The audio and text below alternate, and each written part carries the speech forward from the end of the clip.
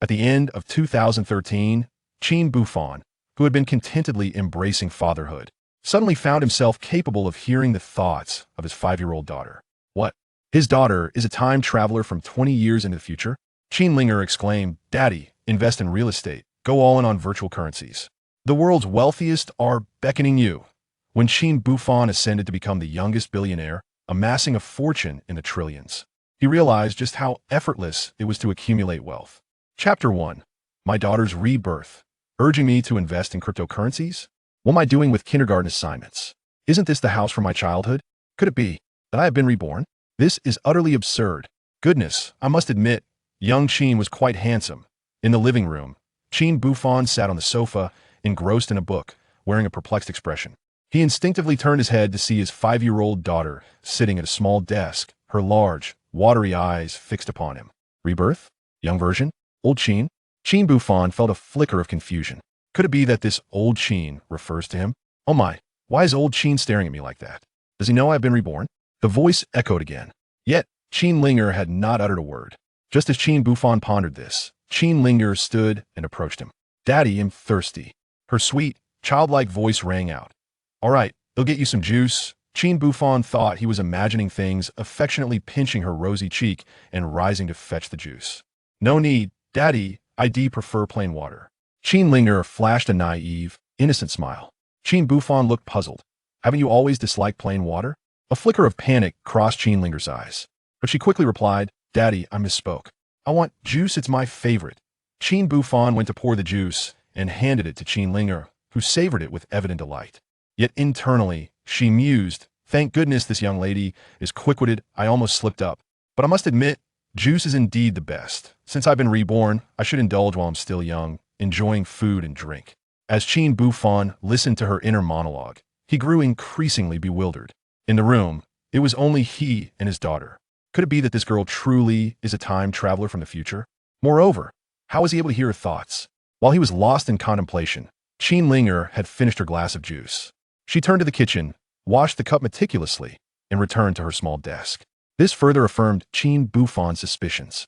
After all, this child had always been cared for, never needing to lift a finger. When had she ever washed a cup? And so thoroughly? Qin Buhfan instinctively approached her from behind. He noticed his daughter erasing her earlier homework and rewriting the answers. Her handwriting was remarkably neat, far from what one would expect from a child. Why does old Qin keep staring at me while I do my homework? Did I make a mistake? Impossible. I was the science top student in Suhai City and a talented student at Hucking University. How could I possibly err on kindergarten work? What? Qin Buhfan was taken aback.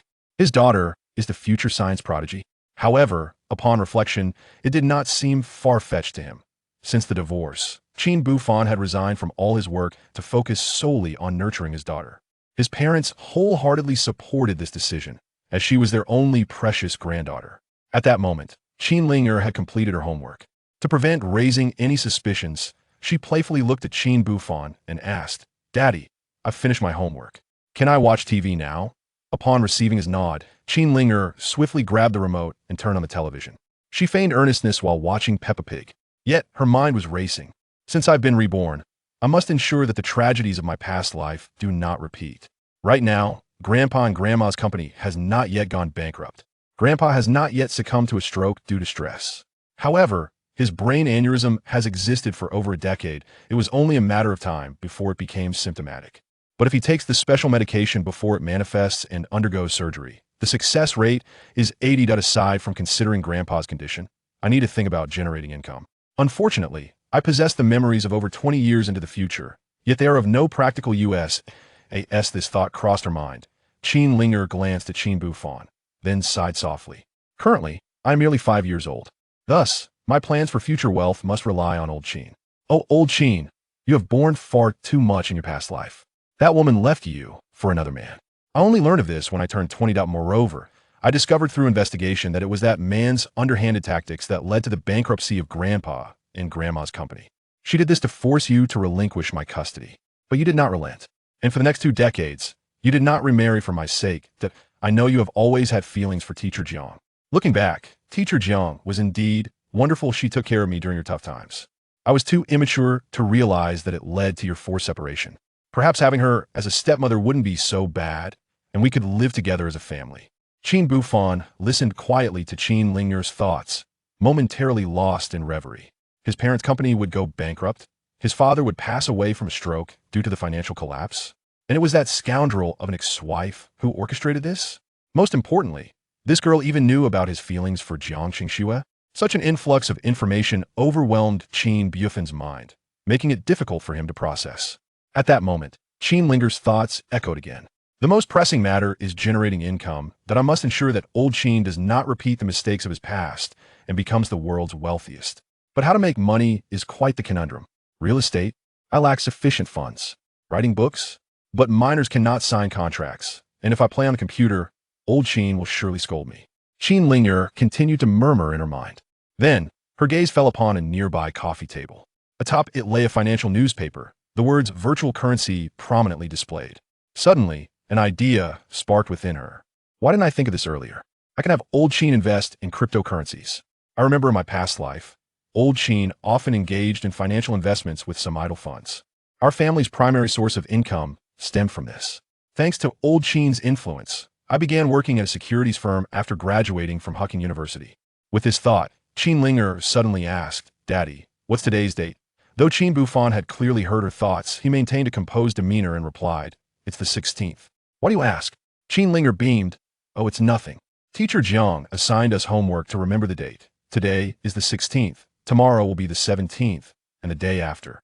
Though her lips moved incessantly, Qin Ling'er's inner thoughts reverberated once again. I recall that tomorrow in my past life, the opening price of the virtual currency was $440, peaking at $500 on the 19th. The virtual currency's highest price will surge to $806, while the lowest will be $456. If one could purchase it at the opening price on the 17th and sell it at $806 on the 19th, a single virtual coin could yield a profit of $366. Our house appears to be valued at $1 million. The current exchange rate for the dollar is 6.19. This would roughly allow for the acquisition of 366 virtual coins. With a 20-fold leverage, after accounting for various fees, old Qin could potentially earn over $2 million. However, how can I persuade old Qin to go all in? Upon hearing Qin Ling'er's thoughts, Qin Buhfan was rendered speechless. This girl, freshly reborn, is already contemplating the idea of mortgaging their home to gamble on virtual currency? You truly take my breath away. Chapter 2. Scratch Cards and Million-Dollar Prizes. At this moment, Qin Buhfan felt somewhat speechless. However, after calming his thoughts, he chose to trust Qin Ling'er's analysis. Nonetheless, belief aside, Qin Buhfan was reluctant to act on her advice. After all, he had always been a prudent investor. If he were to sell his house and gamble everything on a 20-fold leverage, a downturn would leave him utterly destitute. Furthermore, if his daughter had traversed into a parallel world, where everything diverged from her previous life, he would have nowhere to express his sorrow. At that moment, Qin Ling'er once again revealed her innermost thoughts. I advise old Qin to refrain from recklessly investing in virtual currencies for now. Although I possess an exceptional memory since childhood, ensuring that my recollections are infallible, I must ascertain one crucial fact. Does the timeline of this world align with my memories? If they indeed coincide, the possibilities become vast. However, if this is a parallel world, trading virtual currencies would naturally be futile.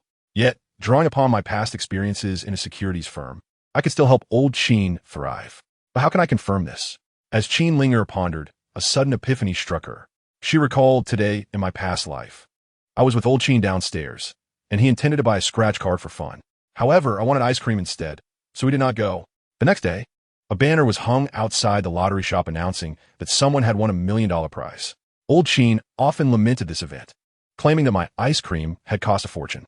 Reflecting on those details, she remembered that the scratch card had been purchased at 6 o'clock and was a $20 golden scripture. Let us start from there. If I win, it would confirm that I have indeed returned to my childhood world.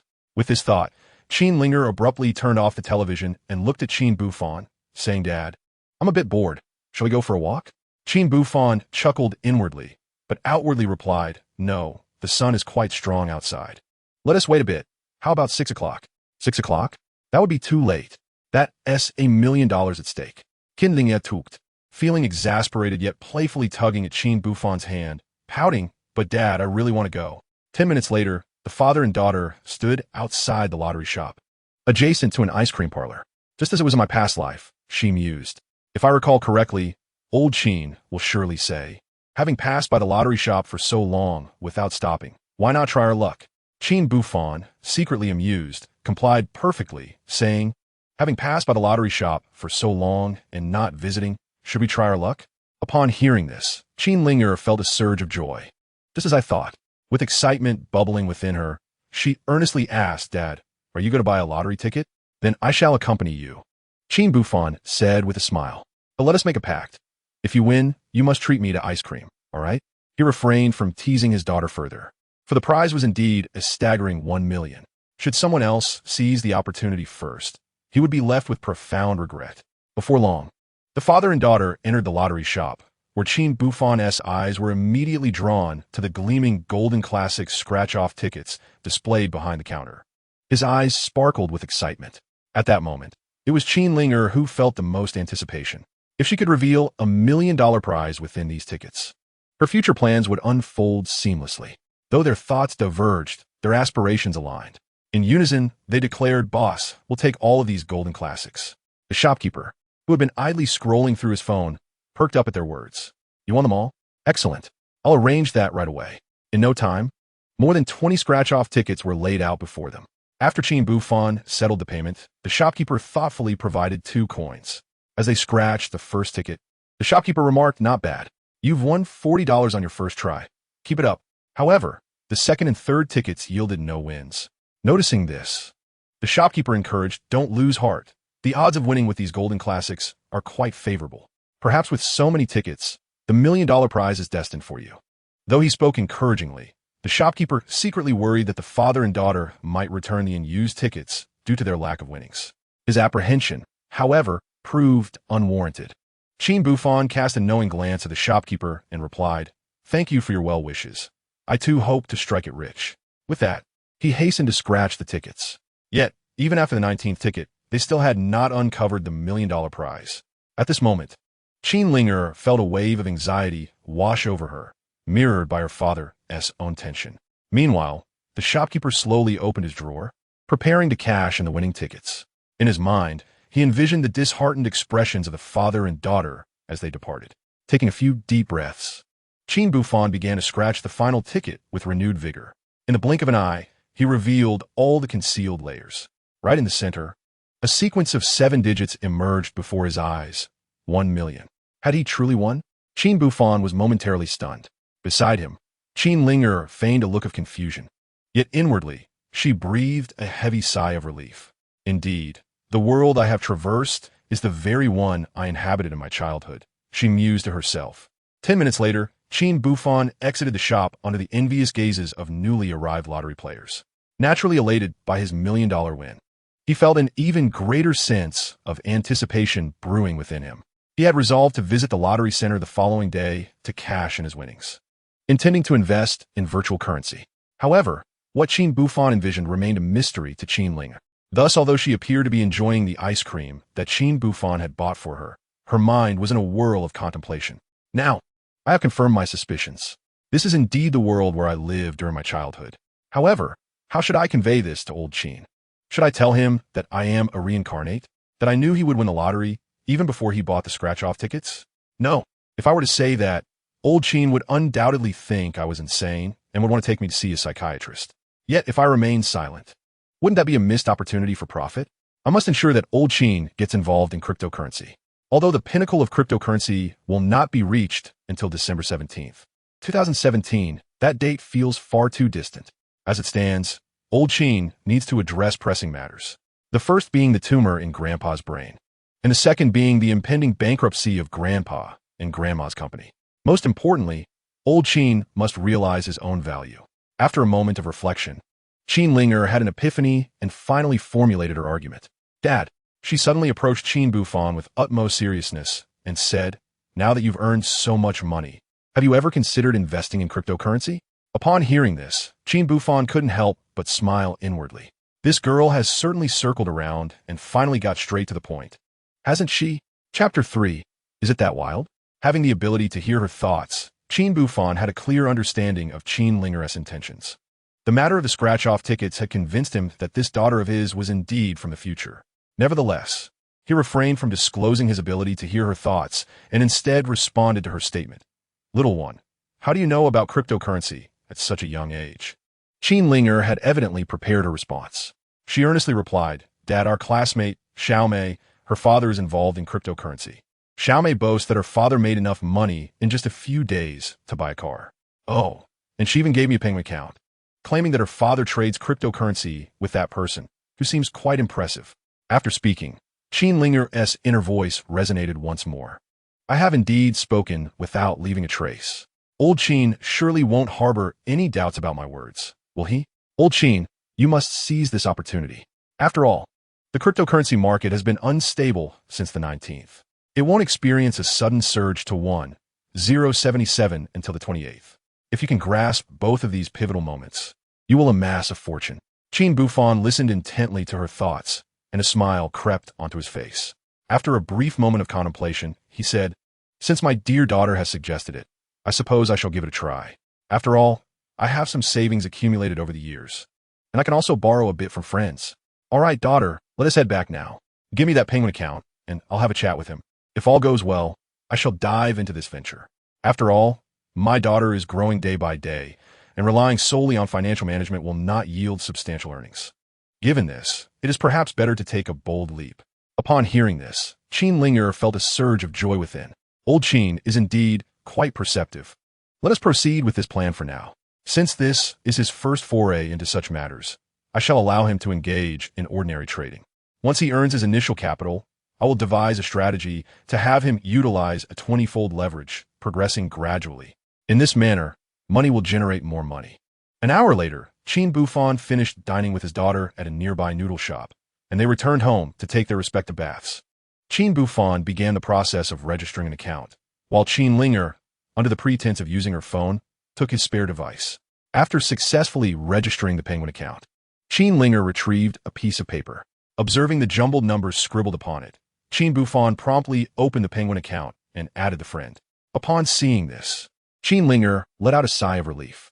Old Qin, whether we can achieve prosperity and resolve the bankruptcy of Grandpa and Grandma's company depends on you. With such thoughts in her mind, Qin Ling'er feigned rubbing her eyes and said, Dad, I'll go to bed after brushing my teeth. Good night. With that, she turned and closed her bedroom door.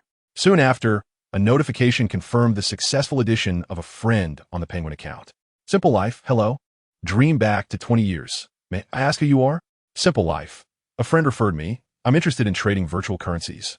And I heard you have some valuable information. Dream back to 20 years. Are you a novice or an experienced trader? Simple Life.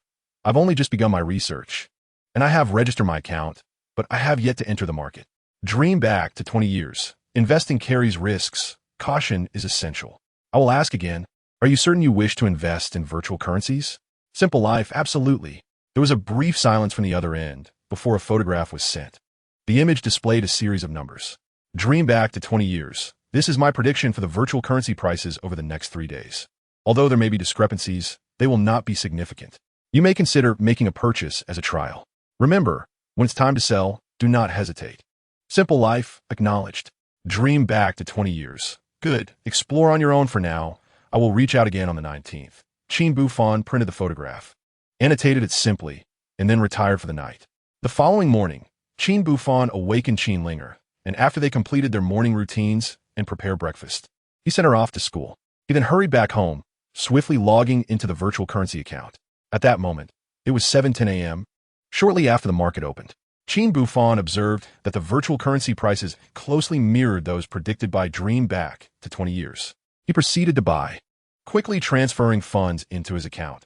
After a moment of contemplation, Qin Buhfan converted his savings of 400,000 yuan into $64,620, and with a twofold leverage, purchased 293 virtual coins at a price of $440 each. I shall first test the waters. When the price reaches $500, I will promptly divest. If today the peak price is at 50,058, then I shall indeed engage in a significant venture. Under Qin Buhfan's patient watch, the virtual currency prices on the computer screen fluctuated incessantly. Once it hit $500, without a moment's hesitation, Qin Buhfan decided to liquidate all his virtual currency. Before long, he discovered that his account had swelled by $17,580. Have I truly earned 100,000? Qin Buhfan was momentarily taken aback. Yet, in that moment of bewilderment, the price of the virtual currency surged to $50,058. However, it subsequently declined, never again surpassing its peak. At that moment, Qin Buhfan's heart raced fervently. After a brief contemplation, he took advantage of the price drop to $450 and made another purchase. This time, he acquired 3,653 units of virtual currency with a 20-fold leverage. Closing his computer, Qin Buhfan immediately drove to the lottery center to claim his winnings. 2 hours later, he received $800,000 and returned home. He then purchased 5,619 units of virtual currency at $460, also with 20-fold leverage. As Qin Buhfan shut down his computer, he felt his heart pounding. It must be noted that this amounted to 9,272 units of virtual currency. Should the price drop too drastically, he might face a forced liquidation before he could even raise the price, leading to catastrophic losses. Nevertheless, upon seeing the form sent by Dream of 20 years, Qin Buhfan resolved to take the plunge. To calm himself, he hastily consumed a bowl of instant noodles before succumbing to slumber. When he awoke, he found it was already 5 o'clock. Oh no, I forgot to pick up my daughter. Qin Buhfan quickly rose, intending to go to the kindergarten to fetch the child. Just then, a series of knocks echoed from the door. He swiftly opened it to find 2 figures standing outside, Jiang Qingxue and his daughter, Qin Ling. Qingxue, what brings you here? As he beheld the woman before him, tied back in a ponytail, clad in athletic attire, and possessing a charming visage, Qin Buhfan felt a flutter of nervousness. Observing this, Qin Ling'er sighed, Dad, what do you mean by that?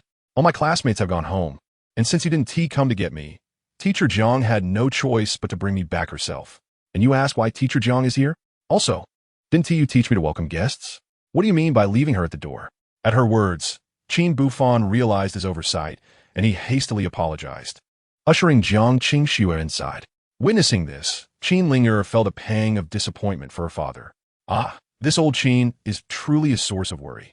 Well, since you both have feelings for each other, to make amends for my past life as shortcomings, perhaps I should play matchmaker this time. Why not say that I miss Grandma, have her come and pick me up, thus creating an opportunity for you two to be alone. In this moment, Qin Buhfan was pouring tea for Jiang Qingxue.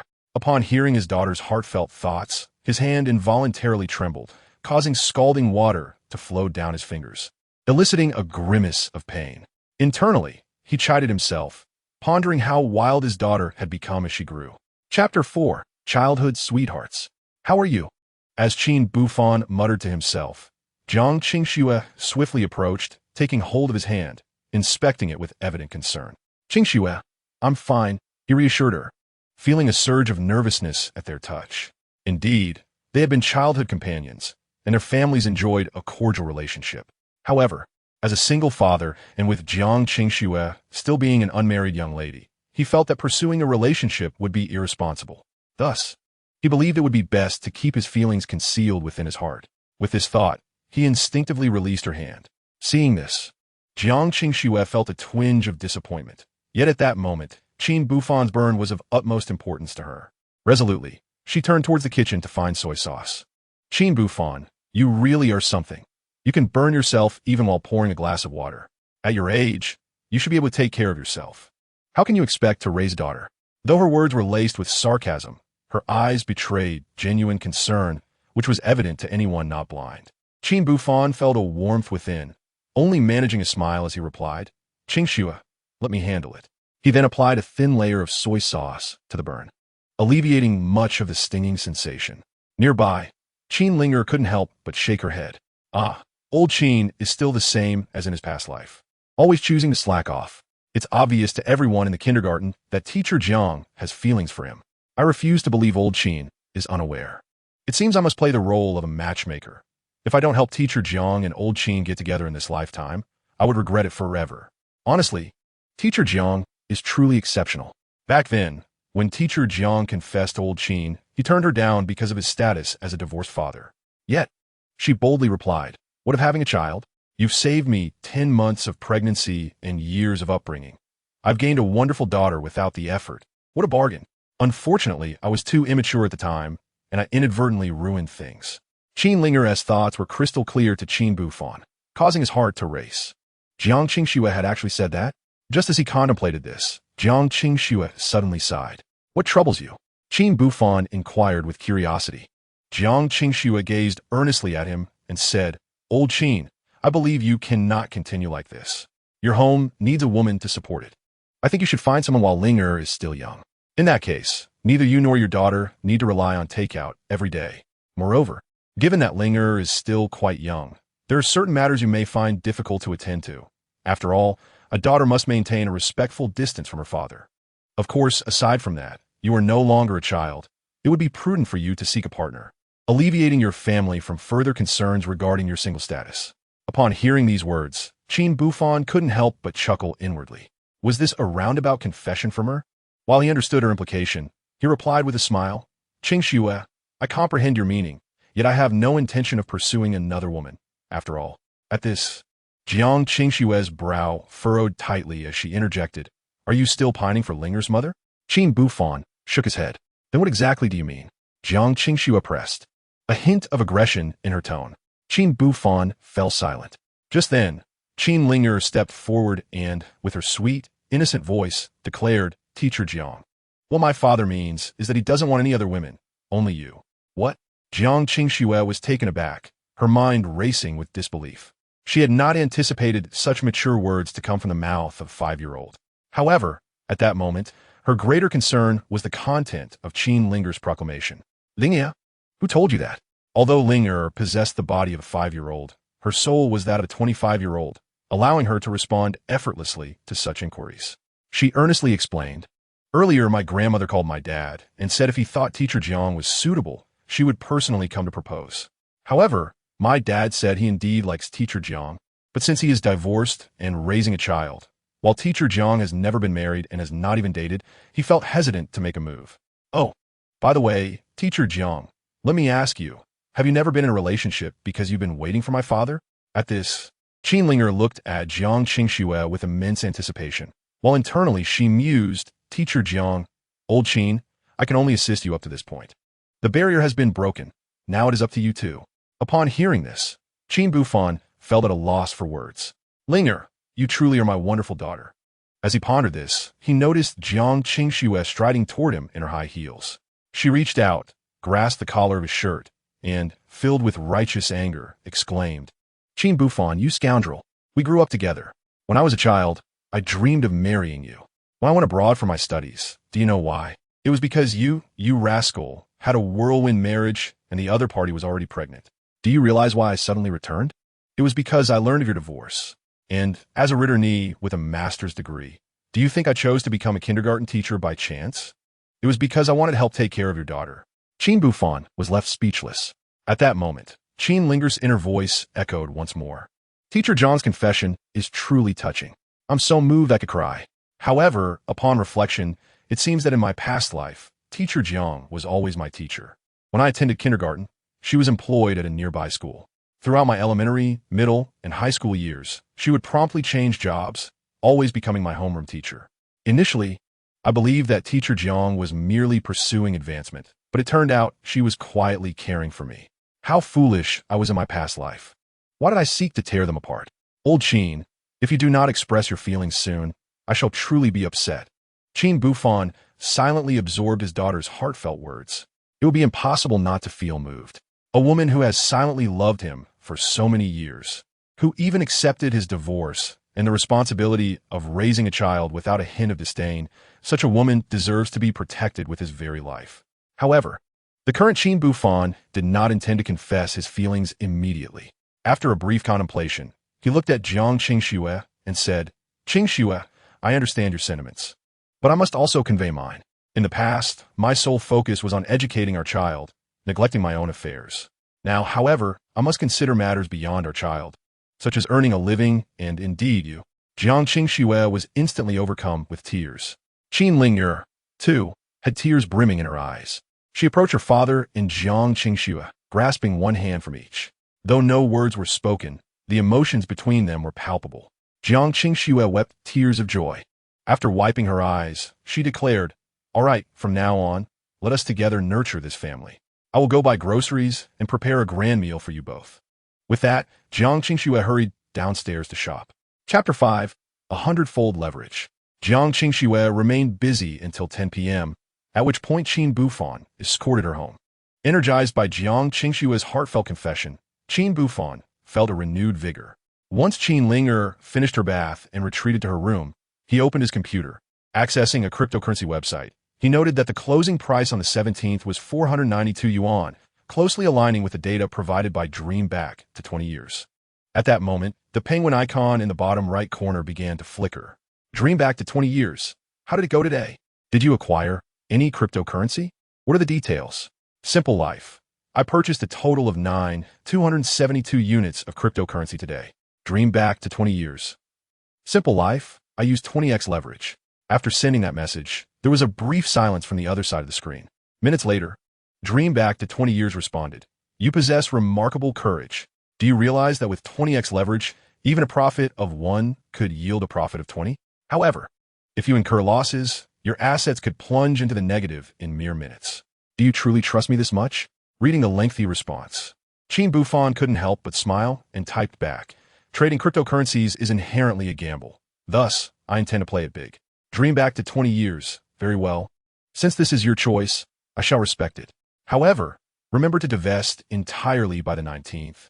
For the period from the 19th to the 28th is characterized by extreme volatility in virtual currency prices. Engaging a 20-fold leverage can lead to catastrophic losses should the market decline before it rebounds. Take heed. Simple life, I acknowledge. Turning off the penguin account, Qin Buhfan smiled and proceeded to the shower.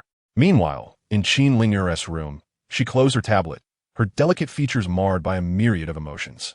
Old Qin, a man of few words, astonished everyone with his sudden brilliance. A 20-fold leverage, truly my father. After musing over this, Qin Ling'er extinguished the light and drifted off to sleep. The next day, although it was Saturday and Qin Buhfan was not required to escort his daughter to school, he rose early. His motivation lay in observing the opening price of virtual currencies. As he munched on fried dough sticks, he scrutinized the opening price, confirming it aligned with his prior knowledge. He settled in to wait patiently. Good morning, old Qin. Qin Ling'er pushed open the door, rubbing her sleepy eyes. What did you just call me? Qin Buhfan glanced at her. It dawned on Qin Ling'er that she had traversed back to her childhood. She playfully stuck out her tongue and declared, I called you Dad. I'm off to brush my teeth. After brushing her teeth, Qin Ling'er emulated her father's actions, seizing a fried dough stick and approaching the computer. Indeed, my memory serves me right. Today's opening price is 49,658. However, to avoid arousing old Qin's suspicions, I intentionally altered the decimal figures. The peak price should be 70,378. Yet, old Qin, you must wait until tomorrow to sell, or else you will forfeit a substantial profit. Qin Buhfan silently absorbed his daughter's thoughts, maintaining a facade of indifference while formulating a plan in his mind. As Qin Ling'er finished her first fried dough stick and prepared to indulge in a second, Qin Buhfan's eyes suddenly sharpened. He noticed that the price of virtual currency was ascending rapidly, swiftly surpassing 650 and continuing to climb. In mere minutes, the price approached 700.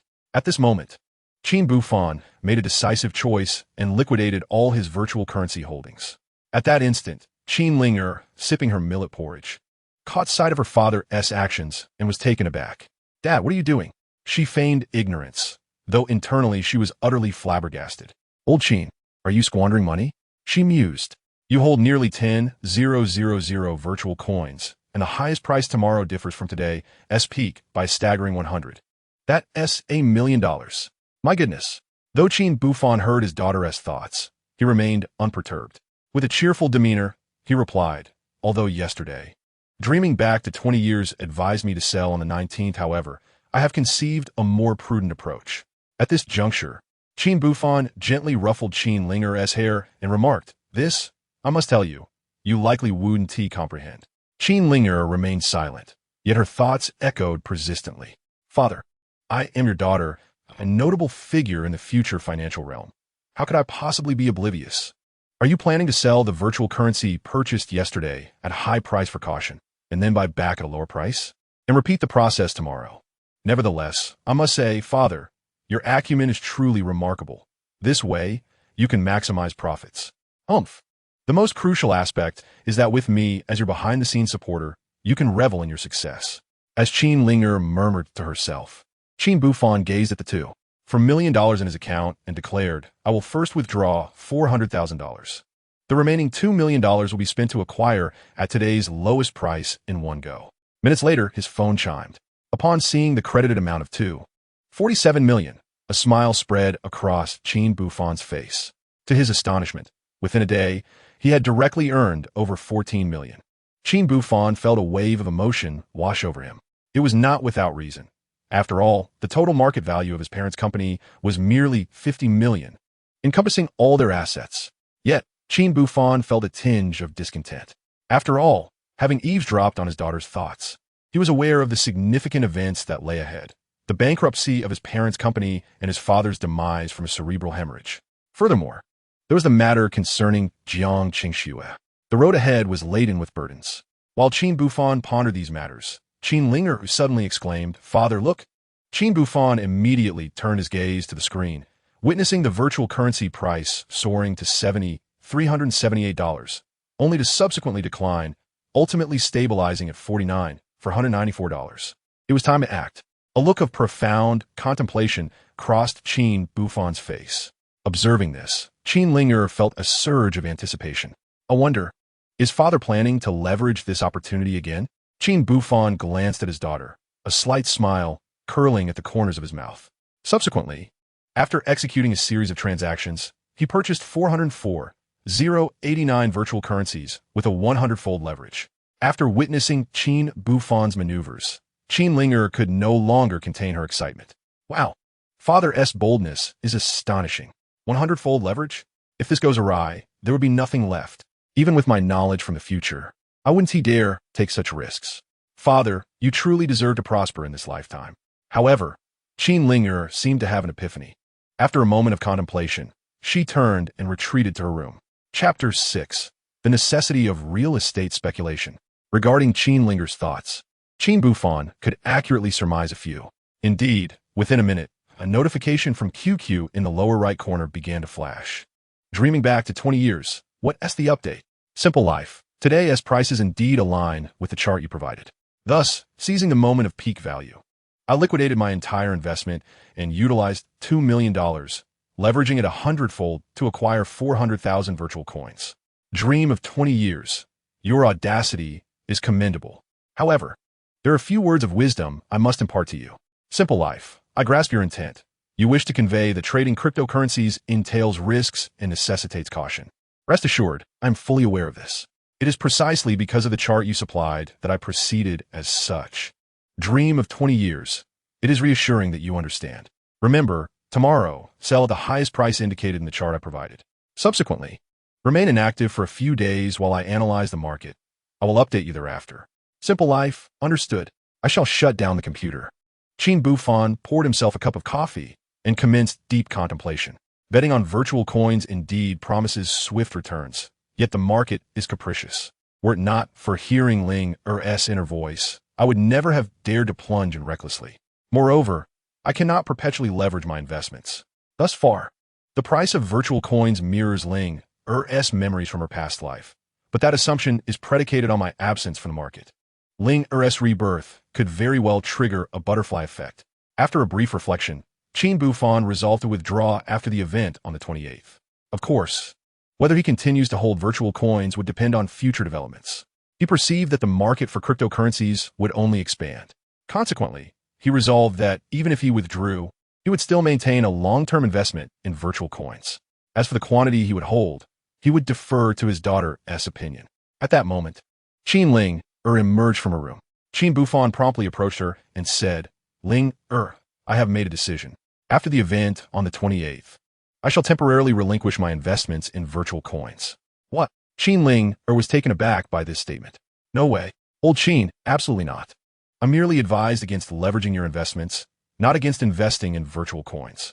Do you realize that after 3 years of dormancy, 2017 will herald an explosive era for cryptocurrencies? I recall that on December 17, 2017, virtual coins will reach an unprecedented peak of $20,000. $20,000 translates to 132 yuan. If you hold 100,000 coins, that would yield you $2 billion from virtual currencies alone. Furthermore, This December 18th, the lowest price for virtual coins is $420. Investing $42 million to reap $20 billion in 4 years is nothing short of remarkable. Undoubtedly, due to her extraordinary memory, Qin Ling'er was acutely aware of the forthcoming market fluctuations, yet she refrained from articulating this knowledge. After all, who would believe the predictions of a 5-year-old regarding the trends of the next 3 years? After a moment of contemplation, she decided, forget it.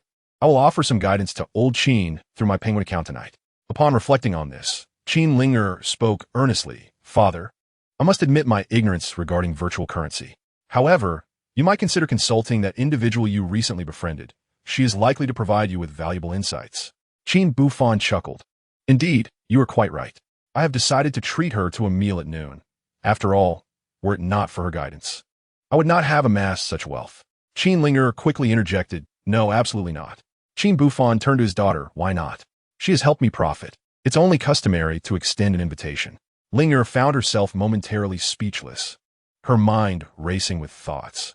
I must ensure old Qin remains oblivious to the fact that I am the one orchestrating things behind the scenes. Otherwise, he would surely lose his composure.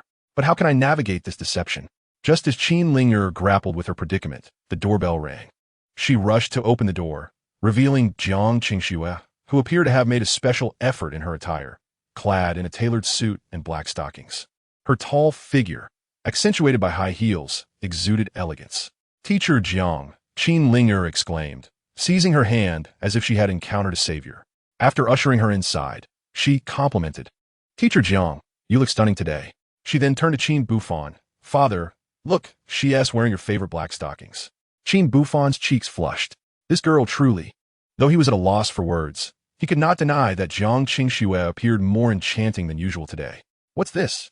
Has her daughter embarrassed you by revealing your preferences? Jiang Qingxue teased with a hint of a smile. Absolutely not, Qin Buhfan replied jovially, eager to dispel the awkwardness. Qingxue, please, make yourself comfortable. Yet Qin Ling'er insisted. Father, shouldn't you tidy up a bit? Puzzled, Qin Buhfan asked, tidy up for what? Ling'er replied earnestly. Since Teacher Jiang looks so lovely, she must be here for a date with you. You two should go ahead. I shall behave myself at home. At her words, Qin Buhfan was left speechless, while Jiang Qingxue lowered her gaze shyly.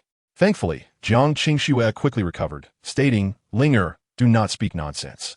I have come to invite you both to dinner. Given my understanding of your father, I can assume your weekend breakfast consists of millet porridge and fried dough sticks, with a family bucket for lunch. Such a diet lacks nutrition. Hurry and get ready. I have made reservations at a nice restaurant. Additionally, I have a small matter to discuss with your father. Upon hearing this, Qin Ling'er fell silent and turned to her room. Child, what are you? Qin Buhfan was perplexed. Ling'er glanced back, urging, Father, hurry and get ready. We're off for a grand feast. Qin Buhfan smiled faintly. Half an hour later, in the restaurant, after placing their orders and receiving their meals, Qin Ling'er joyfully sipped her juice, while Jiang Qingxue wore a troubled expression. What troubles you? Are you preoccupied with something? Qin Buhfan inquired. Jiang Qingxue sighed and said, Qin Buhfan, I truly have a matter that requires your assistance. The situation is this. My father has persistently urged me to work at his company, insisting that as a returnee, it is a waste of my time to be teaching in a kindergarten. However, I'm not fond of constraints, and for me, the act of educating and nurturing is a source of joy. Consequently, I informed my father of my intention to venture into investment. Yet I am utterly ignorant of the domestic market. Over the years, I have managed to save over $3 million. Therefore, I wish to learn investment from you. Upon hearing this, Qin Buhfan remained silent. At that moment, Qin Ling'er's thoughts resonated within him. Teacher Jiang has indeed sought the right person this time. Old Qin, it is your time to shine. If you help Teacher Jiang achieve wealth, she will surely adore you. After all, women are naturally drawn to strength. Naturally, Qin Buhfan was acutely aware of these sentiments. He did not immediately steer the conversation towards virtual currency, as he recalled that Jiang Qingxue was quite the investment prodigy herself. During their university days, she had already exhibited a remarkable aptitude in this domain. Reflecting on this, Qin Buhfan inquired, Teacher Jiang, do share your thoughts. Are you considering long-term investment or short-term gains? Also, what predictions do you have regarding the future of domestic industries? Jiang Qingxue paused briefly before responding. I believe that the most promising sector in the future will be real estate. Besides that, the internet will also flourish, particularly in e-commerce, short videos, and live streaming. Upon hearing this, Qin Buhfan nodded slightly. Meanwhile, Qin Ling'er's thoughts echoed once more. Teacher Jiang, who usually leads us in singing and games at school, surprisingly possesses such accurate foresight regarding future industry trends. I recall that when we purchased our current residence, the price was 9,000 per square meter. Yet by the time I was in high school, it had surged to nearly 30,000. If old Qin could acquire several properties or even directly purchase land, he would undoubtedly ascend to the ranks of the wealthiest in Suhai City within a few years. Investing in real estate. Old Qin, it is imperative to invest in real estate. Chapter 7. If you lose, you must support me. Qin Ling'er's thoughts lingered in Qin Buhfan's mind, and he resolved to embark on a journey into the real estate sector, albeit not immediately.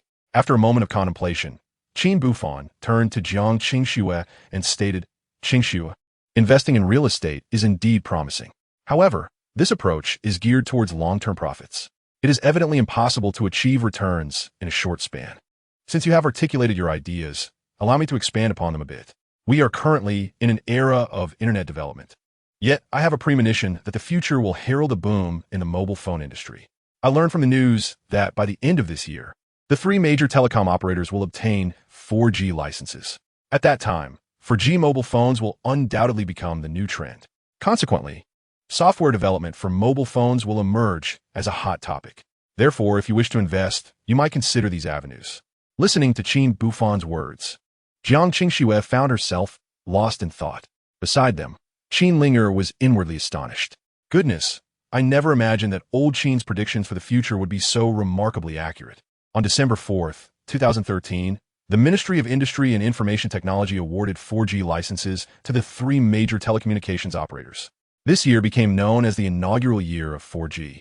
In the following year, the government began the extensive deployment of 4G signal towers, resulting in nationwide coverage within a few years. It was during this period that the mobile phone industry flourished, with innovations emerging incessantly. Many industry giants seized the opportunity to rise to prominence. Indeed, my father is exceptional. His intelligence is truly extraordinary. Listening to Qin Ling'er's internal admiration, Qin Buhfan remained unperturbed.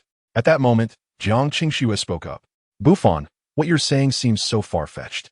Besides, my investment goal is to prove myself to my father. However, while your prospects sound promising, I simply lack the funds. Noticing her hesitation, Qin Buhfan smiled enigmatically. That's simple. I can guide you in trading virtual currencies. Virtual currencies? Jiang Qingxue looked at Qin Buhfan in shock. Seeing him nod, she quickly replied, Buhfan, I advise against it. A few months ago, a distant relative of mine initially profited from virtual currencies and then dove in head first. As a result, not only did they lose their earnings, but they also ended up with nothing. I strongly recommend you steer clear of this. Qin Buhfan chuckled. I'm well aware of that. However, I possess insider information. After some practice, I managed to double my 1 million. Of course, Qin Buhfan dared not disclose that he had retained only 400,000 USD, while the remaining $2 million was leveraged at 100 times to purchase 400,000 units of virtual currency. Jiang Qingxue pursed her lips. At that time, my relative had earned 5 million, yet they still ended up with nothing. Those so-called insider tips are merely deceits. Otherwise, why would someone share such good fortune with you? Isn't it better to quietly amass wealth? Qin Buhfan cast a sidelong glance at Qin Ling'er and then asked earnestly, Qingxue, let me ask you this. Do you trust me? Without a moment's hesitation, Jiang Qingxue replied, Of course I trust you. Qin Buhfan smiled mysteriously. Very well, let us dine first. After our meal, come back to my home with me. I will assist you in registering an account and managing your investments. Jiang Qingxue's cheeks flushed, for she realized that Qin Buhfan's invitation implied an intimacy. As he mentioned going to his home rather than merely home, could it be that he already considered her part of his family? An hour later, the 3 returned home. Qin Ling'er seemed to have orchestrated a private moment for Qin Buhfan and Jiang Qingxue by claiming fatigue and retreating to her room to rest. As for Qin Buhfan, he swiftly helped Jiang Qingxue successfully register her account. By this time, it was already 1 in the afternoon, yet Qin Buhfan remained hesitant to proceed. Qin Buhfan, what are you waiting for? Jiang Qingxue inquired, her expression one of confusion. In the past half hour, Jiang Qingxue witnessed firsthand the price of virtual currency plummet by 500. However, it quickly rebounded to 600.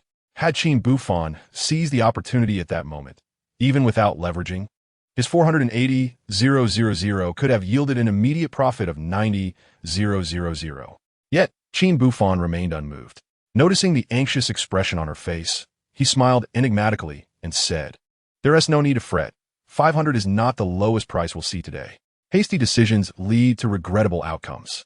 Rest assured, since I promised to assist you with trading virtual currency, I will certainly provide you with a satisfactory outcome." After saying this, Qin Buhfan gently turned to Jiang Qingxue and added, "If you feel tired, you may rest over there. I remember you have a habit of napping daily. In half an hour, I will wake you." Jiang Qingxue felt a surge of joy in her heart. She expected Qin Buhfan to be so attuned to her routine. "All right, I'll take a short rest," she replied, and soon settled onto the sofa, drifting off to sleep. Meanwhile, Qin Buhfan retrieved a blanket from the room and carefully covered her before returning to observe the computer screen. Finally, the moment had arrived. Qin Buhfan's eyes brightened when he saw the virtual currency price at 49,494. With a 20x leverage, he purchased 19,584 units of the virtual currency. After completing this transaction, he patiently awaited further developments. Half an hour later, Qin Buhfan had successfully liquidated all his virtual currency holdings. At that moment, Jiang Qingxue awoke from her sweet dreams. "Qin Buhfan, how did it go?" she inquired as she approached him. Qin Buhfan smiled. "While you were sleeping, I bought virtual currency at the price of 49,494. Oh, by the way, I utilized 20x leverage, so your account now holds a total of 19,584 units. What?" Jiang Qingxue was momentarily stunned, then took out her phone to begin calculating. As she did so, her expression turned to one of shock. It is crucial to note that while leverage can multiply profits, it also amplifies risks. A mere 20 decline in the currency price could result in a loss of nearly 390,000, given that her initial capital was 480,000. That money represented years of frugality and savings. Seeing the despair in Jiang Qingxue's eyes, Qin Buhfan chuckled. "Do not worry. When I assisted you with trading before, I stated that profits would be yours, while losses would be mine." Jiang Qingxue pouted, slightly aggrieved. "That's not what I meant.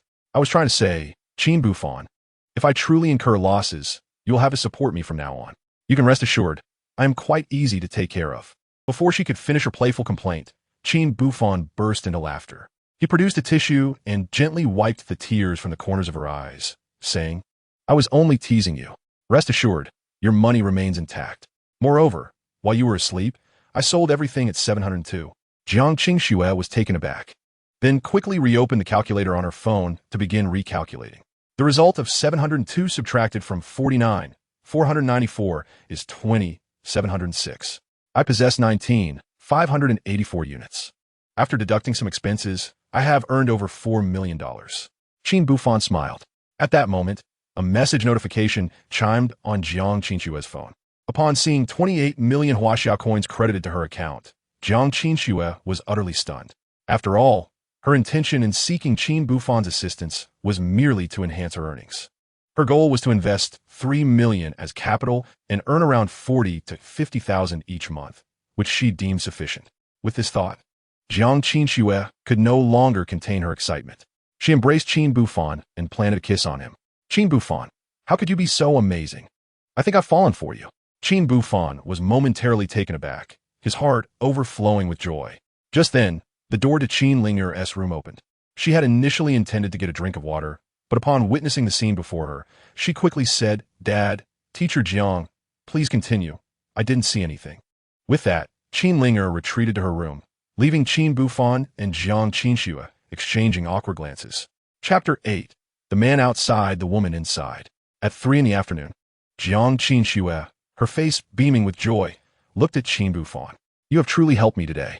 Speak up, what would you like as a gift? A car or a house? I promise I will not hold back as long as it is within my means." Observing Jiang Qingxue's demeanor reminiscent of a wealthy lady, Qin Buhfan chuckled internally and replied, "I know you've made a fortune, but do remember to spend wisely. After all, once money is spent, it is gone. Hence, generating wealth from wealth is the true path." Jiang Qingxue nodded in agreement. After a brief contemplation, she gazed at Qin Buhfan earnestly. Today has indeed been quite thrilling. Earning so much in one go was something I never anticipated. However, Buffon, I believe trading cryptocurrencies is viable. Yet I sense that the market may not be favorable in the coming years. Therefore, I suggest we exercise caution. Qin Buhfan smiled. Meanwhile, he could hear Qin Ling'er's inner thoughts. Old Qin and teacher Jiang are indeed a perfect match. I possess insights from the future, allowing me to foresee market trends. Yet, teacher Jiang can accurately assess situations with the perspective of a novice, even foreseeing market fluctuations in the years ahead. If they were to unite, their combined strengths might require me to exert little effort. Qin Buhfan was acutely aware of these thoughts, and he held deep admiration for Jiang Qinshue's unique insight. As Qin Buhfan pondered, Jiang Qinshu spoke again. Buhfan, I have an idea that I wonder if you'd like to hear. This conclusion stems from my previous studies abroad, as well as my observations of the fluctuations in virtual currencies since their inception. Of course, you are free to doubt it, but I feel it necessary to share. Seeing Qin Buhfan nod, Jiang Qinshu continued earnestly, today, we could consider investing in virtual currencies once more. The lowest price for them today should hover around 494. If the price manifests itself before today's market close, we can make our move. Leveraging 20-fold or even 30-fold poses no issue. Of course, for those daring enough to engage in grander ventures, 100-fold leverage is feasible. However, after the 19th, it would be prudent to pause. According to my analysis, between the 19th and the 27th, the price is likely to experience significant fluctuations. Should you wish to re-enter the market, it is advisable to procure at a lower price before the 27th, and to do so in a conventional manner. Following the 28th, one should consider selling, thereafter adopting a strategy of long-term holding. I have a premonition that around the year 2017, virtual currencies will reach their zenith. Upon hearing this analysis, Qin Buhfan could not suppress a gasp of astonishment. Most astonished of all was Qin Ling'er. Goodness gracious, teacher Jiang is truly a genius. I possess knowledge from the future, allowing me to foresee the trajectory of virtual currencies in the near term. Yet, teacher Jiang has articulated the situation with such clarity. My admiration for teacher Jiang's investment acumen continues to grow. As Qin Ling'er pondered, Qin Buhfan remarked, Teacher Jiang, I am grateful for your guidance. I shall act as you advise. Hearing this, Jiang Qinshu revealed a hint of a smile. How about I step out to purchase some groceries while you monitor the virtual currency prices? When the moment is right, you may proceed with your investments, and I shall refrain from involvement. Upon hearing her words, Qin Buhfan inquired, if you can predict these outcomes, why do you not invest yourself? Jiang Qinshu shook her head. You just access my account using your computer. If our accounts engage in simultaneous transactions, it would undoubtedly pose security risks. Should issues arise with our accounts, it would be a regrettable loss. Moreover, as a woman, 20 million in funds is sufficient for me. I have accumulated my dowry. As for you, you must provide for your family and have significant investment plans. At this juncture, Jiang Qinshu, with a hint of shyness, added, I am a traditional woman. The man provides outside, while the woman manages the home. This harmony is essential for family unity. Qin Buhfan was momentarily taken aback, clearly struck by her words. After a brief contemplation, he began to smile. Jiang Qinshu playfully shot him a glare. Are you mocking me? Are you laughing at the notion that I assumed the role of a matriarch before even marrying into your family? Qin Buhfan shook his head and then led her to the computer. Upon his opening of the virtual currency account, Jiang Qinshu was rendered speechless. Well, you sly fellow. You have quietly acquired over 400,000 virtual coins. Have you truly leveraged 100-fold? Qin Buhfan nodded earnestly. Indeed, I was initially hesitant. The market shifts too swiftly. I contemplated whether to sell today. However, after hearing your analysis, I have decided to hold for one day, selling everything tomorrow. Then between the 19th and the 17th, I will select a price of $500 to purchase. On the 28th, I will sell again, and subsequently, I will seize opportunities to buy at lower prices for long-term investment. Jiang Qinshu nodded, not blaming the other party for speaking now. After all, her initial intention in voicing those concerns was to prevent Qin Buhfan from diving headlong into the investment of virtual currency. This endeavor, if one missteps, could lead to utter financial ruin. Meanwhile, upon hearing this, Qin Ling'er let out a sigh of relief. Well, since teacher Jiang has articulated my thoughts, there's no need for me to wait until tonight to contact old Qin through the Penguin app. At that moment, Jiang Qinshu smiled and said, all right, everything is settled now. I'm off to buy groceries. You all wait here, and tonight I shall prepare a sumptuous feast for you. Qin Ling'er promptly exclaimed, Dad, I want to go with teacher Jiang. Qin Buhfan affectionately smiled. Very well, I will accompany you both. However, just as Qin Buhfan stood to retrieve the keys, the doorbell rang. Upon opening the door, he was momentarily taken aback. Standing outside was a woman clad in designer attire. She was reasonably attractive, yet bore an air of condescension. It was none other than Qin Buhfan's ex-wife, Xia Yun. What brings you here? Qin Buhfan's tone was tinged with displeasure. His relationship with his former spouse had long become one of strangers. Although their divorce was due to emotional discord without the involvement of a third party during the separation, she had demanded the car, the house, and even all of Qin Buhfan's assets. This current residence remained untouched only because it was registered under his father's name. Yet, these material losses were not what vexed him most. What truly troubled him was that in the 3 years since their divorce, Xia Yun had neither visited their daughter nor even made a phone call. As for the so-called child support, not a single cent had been provided. Coupled with his newfound awareness of future events through Qin Ling'er's heartfelt expressions, he increasingly pondered how he had once been so blind as to marry this woman. Chapter 9, my man. While Qin Buhfan was lost in thought, Xia Yun cast a disdainful glance at him and said, I haven't come here to see you. I'm here to visit my daughter. What does that have to do with you? With that, Xia Yun forcefully pushed past Qin Buhfan and entered the living room. Ling'er, you've grown so big. Come here, let mommy give you a hug. I missed you dearly, my precious. She feigned a loving demeanor, quickly advancing to embrace Qin Ling'er. However, Qin Ling'er instinctively recoiled behind Jiang Qingxue. Teacher, who is this Annie? I don't know her. Qin Ling'er's innocent voice rang out. Xia Yun was mortified, while Jiang Qingxue felt a great sense of satisfaction.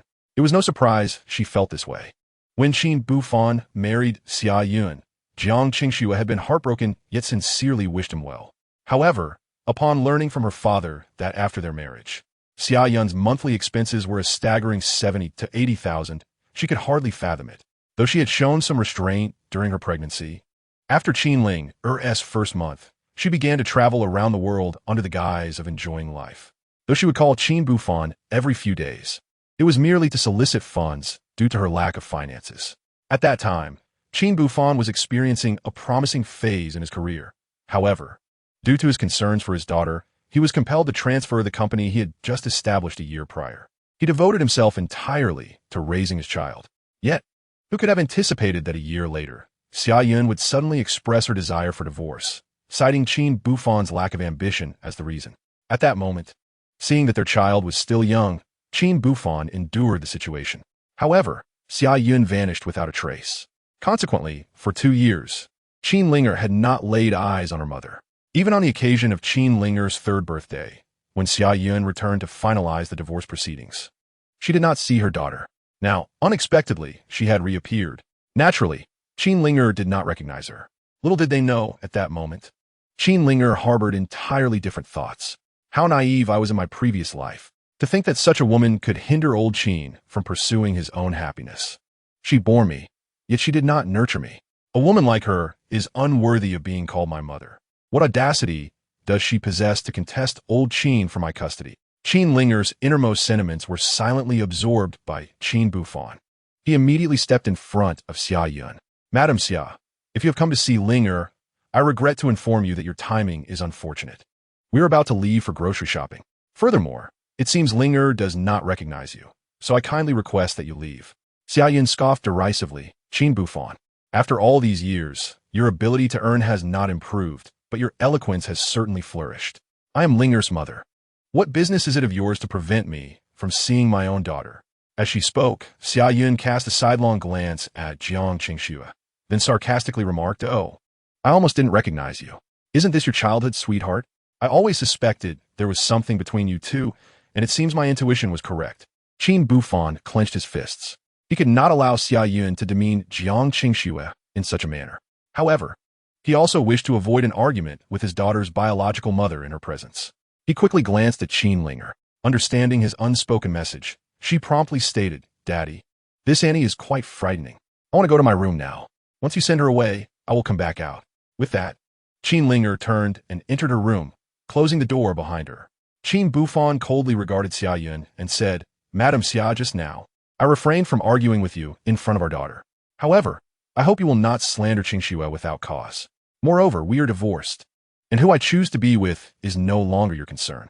You have no right to comment on my life. If I am not mistaken, you must have come here for a reason. You may leave now. Of course, should you continue to harass me and disrupt my life, I will not hesitate to involve the authorities. Observing Qin Buhfan's demeanor, Xia Yin let out a cold huff. Qin Buhfan, I never imagined you had such a domineering side. This is a far cry from the submissive man you once were. Qin Buhfan narrowed his eyes, while Jiang Qingxue was evidently incensed by her words. Nevertheless, she did not rush to react. At this moment, Xia Yin continued, Qin Buhfan, I am weary of engaging in trivial conversation with you. I have come to claim custody of our daughter. Come now, sign this agreement, and I shall take our daughter away. Of course, you have the option to refuse, but I will pursue legal action to obtain custody of Ling'er. Qin Buhfan suppressed a cold laugh within. Meanwhile, Jiang Qingxue grew anxious. She genuinely cared for Qin Ling'er and could not bear the thought of her being raised by such a negligent mother. This was nothing short of destroying child. Qin Buhfan. Jiang Qingxue interjected hastily. Qin Buhfan nodded reassuringly. Rest assured, I know how to handle this. He then calmly stated, You shall not have custody of our daughter. This is my stance. If there is nothing further, you may leave. Upon hearing this, Xia Yin became furious. Qin Buhfan, you scoundrel. Before she could finish her retort, Qin Buhfan glared fiercely, bellowing, I told you to get out of my house. Are you deaf? Xia Yin jumped back, startled by his outburst. How dare you shout at me, you? Xia Yin charged at Qin Buhfan with fury. He sidestepped her advance, but she was relentless, stepping in front of him to slap his face. Just then, a delicate hand grasped Xia Yin's wrist. Madam Xia, enough. Continuing this way is unwise for everyone involved. Jiang Qingxue stated coldly. You vile woman, who do you think you are? Slap. A resounding slap interrupted Xia Yin's tirade. That slap was for your foul mouth. Another slap followed. That was for your insults towards Qin Buhfan. And yet another, that was for your failure as a mother. And one last slap. That was simply because I find you intolerable. The series of slaps left Xia Yin dazed.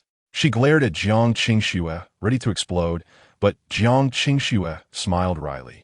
You come here to cause a scene. I'm sorry, but I want to indulge you. Oh, and I forgot to mention, during my university days, I was the champion of the local taekwondo competition. If you're not convinced, how about a little demonstration? Xia Yin immediately shrank back, taking several steps away, and glared at Qin Buhfan. Qin Buhfan, this is not over. I will make you pay for this. Just wait. With that, Xia Yin fled in a panic. Jiang Qingxue huffed. I am a lady, yet it seems I must resort to violence.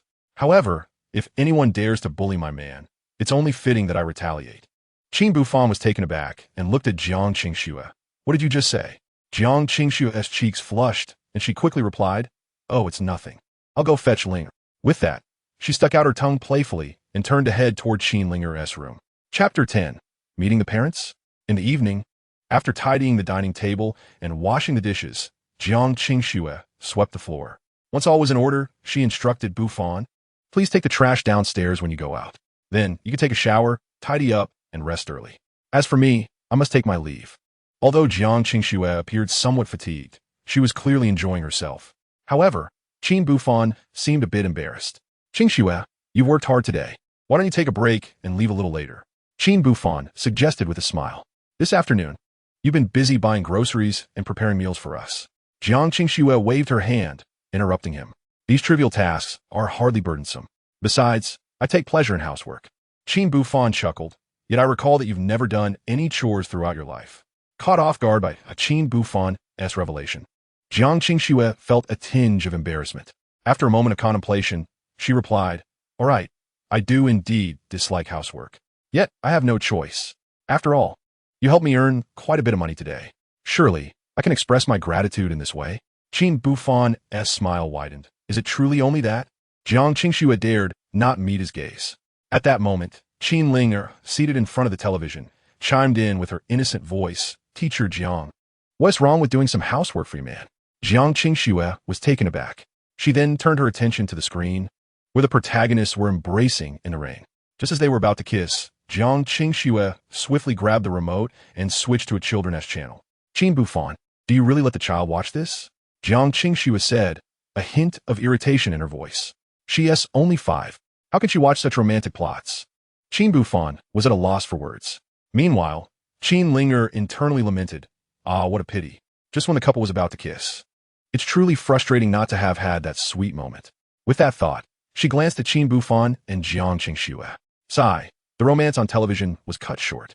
Perhaps I should return to my room and see if there's any progress between old Qin and teacher Jiang? She mused, "Oh, if I could capture old Qin wall-slamming teacher Jiang, I would definitely play it at their wedding in front of all the guests." Qin Buhfan, sipping water, suddenly coughed violently upon hearing Qin Ling'er's thoughts. "Qin Buhfan, are you all right?" Jiang Qingxue immediately brought over a tissue. "I'm fine, I just choked a little." Qin Buhfan explained, "Well, I won't disturb your father-daughter time any longer. I shall take my leave," Jiang Qingxue said, just as Qin Buhfan intended to escort her downstairs. Her phone rang.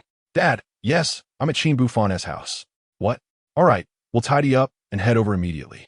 After hanging up, Jiang Qingxue suddenly wore a serious expression. Qin Buhfan, she hesitated, then said earnestly, "My parents are at the Lichuan Grand Hotel, and your parents are there as well. Both sets of parents have insisted that we come over, stating there are important matters to discuss." "What?" Qin Buhfan asked, puzzled. Although the Qin and Jiang families shared a long-standing friendship, he found the sudden urgency intriguing. In recent years, the two companies have maintained a business relationship. However, during their meetings, Qin Buhfan and Jiang Qingxue generally refrained from participating. This time, though, they were unexpectedly summoned. "Qin Buhfan, could it be that they wish to meet the parents?" Jiang Qingxue inquired with curiosity. Qin Buhfan shook his head. At that moment, Qin Ling'er, with great tact, rose to turn off the television and picked up Jiang Qingxue's handbag, preparing to head outside. "I didn't expect that Grandpa and Grandma would act so swiftly," she remarked. "Such a quick summons to meet the parents. The next step must be discussions about marriage, right? Old Qin, I missed your first wedding. This time, I absolutely must be present for your second." Qin Buhfan responded with silence. Half an hour later, at the Lichuan Hotel private room, Grandpa and Grandma. Upon seeing the youthful figures of her grandparents, Qin Ling'er immediately approached them. Upon spotting their granddaughter, Qin Jinsong, Qin's father, and by panphone, Qin's mother, beamed with delight. Meanwhile, Jiang Hong, Jiang's father, smiled and remarked, "This must be Ling'er, right? The last time I saw her, she had just turned a month old." Laughter filled the room, leaving Qin Buhfan and Jiang Qingxue at a loss as to how to proceed. Fortunately, at that moment, Qin Jinsong cheerfully urged, "Buhfan, quickly greet your Uncle Jiang." Qin Buhfan promptly called out, "Uncle Jiang." Under her father's encouragement, Jiang Qingxue also greeted Qin's parents. After a round of polite exchanges, attention shifted to the respective children. This heightened Jiang Qingxue's nervousness. Observing this, Qin Ling'er, seated beside by panphone, couldn't help but think, "Teacher Jiang, don't be intimidated. Even an unsightly bride must meet her in-laws.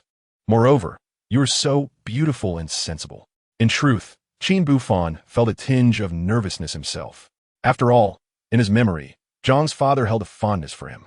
Yet, no matter how fond, it remained a formidable challenge to convince a father to allow his daughter to marry a divorced man with a child. As Qin Buhfan pondered these thoughts, Qin Ling'er broke the somewhat tense atmosphere. "Grandpa, Grandma, and Grandpa Jiang, why have you suddenly summoned my dad and teacher Jiang? You aren't planning to arrange a marriage for them, are you?" The adults exchanged glances. However, Bai Panphone did not respond directly. Instead, she smiled and asked, "If we were to have teacher Jiang as your new mother, would you be willing?" Qin Ling'er tilted her head in thought and replied, "Of course I would. Then I could enjoy the wedding feast. However, such matters depend on mutual feelings. My willingness alone is not sufficient, right?" Bai Panphone appeared somewhat astonished, while Qin Jinsong pinched Qin Ling'er's nose playfully, saying, "You clever little one." He then turned to Jiang Hong and added, "Look, how sensible my granddaughter is." Jiang Hong chuckled ruefully. "All right, you old rascal, the situation is urgent, and you still have time for such banter. Let us set the children's matters aside for now. Let us not forget the purpose of our meeting today." Upon hearing this, Qin Jinsong and Bai Panphone immediately displayed a grave demeanor. Qin Buhfan exchanged a glance with Jiang Qingxue, a sense of disappointment washing over them, accompanied by an overwhelming concern. "Father, what on earth has transpired?" Qin Buhfan inquired. "Is it possible that our family has encountered difficulties with Uncle John's company?" Taking a deep breath, Qin Jinsong turned to Bai Panphone and said, "Please take Ling'er outside for a stroll."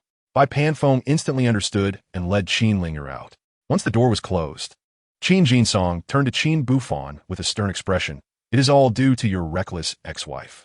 She claims that you and Qin Snow have bullied her, prompting her to have Zhou Dongfei sever our company supply chain. He continued, currently, we urgently need a batch of goods produced, and, without a supply source, we may not be able to meet our deadlines. The penalty for breach of contract alone could amount to over 2 million. What? Qin Buhfan was taken aback, while Jiang Qingsnow's expression darkened. They never anticipated that Xia Yun would be so malicious, launching her revenge so swiftly. Chapter 11. The Beginning of Liquidation. Father, please allow me to explain this matter. Jiang Qingsnow felt a sense of responsibility and was eager to clarify, but was interrupted by Jiang Hong's wave of his hand. Now is not the time for assigning blame. That woman named Xia Yun.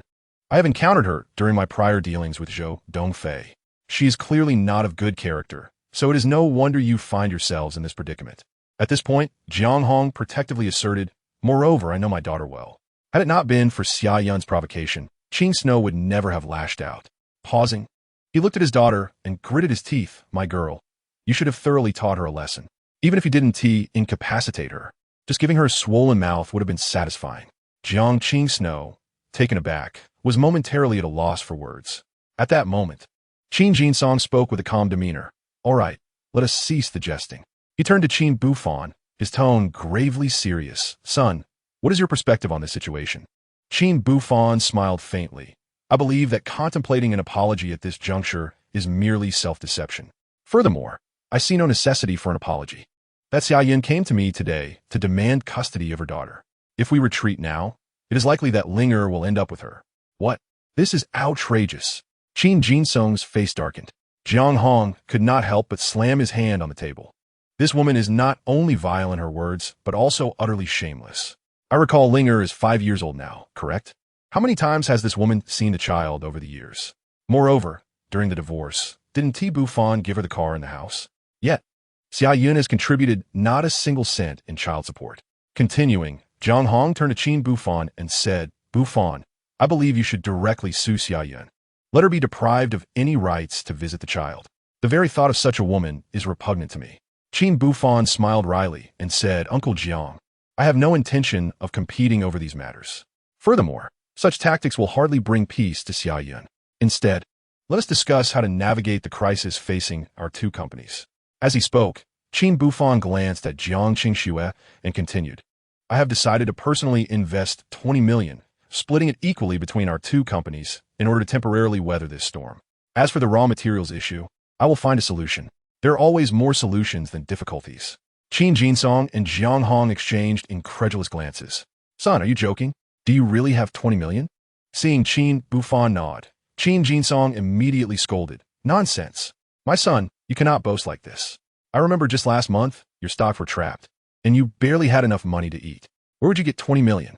Qin Buhfan contemplated for a moment before replying, Dad, the truth is, I've been trading virtual currencies these past few days. I've been buying high and selling low, leveraging my investments, and have made some profit. Currently, I possess a considerable amount of virtual currency. If I sell tomorrow, I will have over 100 million and $20 million. What? Upon hearing this, Qin Jinsong sprang to his feet, and Jiang Hong also lost his composure. They had seen articles about trading virtual currencies in financial newspapers and magazines, but they believed that this field was far too risky. Just as Qin Jinsong was about to say something, Jiang Qingshu interjected, Uncle Qin, Dad, you should trust Buhfan. Given the circumstances, I will not hide anything from you. This afternoon, I have been at Qin Buhfan's house.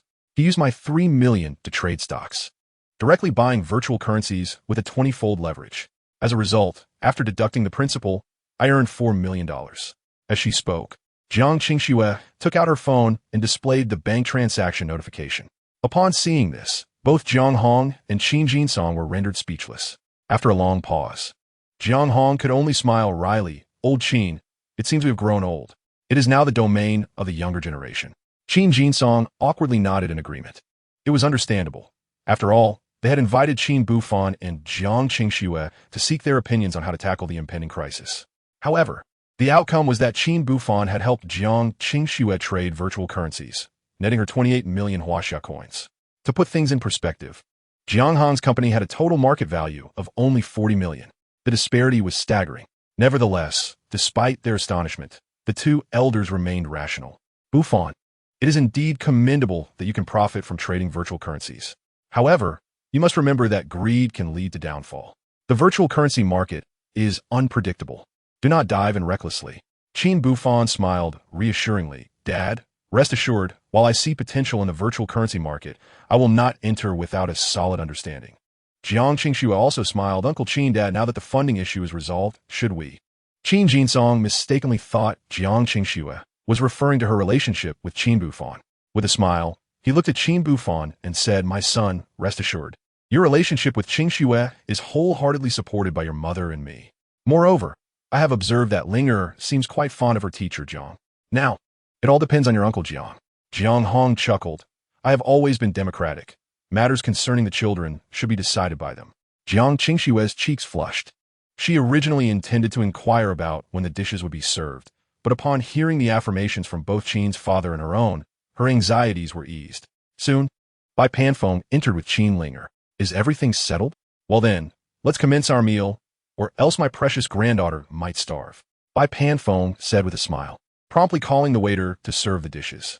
Meanwhile, Qin Ling'er, sipping her juice, glanced at Jiang Qingxue, amused by the scene before her.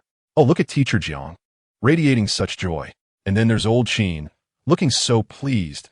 It seems grandpa and grandma, along with grandpa Jiang, have already consented to their affair.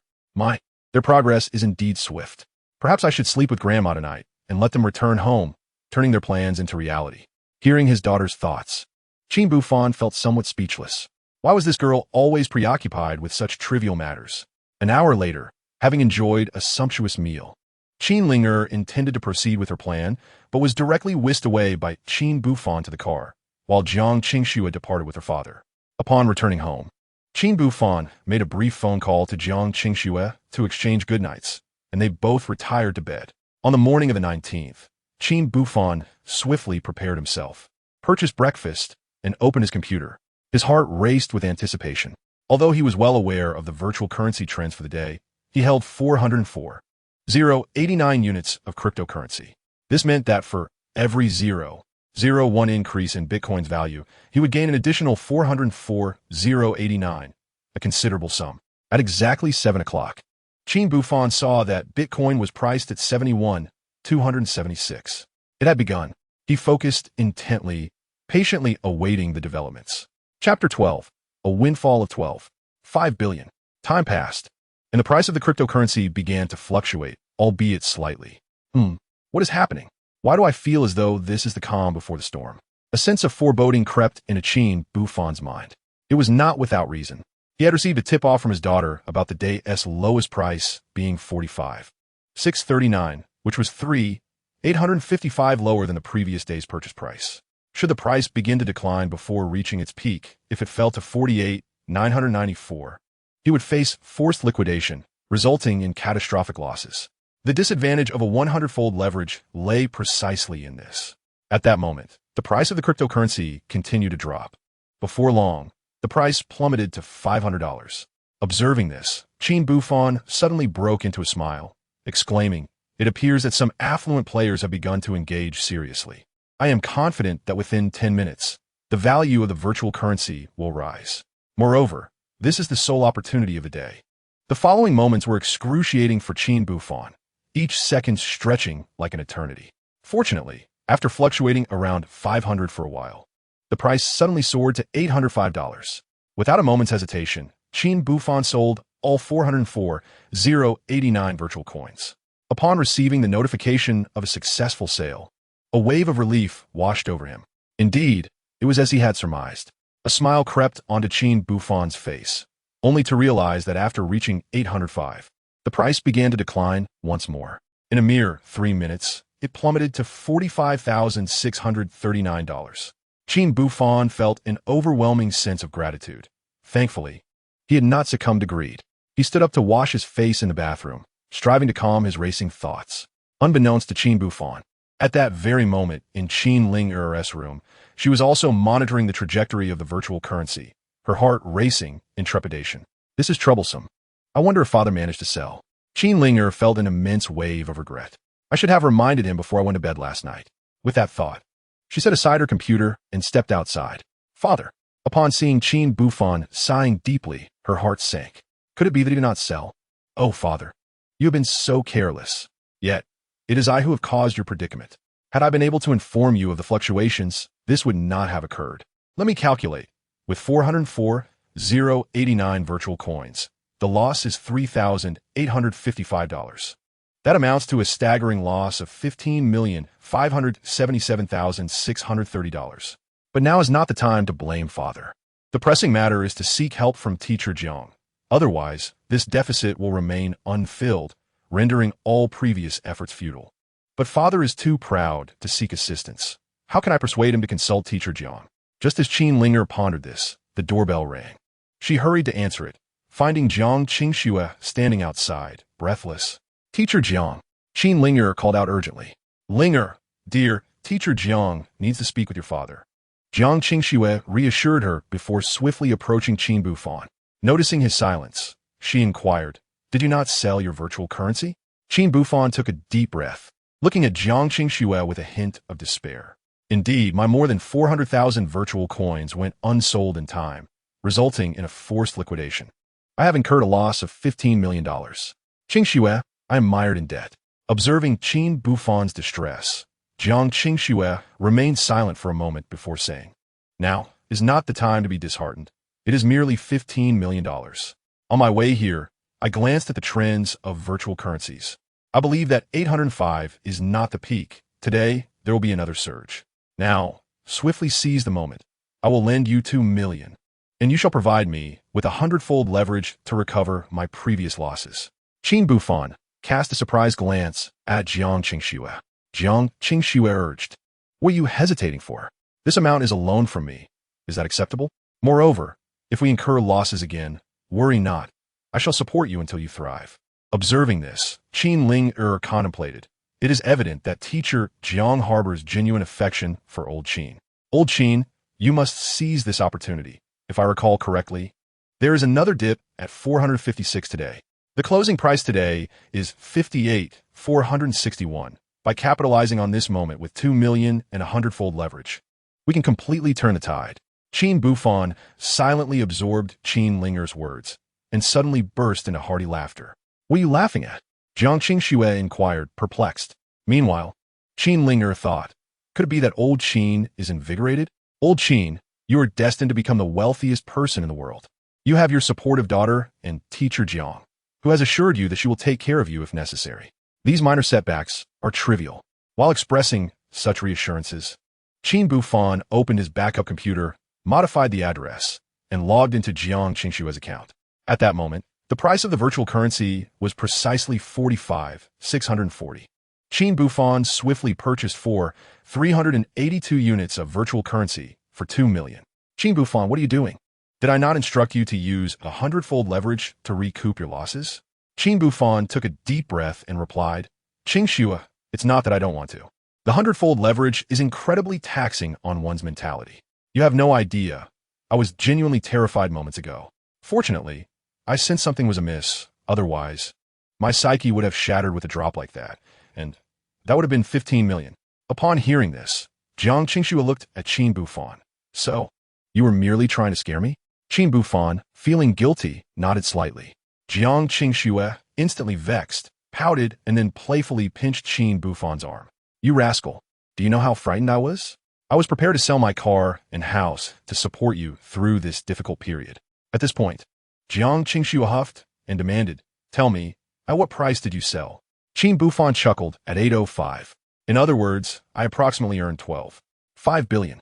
Jiang Qingxue was left speechless. Meanwhile, Qin Ling'er mused. As expected of old Qin, decisiveness personified. I previously worried that you would fixate on the peak price. However, upon reflection, I seem to have underestimated old Qin. In my past life, although I acquired substantial knowledge in school, my success in the securities industry can be attributed entirely to old Qin's guidance. How infuriating. I actually worried he might incur losses. He is more cunning than a fox. Qin Buhfan was speechless in his heart. This girl, she is becoming increasingly disrespectful. Is there any way to describe one's own father like that? At that moment, Jiang Qingxue snorted, Qin Buhfan, I don't care. You scared me just now. Therefore, you must treat me to a sumptuous meal at noon. Qin Buhfan smiled. That is naturally no problem, but I haven't sold your virtual currency yet. Jiang Qingxue huffed, that is not urgent. Anyway, I predict that after the 28th, the price will soar above $1,000, and we can sell then. Thus, the three quickly tidied up and prepared to head downstairs. However, as soon as they appeared outside the community, Qin Buhfan spotted Jiang Hong waiting by his car. Beside Jiang Hong stood two young men clad in suits. Qin Ling'er's mental voice resonated. Why do these two seem so familiar? While Qin Ling'er pondered, Qin Buhfan halted the car. Dad, what brings you here? Jiang Qingxue inquired. Jiang Hong smiled. Qingxue, I'm here to ask Buhfan for a favor. He gestured to the two young men behind him, saying, Buhfan, let me introduce you to these two. This is Chun Jie and Zhang Ming. Upon hearing this, Qin Buhfan immediately shook hands with both of them. As for Qin Ling'er, she seemed to recognize the two, and a sudden exclamation echoed in her heart. What? These two are the founders of Douyu, future giants in the live-streaming industry? Chapter 13, Acquiring Douyu. My heavens, Grandpa Jiang has truly done old Qin a tremendous favor this time. Old Qin, you must seize this opportunity. Qin Buhfan quietly absorbed his daughter's thoughts, feeling a bit perplexed. Is it possible that Douyu has some grand prospects for the future? Just then, his daughter's thoughts came through again. Chun Jie, Zhang Ming, the founders of Douyu. Douyu is a live-streaming sharing platform that focuses on bullet comments. On January 1st, 2014, Douyu separated from Aizhan. After several years of development and multiple rounds of financing, it gradually became an industry behemoth. Later, Douyu merged with Huya, and no one in the live-streaming world could compete with it. Though Douyu faced some setbacks later, it is now positioned to capitalize on a lucrative opportunity. Qin Buhfan silently noted all of this. At this moment, Jiang Hong spoke first. Buhfan, Uncle Jiang is here because I have a favor to ask. These two young men are quite impressive.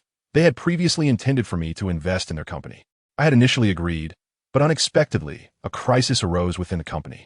Therefore, I wanted you to meet them first and discuss. If feasible, you could invest.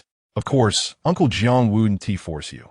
If you're unwilling, I'll have them seek other options. Qin Buhfan smiled. Uncle Jiang, since you're the one introducing them, they must be trustworthy. Let's find a place to sit and engage in conversation. Once we establish feasibility, financial matters will naturally pose no obstacle. Upon hearing these words, Chun Jie and Zhang Ming exchanged knowing smiles, while Jiang Hong let out a sigh of relief. Very well, I have reserved a table at the Jiangnan restaurant. Let's proceed there and discuss matters over a meal. Half an hour later, at the Jiangnan restaurant, after the group had ordered their dishes, Qin Buhfan wasted no time and stated directly, Gentlemen, let us get straight to the point.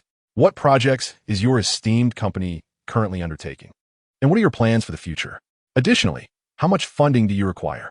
Taken aback by Qin Buhfan's forthrightness, Chun Jie and Zhang Ming were momentarily stunned. Soon after, Chun Jie swiftly produced the meticulously prepared business proposal. Mr. Chun, everything you wish to know is contained herein, he said. Qin Buhfan accepted the proposal and began to scrutinize its contents. Without further ado, he declared, 2 million. I will acquire your company. What? The two men were left speechless. And Jiang Hong also seemed taken aback. Jiang Qingxue, momentarily stunned, leaned in and remarked, Buhfan, you are being rather hasty, aren't you? I suggest you take a moment to contemplate this decision. Ideally, a site visit would ensure that all is in order. Jiang Qingxue was somewhat exasperated. Although Qin Buhfan had leveraged 100 times to earn $12 billion, 2 million yuan was not an insignificant sum. Nonetheless, Qin Buhfan, after a mere glance at the proposal, was ready to purchase the company. Wealth, after all, should not be squandered so recklessly.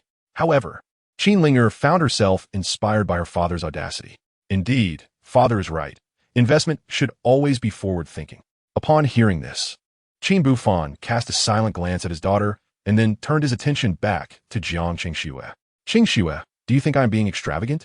Qin Buhfan inquired with a smile. Noting her silence, he continued, I am merely concerned about missing this opportunity. This company has great potential, and with proper management, it is bound to become a leader in the industry. Seeing that Jiang Qingxue remained silent, he handed the proposal to her.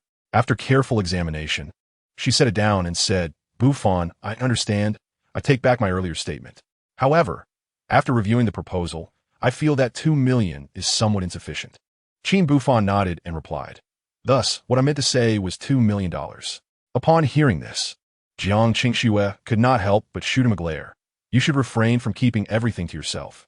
Fortunately, I know you well enough to understand your intentions. Otherwise, misunderstandings could arise. Qin Buhfan smiled and replied, understood, I shall not let it happen again. Jiang Qingxue lightly huffed and playfully pinched Qin Buhfan's cheek. Now, that is more like it. At this moment, Chun Jie and Zhang Ming exchanged glances. While it was indeed a cause for celebration that Qin Buhfan had decisively agreed to purchase their company for $2 million without a hint of hesitation, they were suddenly inundated with a wave of affection that left them, two single men, feeling overwhelmed. Reflecting on Qin Ling'er, she could not help but harbor some silent grievances at that moment. Hey, could you at least be mindful of the occasion? We are here to discuss business. Yet, you seem disinterested in the matters at hand, instead flaunting your affection as if no one else were present. This dog food, I refuse to consume.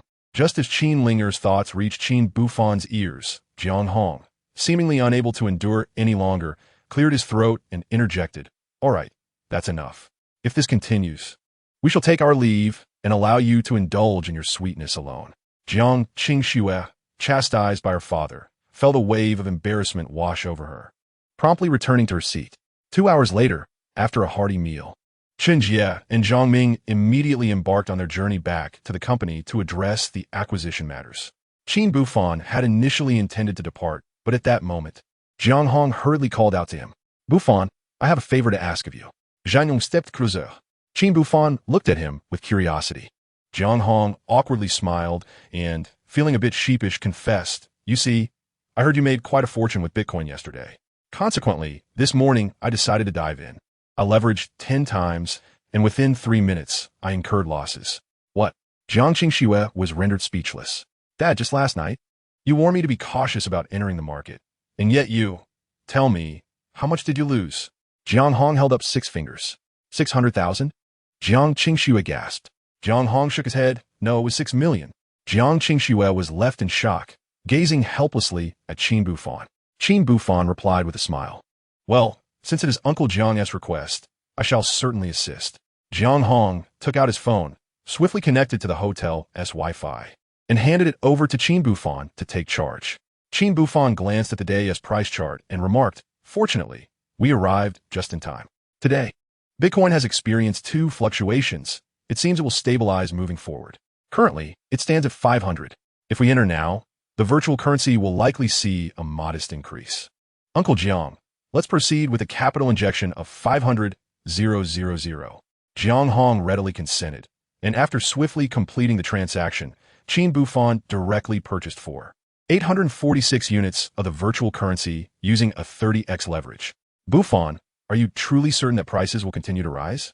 Jiang Hong inquired. Qin Buhfan chuckled. I have a 90% confidence, but at this point, we have no other choice.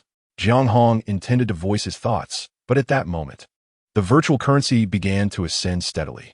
Jiang Hong felt a surge of anticipation. As the price reached 550, Qin Buhfan promptly sold all of it. Witnessing this, Jiang Hong became anxious. Buhfan, it has only risen by 50. Why are you in such a hurry to sell? Qin Buhfan replied earnestly. One must not act impulsively and seek immediate rewards to achieve profit. Jiang Hong was about to respond when suddenly, the price of the virtual currency plummeted dramatically, dropping to 480 within just 3 minutes. Chapter 14. The Ex-Wife's Mockery? Upon witnessing this, Jiang Hong's heart began to race. The world of virtual currency, indeed, is fraught with peril. Without a sturdy constitution, one should truly refrain from engaging. Jiang Hong reflected. Qin Buhfan remained silent, promptly assisting in the withdrawal. As he observed the arrival of 2 million Huaxia coins, Jiang Hong found no joy in the sum. He glanced at Qin Buhfan and sighed, alas.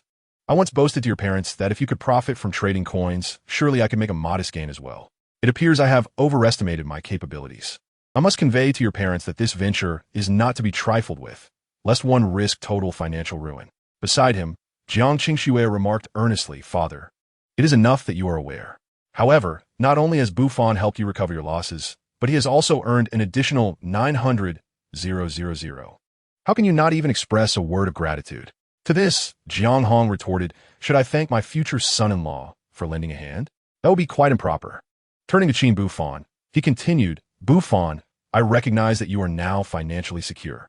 Nevertheless, I have decided that the profits you earn from me will be bestowed as a dowry when Qingxue becomes your bride. Furthermore, I have great faith in you. Keep up the good work.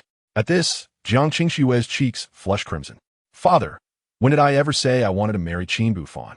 Jiang Hong looked at her with a knowing smile. Oh, have you forgotten? Last month, when I arranged a blind date for you, you declared that apart from Qin Buhfan, you would never marry anyone else. You said if he did not marry you, you would remain by my side to care for me for the rest of your days. Jiang Qingxue's face turned beet red. Jiang Hong continued, what is this? You refuse to admit it? Very well. I happen to have an old friend whose daughter is also single. I shall introduce her to Buhfan. Jiang Qingxue's expression turned urgent. Father, you can't. Jiang Hong interrupted her, enough of this chatter. I simply ask you, do you wish to marry him? In her heart, Jiang Qingxue was indeed willing. Yet outwardly she pouted, that Qin Buhfan hasn't even properly confessed. After all this time, he hasn't given me a single token of affection, not even a flower. Jiang Hong scoffed, you youngsters are always caught up in such frivolities. I can see the mutual feelings between you. However, I shall not interfere. Let nature take its course. With that, Jiang Hong cast an encouraging glance at Qin Buhfan and took his leave. Once Qin Buhfan and the others exited the restaurant, they departed by car.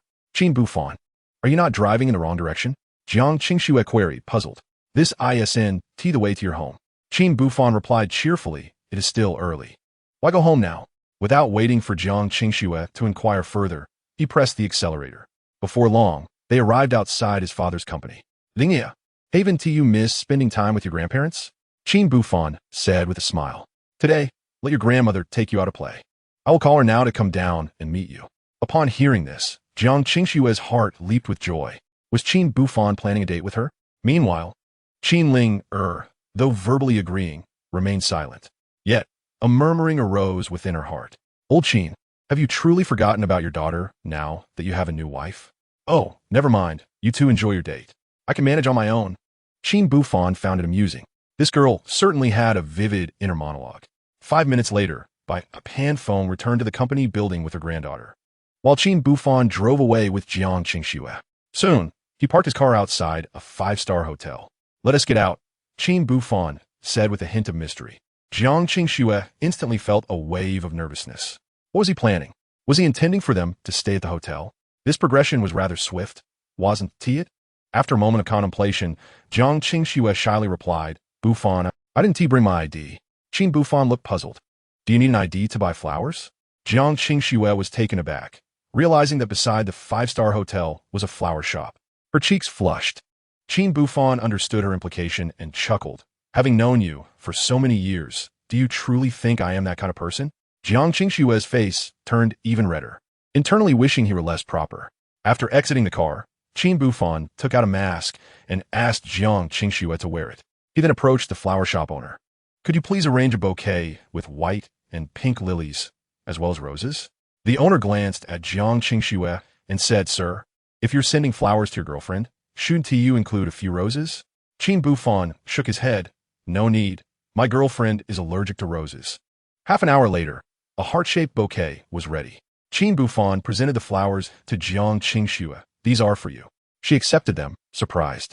I didn't expect you to know I'm allergic to roses. Qin Buhfan smiled. Have you forgotten? When I graduated from university and sought you out, I brought you a jar of imported rose tea. You were allergic that very day. You really are something, knowing you're allergic yet still wanting to drink it.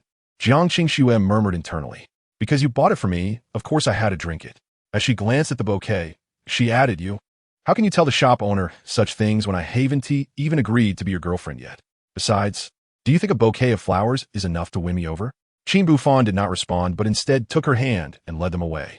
20 minutes later, they arrived at a jewelry store. Upon seeing the couple, the staff greeted them with bright smiles. Sir, madam, are you looking for an engagement ring or matching couple rings? We have a variety of styles. I can assist you. Qin Buhfan glanced at Jiang Qingxue, who smiled back. We're just browsing. As they perused the counter, Jiang Qingxue's attention was captured by a 4-leaf clover gold ring. Buhfan, you've given me flowers. Now it's my turn to reciprocate. Can I buy you this ring? She looked earnestly at Qin Buhfan. Qin Buhfan was aware that the young woman was devising ways to express her gratitude for his assistance in trading cryptocurrencies, which had proven profitable for her. Understanding her character, he ultimately nodded in agreement. "This will do," said Jiang Qingxue. Observing this, Qin Buhfan suggested, "Why don't we purchase a diamond ring?" Jiang Qingxue shook her head, responding, "There is no need. A diamond ring is merely a tool for advertisers to extract money. It holds no intrinsic value compared to gold. If we buy a diamond and later find it unappealing, selling it would yield little profit. With gold, even in loss, it is only a minor setback." After trying on a few rings and confirming their suitability, Jiang Qingxue proceeded to the checkout. However, as they approached the counter, an unwelcome voice interrupted them. "Oh dear, I thought it was someone important. Is that not my useless ex-husband with his mistress?" With those words, both Jiang Qingxue and Qin Buhfan felt a wave of discontent, each silently lamenting their misfortune at encountering this woman again. Chapter 15. A Heartless Kill. At that moment, Qin Buhfan harbored a profound disdain for Xia Yun. Thus, when met with her provocation, he was not inclined to let it slide. "Xia Yun, you would do well to watch your words," he stated coldly. "Why bother arguing with such an uncouth shrew?" Jiang Qingxue interjected, "Let us hasten to check out. If I linger any longer, I fear I might unleash my pent-up strength and strike her." As she spoke, Jiang Qingxue appeared to assert her claim, pulling Qin Buhfan toward the checkout. Yet, Xia Yun was not one to miss an opportunity. She coldly remarked, "Qin Buhfan is nothing but discarded refuse to me, yet you treat him like treasure. How laughable!" Jiang Qingxue, with a semblance of amusement, retorted, "Who needs whom is still up for debate. I recall that when you divorced, Qin Buhfan relinquished both car and house to you, showing such indifference to his assets. What audacity do you possess to speak so?" Xia Yun recognized that continuing the argument with Jiang Qingxue would yield no advantage for her. Swiftly, she retrieved her phone and dialed Zhou Dongfei's number. "Darling, someone is bullying me." On the other end, Zhou Dongfei immediately responded affirmatively. Within a minute, he entered with a cadre of bodyguards, exuding an air of authority. This was Qin Buhfan's first encounter with Xia Yun's new boyfriend. However, having gleaned insights from Qin Ling'er about Zhou's nefarious intentions against both the Qin and Jiang families' enterprises, Qin Buhfan's impression of him was decidedly unfavorable. Zhou Dongfei, oblivious to Qin Buhfan's thoughts, cast a glance at him before approaching Xia Yun.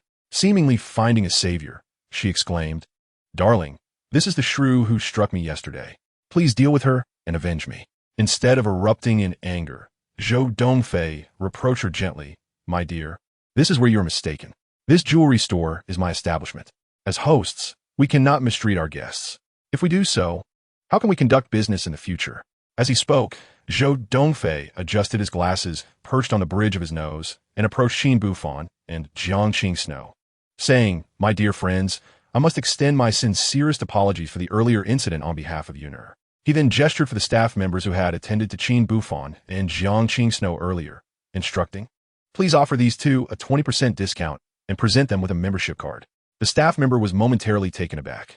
Zhou Dongfei reassured him, "Your commission will remain unchanged." Upon hearing this, the staff member beamed with delight and promptly guided the pair to the checkout. Qin Buhfan, unperturbed by any semblance of pride, simply expressed his gratitude before proceeding to settle the bill. Once the transaction was complete, the two swiftly departed. In contrast, Zhou Dongfei wore an expression of amusement. Observing this, Xia Yun'er inquired curiously, "Darling, what trickery are you up to? Did you not assure me that you would seek retribution and restore my honor?" Yet just now, Zhou Dongfei took her hand with a playful grip, saying, "My love, this is a matter of striking at the heart of the adversary. By arranging for someone to give Qin Buhfan a beating, you shall find solace. However, this alone will not bring you complete satisfaction. Moreover, my grand vengeance is already in motion. All we need to do now is wait patiently, for soon the Qin family and the Jiang Corporation will face ruin. They will undoubtedly come to us for aid. At that moment, we shall exact our humiliation and achieve true vindication. Additionally, you can seize the opportunity to reclaim custody of Ling'er." At this, a smile graced Xia Yun'er's face. Yet, she soon adopted a playful demeanor. "What is it, my dear? Are you still not content?" Zhou Dongfei asked. Not receiving a reply, he embraced her, saying, "Very well. Afterward, accompany me to the bank for a little business, and then I shall take you on a shopping spree. Surely, that will please you?" Xia Yun's smile returned. Darling, you are simply too wonderful to me. Unbeknownst to them, Qin Buhfan was oblivious to these machinations. Although Xia Yun's presence had stirred discontent in their hearts, from another perspective, it had only served to deepen the bond between Qin Buhfan and Jiang Qingsnow. Buhfan, where shall we head next? Jiang Qingsnow inquired. Qin Buhfan replied, First, we must visit the bank to transfer funds for my father and Uncle John's company. Once that is settled, we shall find a place to dine. I am aware that a new couple's restaurant has opened in the eastern part of the city. After all, today marks our first proper date, he added. Upon hearing this, Jiang Qingsnow couldn't help but laugh. What is so amusing? Qin Buhfan asked, puzzled. Jiang Qingsnow responded earnestly. We have grown up together since childhood. To be honest, I always perceived you as rather naive and straightforward. I never anticipated you could orchestrate things so adeptly. Qin Buhfan scoffed. What? Does being straightforward preclude one from being occasionally romantic? Shortly thereafter, they arrived at the bank. May I assist you in any way? The lobby manager inquired. Qin Buhfan replied. I require a large transfer. I made an online appointment last night. Upon hearing this, the lobby manager intended to inquire further. However, at that moment, a distant voice resonated through the air. Oh, what a coincidence. I never expected to encounter Mr. Qin here again. Would you consider this fate? Qin Buhfan turned to see Zhou Dongfei, whose refined exterior belied a heart of malice, entering with Xia Yun. How unfortunate, Jiang Qingshuo murmured. Why are these two always around? Qin Buhfan felt a sense of helplessness at their persistent presence. At that moment, the lobby manager bypassed Qin Buhfan and Jiang Qingshuo, approaching Zhou Dongfei directly. Mr. Zhou, welcome. Please follow me. Everything has been prepared. He gestured towards the VIP room, ready to usher them inside. Qin Buhfan furrowed his brow, while Jiang Qingshuo exclaimed, What do you mean? We arrived first. Why should they be prioritized? Hearing this, the lobby manager replied apologetically, I'm sorry, but Mr. Zhou is a client of our group. He does not require an appointment or to wait in line. Before the manager could finish, Zhou Dongfei interjected with a smile. These two are my friends, so please do me a favor and allow them to join us. Naturally, the manager could not object and promptly said, Very well, please. Both of you come with me. Qin Buhfan did not refuse, as he simply wished to complete his transaction and leave. Unbeknownst to him, Zhou Dongfei's actions were meant to humiliate him. Your parents' company is on the brink of bankruptcy. What business do you have at the bank? Of course, I want you to see my financial prowess. I hope it frightens you. Zhou Dongfei thought coldly, already envisioning the look of shock on Qin Buhfan's face in response to his immense wealth. Chapter 16. Who slaps whom? At this moment, in the VIP room, Qin Buhfan and Jiang Qingshuo sat patiently in their chairs, waiting. Zhou Dongfei engaged in conversation with the manager. Ah, Mr. Zhou, it seems your business is expanding rapidly. At this rate, within 5 years, you will become the youngest billionaire entrepreneur in Suhai City. Zhou Dongfei basked in the manager's flattery. Haha, I hope so too. However, the road ahead is long. The times are changing, and traditional industries may not thrive in the future. We now live in the digital age, where industries like express delivery and e-commerce will dominate sales. I wish to adapt, but it requires tremendous effort. Zhou Dongfei spoke with confidence, while Qin Buhfan quietly absorbed his words. He had to admit that Zhou Dongfei possessed a certain foresight. Their thoughts aligned. Unfortunately, this man, in collusion with Xia Yun, sought to deliver a devastating blow to the Qin and Jiang families' companies, undermining them from within. Given Zhou Dongfei's future actions, this was already a bitter feud. Enjoy your arrogance now, Zhou Dongfei. Once my plans are in place, I shall enlighten you on the essence of a counterstrike. As Qin Buhfan pondered, Zhou Dongfei had already completed his transaction. He approached Xia Yun, holding a receipt, and cheerfully announced, Darling, everything is settled. We may depart now. However, Xia Yun replied, My dear, why the haste? You haven't yet disclosed what transaction you just undertook. Zhou Dongfei, ever accommodating, responded, Oh, it was nothing significant. I merely transferred the final payment of 8 million to my partner. Xia Yun's eyes widened in astonishment. 8 million? What a substantial business you must have. Pray tell, how much did you earn from this venture? Zhou Dongfei feigned modesty, asserting, Not much, merely 400,000, the fruits of 2 months' labor. Upon hearing this, Xia Yun playfully replied, Humph, an income of 400,000 over 2 months? I demand you take me out for a delightful meal at noon, and we must indulge in some shopping as well. Zhou Dongfei wrapped his arm around her, assuring of course. Just as they were about to leave, Zhou Dongfei suddenly glanced at Qin Buhfan and remarked to Xia Yun, "My dear, let us linger here for a moment. I'm quite curious to see what business my ex-husband is attending to at the bank. After all, it is only because of your standing that they permitted him into the VIP lounge. If we were to depart, and they chose to ignore him, how embarrassing would that be?" Zhou Dongfei chuckled. "It is indeed my beloved who possesses sound judgment." He then instructed the client manager to assist Qin Buhfan. Unexpectedly, Jiang Qingxue, who had been silent, interjected, "Buhfan, let us not dwell on others' affairs. Your assets should facilitate the process. Furthermore, you're planning to invest, and there will be many places for future transfers. Thus, the expedited service is quite beneficial." Qin Buhfan smiled and responded, "Very well." He stepped forward and said, "Hello. I require assistance with a transaction. Here are my bank card and identification." Once completed, he added, "I need to make a transfer." The client manager immediately began to attend to him. Upon entering his password, the client manager became animated and exclaimed, "Mr. Qin, I will prepare your diamond account right away. Additionally, I will arrange for a dedicated service representative." Qin Buhfan quietly replied, "Thank you. I now need to initiate a transfer, consisting of 2 transactions." The client manager swiftly produced the remittance form, and after Qin Buhfan completed it, he proceeded with the operation.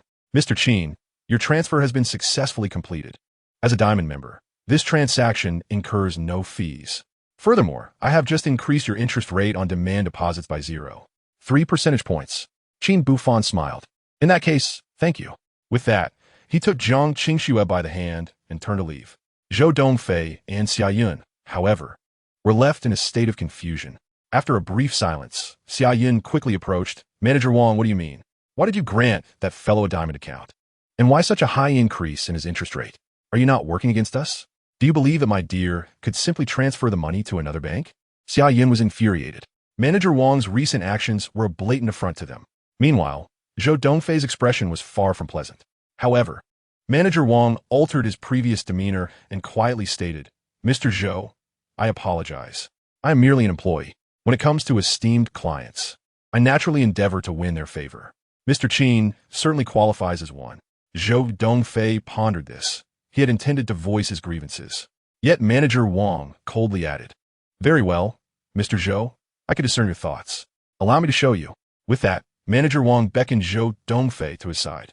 Upon reviewing the service records, including Qin Buhfan's assets and transfer details, Zhou Dongfei was left astounded. How could this be? He was shaken to discover that Qin Buhfan's bank balance soared to a staggering 77.5 billion. His mind felt as though it had exploded. Xia Yun, however, remained oblivious to this revelation. She exclaimed, "Dear, what is wrong with you?" Zhou Dongfei remained silent. After a brief pause, he rose to leave, leaving Xia Yun bewildered behind him. "You jerk!" Xia Yun immediately pursued him. "Zhou Dongfei, stop. What do you mean by abandoning me?" Zhou Dongfei had intended to exit the vehicle, but upon witnessing her aggressive demeanor, he declared, "Xia Yun, let us part ways. From now on, we share no ties." It was not surprising that Zhou Dongfei spoke thus. He had felt emboldened to confront the Qin and Jiang families solely due to his considerable wealth. Yet, it was crucial to note that his company's total assets amounted to a mere 70 million, while Qin Buhfan's wealth was 11 times greater. Money could indeed sway the most stubborn of wills. If he continued to oppose Qin Buhfan, he feared he would soon be outmatched. Consequently, Zhou Dongfei resolved to call his friends and ensure their continued collaboration with those 2 companies, while he would personally extend an apology. Just as these thoughts occupied his mind, a resounding slap echoed. "Zhou Dongfei, you scoundrel! Is it enough for you to simply play your games?" Before Xia Yun could finish, Zhou Dongfei kicked at her, ignoring her cries, and drove away. Chapter 17, Future Tycoon. The incident at the bank left Xia Yun without support, yet Qin Buhfan and Jiang Qingxue remained unperturbed.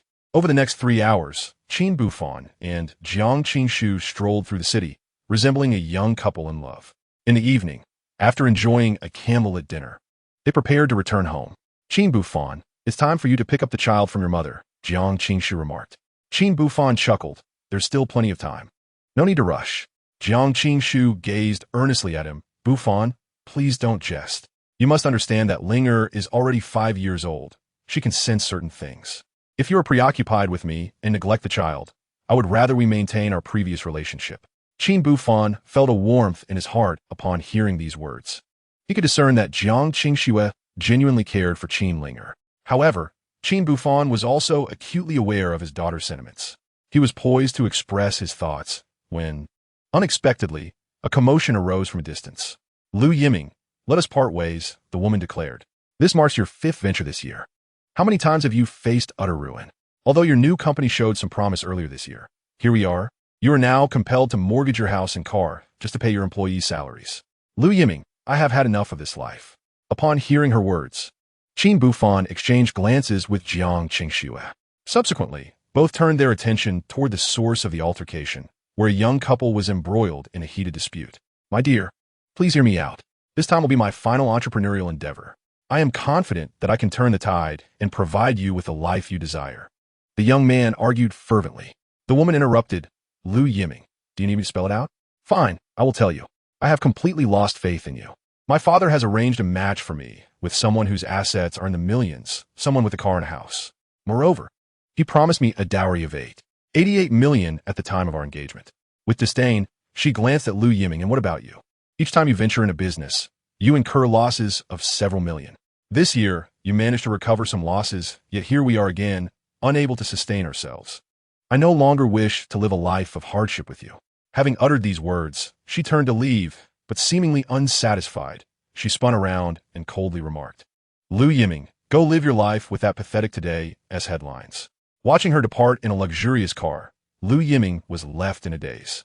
"Why does no one understand me?" he lamented, gripping his hair in despair. "My today as headlines will undoubtedly become a leader in the internet realm in the future.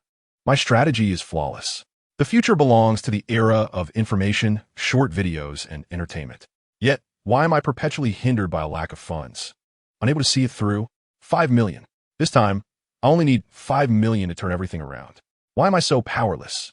Lu Yiming disregarded the murmurs and stares of those around him, collapsing under the weight of his solitude. At that moment, a dispassionate voice interrupted. "Sir, I find her today as headlines quite intriguing. Might we find a place to discuss further?" Upon hearing Qin Buhfan's words, Lu Yiming looked up, puzzled. Qin Buhfan calmly continued, "What you mentioned about the era of information, news, and entertainment piqued my interest. Of course, we are merely conversing for now. If you can persuade me, perhaps I might consider investing in your venture." After a brief pause, Qin Buhfan added with a smile, "Naturally, you have every right to suspect I may be a fraud. However, there exists a 1 in 10,000 chance that I could be your patron." Lu Yiming remained silent. Instead of speaking, he silently rose to his feet, brushed off the dirt from his clothes, and then awaited Qin Buhfan's words. 10 minutes later, the two entered a barbecue restaurant. Qin Buhfan promptly placed an order for food and beer. As Qin Buhfan proceeded, Jiang Qingxue attempted to intervene. Qin Buhfan chuckled. "It's all right. I can see that, mister. Lu is currently in a foul mood. Discussing business requires a few drinks to set the atmosphere. Only then can we address the matter at hand. Rest assured, I won't get drunk, and besides, if I do indulge, you'll be there to take care of me, won't you?" With that, Jiang Qingxue fell silent. Soon, a table laden with delectable dishes was served. Lu Yiming raised his beer and downed it in one gulp. After consuming one bottle, his face flushed with color. "Why doesn't she believe me? I dream of marrying her. I've been striving for this all along. Just as success was within reach, she decides to leave me." Qin Buhfan listened quietly to Lu Yiming's lament. Half an hour later, Lu Yiming seemed to have recovered from his heartbreak. He turned to Qin Buhfan and said, "Mr. Qin, thank you for listening to my inept rants. I apologize for my outburst. Now, let us discuss serious matters." As he spoke, Lu Yiming retrieved his notebook and phone. Qin Buhfan took them and was instantly astonished. The notebook contained Lu Yiming's business proposal, which clearly outlined his future commercial plans. The phone displayed an application called Today's Headlines. After perusing it briefly, Qin Buhfan looked at Lu Yiming earnestly and declared, "Mr. Lu, I have decided to invest in your company. 5 million, correct? I am committed." As he spoke, Qin Buhfan produced pen and paper, jotting down the address of his father's company, and left his business card. "I will be there to meet you at 8 o'clock tomorrow morning. As for now, I must return to pick up my child." With that, Qin Buhfan summoned the waiter, settled the bill, and departed. Lu Yiming gazed at the note before him, pondering briefly before muttering to himself, "How foolish of me to doubt him as a fraud. What do I have left to lose, besides a company that is perpetually in the red?" With that thought, Lu Yiming hastily consumed a few more bites, and then pulled out his laptop to prepare the contract. Meanwhile, Qin Buhfan, having consumed some alcohol, had to let Jiang Qingxue drive. "You really are reckless," Jiang Qingxue remarked, somewhat irritated. "You hardly know him, yet you casually offered a 5 million investment. It seems your wealth has gone to your head." Qin Buhfan chuckled. "Qingxue, I genuinely believe in today's headlines. More importantly, I have great faith in Lu Yiming's talent.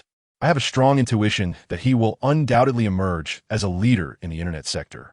He may not rival the likes of Ma Huateng or Jack Ma, but he will certainly rank among the top 3 future internet giants." Of course, while Qin Buhfan spoke so confidently, he intended to proceed with caution. Therefore, he planned to pick up his daughter, hoping to glean insights into Lu Yiming through her perspective. Chapter 18, I shall invest $4 million. An hour later, Qin Buhfan returned home without incident. At that moment, his phone chimed. "Mr. Qin, it's me, Lu Yiming. I have drafted the contract. May I add you on QQ? I would like you to review it first." "No problem. We shall not miss each other tomorrow." Upon hearing this, Qin Buhfan promptly shared his QQ number.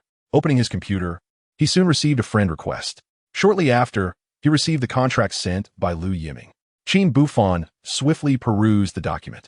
He then turned to Jiang Qingxue and said, "Qingxue, why don't you stay over at my place tonight? Tomorrow, I need to visit my father's company to discuss the investment with Lu Yiming. So, could you please take Ling'er to school?" Upon hearing the first half of his statement, Qin Ling'er couldn't help but murmur to herself, "Old Qin is inviting teacher Jiang to stay overnight after drinking?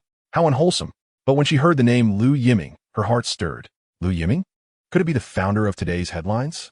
Is old Qin going to invest in him? Qin Buhfan silently listened to Qin Ling'er's thoughts, feeling a surge of delight. This girl indeed recognized Lu Yiming. After all, he hadn't mentioned today's headlines during their conversation. It seemed his insight was commendable. At that moment, Qin Ling'er's thoughts echoed again. Lu Yiming, he is destined to be a titan of the future internet. The ByteDance he founded encompasses news, entertainment, games, and all internet businesses.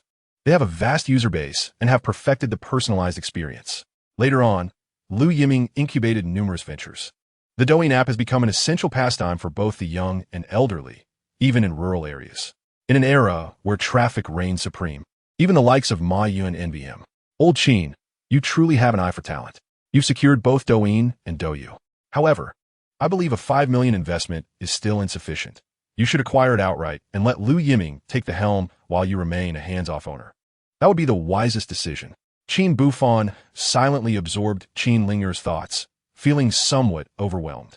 Goodness, so Lu Yiming is destined for such greatness in the future? If that is the case, indeed, 5 million is a modest investment. After all, he had previously spent $2 million to acquire Douyu. While Qin Buhfan pondered this, Jiang Qingxue spoke up. "Buhfan, our current situation lacks propriety. It seems inappropriate for me to stay here. How about this? Tomorrow morning, I will come to pick Ling'er up for school. By the way, regarding Lu Yiming and his today's headlines, I believe you should consider it carefully. I just searched for some information about him online. I have observed that this individual possesses immense ambition, yet each time his aspirations are thwarted by a lack of funding, leading to bankruptcy. It is uncertain how many investors he has had, but now he has become a figure that instills fear in many. Furthermore, today's headlines represent a project that consumes a considerable amount of capital. I am concerned." Qin Buhfan smiled and said, "Qingxue, I understand your perspective, but I have greater faith in my judgment. Ambition is a virtue, and I am confident that Lu Yiming can indeed turn the tide." "Of course, you are correct. I must tread carefully regarding this matter." With that, Qin Buhfan promptly dialed Lu Yiming's number. "Mr. Lu, I have changed my mind," Qin Buhfan stated earnestly. "I have decided not to invest in your company." Lu Yiming was immediately alarmed on the other end of the line. "Mr. Qin, how can you?" Without allowing him to finish, Qin Buhfan interjected with a smile, "I intend to acquire your company. I have just estimated that your company's current market value is around $3 million. Therefore, I will offer $4 million for the acquisition. Additionally, I will inject another $1 million for operational purposes. Rest assured, you will remain the captain of the ship, overseeing all company affairs." "What?" Lu Yiming fell silent. At this moment, Qin Buhfan continued, "I am aware of the immense effort you have invested in this software. You can trust that under my stewardship, it will only shine brighter. Moreover, I will not interfere in any matters. In the future, I assure you that I will not abandon you once we achieve success." The leadership of this company will solely belong to you. After a brief pause, Qin Buhfan added, of course, you may refuse. However, I believe no one else will present a higher offer than mine. Furthermore, you would not want your talents to go unrecognized, ultimately witnessing your company succumb to bankruptcy due to insufficient funds. Would you? Evidently, Qin Buhfan's words resonated with Liu Yiming. Mr. Qin, rest assured, I will amend the agreement immediately. Since you have made your intentions clear, I promise you that within 3 years, our headlines will certainly shine. The two engaged in a brief discussion before Qin Buhfan ended the call. Within 10 minutes, Liu Yiming sent over the revised acquisition agreement. After confirming its accuracy, Qin Buhfan responded with a message.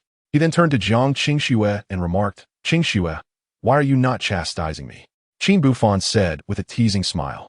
Jiang Qingxue huffed lightly, I did want to admonish you, but as a woman, I believe I should support all your decisions. Qin Buhfan burst in a hearty laughter.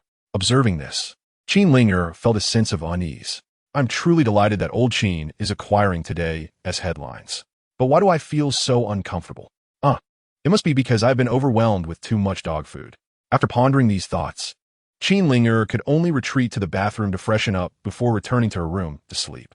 As for Jiang Qingxue, although she longed to remain close to Qin Buhfan, she ultimately left with reluctance. Qin Buhfan escorted his guest downstairs, swiftly took a shower, and then began to immerse himself in work at his computer. Naturally, he felt little apprehension regarding Liu Yiming's Douyin Bike Company. His true concern lay with Chun Jie and Zhang Ming's Douyu Live.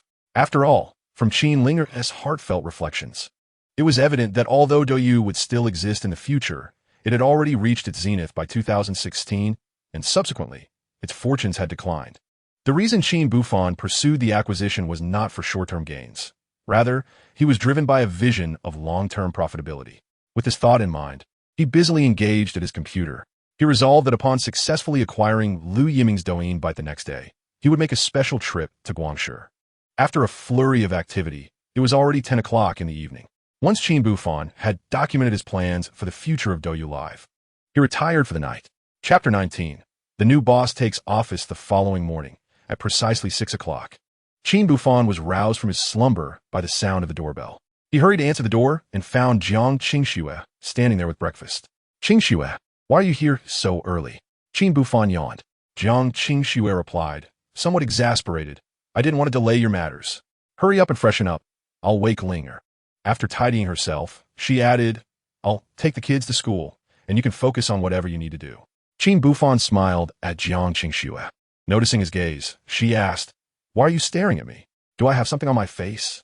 Shaking his head, Qin Buhfan replied, no. I just feel you've changed a bit.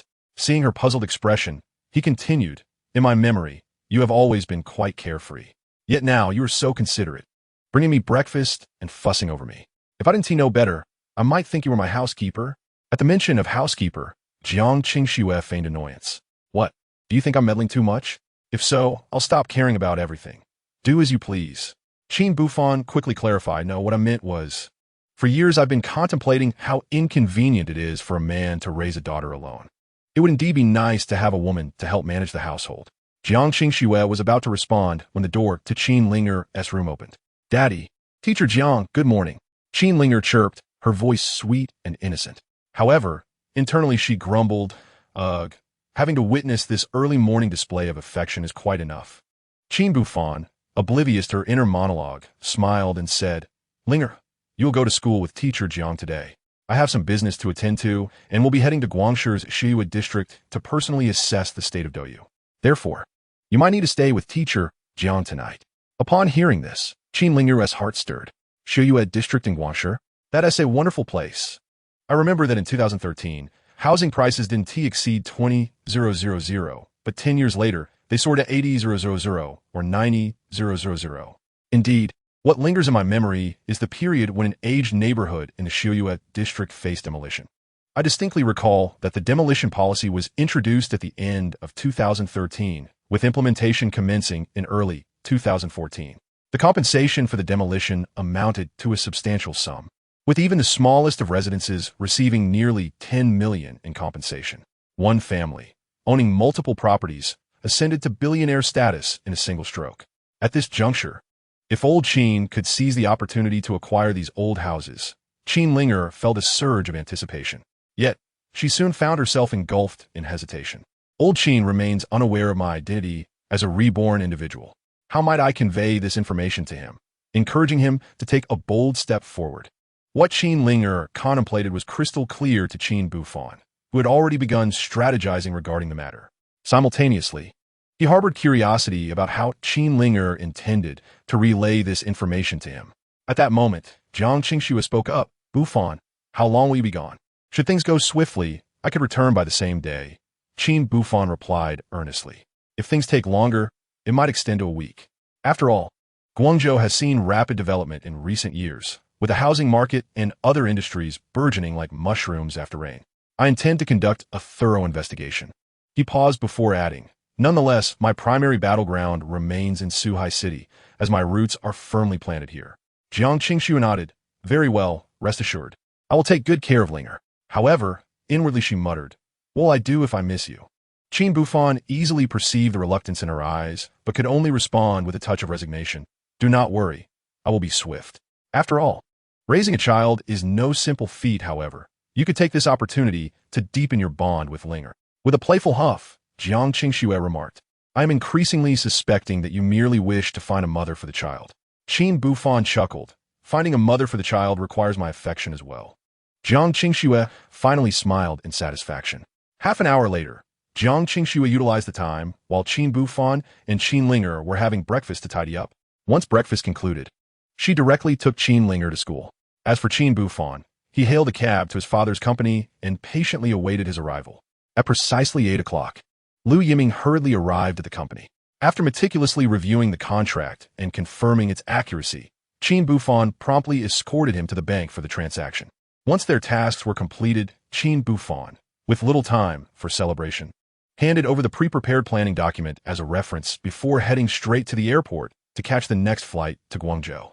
2 hours later, having successfully landed, Qin Buhfan was greeted by Chen Jie and Zhang Ming, who were overjoyed at his arrival.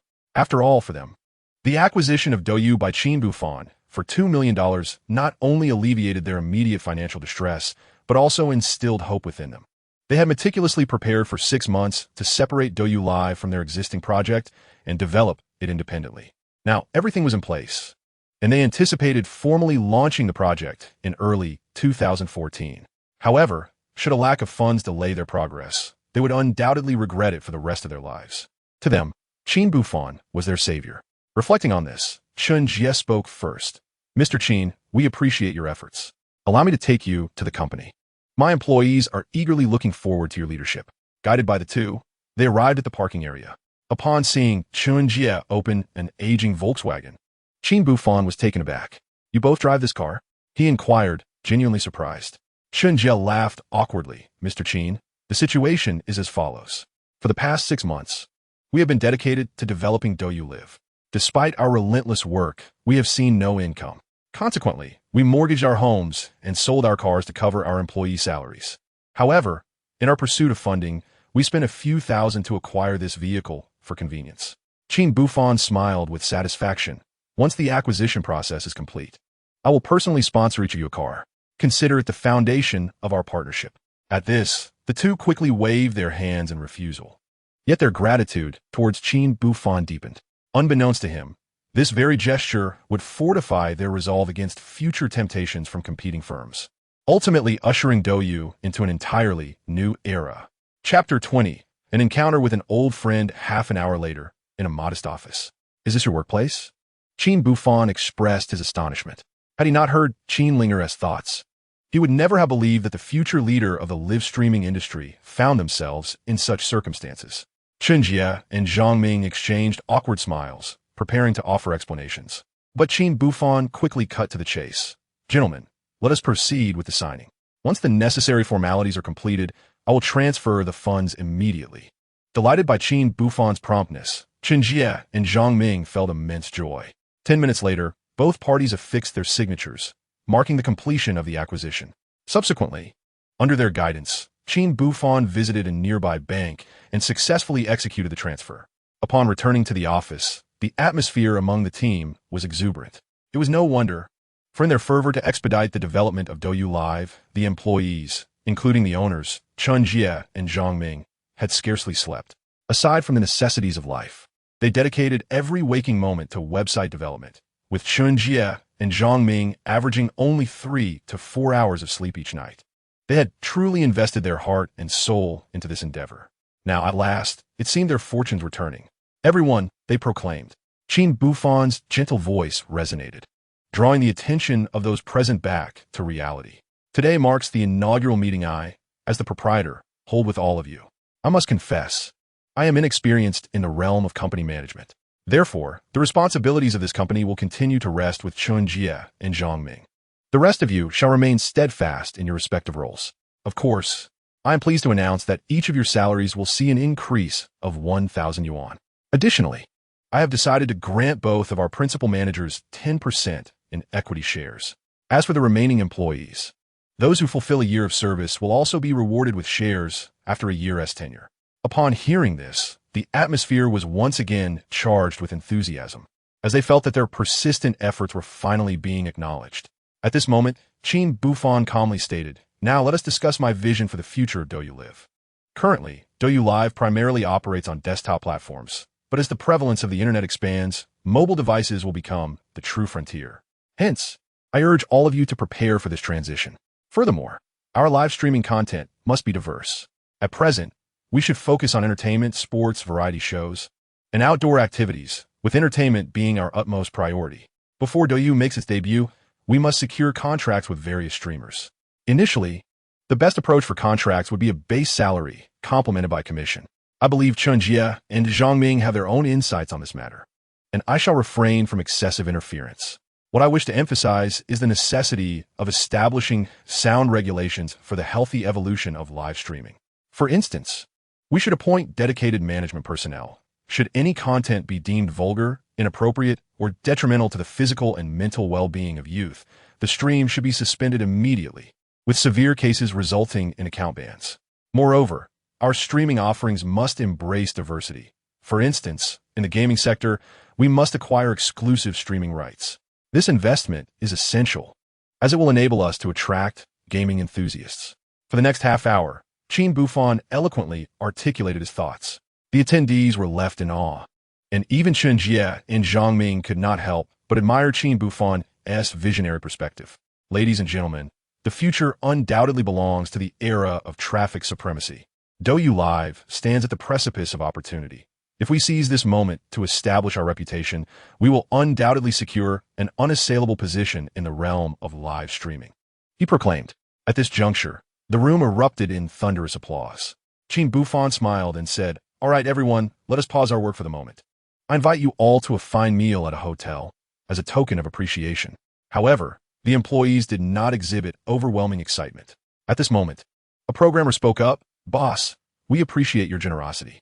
However, Douyu Live is currently in a critical development phase. We need to continuously conduct tests. Therefore, even if we celebrate, let us do so here so as not to squander too much time." Qin Buhfan smiled and replied, "Very well, I shall place a call to arrange for catering."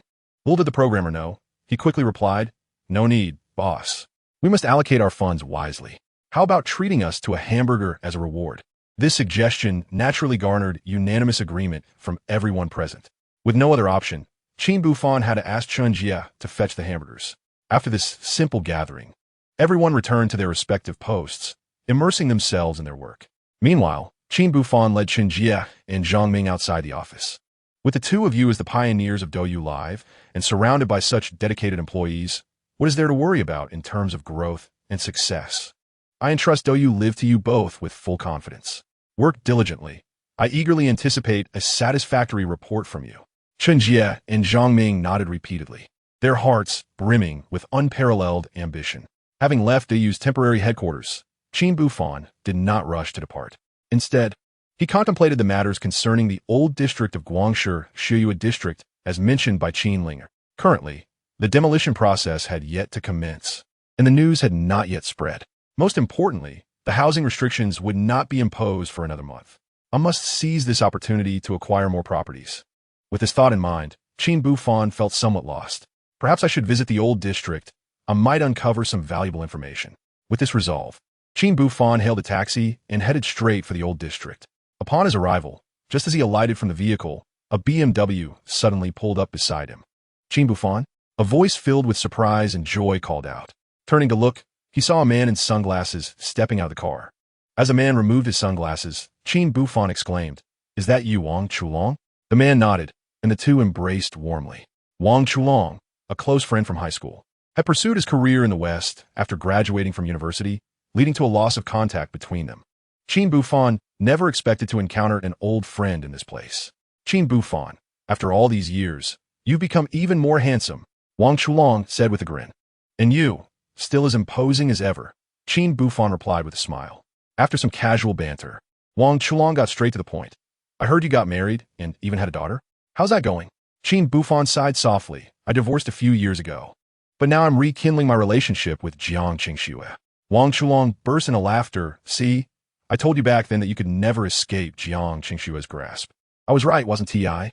After their playful exchange, Wang Chulong placed a hand on Qin Buhfan's shoulder and said, "Come on. We haven't seen each other in years. Let us have a drink." Just as Wang Chulong was about to leave, the driver from the car interjected, "President Wang, don't forget, today we're discussing the acquisition of our company with Fuyue Group. If they back out," Wang Chulong waved his hand dismissively. "If the acquisition doesn't go through, we'll find another buyer. The company's acquisition is important, but it's not as important as sharing a drink with my brother." Qin Buhfan furrowed his brow. "Your company is to be acquired? What is happening?" Wang Chulong chuckled. "It's nothing, come on, let us first enjoy some drinks." With that, Wang Chulong directly pulled Qin Buhfan to a nearby upscale restaurant. Chapter 21. The Future Real Estate Tycoon? Inside the restaurant, Wang Chulong paid no heed to the anxious expression of his assistant behind him. Instead, he continued to toast with Qin Buhfan. Before long, his face had turned crimson. "Buhfan, my dear brother, I am truly delighted to reunite with you today. Once we finish our drinks, I shall treat you to karaoke. Today, I will ensure you are well entertained." Observing Wang Chulong, whose face was flushed and whose speech had begun to slur, Qin Buhfan could clearly discern his underlying troubles. "Chulong, perhaps you should drink a bit less.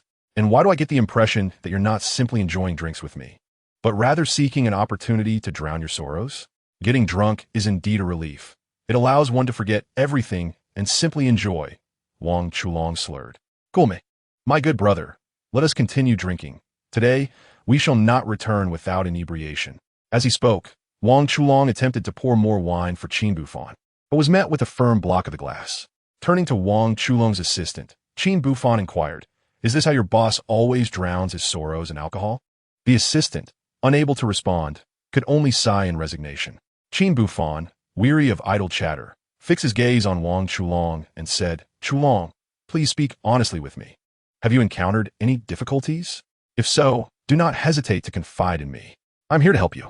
Seeing his friend silent, Qin Buhfan pressed on, "Wang Chulong, do you still regard me as your brother?" Upon hearing this, Wang Chulong's defenses crumbled. He gazed at Qin Buhfan, and tears streamed down his face. "Buhfan, my heart is heavy. Do you know, ever since I returned from studying abroad, I have been developing in Guang City. For these years, I have devoted myself to the real estate industry. Yet, the very partner I considered a brother has conspired against me in the shadows, tarnishing my reputation as arrogant and overbearing. As a result, my shareholders, fearing my potential growth, have all shifted their investments to my competitors. Now, I have no choice but to consider relinquishing my company."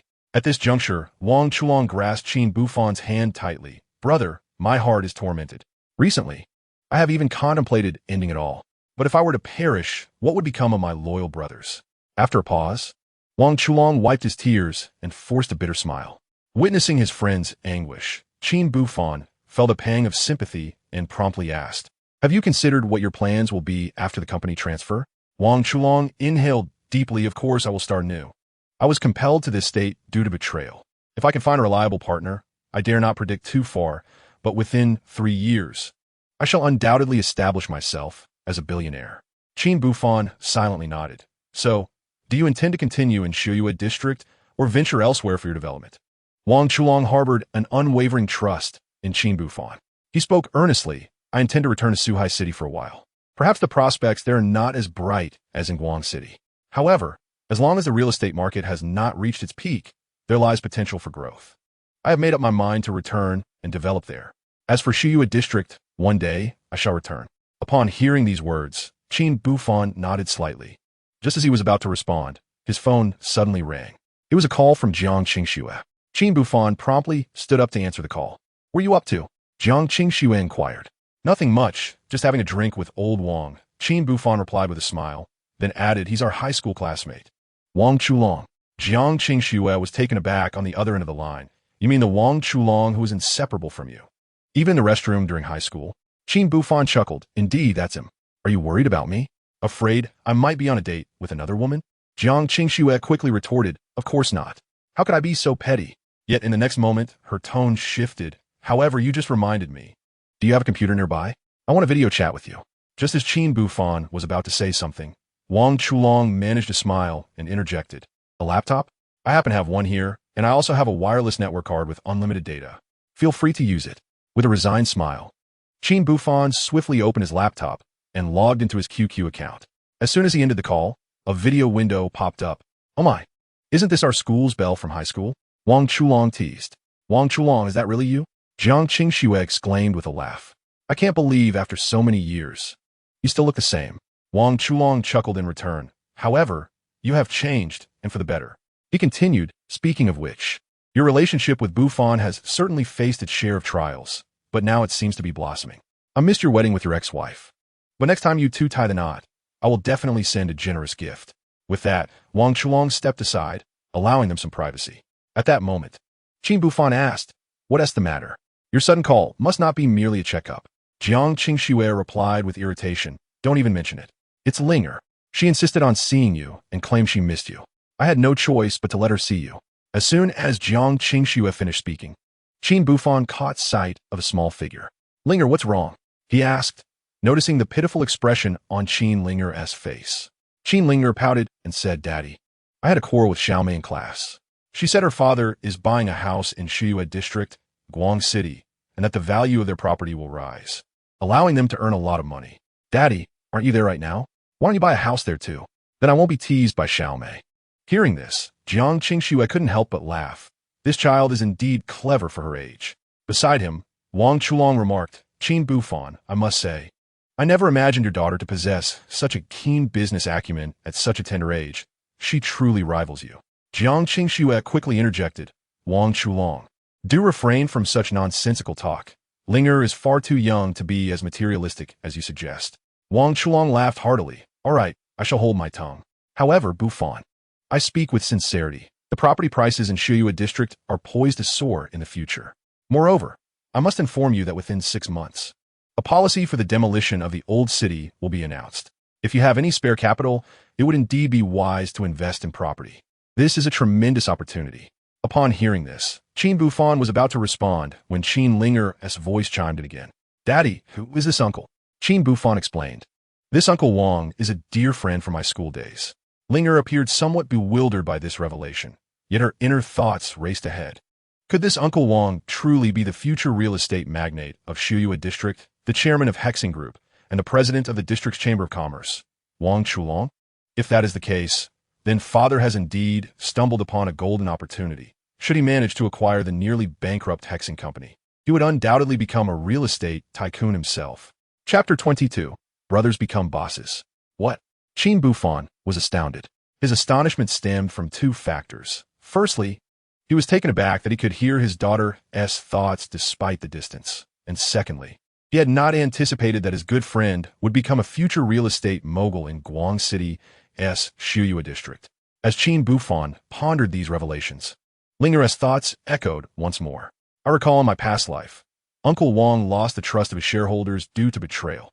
Lacking funds, his company could not sustain operations, and in desperation, he had to sell Hexing Company to Fuyue Group.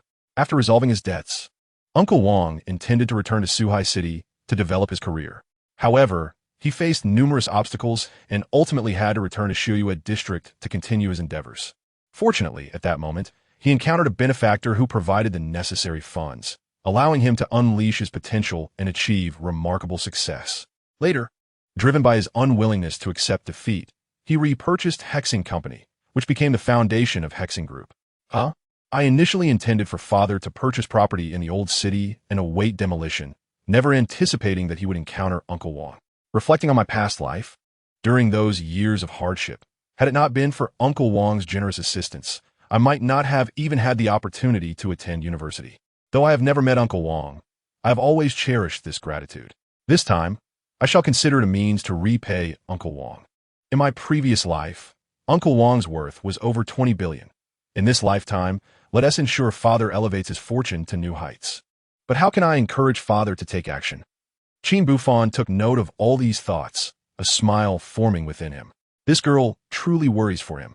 Given the circumstances, with a determined spirit, Qin Buhfan decided to speak up. Ling'er, dear, your father will consider what you have suggested. However, at present, I have a matter of greater significance to address. After making this statement, he turned to Jiang Qingsno and said, actually, even if you hadn't called, I would have reached out to you. I need to discuss an important issue. Wang Chulong, standing nearby, couldn't resist teasing Buhfan. You and TB planning to propose over the phone, would you? That lacks sincerity. Jiang Qingsno interjected, Wang Chulong, please refrain from making such remarks. Buhfan and I have just embarked on this journey. We are far from anything serious. Besides, considering his serious demeanor, it is evident that he has something substantial to discuss. Jiang Qingsno awaited Qin Buhfan's response. He began, the matter is that Chulong's company has recently encountered some difficulties. He has been driven into a corner and is left with no choice but to sell the company. I intend to acquire it. What? Jiang Qingsno was taken aback, while Wang Chulong appeared equally stunned. Buhfan, please don't jest. Such matters are not to be taken lightly, Wang Chulong insisted. Jiang Qingsno did not respond immediately. After a brief pause, she asked, Buhfan, since you are consulting with me, could you share your thoughts? Jiang Qingsno understood that Qin Buhfan currently possessed considerable wealth. Yet, she also recognized that he was not the type to act recklessly or make impulsive decisions out of brotherly loyalty. He must have his rationale. Qin Buhfan smiled. My reasoning is quite straightforward. I have taken note of the development potential here in Shuyue District. Just a moment ago, Chulong mentioned that the old buildings here are set to be demolished, which piqued my interest. Unfortunately, while I am adept at financial matters, real estate is not my forte. Currently, Chulong has the potential to expand his business, but is constrained by a lack of funds, forcing him to sell. We are two sides of the same coin, one lacking strategy, the other lacking capital. Together, we will be a perfect match. Jiang Qingsno smiled in that case. I will support you unconditionally. However, I did not anticipate that your reunion would lead to a corporate acquisition. She then turned to Qin Ling'er and said, Ling'er, your father is about to engage in business with Uncle Wang. So how about I take you for a nap? Sure, teacher Jiang, Qin Ling'er readily agreed. Though she said this, she felt a sense of relief within. Well done, old Qin. Truly, my father is efficient and decisive. However, I suddenly remembered something. I recall that Uncle Wang has a remarkable talent named Zhou Yazhou working under him.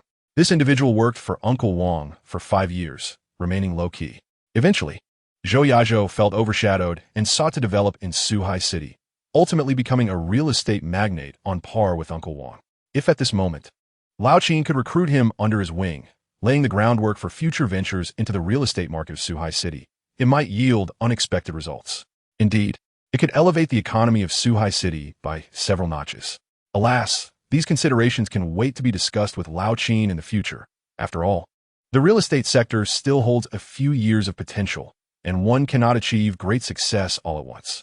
Unbeknownst to Qin Ling'er, her thoughts were meticulously noted by Qin Buhfan. A minute later, Qin Buhfan turned off the video. At that moment, Wang Chulong finally spoke, looking incredulously at Qin Buhfan. Are you serious, Buhfan? Qin Buhfan replied calmly. Your company is in dire straits.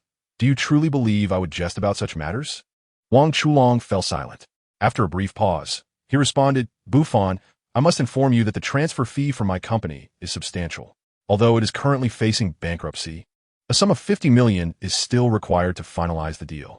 Before Wang Chulong could finish, Qin Buhfan smiled and raised 2 fingers, saying, I am prepared to offer 200 million.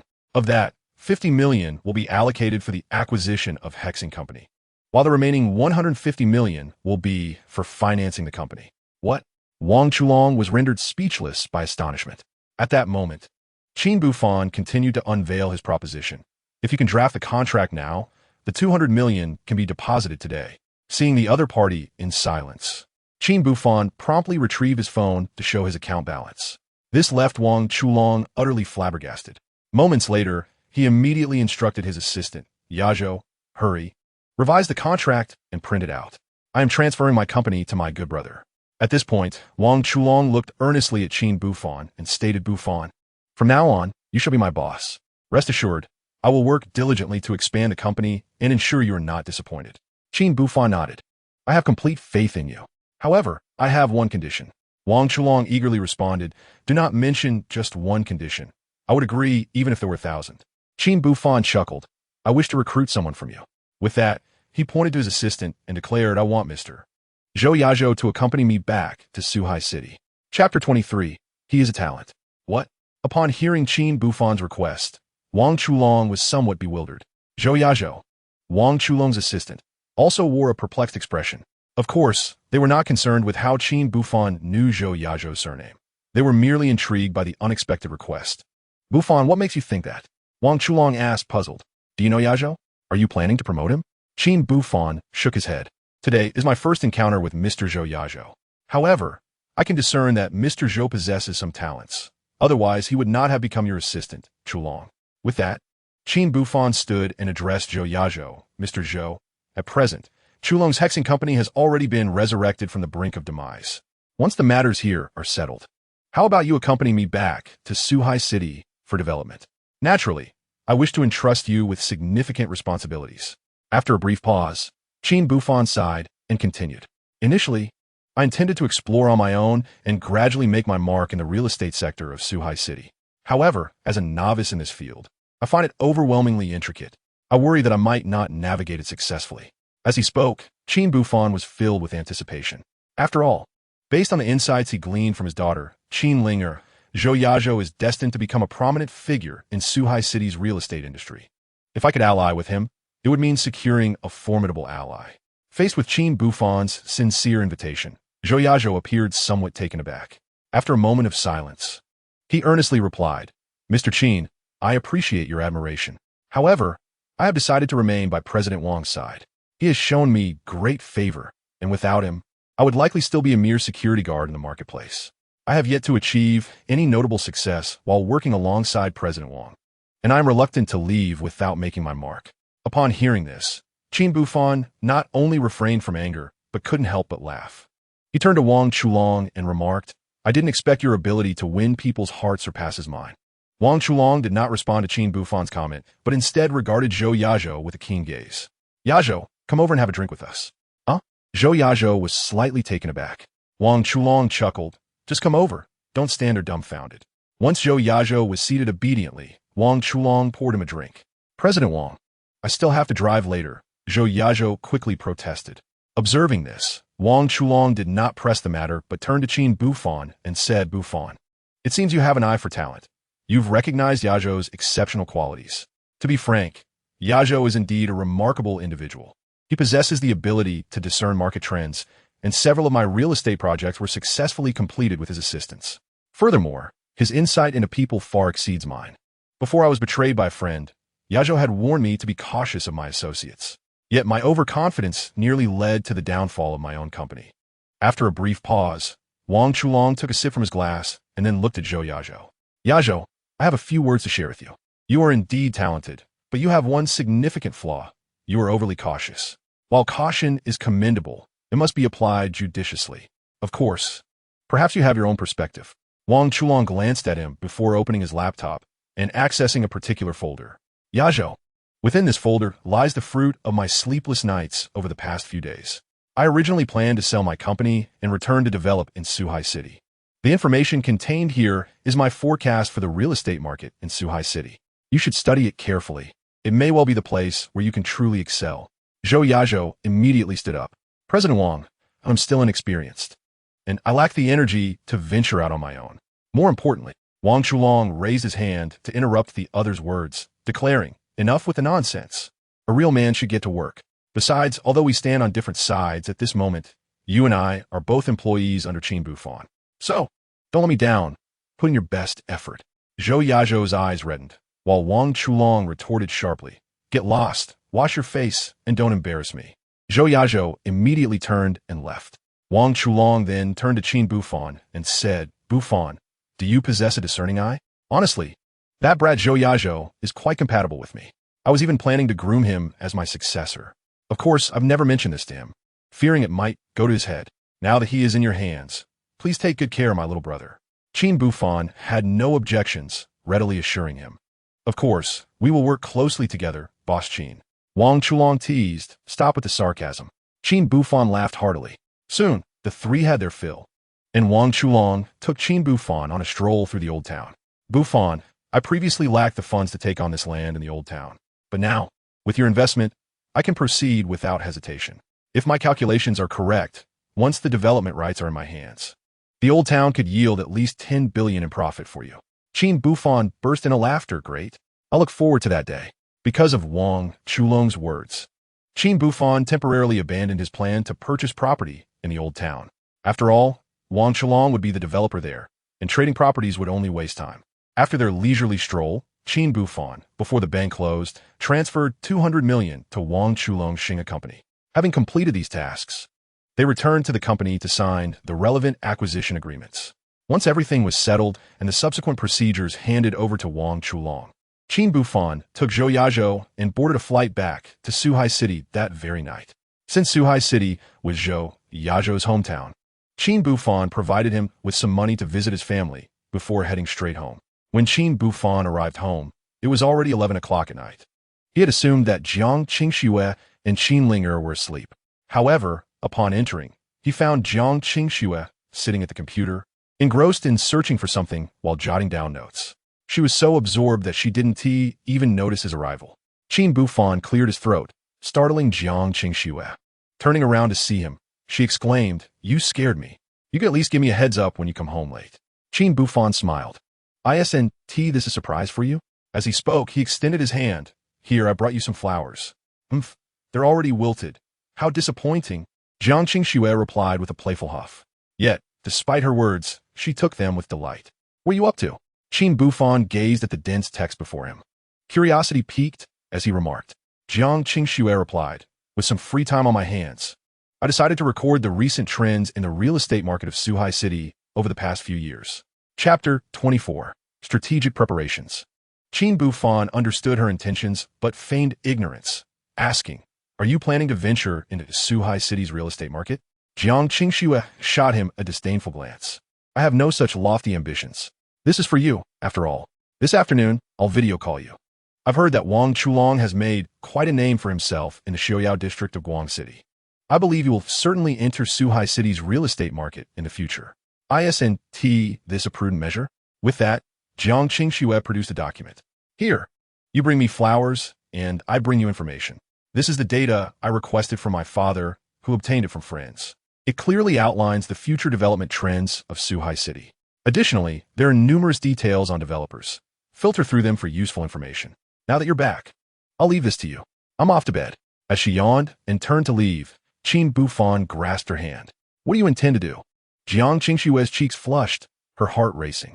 At that moment, Qin Ling'er was sound asleep, leaving her alone with Qin Buhfan in the room. Could it be that he planned to? While Jiang Qingxue pondered, Qin Buhfan leaned closer. "Qingxue, what can I say to express my feelings for you?" He spoke softly. "I can't believe I overlooked such an extraordinary woman. I must be a fool." Jiang Qingxue blushed and replied, "It's not too late now." Qin Buhfan nodded earnestly, summoning his courage to lean in for a kiss, while Jiang Qingxue closed her eyes, awaiting his approach. Everything seemed destined to unfold seamlessly. However, just then, a creaking sound interrupted the intimate atmosphere. Both Qin Buhfan and Jiang Qingxue turned toward the source of the noise, and at that moment, Qin Ling'er stood frozen, before promptly shutting her eyes and declaring, "You two continue. I haven't seen anything. I'm just sleepwalking." With that, Qin Ling'er headed to the restroom. 2 minutes later, she returned to the room. Witnessing this, Jiang Qingxue immediately covered her face. "Qin Buhfan, you scoundrel. How am I supposed to face Ling'er after this?" "I am utterly embarrassed." Qin Buhfan chuckled awkwardly, feeling helpless. When did this girl choose such a moment to wake up? To alleviate the awkwardness, Jiang Qingxue quickly suggested, "Buhfan, you've been on a plane for so long. You must be hungry. Shall I make you a bowl of noodles?" Qin Buhfan laughed. "What noodles? Let's go out to eat. I'll take you to that skewer place we used to frequent in high school." Jiang Qingxue hesitated, "But it's quite late now. Besides, Ling'er just fell asleep. What if she wakes up and needs her dad? Qin Buhfan smiled. Despite her 5-year-old body, her soul was that of a 25-year-old. As Qin Buhfan contemplated a casual excuse, at that moment, Qin Ling'er once again opened the door. "Daddy, did you say you're going to have barbecue? I would like to join you," she exclaimed. "I missed you so much after just one day." Though her words conveyed affection, her thoughts lingered on. I wonder if old Qin has successfully finalized the acquisition of Uncle Wang's company. If he has, old Qin, prepare for the continuous influx of wealth. Moreover, the most crucial aspect was her longing for barbecue after such a long time. She couldn't let this splendid opportunity slip by. Hearing his daughter's inner musings, Qin Buhfan couldn't help but chuckle. He stepped forward and said, "Of course, if my daughter wishes for a late-night snack, it is absolutely no problem." Upon hearing this, Qin Ling'er clapped her hands in delight. Observing this, Jiang Qingxue sighed in exasperation. "I simply cannot handle the two of you." Despite her grumbling, she promptly tidied up, and soon the trio departed from their home. 20 minutes later, at Suhai High School, in front of a nearby barbecue stall, a 50-year-old aunt was busily tending to the grill. "Aunt Wang, it's been a while." Qin Buhfan greeted her warmly. Aunt Wang looked at him in confusion. "Who are you?" Qin Buhfan smiled. "It's me. Don't you remember? I used to come here frequently for barbecue. There was a time I ordered 10 grilled eggplants in one go." Hearing this, Aunt Wang suddenly recalled. "You are Xiao Fan?" She then glanced at Jiang Qingxue and added, "And this must be Qingxue, right? Oh my. I can't believe you are both married, and your child is already this big. Haha, I always said you two would end up together, and I was right." Jiang Qingxue and Qin Buhfan exchanged smiles. Then Qin Buhfan turned to Qin Ling'er and said, "Hurry and greet her." Qin Ling'er chirped, "Hello, Gant Ma Vang." Aunt Wang instantly responded with a smile. "Good, such a good girl." She then called out, "Son, come quickly, we have guests." However, after several calls, no one responded. "This child." Aunt Wang sighed in resignation. She then looked at Qin Buhfan and said, "Xiao Fan, you all can find a place to sit. If you need anything, just order and I'll grill it for you." Qin Buhfan quickly organized the seating. After placing their orders, Aunt Wang brought over several bottles of milk, saying, "Xiao Fan, there isn't too much here, and since you drove, I want tea serve alcohol. Milk is plenty." "Thank you, Grandma." Qin Ling'er chimed in again. Once Aunt Wang busied herself with the grill, Qin Buhfan gazed at the familiar surroundings, filled with nostalgia. At that moment, Jiang Qingxue interjected. "Buhfan, why don't you share what you've achieved in the Ueshu district of Guangzhou?" Qin Buhfan nodded and replied, "After I arrived in Guangzhou, Chen Jie and Zhang Ming personally picked me up. I successfully acquired Douyu, and I've decided to let them manage the company while I take a back seat. As for Wang Chulong's hexing company, I purchased it for 50 million and additionally invested 1.5 billion. Wang Chulong informed me of his intention to first seize the old town of Shuyue district for development." Upon hearing this, Jiang Qingxue subtly nodded in agreement. At that moment, Qin Buhfan continued, "Moreover, I have an additional gain.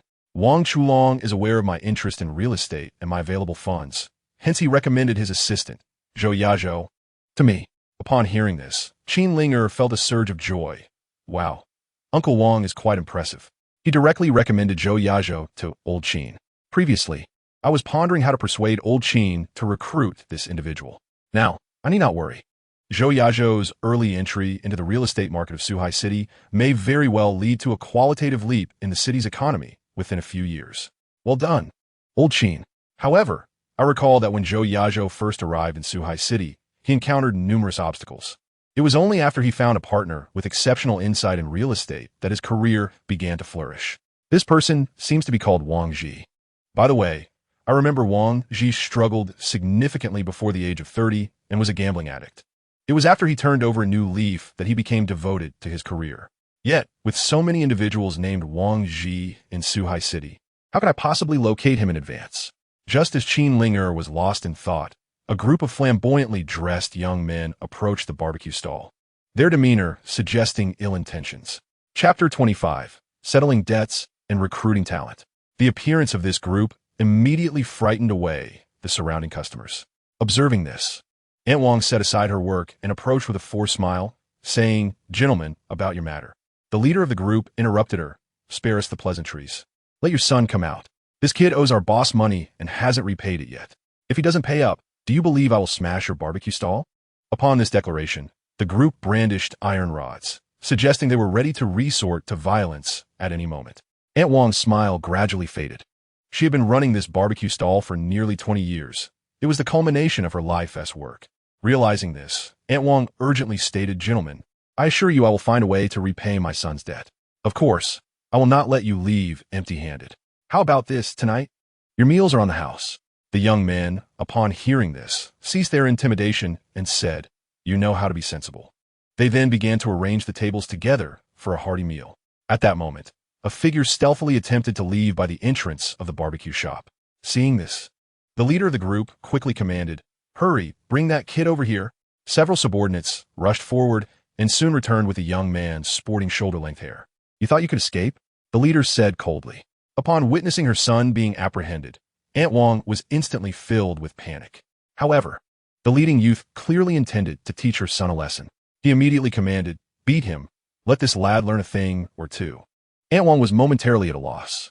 Fortunately, before the group of delinquent youths could act, a calm voice interrupted, "Everyone halt."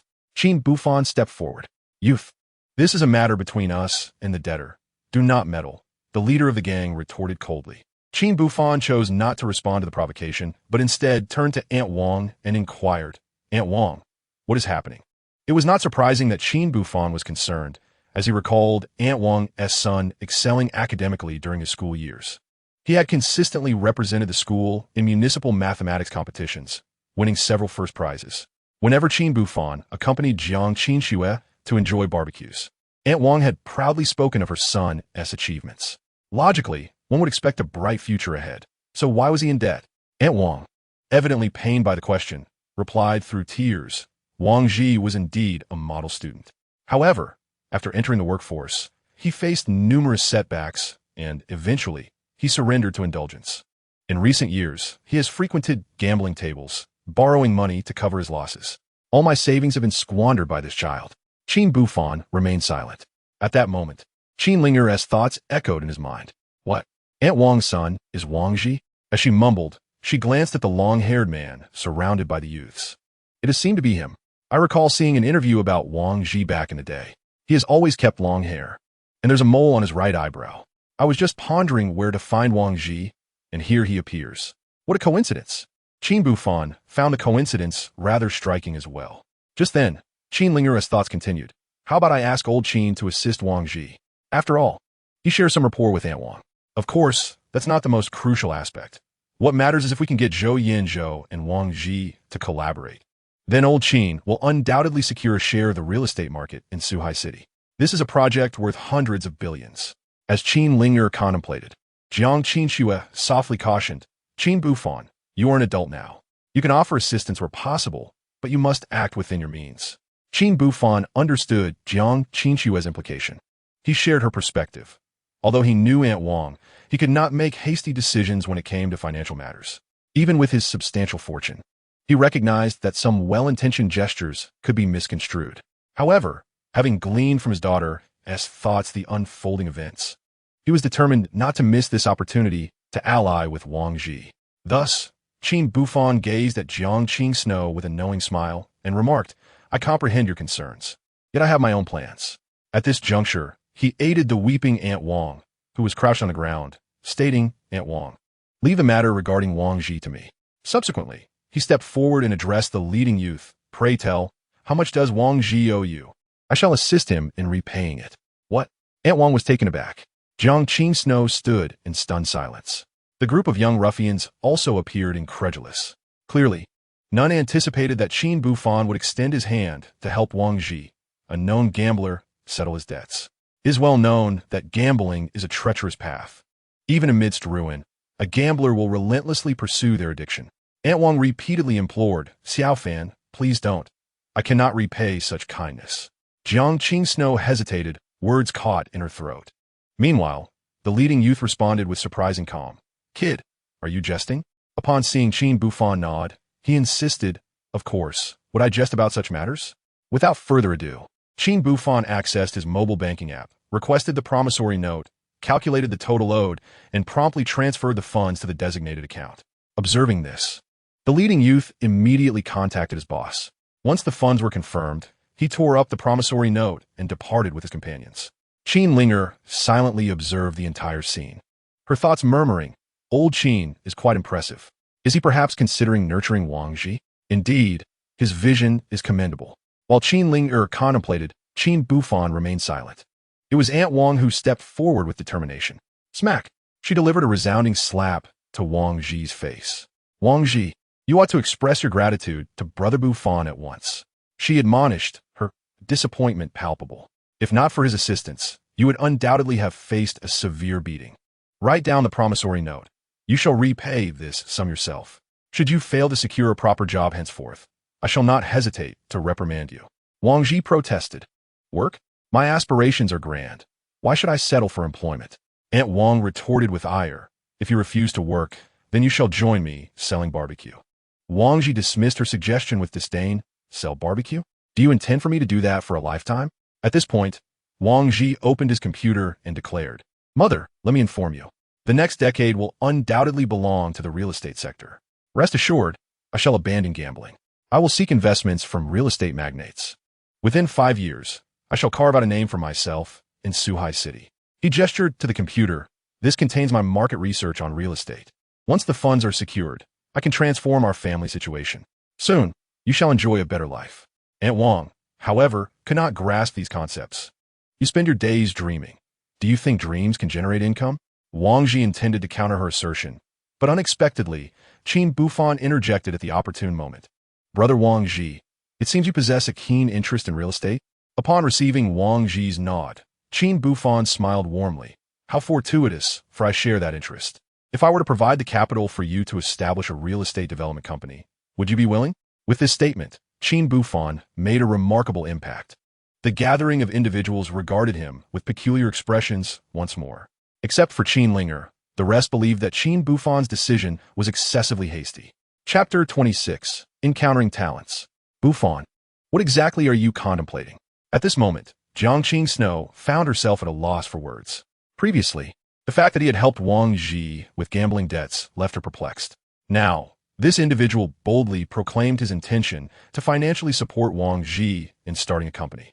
Entrusting a gambler with a business venture was indeed a remarkable notion. Just as Jiangqing Snow was deep in thought, Aunt Wang stepped forward. Xiao Fan, please do not entertain such an idea. Wang Ji is ambitious yet lacks practical skills. Wang Ji was about to protest, but Qin Buhfan interjected. Wang Ji, we have met before, and I am aware of your circumstances. Let's not dwell on the past. My current inquiry is straightforward. If I provide the funds and you contribute your talents, can you deliver a satisfactory outcome? Upon hearing this, Wang Ji responded with a mixture of skepticism and intrigue. Buhfan, are you truly serious? Qin Buhfan smiled. Given my long-standing acquaintance with Aunt Wang, she knows my character well. I'm not one to make empty promises. Wang Ji nodded earnestly and promptly led Qin Buhfan to the dining table. He powered on his old computer, revealing a plethora of detailed research. Buhfan, this is the research I conducted 5 years ago when I first worked at a real estate development company. I was filled with excitement and presented my proposal to the boss. At that time, with an investment of $50 million, he could have acquired a plot of land in the northern part of the city. Subsequently, by securing a bank loan and developing the property, he would have reaped substantial profits. However, that boss hesitated, and 6 months later, the land was purchased by a competitor who is now worth billions. Additionally, this is research I conducted 2 years ago, which I intended to use for applying to another company. Unfortunately, they dismissed me for lacking work experience. Pausing, Wang Ji looked at Qin Buhfan with eager anticipation. Buhfan, may I ask how much capital you have at your disposal? Seeing Qin Buhfan remain silent, Wang Ji quickly added, I have recently set my sights on a plot of land adjacent to the Jinling community in the western part of the city. If the funds are adequate, we could acquire it. I assure you, it will undoubtedly become the economic heart of Suhai City in the future. Securing that land could yield substantial returns. As he spoke, Wang Ji held up 5 fingers. Qin Buhfan chuckled. I currently possess approximately 600 million. He promptly opened his mobile banking app to reveal his balance. What? Wang Ji's eyes sparkled with excitement. He immediately exclaimed, Buhfan, if we were to start a company, a capital of 10 million would suffice. Based on my estimates, the plot can be acquired for 60 million. 60 million could potentially transform into 5 billion in the future, guaranteeing profit. As Wang Ji spoke so confidently, Qin Buhfan remained contemplative, offering no immediate response. However, Jiang Qingxue could not shake the feeling that the other party was somewhat indulging in empty rhetoric. In stark contrast, Qin Ling'er, while sipping her milk, was profoundly shaken. Little did she expect that Wang Ji possessed such remarkable acumen. The ability to foresee that the future commercial hub would emerge near the Jinling community in the western part of the city was indeed impressive. She vividly recalled that at the beginning of 2014, the vicinity of the Jinling community was still a stretch of undeveloped rural self-built houses. Yet in early 2014, bidding began, and it seemed that Uncle Wang Chulong was also considering seizing that piece of land to embark on a grand venture. Alas, due to a lack of funds, he could only watch helplessly as a golden opportunity slipped away. Remarkably, Wang Ji had the foresight to predict the actions of those in power. Old Qin, you currently have the resources. With just 80 million, you could secure this opportunity.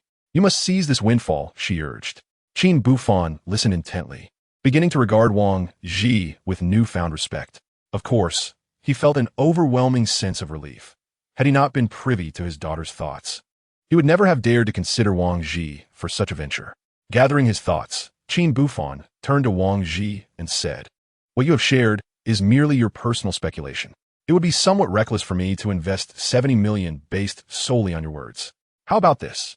I have another acquaintance who has made some strides in real estate. I shall call him over, and you two can have a thorough discussion. Should you reach consensus, we will formally commence this project." Without delay, Qin Buhfan made a call to summon the drowsy Zhou Yazhou. Upon hearing there was a matter of importance, Zhou Yazhou wasted no time and hurried over. 20 minutes later, he arrived, exchanging glances with Wang Ji before bursting into laughter. "Is it really you?" they exclaimed in unison. Seeing Qin Buhfan's puzzled expression, Zhou Yazhou quickly explained, "Boss, it's like this. Wang Ji and I are close friends from university. After graduation, I chose to develop my career in Guangzhou, while this fellow was determined to make his mark in Suhai City." He then gave a thumbs up, adding, "Boss, you have an excellent eye for talent. To be honest, I had intended to reconnect with my brother and invite him to work with me." Qin Buhfan chuckled. "Since you are acquainted, that certainly saves me a great deal of trouble." With that, he led Jiang Qingxue and Qin Ling'er back to their dining table, while Zhou Yazhou began an engaging conversation with Wang Ji. Soon, the barbecue prepared by Qin Buhfan was ready, and the group indulged in the delectable feast. Meanwhile, Zhou Yazhou and Wang Ji concluded their discussion and approached Qin Buhfan. "Boss, after our deliberation, Wang Ji and I have unanimously decided to directly acquire a real estate development company," Zhou Yazhou stated earnestly. "Once the paperwork is completed, we will proceed to purchase the land adjacent to the Jinling community. Certainly, as the land remains undeveloped for the time being, we must recruit talents beforehand. If you place your trust in us." Before Zhou Yazhou could finish, Qin Buhfan interjected, stating that if he did not trust them, he would not have engaged their assistance. He encouraged them to proceed, assuring them of his unwavering financial support. Upon hearing this, both individuals breathed a sigh of relief, their hearts brimming with ambition. Soon, Wang Ji led Zhou Yazhou into the room to commence the organization of their proposal. In less than 20 minutes, a substantial business plan lay before Qin Buhfan. He silently savored some barbecued skewers while Jiang Qingxue, driven by curiosity, swiftly opened the document. After perusing it, her large, glistening eyes fixed on Qin Buhfan. "Qin Buhfan, what extraordinary insight do you possess? I had previously worried that your chosen associates might be unreliable, but having examined this proposal, I realized my concerns were unfounded. Both Wang Ji and Zhou Yazhou are undoubtedly talented, possessing profound expertise in the real estate industry. With such remarkable individuals by your side, I sense that the future tycoon of Suhai City is beckoning to you." At this juncture, Jiang Qingxue suddenly sighed. "What troubles you?" Qin Buhfan inquired, puzzled. She pouted slightly. "I was contemplating what I would do if, in the future, you became wealthy and well-traveled, and no longer wanted me." Qin Buhfan set down his skewer and replied earnestly, "Rest assured, that day will never come." "Is that so? I find it hard to believe," she retorted playfully. "Whether you believe it or not, you must accept it." Qin Buhfan chuckled. Witnessing their exchange, Qin Ling'er felt a twinge of helplessness. "Sigh, I haven't even finished my barbecue and have already been inundated with their affection. I can't take it. Truly unbearable." Chapter 27. Are you hungry? After departing from the late-night food stall, Qin Buhfan returned home, the clock striking midnight. At this moment, he felt an exhilarating rush within. In just one day, he had successfully secured partnerships with Douyu and Jumping Bytes, which signified his foothold in the burgeoning realms of internet live streaming, news media, and short videos. Moreover, he had also acquired Hex & Company, the largest real estate developer in Guang City. From here, it was merely a matter of several companies progressing according to their original plans for healthy development. However, what delighted Qin Buhfan most was having secured the formidable talents of Zhou Yazhou and Wang Zhi, in line with his daughter Qin Ling'er's aspirations. He firmly believed that their early foray into the Suhai City real estate market would yield spectacular results. Yet, soon enough, his elation waned. It was crucial to note that this whirlwind of activity had cost him several hundred million. Furthermore, this was before the companies had even commenced operations. Once they began promoting their ventures, the expenses would be considerable. Although Qin Buhfan's account still held several hundred million, such expenditures were unsustainable. The most pressing concern for Qin Buhfan was the lack of immediate returns from the companies he had invested in. The funds at his disposal were simply insufficient. He sighed inwardly, contemplating that aside from generating revenue, he must also seek out emerging opportunities. This time, he resolved to not only select long-term investment projects, but also to devise strategies for identifying ventures that could yield short-term profits. Otherwise, no matter how much capital he possessed, it would be unsustainable under such relentless expenditure. Regrettably, despite his commendable intentions, Qin Buhfan spent half an hour scouring the internet to no avail. A bitter smile crossed his face as he pondered whether he would have to engage in a battle of wits with his beloved daughter to extract information from her. Though he jested, he understood that he had no other options at present. "Never mind, I shall rest for now and reconsider these matters tomorrow," he muttered. After completing his evening routine, he retired for the night. The following morning, Qin Buhfan was awakened by the persistent ringing of his phone. Upon checking, he discovered it was a call from Lu Yiming. Curious, he realized that such an early call must pertain to something significant. "Boss, I sincerely apologize for disturbing you at this hour, but I have some critically important information to share," Lu Yiming stated directly. "Last night, I received 2 tickets for an upcoming exhibition. Initially, I dismissed them, but upon further inquiry, I learned that this exhibition is quite extraordinary. The theme revolves around software innovation and planning in the era of the 4th Industrial Revolution. I've heard that many companies will participate alongside individual investors. The array of software is diverse, encompassing both computer and mobile applications. I believe you would find this event immensely intriguing." Upon hearing this, Qin Buhfan sprang into action. "What time does the exhibition commence?" he inquired without hesitation. After confirming the details, he swiftly ended the call and began preparing to leave. He hurried downstairs to purchase breakfast, leaving a note behind, eager to depart.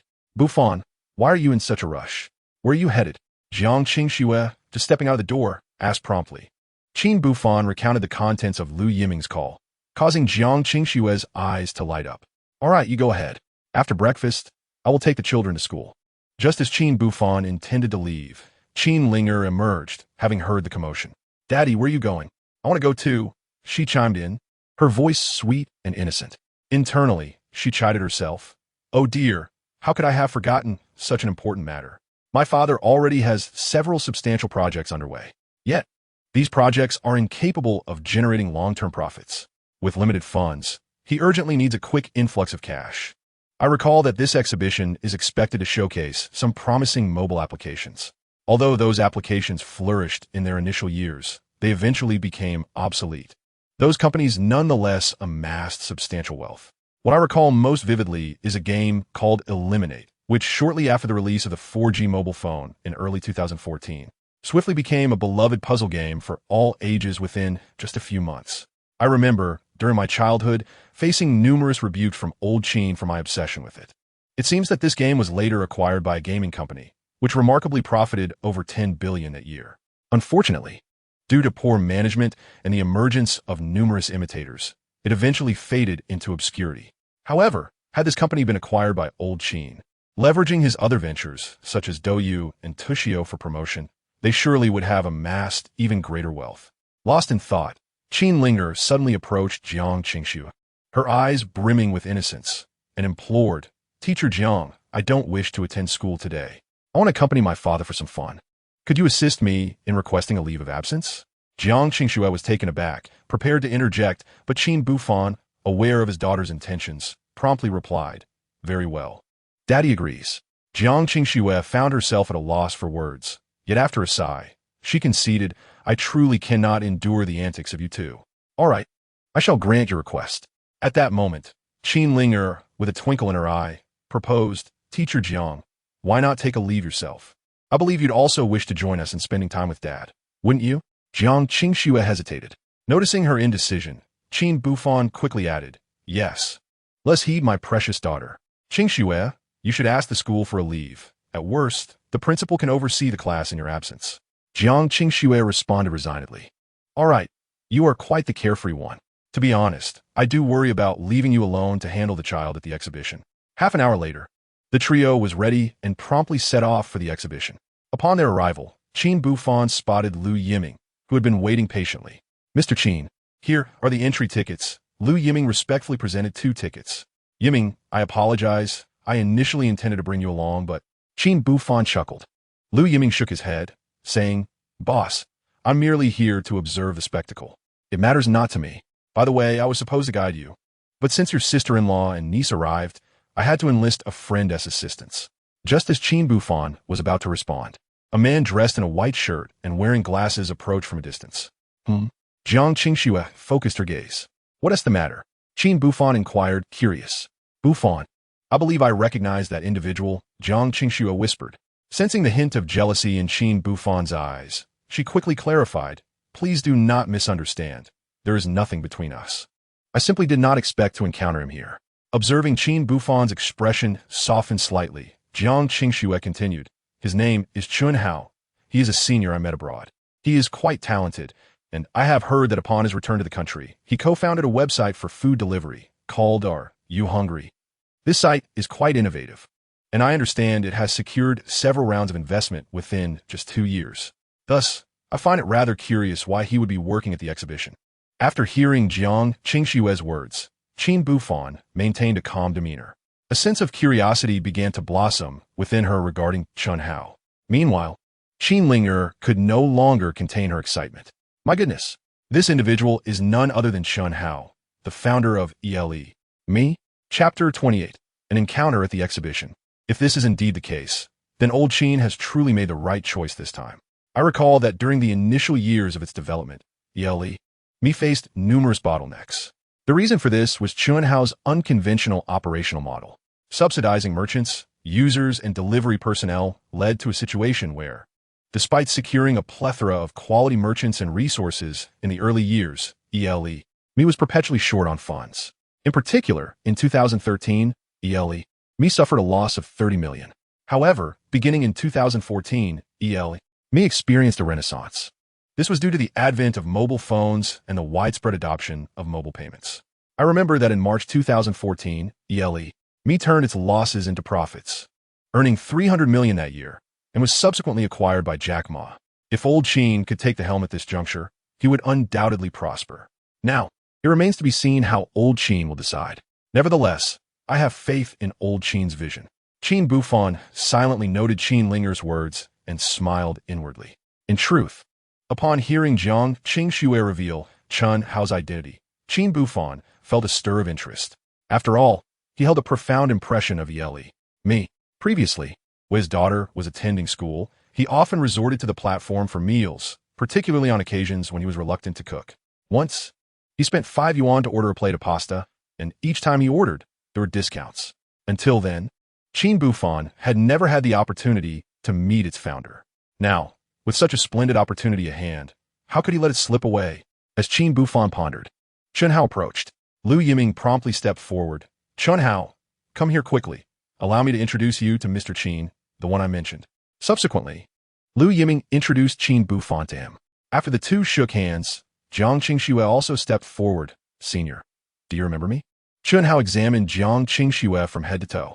She quickly added, you must have forgotten, when we were studying abroad, some Western students attempted to bully me, and you intervened and chased them away. Chun Hao gathered his thoughts and smiled. Ah, you are Jiang Qingxue, my junior. Jiang Qingxue replied, indeed. It's quite a surprise to encounter you here. However, I find it somewhat puzzling. How is it that the illustrious founder of ELE Me is working at this exhibition? Seemingly touched on a sensitive subject, Chun Hao appeared somewhat awkward. Of course, Jiang Qingshue's inquiry was intentional, for she was clear about their past. After all, Chen Hao had once rescued her, and she felt compelled to return the favor.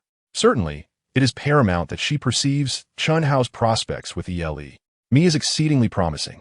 Should Qin Buhfan choose to invest, it would not only alleviate Chen Hao's immediate concerns, but also provide Qin Buhfan with a fresh investment opportunity, rendering it a mutually beneficial arrangement. Contemplating this, Jiang Qingxue decided to be forthright. She cast a glance at Lu Yiming and remarked, Buhfan, if my intuition serves me correctly, Mr. Lu summoned you here to participate in the exhibition for reasons beyond mere attendance. The ulterior motive appears to be an investment in Senior Chen Hao's ELE. Me. Caught off guard by Jiang Qingshue's revelation, Lu Yiming chuckled awkwardly, while Chen Hao felt a tinge of embarrassment. Sensing the atmosphere was ripe for a shift, Jiang Qingxue continued, Senior Chen, there is no need for haste regarding this matter. How about this? You guide us into the exhibition, and, after its conclusion, we can find a place to dine and converse? Chen Hao, naturally in agreement, promptly led Qin Buhfan and the others into the exhibition. Thanks to the Green Channel, they entered before the event commenced. Please, take a seat for a moment. I shall return shortly, Chen Hao said with a smile, summoning refreshments before departing. Buhfan. Jiang Qingshue's expression was one of mirth, yet the words she intended to convey faltered on her lips when she noticed the contemplative demeanor of Qin Buhfan. Buhfan, what troubles you? Jiang Qingxue inquired. Qin Buhfan remained silent, while Qin Ling'er, munching on a small cake, mumbled, Teacher Jiang, how else could my dad react? Naturally. He's feeling jealous. Jiang Qingxue was taken aback, swiftly recalling that she had indeed shared laughter with Chen Hao moments prior. She hurried to clarify, Buhfan, I assure you, I am not well acquainted with Senior Chen Hao. After he assisted me, I intended to express my gratitude, but before I could, I learned he had returned to his homeland. Moreover, we lack any means of contact. You're not truly jealous, are you? Not receiving a response from Qin Buhfan, Jiang Qingxue leaned closer, her eyes wide.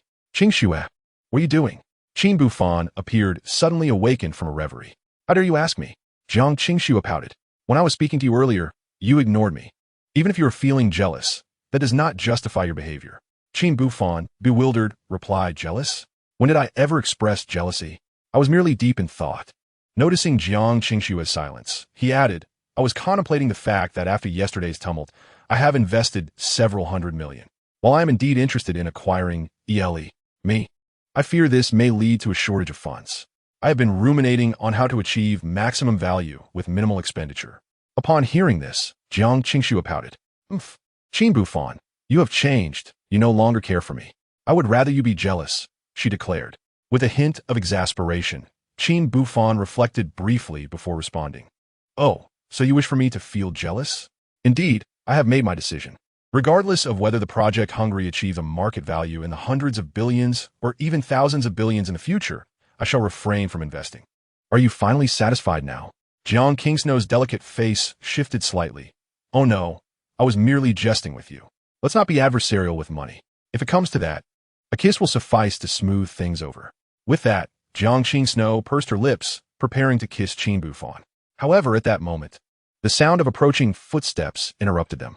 Jiang Qingshu immediately flushed and retreated to her seat. Qin Buhfan instinctively turned his gaze toward the newcomers, who, at that moment, also directed their attention toward him. Yet, after a mere fleeting glance, they hurriedly moved to the adjacent table. The leading young man swiftly opened his laptop. Ladies and gentlemen, we shall now conduct our final assessment. Once completed, we must prepare to present our achievements before our respective showcases. If we can attract investors, or if they directly purchase our product, our 6 months of labor will finally yield rewards. Our game, Zioxiol, will undoubtedly seize the market ahead of its competitors. Chapter 29, A Bold Declaration. What? Upon hearing the young man's motivational speech, Qin Ling'er instantly felt a surge of excitement. As the saying goes, the diligent will find their way without effort. Just moments ago, I was pondering how to locate the creators of Zioxiol. Who would have thought they would come to us? A sense of joy welled up within her. Now that I have found them, my next task is to ensure old Qin notices these individuals. With his keen eye, he will undoubtedly recognize the potential benefits involved. Unbeknownst to Qin Ling'er, her thoughts were crystal clear to Qin Buhfan. After a brief moment of contemplation, Qin Buhfan rose to his feet. Sir, may I inquire how you would like to be addressed? Qin Buhfan inquired with a smile. At that moment, the young man, brimming with ambition, looked up at Qin Buhfan with curiosity. May I ask who you are? He replied, a hint of wariness in his tone. Qin Buhfan smiled and presented his business card. I am Qin Buhfan, an investor. I recently heard about your impressive mobile game, and I wish to. The young man's eyes brightened with interest. They had come here precisely to seek buyers, after all. However, before he could respond, an older middle-aged man whispered, Haining, this person seems a bit suspicious. I suspect he may be from a rival company, attempting to extract information from us. Do not foolishly divulge everything. The young man appeared to trust this elder's words. Nodding in agreement, he then stood and replied, If you're interested in our developed game, please visit booth 72, where we will unveil our design concepts. For now, we must refrain from disclosing any details. I hope you understand. The young man smiled politely and then departed with his team. Observing this, Qin Buhfan could not help but shrug his shoulders. After all, he was already present. Why rush? He was determined to acquire this match, 3-game, no matter the cost. As Qin Buhfan pondered, Chun Hao had already completed his tasks. Apologies for keeping you waiting.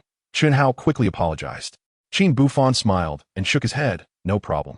After a brief pause, he added earnestly, Mr. Chun, I have a humble request. I would like to obtain detailed information regarding today's exhibition and the various booths. Would that be possible? Chun Hao laughed heartily. I had anticipated that Mr. Qin would desire this, so I prepared it in advance. He then produced a list, which instantly delighted Qin Buhfan. The document contained comprehensive details, including the names of the responsible individuals, contact numbers, their companies, and investment statuses. Soon, Qin Buhfan's attention was drawn to booth 72. Mr. Qin, may I inquire which booth piques your interest? Chun Hao asked. I can facilitate a private conversation for you to engage with them beforehand. If you wish, I can arrange a meeting after the exhibition concludes. Qin Buhfan smiled. Thank you, Mr. Chun, but that won't be necessary. I prefer to conduct my own investigation. After all, should they become aware of my intentions, they would surely embellish their products, which contradicts my original aim. Chun Hao nodded. Shall I provide a brief introduction then? After all, I am responsible for this exhibition, and I have interacted with those in charge. There were hundreds of companies competing, and I eliminated quite a few. To this, Qin Buhfan expressed no objections and replied, Then I would appreciate your assistance in vetting them. Soon, Chun Hao produced a pen and began circling names on the list. Notably, booth 72 was among them. Qin Buhfan was quite astonished. It seemed that Chun Hao's success stemmed not only from his ample courage, but also from his remarkable foresight. Mr. Chun, booth 72 is merely a small company with an overall investment of only 1 million. Qin Buhfan remarked deliberately. Do you truly believe that this game called Match 3 could become a sensation in China? Chun Hao nodded earnestly. Indeed. Currently, the 4 major carriers are developing rapidly. According to insider information, major mobile manufacturers have successfully developed quad-core chips. We now await the coverage of 4G networks, heralding the arrival of the 4G era. This year marks the beginning of the 4th-generation epoch. However, many challenges must be addressed during the initial phase, such as processing speed and memory capacity. Fortunately, this Match 3 game occupies minimal memory and can be played offline, with data uploading once reconnected to the internet. Moreover, this game offers the capability of sharing, along with a stamina limitation. Most notably, once the stamina is depleted, players can spend a mere dollar to replenish it, as well as purchase equipment. With such advantages in play, this game is destined to proliferate virally. I can confidently predict that this software will undoubtedly become a game suitable for all ages by the year 2014. After listening to the eloquent discourse, Qin Buhfan couldn't help but nod slightly. At that moment, Qin Ling'er's thoughts resonated once more. Indeed, Chun Hao possesses a certain degree of talent. In this era, it is the bold who thrive while the timid perish. Undoubtedly, Chun Hao is among the bold. Otherwise, he would lack the audacity to endure consecutive losses and subsequently turn a profit in 2014. Reflecting on the past 2 decades, few companies have exhibited such resolve. Qin Buhfan naturally concurred with his daughter's insights. After a brief contemplation, he shifted the conversation. Mr. Chun, what developments do you foresee for your ELE? Me in the future? Chun Hao paused momentarily, then replied earnestly, Mr. Qin, me will undoubtedly become the mainstream of the future dining industry. To reiterate, the next few years will be dominated by the era of convenience. Mobile payments will emerge as the predominant trend. In due time, cash will become obsolete. One will only need a smartphone to conduct transactions. This level of convenience will gradually lead people to become lazier, ultimately allowing them to order restaurant delicacies from home. And grocery shopping will merely require a smartphone purchase, with deliveries made right to their doorstep. Initially, my me will focus exclusively on food delivery. But as the timing becomes appropriate, we will integrate grocery shopping, retail, and even pharmacy services into the software. Chen Hao smiled with confidence. Thus, I am resolute in my belief that I can expand and strengthen my me. Qin Buhfan smiled back. Very well, based on your words. I am inclined to acquire your me. However, I must admit that I am not adept at management. Therefore, the leadership will rest with you. As for me, I will solely provide financial backing. You can proceed with confidence, and I will handle the rest. I decided to invest 100 million to purchase your me, followed by an additional 100 million for its operation. What? Chen Hao was taken aback, and Zhang Qingxue was equally astonished. Chapter 30. Seizing Opportunities, Securing a Deal. It is no wonder Chen Hao reacted this way. Initially, he had been concerned that his grandiose claims might lead Qin Buhfan to hesitate and reconsider the investment. However, the outcome was quite the opposite. Without a moment's hesitation, Qin Buhfan declared his intention to invest 200 million in acquiring me. Such audacious maneuvering was something Chen Hao had never witnessed before. As for Zhang Qingxue, she harbored similar thoughts. Yet, with Chen Hao present, she refrained from expressing them. Undeniably, Zhang Qingxue hoped Qin Buhfan would assist Chen Hao in overcoming his difficulties and seize the opportunity for profit. However, such an approach was unprecedented. 200 million. That was no trifling sum. Even if Qin Buhfan possessed wealth, such an expenditure was staggering. Though her heart was filled with disbelief, she remained silent.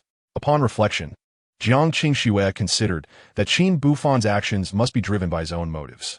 Ultimately, she suppressed her thoughts. Meanwhile, Qin Ling'er was equally astonished. Old Qin remains as bold as ever, she mused. Nonetheless, old Qin, I support you unconditionally.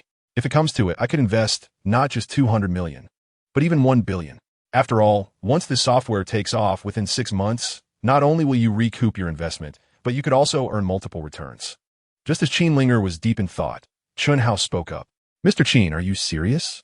You truly intend to? Qin Buhfan chuckled, of course. If you doubt me, you can prepare the agreement today.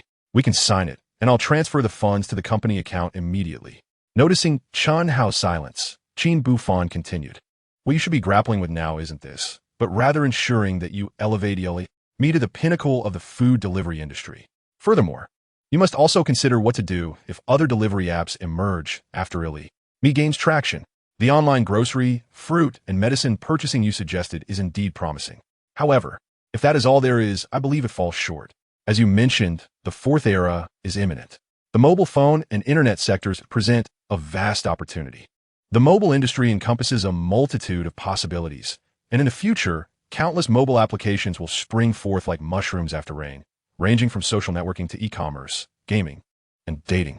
Although me primarily focuses on food delivery, it can seamlessly integrate e-commerce and gaming. For instance, the casual game you mentioned could be downloaded separately and also played within the me app. Completing levels could yield rewards, and as for e-commerce, we can implement strategies like discounts for referrals or direct price reductions.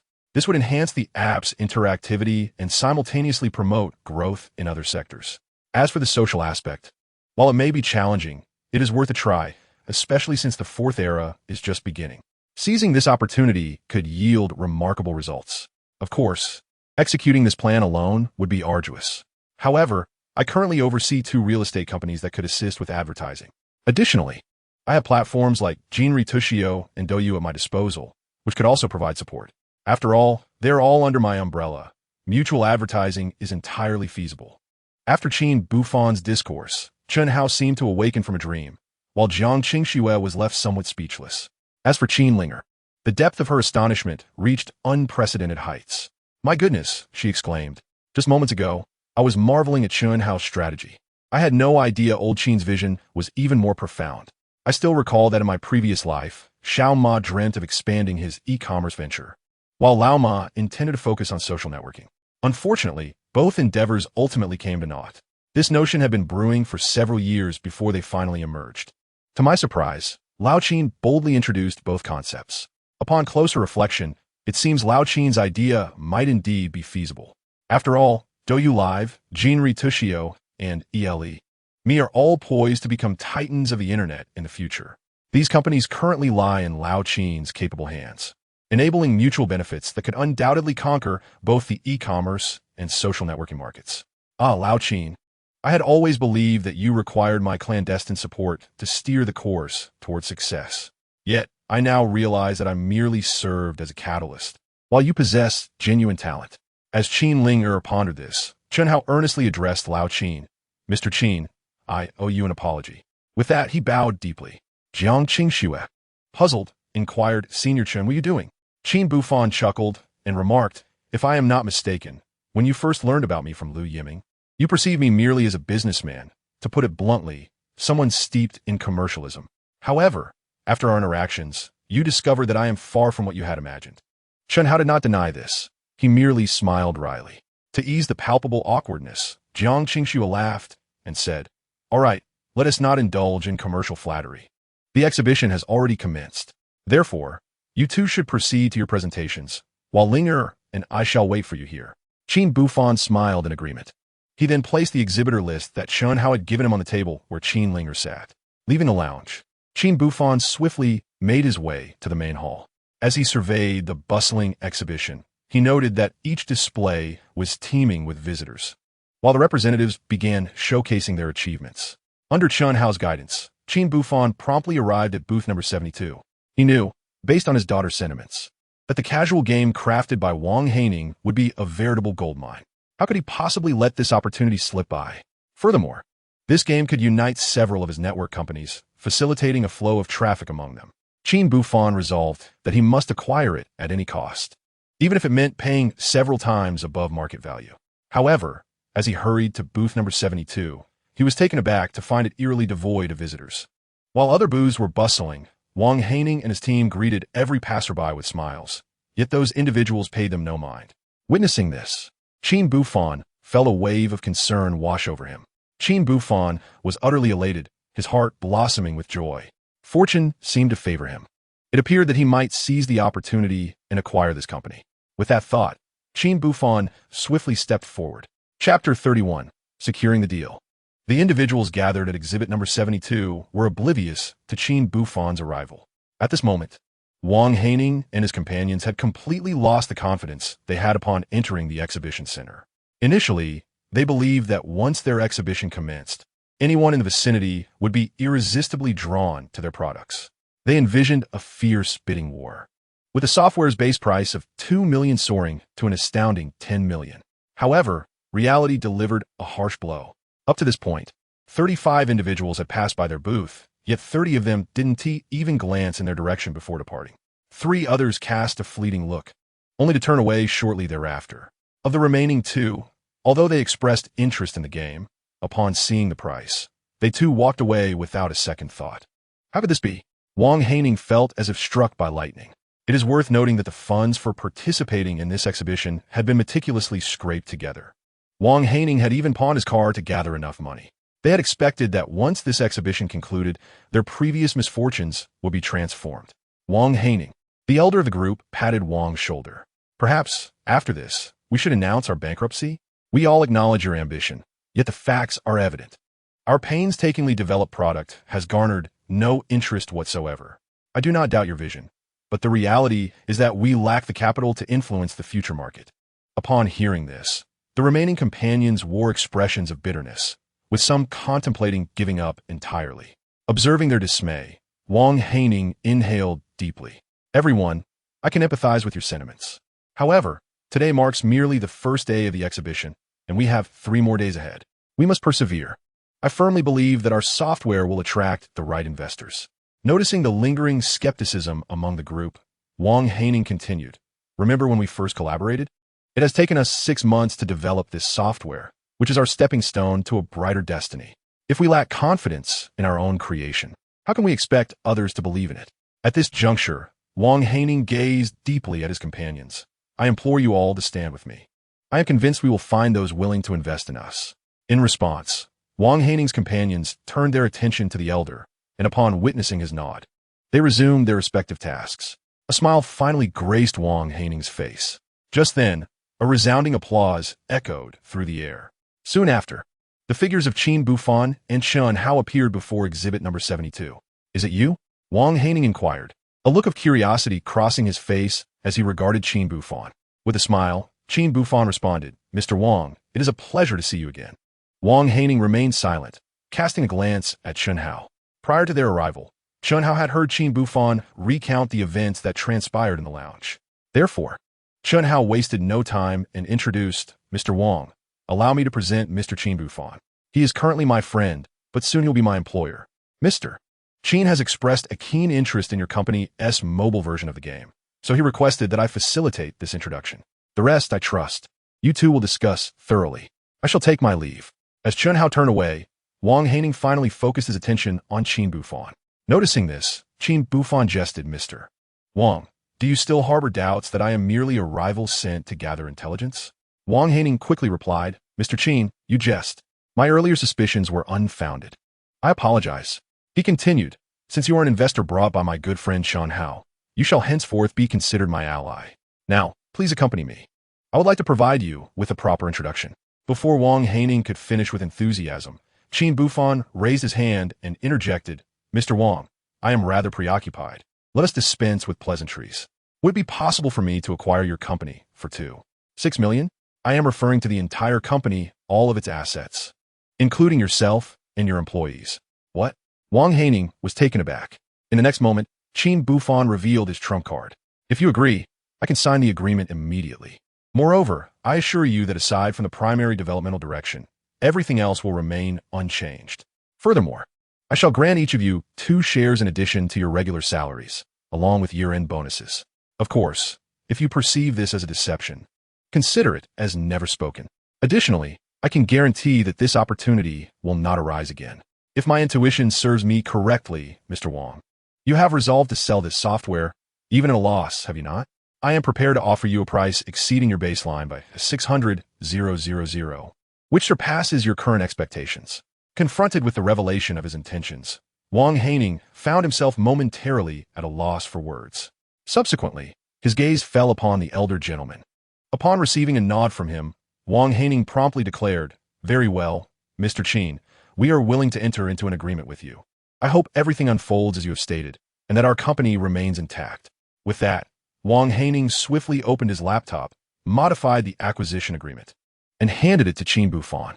Qin Buhfan promptly affixed his signature, alleviating a weight from his heart.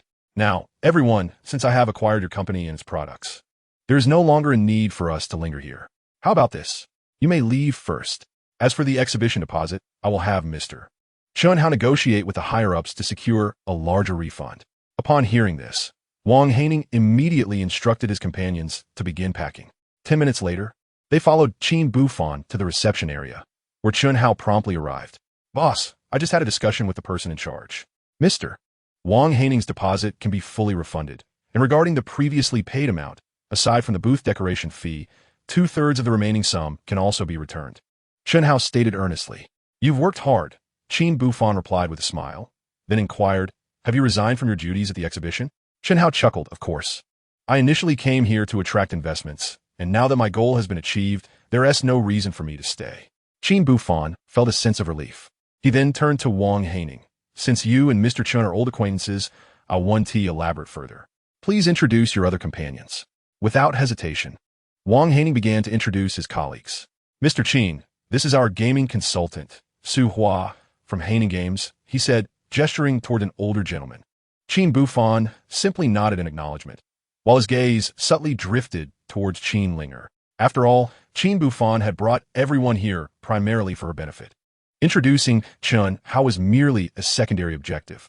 His true intention was to gauge whether Wang Haining's associates, particularly Su Hua, were potential future magnates, based on Qin Ling'er's reactions. As expected, when Qin Ling'er heard the name Su Hua, her expression brightened, and she couldn't help but exclaim internally, "Wow, is that really Su Hua? Su Hua, serving as a gaming consultant at Wang Haining's company? My goodness." Chapter 32. The Daughter's Ambition to Become a Wealthy Heiress. Qin Ling'er was overwhelmed with excitement, her heart racing with astonishment. "Ling'er, what is the matter with you? Jiang Qingshu noticed Qin Ling'er's unusual demeanor and quickly inquired. Qin Buhfan felt somewhat speechless. Was it necessary to be so excited merely upon learning the identity of another? Qin Ling'er, in a childlike voice, replied, "Dad, Teacher Jiang, I'm Fine." Yet internally, her emotions surged tumultuously. Old Qin, I reiterate my previous words. You are destined to prosper in this lifetime. Initially, you came here simply to make a quick profit, but now, an immense stroke of fortune is about to befall you. Do you realize that the Kuaishou platform, founded by Su Hua, is poised to rival Douyin in the future? At present, Kuaishou is merely a mobile application, but since Su Hua took the helm, it has begun its transformation into a short video sharing platform. In the future, both Douyin and Kuaishou will dominate the realm of short videos. Previously, I was concerned about how Su Hua would stand his ground against the opponent. However, such apprehension has proven to be entirely unfounded. Qin Ling'er's thoughts were crystal clear to Qin Buhfan. At this moment, he comprehended why his daughter felt this way. In fact, even before hearing Qin Ling'er's inner voice, Qin Buhfan sensed that Su Hua possessed the demeanor of a great general and would undoubtedly carve out a significant career in the future. Yet, he was unprepared for the remarkable achievements that Su Hua would attain. While Qin Buhfan pondered these reflections, Wang Haining had already introduced all the individuals surrounding him. To his surprise, Mr. Wang was accompanied by a remarkable assembly of talents. Chun Hao was the first to speak, promptly advancing toward Su Hua. "Mr. Su, you are my idol. Until now, I was merely aware of your esteemed reputation, but I never imagined I would have the fortune of meeting you today. It is indeed a great honor." Seeing Chun Hao grasping Su Hua's hand with fervor, Qin Buhfan recognized that his opportunity had arrived. He then feigned ignorance and inquired, "Mr. Chun, it seems that this Mr. Su possesses a significant background?" Chun Hao nodded eagerly indeed. Mr. Su graduated from Huaqing University and is a top-tier talent. Previously, he worked at Google and Baidu before embarking on his entrepreneurial journey. He has nurtured numerous outstanding students abroad, and it was serendipity that led me to hear one of Mr. Su's lectures, which inspired me to establish the brand Yali. Me upon my return to the country. After Chun Hao recounted Su Hua's achievements with such familiarity, Qin Buhfan nodded slightly, realizing that Mr. Su indeed had substantial wealth. He remarked, "It appears that Mr. Su possesses considerable resources." He then cast a curious glance at Wang Haining. "However, I am quite intrigued as to why Mr. Su is associated with Mr. Wang's company." Upon hearing this, Wang Haining quickly explained, "Boss, the situation is as follows. Ever since Uncle Su left Baidu, he has been preparing for his third entrepreneurial venture.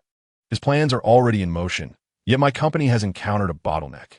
Uncle Su, being an old acquaintance of my father, has temporarily set aside his work to wholeheartedly assist me." Before Wang Haining could finish, Qin Buhfan burst into laughter. "Mr. Wang, do not misunderstand. I do not intend to criticize Mr. Su. What I mean to convey is that if Mr. Su requires financial assistance, I am willing to help." He turned to Su Hua. "May I inquire which direction you intend to pursue for your upcoming enterprise?" Upon hearing this, Su Hua appeared somewhat intrigued. He paused, retrieved a project proposal he had on hand, and presented it to Qin Buhfan. "Mr. Qin, this is my latest entrepreneurial project," Su Hua introduced. "It is a software application called Kuaishou, which focuses on image editing and sharing.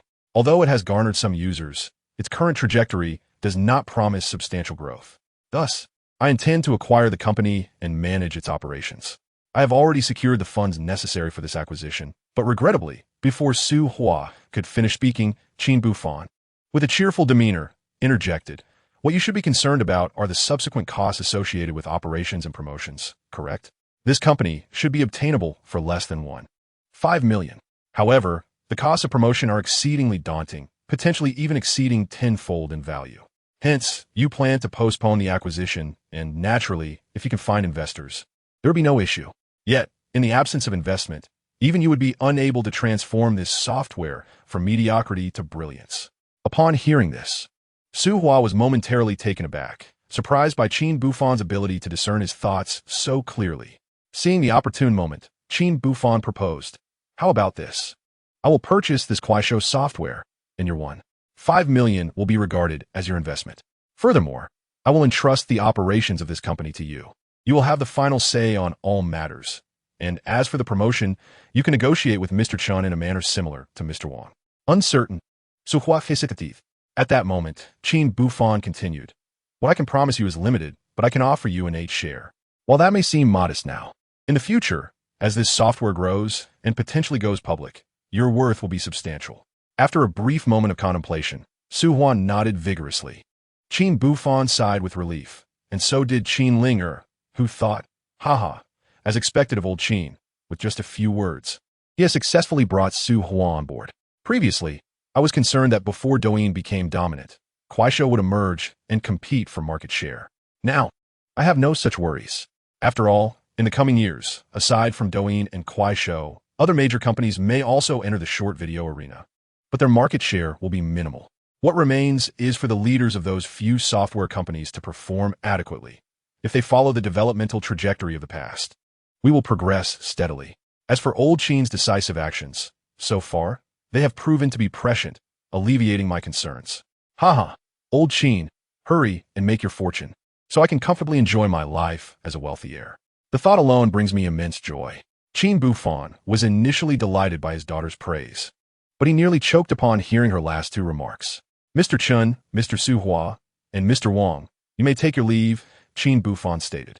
I need to continue exploring this exhibition center. Perhaps I can uncover new investment opportunities. Once the others departed, Qin Buhfan took hold of Jiang Qingxue with one hand and Qin Ling'er with the other, beginning to meander through the exhibition center. However, after just a few steps, suddenly, the gazes of Qin Buhfan, Jiang Qingxue, and Qin Ling'er converged upon booth 33. Chapter 33, I'm the Talent Scout. It is no wonder that the trio was so captivated. The advertisement displayed prominently was exceedingly compelling. Remarkable, Jiang Qingxue was the first to speak.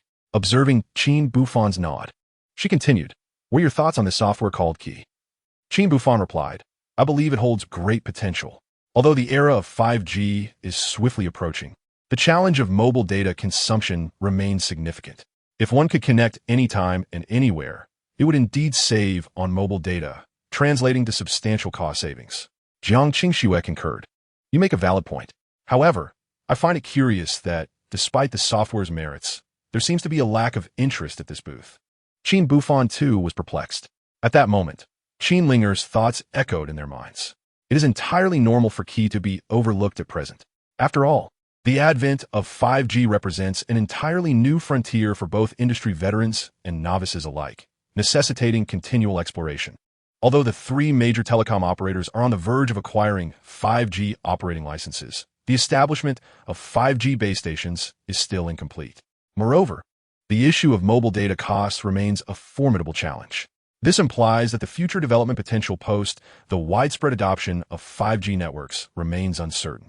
Investors are hesitant to commit to this software out of concern for these factors. Reflecting on this, Qin Ling'er smiled inwardly. I recall that Qi encountered numerous obstacles in its initial stages, struggling to find a market. However, with time and the exorbitant costs associated with 5G networks, it ultimately seized an opportunity to expand and thrive, achieving a staggering valuation of 30 billion in a decade. Currently, this software is valued at merely 1 million. Investing 1 million to cultivate a 30 billion project over 10 years seems like an undeniable bargain. Yet, that was merely the trajectory of its past existence. I am confident that if old Qin were to secure this software and leverage the promotion of his other applications, it could yield unexpectedly remarkable results. Perhaps within the next 2 years, old Qin could transform it into a household name. Old Qin, you must seize this opportunity. After all, in the realm of mobile connectivity, Qi stands unrivaled. Many companies may attempt imitation, yet none possess the capability to compete. This software has amassed nearly 1 billion users within a few years. In a future where data reigns supreme, few network companies can boast such an achievement. Securing it and investing significantly would undoubtedly yield substantial profits. Qin Ling'er's contemplations resonated deeply with Qin Buhfan, who was profoundly shaken by the revelations. Although Qin Buhfan believed that the prospect for the Qi were promising and could attract substantial traffic, he did not anticipate the immense market potential this software possessed. After a brief contemplation, Qin Buhfan promptly took a step forward. Buhfan, it seems you are ready to make a move? Jiang Qingxue inquired with a smile. Qin Buhfan nodded repeatedly. Of course, I have confidence in this software. Even if it lacks immediate prospects, it may well break through in the future. With this thought in mind, Qin Buhfan approached booth 33. "Excuse me, may I speak with your representative?" he asked. However, although there were individuals present at the booth, none paid him any heed. Just as Qin Buhfan was about to speak again, a man with black-framed glasses and long hair interjected, "No rush. Wait for me for half an hour. If you can't wait, feel free to leave." "What?" Qin Buhfan was taken aback, and Jiang Qingxue appeared equally stunned. She seemed displeased with the man's demeanor and remarked, "You are quite impolite, aren't you? Isn't your booth meant for promoting your products? We are interested in collaborating, yet you are indifferent." Before Jiang Qingxue could finish, Qin Buhfan quickly interrupted, "I apologize for the intrusion. Please continue with your work. I can wait to the side. Once you are finished, we can discuss the matter at hand."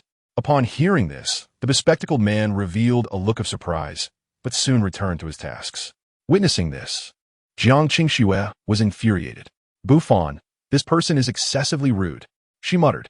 "As investors, shouldn't we be treated with courtesy? Yet, they completely ignore us. Are they not here to showcase their mobile products?" In response to her frustration, Qin Buhfan calmly stated, "Qingxue, as investors, we must exhibit patience. Let's wait. Furthermore, I perceive this situation differently. I believe these individuals are diligent workers, focused on their tasks." Noticing Jiang Qingxue still pouting, Qin Buhfan added with a smile, "How about this? After we leave the exhibition center, I will treat you to dinner." Jiang Qingxue finally nodded in agreement. Time swiftly passed, and half an hour elapsed. Yet, the crowd at booth 33 remained preoccupied. During this time, numerous individuals interested in the key attempted to inquire about details, only to be disregarded. Ultimately, they cast disdainful glances before mumbling and departing. Soon, another half hour passed, and Jiang Qingxue was on the verge of dozing off. At that moment, the bespectacled man let out a sigh of relief. All set, he then approached Qin Buhfan and asked, "What brings you to me?" His tone was indifferent. Qin Buhfan remained unfazed and replied earnestly, "I am quite intrigued by the product you have developed, and therefore I wish to." The bespectacled man, with an air of indifference, declared, "If you wish to invest, it will require at least 3 million, and the company must be operated by us, the employees. Your role will solely be that of an investor, with no need for your interference in other matters. Naturally, should you desire to acquire our company, the price will be 5 million, with the same stipulation as I previously mentioned." Jiang Qingxue immediately retorted, "What kind of attitude is that? 3 million for an investment? You might as well go rob a bank." The bespectacled man remained silent, only directing his gaze towards Qin Buhfan, stating, "If it is feasible, let us discuss the contract. If not, you may leave without further ado." Jiang Qingxue could no longer contain her frustration and promptly grabbed Qin Buhfan, intending to depart. Yet, Qin Buhfan held her back. "Buhfan, do you truly have to have this company?" Jiang Qingxue's irritation was palpable. Qin Buhfan smiled, responding, "You are correct. Today I must secure this software. After all, while exceptional talents are abundant, true patrons are rare. I see myself as the patron for this key." Upon hearing this, the bespectacled man appeared taken aback. The other employees, who had been working, stood in astonishment, casting curious glances at Qin Buhfan. At that moment, a round of applause resonated through the room. "With such words from you, I can rest assured in handing over this software." A man with a middle part approached slowly. "Boss," the employees greeted in unison. The man smiled gently, gesturing for everyone to return to their tasks before moving to stand before Qin Buhfan. "Good day, sir. My name is Lu Danian, the founder of this key, and in the future, I shall be one of your employees." Lu Danian said with a warm smile, extending his hand, his demeanor exceedingly humble. Chapter 34. Out of money. Let us buy a lottery ticket. What's happening here? Jiang Qingxue was somewhat bewildered. Observing her confusion, Lu Danian promptly offered, "Madam, I sincerely apologize for the arrogance displayed by my employee earlier. His behavior was entirely at my behest." Upon hearing this, Jiang Qingxue was even more perplexed. However, it did not take long for her to comprehend the situation. "I see now," she remarked. Subsequently, she turned to Qin Buhfan, saying, "Buhfan, if I am not mistaken. The reason Mr. Lu allowed his employee to act in such a manner was to attract the attention of investors. Of course, attracting attention is merely one aspect of it. Your true aim is to filter candidates. A proverb perfectly encapsulates this. Jiang Zia fishes, those willing to bite will take the bait. You believe that since exceptional talents exist, there will surely be a patron who recognizes their worth. Thus, you orchestrated that little performance earlier." Upon hearing her words, Qin Buhfan nodded thoughtfully. At that moment, Lu Danian raised his thumb in approval, exclaiming, "Indeed, this lady is astute. Precisely, my intention was to await suitable buyers. I dislike being regarded from a position of superiority, hence I deliberately set hurdles to test patience. If one truly wishes to acquire my company, they will naturally exhibit the requisite perseverance." As the time approached, we found ourselves standing on equal footing. However, Lu Danian did not continue his statement. He simply gazed at Qin Buhfan. However, Qin Buhfan inquired with a smile. Lu Danian, suppressing his amusement, replied, "What I did not anticipate was that this gentleman could endure the conditions I proposed. Are you not concerned that this software of mine might merely be a fleeting phenomenon? Should that occur, your millions in assets could vanish into thin air." Qin Buhfan responded earnestly, "Mr. Lu, if you possess such confidence, waiting for your talent to be recognized is prudent. If I, your patron, fail to meet the requirements of this exceptional steed, I would be left regretting my inaction should another seize the opportunity first." With a smile, he continued, "Now that the trial has concluded, may we proceed to negotiations? While I have faith in your capabilities, my girlfriend seems to harbor some reservations. Surely, Mr. Lu would not wish for me to acquire your company only for my partner and I to fall into discord."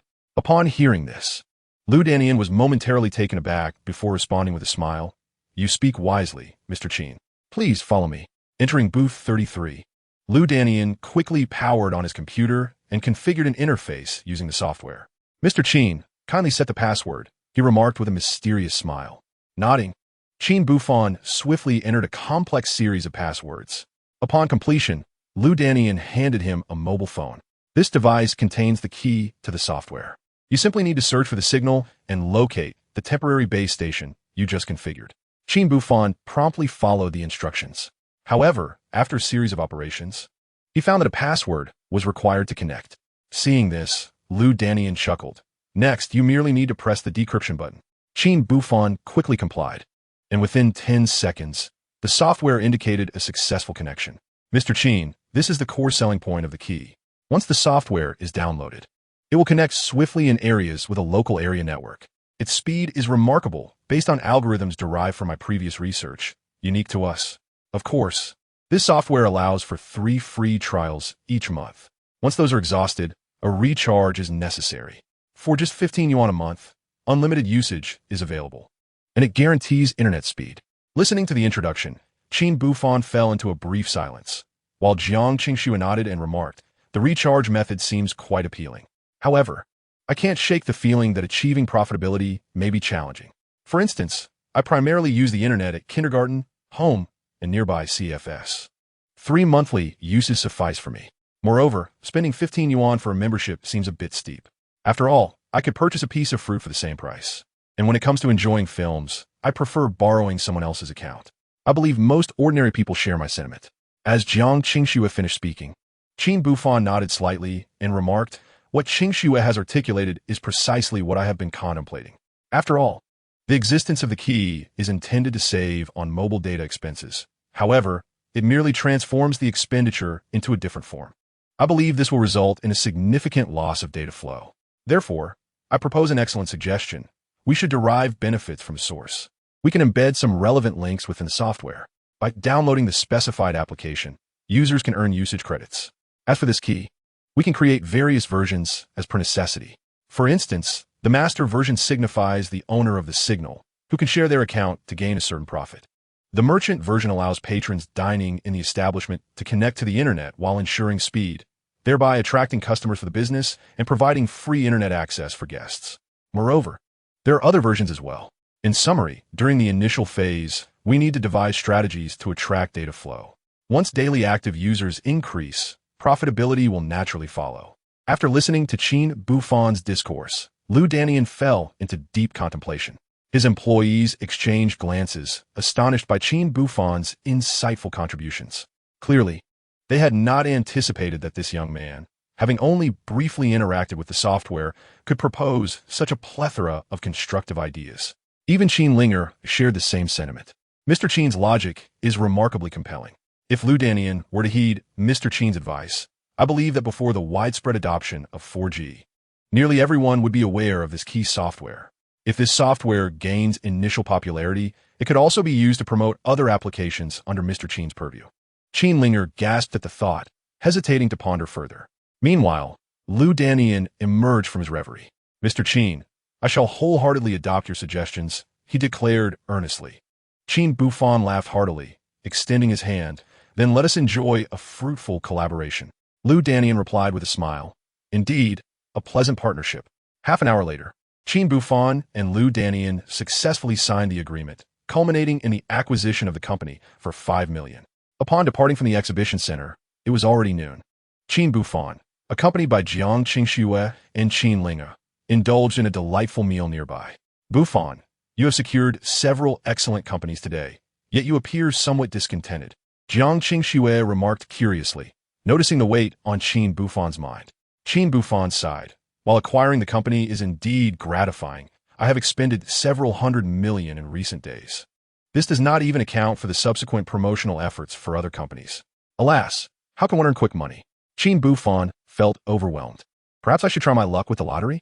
He mused aloud. Winning a few $100 million wouldn't be too shabby. Qin Buhfan had merely uttered a casual remark, unaware that the listener was keenly attuned to his words. At that moment, Qin Ling'er's inner voice suddenly resonated. Speaking of lottery winnings, I recall that on this very day in a previous life, the jackpot had accumulated to an astonishing $2 billion. Yet, the grand prize went unclaimed. This incident caused quite a stir, as such occurrences are exceedingly rare. Therefore, it remains vividly etched in my memory. After a brief silence, Qin Ling'er exclaimed inwardly, "Wonderful. I remember the winning numbers." Chapter 35, It's time to bet again. Qin Buhfan silently absorbed Qin Ling'er's thoughts, astonished by her remarkable memory. How could this girl recall even the lottery numbers?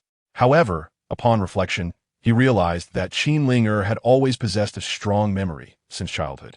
Moreover, he had recognized her aptitude in this area early on and had nurtured her talents accordingly. As Qin Buhfan pondered, Jiang Qingxue interjected, "Buhfan, let go of the lottery notion. The odds are slimmer than being struck by lightning. How about this? I'll consult my father about any investments that might yield short-term returns. He has a wide circle of acquaintances and might present you with promising opportunities." Qin Buhfan chuckled. "Qingxue, what I lack is not a small sum. I need several $100 million. With that amount, I can allow my subordinate companies to take bold risks. Otherwise, I would merely be consuming my resources." At this juncture, Qin Buhfan spoke with utmost seriousness. "Why don't we visit the lottery station? A small wager could yield a substantial reward. Perhaps luck will be on our side." Jiang Qingxue gazed intently at Qin Buhfan, then stepped forward, placing the back of her hand against his forehead. "You're not feverish. But if you're not ill, why speak such nonsense?" Her skepticism was understandable. In her mind, Qin Buhfan was not one to indulge in whimsical pursuits. Yet, it was evident that he was genuinely at a loss, hence his inclination towards the lottery. As she murmured, Qin Ling'er chimed in, "Teacher Jiang, let us indeed buy a lottery ticket. After all, my father has exceptional luck. The last time we visited the community lottery station and bought scratch cards, he won the grand prize. I am confident that this time he will win again." Jiang Qingxue paused, taken aback by her words. She then turned to Qin Buhfan, exclaiming, "I can't help but be exasperated by the two of you. Very well, let us go buy a ticket. However, let us not purchase too many. Think of it as a contribution to society." Before long, the trio arrived at a lottery station. "Father, how about this? Each of us writes down a set of numbers." Qin Ling'er chimed in with her youthful voice. "And we can see who wins the grand prize." Qin Buhfan readily agreed. This girl truly knew how to have fun. Jiang Qingxue, meanwhile, could only smile in resignation. She affectionately patted Qin Ling'er on the head, saying, "All right, I shall heed your wishes." Afterward, Jiang Qingxue requested paper and pen from the lottery station owner, and soon the three of them had written down their numbers. Qin Buhfan presented them to the owner. "Sir, for each of these tickets, please purchase 200 entries," Qin Buhfan remarked with a smile. The owner gazed at him in astonishment, though his expression quickly shifted to one of indifference. Jiang Qingxue, however, appeared somewhat speechless. "Buhfan, if you buy so many and fail to win, won't that be a waste?" she whispered. Qin Buhfan chuckled. "Why not consider it differently? If we win the grand prize, 200 entries could amount to $1 billion. If we don't win, we can simply regard the 1,200 yuan as a contribution to the lottery cause. An occasional indulgence won't hurt." With that, He swiftly completed the payment and successfully obtained the tickets, which he carefully placed into his wallet. Jiang Qingshu teased, "Look at you if one didn't know better. They might think you truly believe these tickets will win." Qin Buhfan smiled silently, while Qin Ling'er internally mused, "Teacher Jiang, I must say, this ticket of old Qin's is indeed worth $1 billion. Haha, I wonder how old Qin and Teacher Jiang will react if it wins. I must admit, I'm rather looking forward to it." Qin Buhfan glanced at his daughter, but refrained from speaking. Nevertheless, one could not deny that despite knowing the outcome, he was still filled with anticipation. After all, the thought of turning 1,200 yuan into 800 million was exhilarating. "Now that you've purchased the lottery, what are your plans next?" Jiang Qingxue inquired. Her intention was to call her father for assistance in finding some lucrative business opportunities. However, Qin Buhfan shook his head with a smile. "I don't have any immediate plans, at least not regarding investments. As for other matters, I certainly have plans." Having said that, he took Qin Ling'er by one hand and held Jiang Qingxue by the other. "Now, let's make a trip to the bank. We shall transfer the funds for purchasing the company into several accounts, and afterward, I will take you both to the amusement park. Since we've taken leave, it would be a shame not to enjoy ourselves." An hour later, Qin Buhfan exited the bank and proceeded to a nearby amusement park. Time flew by, and before long, it was already 6 in the evening. Qin Buhfan had intended to finish dinner nearby before heading home, but at that moment, his phone rang. It was Zhou Yazhou calling. "Boss, we have a major situation here." Zhou Yazhou spoke in a deep, serious tone. "What is going on?" Qin Buhfan inquired, intrigued. Zhou Yazhou promptly recounted the events. It turned out that since his reunion with Wang Ji the previous night, the two had decided to invest in acquiring a real estate company and had begun efforts to secure the idle land adjacent to the Jinling community. Initially, after much effort, the company had successfully obtained it. As the two individuals deliberated on the expenditure required to acquire the coveted plot of land, an unexpected announcement from a rival company shattered their plans. The competitor boldly proclaimed an intention to invest 300 million to purchase the land outright for the construction of a commercial building. To put this in perspective, the original budget of Zhou Yazhou and Wang Ji was a mere 90 million. Now, the price had skyrocketed threefold, surpassing all their expectations. Upon hearing this, Qin Buhfan felt a pang of anguish within him. It seemed that the balance in his bank account was about to dwindle alarmingly. Despite the disheartening circumstances, Qin Buhfan resolved that he would spare no expense to secure the development rights for the future economic center of Suhai City. After hearing Qin Ling'er has heartfelt sentiments, he recognized the immense potential profits the land could yield, far exceeding 100 billion. Such an extraordinary opportunity, if missed, would surely lead to profound regret. Though he had made up his mind, Qin Buhfan refrained from immediately expressing his stance and instead inquired, "What are your thoughts on this matter, Zhou Yazhou?" After a moment of silence, Zhou Yazhou replied earnestly, "Boss, I believe we must acquire this land at any cost. Securing this site would provide us with the confidence to expand our development ambitions. Conversely, if we allow this opportunity to slip away, establishing a foothold in Suhai's real estate market may prove exceedingly difficult. This is a war without gunfire. A victory here would mark our first triumph." However, he hesitated regarding the financial aspect. Qin Buhfan smiled and said, "As for the finances, let us not fret. When is the deadline?" Zhou Yazhou responded seriously. "The 30th of this month." "November 30th, you say?" Qin Buhfan pondered. "That gives us ample time." After ending the call with Zhou Yazhou, he sighed resignedly. "Alas, yet another significant investment. It appears I shall have to gamble on Bitcoin once more tonight." Chapter 36. Do you have the gift of divination? After escorting Jiang Qingxue home, Qin Buhfan headed straight for his own residence. He swiftly powered on his computer and addressed Qin Ling'er, who had just finished her bath. "Ling'er, watch some television. Daddy has work to do." He muttered to himself, "I never anticipated I'd be trading Bitcoin again. I wonder if the one known as dreaming back to 20 years is currently asleep? It would be splendid if they could send me a chart predicting Bitcoin's future trends." As he spoke, he instinctively glanced at Qin Ling'er, and soon enough, her thoughts reached him. Indeed, investment relies on old Qin. For quick profits, one must consider this young lady. You seek a trend chart? Wait for me.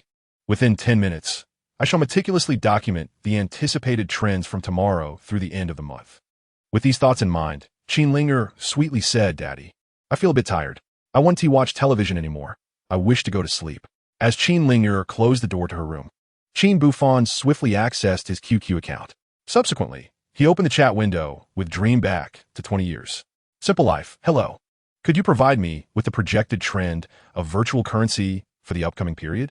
Dream back to 20 years. Please wait, I will need 10 minutes.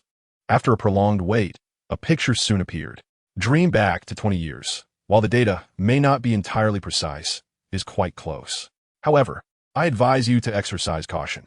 After all, you have consistently made profits, and you might attract the attention of the virtual currency's official site. If your account gets banned, it could lead to complications. Simple life. Thank you for the warning.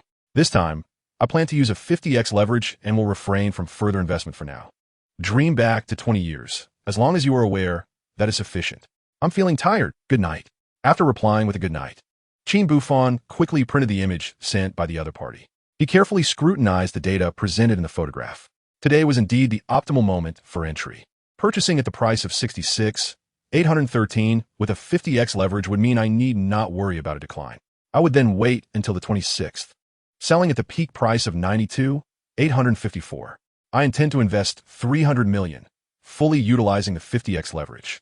After some calculations, Qin Buhfan gasped in astonishment, realizing that after deducting the principal, following such a trend would yield him a staggering 9.4 billion. Of course, the data provided by Dream Back to 20 years indicated that on the 30th, the price would reach its zenith at 156. Yet Qin Buhfan, adhering to the prudent philosophy of a cautious sailor sails for 1,000 years, felt compelled to secure some profit. After all, Dream Back to 20 years was correct. If he continued to buy low and sell high, he would inevitably attract scrutiny from the authorities. Should this affect future trends, it could spell trouble. 10 minutes later, Qin Buhfan completed his top-up and finalized his purchase.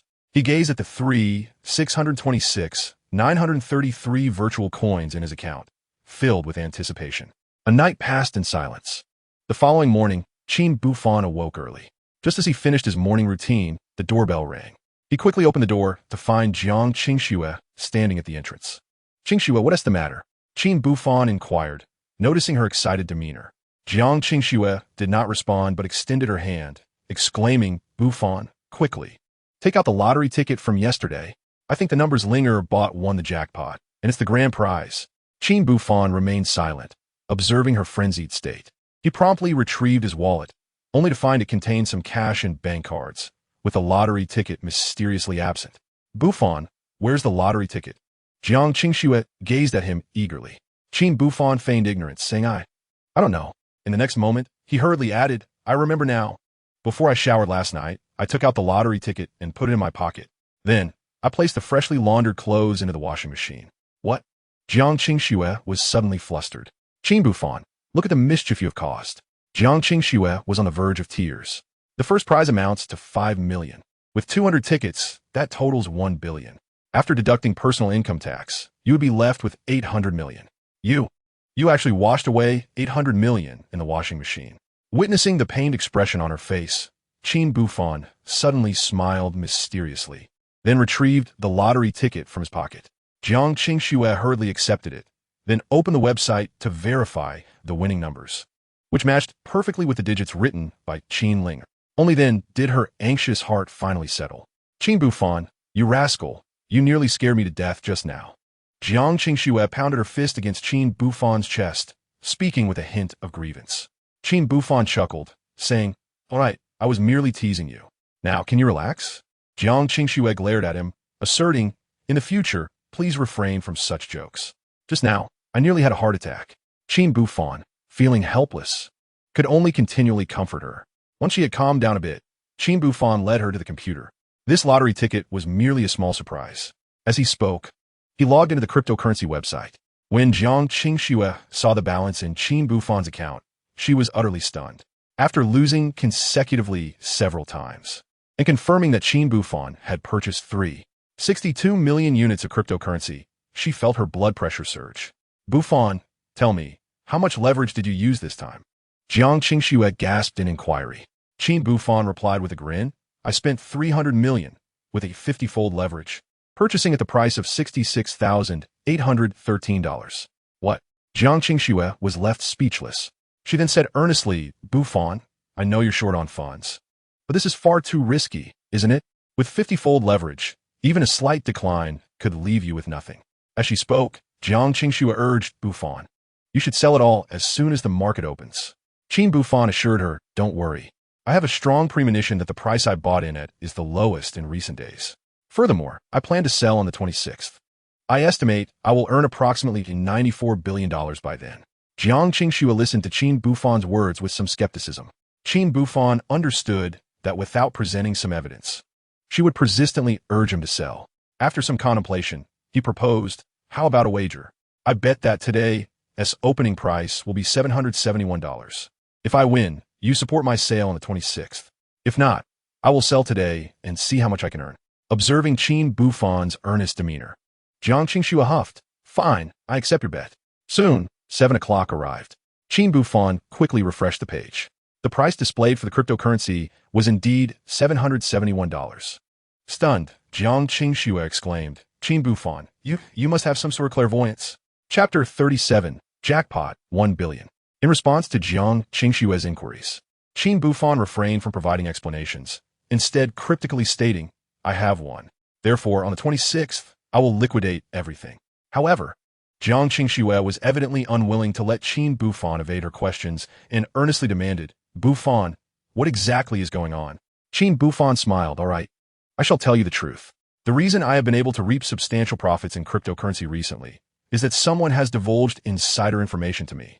As he spoke, he opened his QQ account and showed her the chat history with dreaming back to 20 years. After reading it, Jiang Qingxue furrowed her brows in contemplation. "Buhfan, who is this person?" she inquired anxiously. Qin Buhfan shook his head. "I'm not entirely certain. However, the individual's identity is irrelevant to me, as long as it allows me to profit." He felt compelled to keep this matter concealed. What else could he do? Should he reveal to Jiang Qingxue that dreaming back to 20 years is actually his 5-year-old daughter, Qin Ling'er? At this moment, Qin Ling'er housed a 25-year-old soul within her. Having traversed time from the future, he feared that if he uttered this truth, Jiang Qingxue would surely think he had lost his mind. Unbeknownst to Qin Buhfan, Jiang Qingxue at that moment was not particularly concerned about the precise identity of dreaming back to 20 years. Instead, she was grappling with a sense of unease. "Buhfan," Jiang Qingxue suddenly fixed her gaze on him with utmost seriousness. "I must ask you, has dreaming back to 20 years ever requested anything in exchange for this confidential information?" Qin Buhfan shook his head. "That is quite peculiar," Jiang Qingxue remarked, her expression growing grave. Logically, the fluctuations in cryptocurrency should be unpredictable. Yet, this dreaming back to 20 years seems to possess an uncanny clarity. Could she possibly be from the future, endowed with prophetic abilities? Furthermore, her unsolicited contact with you, sharing such vital information without seeking any reward after your substantial gains, is indeed strange. Everything about this is exceedingly odd. Jiang Qingxue stroked her chin, lost in thought. After a brief pause, she suddenly turned to Qin Buhfan with renewed intensity. "Qin Buhfan, do you think this dreaming back to 20 years could be an admirer of yours?" Qin Buhfan was momentarily at a loss for words. Initially, he had worried that Jiang Qingxue might piece together certain clues from the information provided. Had she arrived at such a conclusion? In that instant, Jiang Qingxue asserted, "If it is not for money or fame, then it must be for someone." At this point, Jiang Qingxue reached out, gripping Qin Buhfan's collar, and demanded, "Tell me, who is that little enchantress?" Qin Buhfan could only feel speechless. He cast a sidelong glance at Qin Ling'er's room, but chose not to divulge the truth. Instead, he chuckled, "Well, I genuinely don't know. However, if you feel a sense of crisis, should I perhaps add her to my blacklist? Regardless, they merely provided me with insights into the future trends of virtual currency. Blocking them would only result in a minor financial loss for me." Moreover, as she spoke, Qin Buhfan promptly seized the mouse, poised to locate the block button. Jiang Qingxue hastily interjected, "Have you lost your mind? How could you block them?" Qin Buhfan replied earnestly, "If I block them, you won't have any doubts." Jiang Qingxue let out a resigned sigh. "You foolish man. I am merely throwing a tantrum, hoping for your consolation. However, I certainly did not intend for you to block them. I have perused your conversations, and they consist solely of straightforward exchanges." Yet, Qin Buhfan chuckled, "But you're sulking because of her. How about this? I'll ignore her from now on. If she provides me with insights into Bitcoin trends, I shall remain indifferent too." Jiang Qingxue quickly shook her head. "That won't do. She is assisting you, and it would be inappropriate to disregard her. Noticing Qin Buhfan's gaze upon her, Jiang Qingxue pouted. All right, I won't sulk over this matter any longer. Although I cannot be your capable partner, I certainly will not be an obstacle in your path to financial success. With that, Jiang Qingxue nestled into Qin Buhfan's embrace. Is this acceptable? Qin Buhfan smiled. Not quite. A kiss is required to quell my irritation. Jiang Qingxue shot him a fierce glare. Then, casting a glance toward the room where Qin Ling'er was, she swiftly pressed a kiss on Qin Buhfan's cheek. And here, Qin Buhfan pointed to his lips, adopting a playful demeanor. Jiang Qingxue's cheeks flushed crimson. Yet she felt compelled to comply with his request. Just then, a creaking sound jolted Qin Buhfan back to reality, leaving him feeling quite awkward. Jiang Qingxue covered her face, wishing she could vanish into the ground. Qin Ling'er, too, stood in shock. Oh my, had I known, I would have risen half an hour later. Perhaps old Qin and teacher Jiang couldn't resist. She mused, if only I could have a little brother or sister. Why does it always seem to happen so coincidentally? With these thoughts swirling in her mind, Qin Ling'er approached. Teacher Jiang, you're here. So early to pick me up? I'll go brush my teeth, and then we can have breakfast together. Oh, Teacher Jiang, why is your face so red? Did my father upset you? After saying this in a childlike manner, Qin Ling'er clenched her tiny fist and directed her gaze at Qin Buhfan. Daddy, you mustn't bully my teacher Jiang. However, in the next moment, Qin Ling'er's attention shifted to Qin Buhfan's cheek, and she suddenly exclaimed, Oh dear, Daddy, you're so naughty. You let teacher Jiang kiss you. Qin Buhfan felt speechless at this little girl's antics. Thankfully, at that moment, Jiang Qingxue quickly said, Ling'er, darling, hurry and brush your teeth. Once Qin Ling'er entered the bathroom, Jiang Qingxue took out a tissue to wipe the lipstick stain from Qin Buhfan's face. Then she whispered, Buhfan, you must discipline Ling'er properly. At such a young age, she knows far too much. What will happen in the future? After a brief pause, Jiang Qingxue continued, Moreover, when our daughter is at home, please refrain from making any peculiar requests. Qin Buhfan responded earnestly, Understood. I shall ensure the girl does not watch any television dramas featuring those themes. Furthermore, if you choose to spend the night here, I will send the child to my mother's place. Jiang Qingxue's face flushed slightly. I did not mean it that way. Observing the enigmatic smile on Qin Buhfan's face, she huffed, Qin Buhfan, you scoundrel, you are doing this on purpose. With that, her cheeks still rosy, she moved aside. Soon, Qin Ling'er completed her washing up and changed into her kindergarten uniform, after which Jiang Qingxue took her out of the house.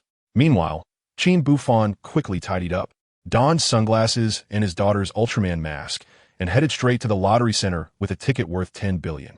Chapter 38. I offer you 600 million. An hour later, Qin Buhfan departed from the lottery center and made his way to the designated bank. After a series of transactions, he gazed at the bank notification indicating a deposit of 75 billion, a satisfied smile gracing his lips. 10 billion. After deducting 2 billion in personal income tax and donating 50 million, left him with 75 billion. With this sum, I can embark on numerous ventures, he mused. At that moment, his phone rang once more. Boss, something significant has arisen. It was a call from Zhou Yazhou. Without preamble, he dove into the matter. I just received word that the land in Jinling community will be auctioned today at 2 o'clock in the afternoon. This is a last-minute notice from the provincial capital. Moreover, according to insider information, the bidders this time are prominent real estate developers from Suhai City. The starting bid is 3 billion, and it appears that these developers are determined to secure this parcel of land. One firm, named Yuehua, has boldly claimed they are prepared to invest 5 billion. At this point, Zhou Yazhou spoke with a hint of despair. Boss, I fear we may miss out on this opportunity. It seems that our previous strategies may need to be entirely restructured, starting from scratch. After all, 5 billion is beyond our means. If it were 3 billion, we might have had a chance, but before Zhou Yazhou could finish, Qin Buhfan calmly interjected, Yazhou, let me ask you, if we had sufficient funds to secure this land for 5 billion, would there be room for profit? Zhou Yazhou quickly replied, of course there would be, but the issue is... Qin Buhfan smiled. The concern is funding, correct? You need not worry about that. Here's what we will do. I shall head to the office immediately. We will discuss the specifics in due course. After ending the call, Qin Buhfan let out a wry smile. He glanced at his bank balance, internally lamenting, I never anticipated that this money would barely warm in my hands before a significant portion must be allocated elsewhere. Yet, despite his words, Qin Buhfan's expression radiated determination. The land near Jinling community was a prize he was resolute to obtain. After all, it was merely 5 billion, was it not? The sum of money is still within his grasp. 20 minutes later, Qin Buhfan arrived at the company recently acquired by Wang Ji and Zhou Yanzhou, who were there to personally welcome him. At that moment, both Wang Ji and Zhou Yanzhou, along with numerous employees, wore expressions of helplessness. One could hardly blame them. After all, ever since the duo took over the company, they had swiftly implemented reforms. This enterprise, once on the brink of collapse due to fierce competition, began to transform adversity into opportunity. Just as everyone was filled with anticipation, eager to seize the land near Jinling community under the guidance of Wang Ji and Zhou Yanzhou, reality delivered a resounding blow. Everyone, Qin Buhfan smiled. I am here to assist you in resolving issues, not to witness your long faces. Now, I wish to hear your plans for the company. Of course, I refer to plans that do not lack for funding. If you can impress me, I shall risk everything to acquire that piece of land. Upon hearing this, the crowd exchanged glances. Soon, Wang Ji rose. Boss, our original plan was to secure that land and develop it into a commercial building. With this as our foundation, we could subsequently purchase additional land nearby for further real estate development. Within 5 years, our real estate company could encompass this entire market. In addition, we intend to establish a decoration company in the vicinity and recruit professional designers for home designs. This way, we can integrate development and decoration services. Of course, that alone is not sufficient. My goal, along with Yanzhou S, is to create an entire industrial chain encompassing real estate development, decoration services, and utilities. As long as there is profit in real estate, it will trigger a chain reaction. Such a model can gradually expand throughout Suhai City, then to the entire province of Su, and ultimately nationwide. At that point, we could establish countless branches. Once Wang Ji had eloquently finished his exposition, Wang Yanzhou added, Boss, our objective is to create a real estate conglomerate, allowing us to build a brand. Listening to their words, Qin Buhfan envisioned a future commercial landscape for real estate. Very well, you both have successfully persuaded me, Qin Buhfan stated earnestly. Therefore, I approve this project. You may proceed with it. Previously, Yanzhou mentioned that our biggest competitor is Yuehua Real Estate, correct? They possess 500 million in funds, so I will contribute an additional 100 million. I ask you, can 600 million secure that piece of land? At this proclamation, everyone present fell into a state of bewilderment. It was hardly surprising. After all, just last night, when Zhou Yanzhou had called Qin Buhfan to report, the latter had expressed concerns about insufficient funds. Yet today, Qin Buhfan was claiming he would provide 600 million? What ist? Wang Ji fell silent for a moment before stepping forward and saying, Boss, this matter cannot be taken lightly. It concerns the future development of our company. Qin Buhfan glanced at him. Do I appear to be jesting? With that, he retrieved his laptop and his bank card shield. Once the loading was complete, Qin Buhfan promptly initiated the transfer. There we go. The funds have been successfully transferred. Thankfully, I had the bank manager grant me remittance privileges. Otherwise, I would have had to make another trip to the bank. Upon hearing Qin Buhfan's words, Wang Ji exchanged glances with Zhou Yanzhou. They swiftly instructed the accountant to investigate the company's balance. Upon discovering the 600 million in the account, everyone was left utterly astounded. All right, I leave the affairs of this company in your capable hands, Qin Buhfan said with a relaxed demeanor. Remember, you are my right and left arms. Perhaps I may not offer any constructive suggestions for the company. I might even be deemed a novice in real estate. However, I can provide financial support. My friends, the future of this company lies in your hands. With those words, Qin Buhfan turned and departed, leaving Zhou Yanzhou, Wang Ji, and the other employees in a state of shock, unable to regain their composure. What does it mean to be affluent? This is true affluence. Yanzhou, Wang Ji finally spoke. Regaining his senses, I understand what you wish to convey. Our boss trusts us immensely, and we cannot disappoint him. Zhou Yanzhou responded earnestly. They then rose and addressed the remaining employees. Everyone, the funds are now in place. It is time for us to seize the opportunity. With our boss's support, what is a mere small-time Yuehua real estate? The employees immediately felt a wave of optimism wash over them as they swiftly organized their documents in preparation for the afternoon's bidding. Chapter 39, A Test of Fortitude. Qin Buhfan knew that with the funds secured, the land near Jinling community was all but assured. This lifted a significant weight off his shoulders. It was no wonder Qin Buhfan felt this way. Although the real estate market in Suhai City had not yet reached its zenith, numerous companies were still entering the fray. The land in question was destined to become the commercial center of Suhai City, even regarded as the lifeblood of the city's future development. Whoever managed to secure this land would undoubtedly hold a dominant advantage in future land development. After all, real estate development comes with a myriad of challenges, such as insufficient funds leading to unfinished buildings. While other companies might take over, complications would inevitably arise. Hence, choosing a reliable property developer becomes exceedingly crucial. For this reason, Qin Buhfan was determined to acquire this land, even if it meant paying several times above the market price, in order to position himself as a future titan of real estate in Suhai City.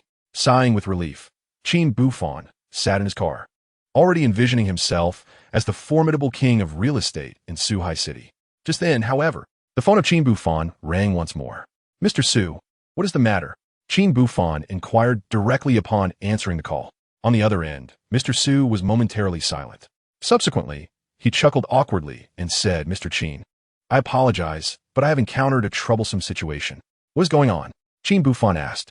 Mr. Su sighed. "Half an hour ago, I brought the funds you transferred to negotiate with the owner of Kuaishou. Initially, everything was going smoothly, and we were poised to sign the agreement and proceed with the handover. However, at that moment, the owner of Kuaishou suddenly received a phone call.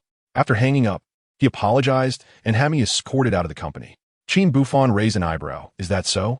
After a brief contemplation, he said, "Mr. Su, please send me your location.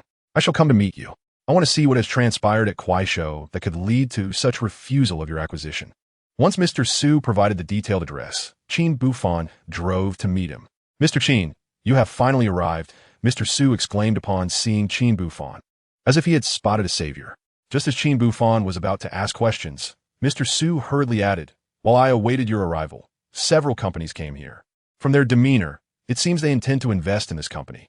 Qin Buhfan's expression turned curious upon hearing this. After all, he had previously eavesdropped on his daughter's thoughts and learned that Kuaishou was currently facing significant challenges. Moreover, Qin Buhfan had downloaded the app yesterday out of curiosity and found its functions rather simplistic. Without reform, it risked becoming obsolete in the market.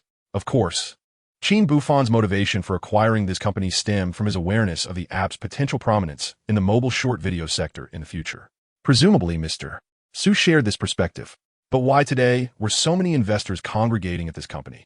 Could it be that others had also recognized the transformative potential of this app? If that were the case, Qin Buhfan would need to devise a strategy to court them, even if he could not persuade them to work for him. It was crucial to foster a good relationship. After all, individuals with such foresight would undoubtedly become titans of the future internet era.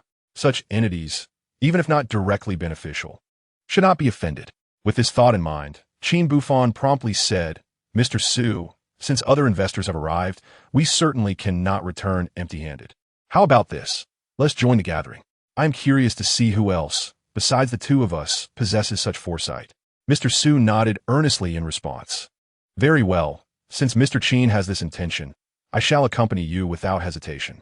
Even if we cannot secure the company, we will at least witness the strategies of those big players." However, Qin Buhfan suddenly looked at Mr. Su and added, "My thoughts differ from yours, Mr. Su.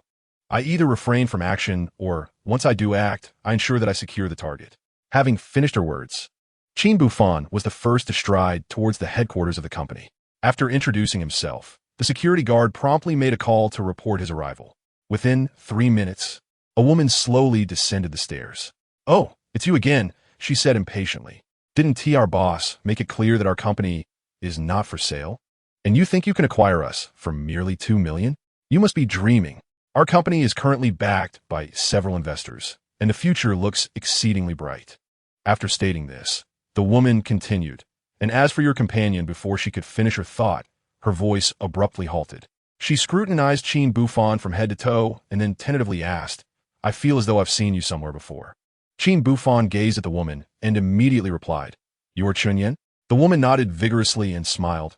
"I remember now. You are Qin Buhfan, my senior from the same major in university." As she spoke, Chun Yin chuckled. "I can't believe after all these years, you remain just the same. By the way, I heard you got married a few years ago, but after having a child, you hurriedly divorced?" Qin Buhfan smiled awkwardly. Although he felt somewhat uncomfortable, he did not take it to heart. Unfortunately, Chen Yin continued to jest, even teasingly asking, "So, Qin Buhfan, have you remarried yet?" Just as Qin Buhfan was about to mention that he was seeing someone, Chen Yin preemptively remarked, I shouldn't have asked that. In today's society, women are quite pragmatic. As a single father, it must be quite challenging for you to find a partner. But well, I suppose you can just make do with what you have." Noticing Qin Buhfan's silence, Chen Yin changed her tone. "I think you should consider joining our company.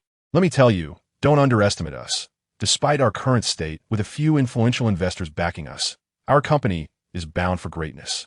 Qin Buhfan found this amusing. And at that moment, Chen Yin stepped closer, whispering, "Qin Buhfan, you and your boss must be interested in our company, right? Would you like to obtain some confidential information from me? If you indicate your interest, I can offer you some insights. Perhaps you could even benefit from it. For just 10,000, I will provide you with a top-secret document.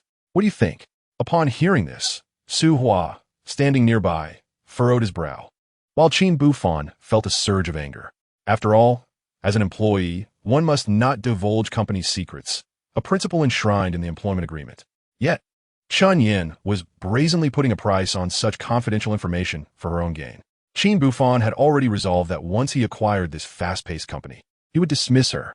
After all, he did not need such a self-serving individual, willing to betray her company for personal benefit. She was a malignant presence. Chapter 40, Playing by No Rules. Chen Yin remained oblivious to Qin Buhfan's thoughts. Upon noticing Qin Buhfan's silence, Chen Yin could not help but express her disdain, questioning, "Are you interested in our company, yet hesitant to part with your money? Should I conclude that you lack the qualifications to partake in our company's development?" Qin Buhfan refrained from responding, instead smilingly remarked, "Chen Yin, have you not considered that your act of selling company intelligence is already?" Before he could finish, Chen Yin scoffed, "I am a veteran of this company. If it weren't for my sponsorship back in the day, this firm would have collapsed long ago. The influx of investors is largely due to my efforts." With a smirk, she continued, "Moreover, one must look after oneself. Otherwise, the heavens will smite you. What am I selling information? Who has evidence? Besides, isn't the workplace a realm of deceit?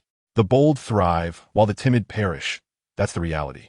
With a glance at Qin Buhfan, she pressed on, "So, Qin Buhfan, do you truly desire information?" Qin Buhfan shook his head, "I seek not information, but rather to enter your esteemed company based on my own financial capabilities. Although it is said that greed leads to downfall, there exists an age-old adage, a gentleman values wealth, but acquires it through righteous means." Chen Yin laughed dismissively. "Ah, how noble of you. No wonder individuals like you struggle to amass wealth. It's no surprise your wife left you. Who would want to be with someone so unfortunate?" With that, she quickened her pace, her demeanor markedly altered from the initial encounter. Minutes later, Chen Yin led Qin Buhfan and his companion to the reception room. "Please wait here. Our boss will meet with you once he finishes discussing matters with other investors." With those words, she turned and departed. "What attitude?" Su Hua remarked, furrowing his brow. "I truly cannot comprehend how this company employs such individuals. I'm beginning to regret coming here." Qin Buhfan chuckled softly, "Patience, my friend. Since we are asked to wait, let's do so with grace. Remember, our objective is to secure this company first, and then we shall consider other matters." With that, Qin Buhfan closed his eyes to feign rest. An hour passed swiftly. At that moment, the door swung open. Chen Yin, with a neutral tone, announced, "You may come in. Our boss wishes to see you." Upon entering the boss's office, they were met by a middle-aged man, exuding confidence, seated before a substantial stack of agreements.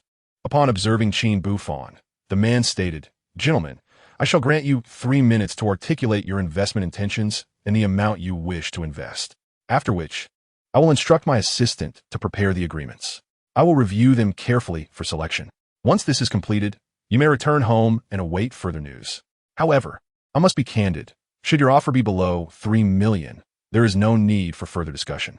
Please take your leave." Upon hearing these words, Su Hua remained silent. However, the expression on his face revealed a plethora of discontent towards the other party. Qin Buhfan also sensed that this individual had become rather arrogant. He chuckled and said, "My dear sir, you are mistaken. We are not here to invest. My objective is to acquire your company." As he spoke, Qin Buhfan raised 3 fingers. The middle-aged man was taken aback, but then burst into laughter. "Young man, are you jesting? You believe you can purchase my company for 3 million? I think you're still half asleep." Qin Buhfan replied indifferently. Indeed, it is 3 million. However, I am referring to US dollars. What? The middle-aged man sprang to his feet, staring at Qin Buhfan. You're not joking, are you? Qin Buhfan, with utmost seriousness, replied, Of course not. Do I appear to be joking? To the side, Su Hua was stunned. He too felt that Qin Buhfan was merely jesting. After all, prior to this day, the total valuation of his fast-growing company was certainly no more than 2 million. Yet, for reasons unknown, the company had experienced a remarkable resurgence, attracting numerous investors. However, this did not imply that the company possessed the leverage to demand a higher price. $3 million was a staggering amount, equating to over 18 million yuan.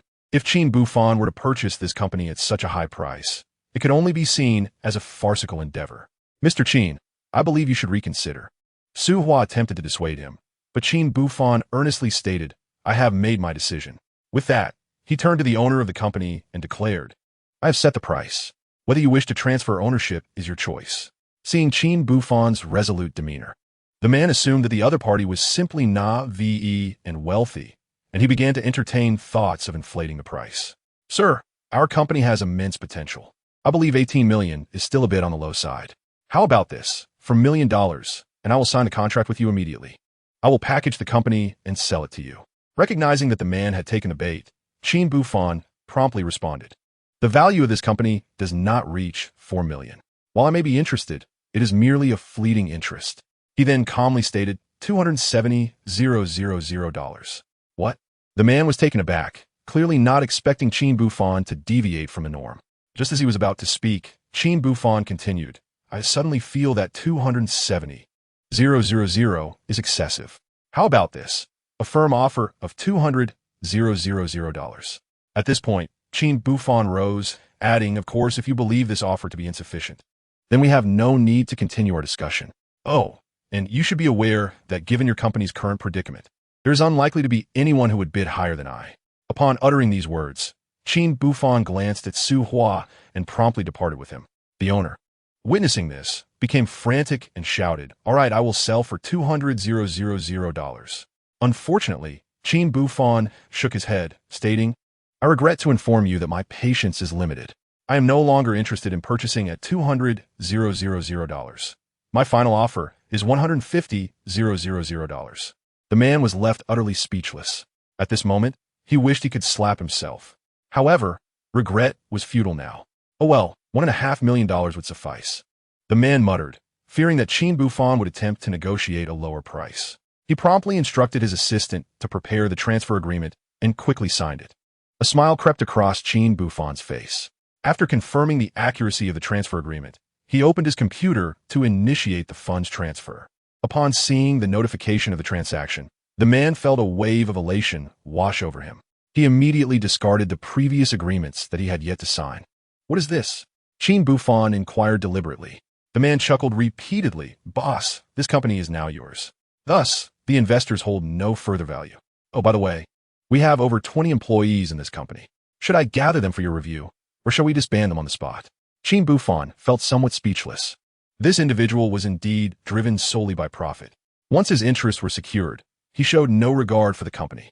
Qin Buhfan now understood why the company was on a gradual decline. He also comprehended why Chen Yin dared to speak so candidly, willing to betray company secrets for her own benefit. When the upper beam is crooked, the lower beam will also be skewed. However, Qin Buhfan had no intention of disbanding the current team. He merely needed to eliminate a few troublesome elements. With this thought in mind, he said, Please summon the employees to the conference room. Upon hearing this, the man immediately instructed his assistant to make the arrangements. 10 minutes later, Qin Buhfan entered the conference room. Chapter 41. Who is the rat? At this moment, in the spacious conference room, 20 employees were seated. Most appeared remarkably at ease, save for one individual, who was busy at the computer. Qin Buhfan cast a glance at the person, feeling a sense of curiosity. However, seeing that the individual did not look up, he swiftly shifted his gaze to Chen Yin, who had also noticed him. A look of surprise crossed her face, and she leaned over to whisper something to a colleague beside her. Qin Buhfan paid this little mind. Let us begin, Qin Buhfan said to the former owner. The latter nodded immediately and announced in a loud voice, Now that everyone is present, I have an important announcement to make. Starting today, our company, Kuaishou, has a new owner. He gestured towards Qin Buhfan. This is Mr. Qin, your new boss. As for Mr. Su Hua, he will oversee all matters concerning the company. Let's give a warm welcome. A smattering of applause followed this declaration. Qin Buhfan had intended to address the gathering, but at that moment, a voice erupted in anger. Boss, how can you sell the company? A man stood up, and upon turning, Qin Buhfan recognized him as the employee who had been diligently working earlier. Sensing the awkwardness in the atmosphere, the former owner immediately scolded. What nonsense are you spouting? Sit down at once. Listen attentively to the new boss's address. Do you really believe that I would not dismiss you if you continue in this manner? In the face of his predecessor's threats, the man remained unfazed. He cast a deep glare at the speaker, his eyes filled with a sense of disappointment akin to unfulfilled potential. Noticing this, Qin Buhfan chuckled and remarked, "It seems you harbor significant prejudice against my appointment." The man, however, refrained from responding to Qin Buhfan's inquiry. Instead, he glared furiously at his former boss, exclaiming, "You have greatly disappointed me. During this time, I have poured my heart and soul into the company's future, sacrificing sleep and working tirelessly each day. I have painstakingly devised a solution. I even sought numerous investors for the company's prospects. Initially, our company had a bright future, yet you, in pursuit of immediate gains, chose to sell it outright. How can you justify our collective efforts over this time?" As he spoke, the man's eyes reddened with emotion. The former boss was rendered speechless by his words, while Qin Buhfan and Su Hua exchanged glances of astonishment. Clearly, they had not anticipated that the individual before them was the one who had successfully attracted such a multitude of investors, although they were previously unaware of his existence. His prowess was evident from this singular achievement. As Qin Buhfan pondered, the man continued to berate his former employer. Qin Buhfan intended to interject, but at that moment, Chen Yin stood up first. "Stop your foolishness. The change of company ownership is a perfectly normal occurrence. If you are unwilling to continue, then you should leave.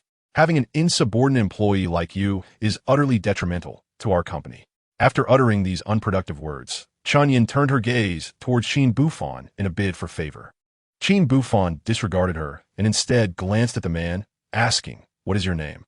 The man adjusted his glasses and replied, "Cheng Yixiao." Qin Buhfan nodded slightly and said, "It appears you have strong objections to the sale of the company. I am curious as to why you feel this way. Are you concerned that, under my leadership, this company might falter?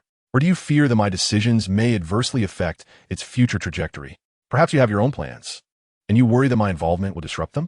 Cheng Yixiao took a deep breath and replied earnestly, "Indeed, that is precisely my concern."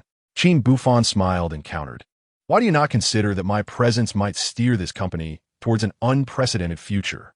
Cheng Yixiao scoffed derisively, his disdain evident. As he packed up his computer, he said, "Very well, I have already offended you, the new boss. My dismissal is merely a matter of time. Therefore, I shall not trouble you further. I will submit my resignation shortly." With that, Cheng Yixiao made to leave.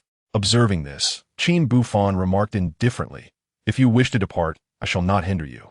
However, will you truly find satisfaction in leaving this way? At the very least, consider my words before making your decision." Cheng Yixiao was taken aback for a moment, then chuckled softly. "Very well, I am rather curious to see what extravagant claims you can make." Once the other party was seated, Qin Buhfan promptly presented his meticulously organized content, projecting it for all to see. "Ladies and gentlemen, I have come to Kuaishou Company well prepared. Last night, I downloaded this software and discovered its limited functionality. The future, however, belongs to 4G technology, which will undoubtedly dominate the era. Thus, we must transform our operational strategies. My approach is straightforward. We need to upgrade this software, enhancing its features. The key selling points of this software are as follows: live interaction, short video sharing, and algorithmic recommendations tailored to users' interests. Additionally, we can attract advertisements, investments, and sponsorships to promote the software. I recognize that in the early stages of 4G development, this software may face numerous challenges that we must overcome. These are hurdles that each of you will need to address. My role will be to continuously invest, enabling all of you to promote, operate, and ultimately strengthen our enterprise." At this juncture, Qin Buhfan glanced at the nearby Su Hua. "Of course, I am a novice in company operations, so the future management of this company will rest in Mr. Su Hua's capable hands."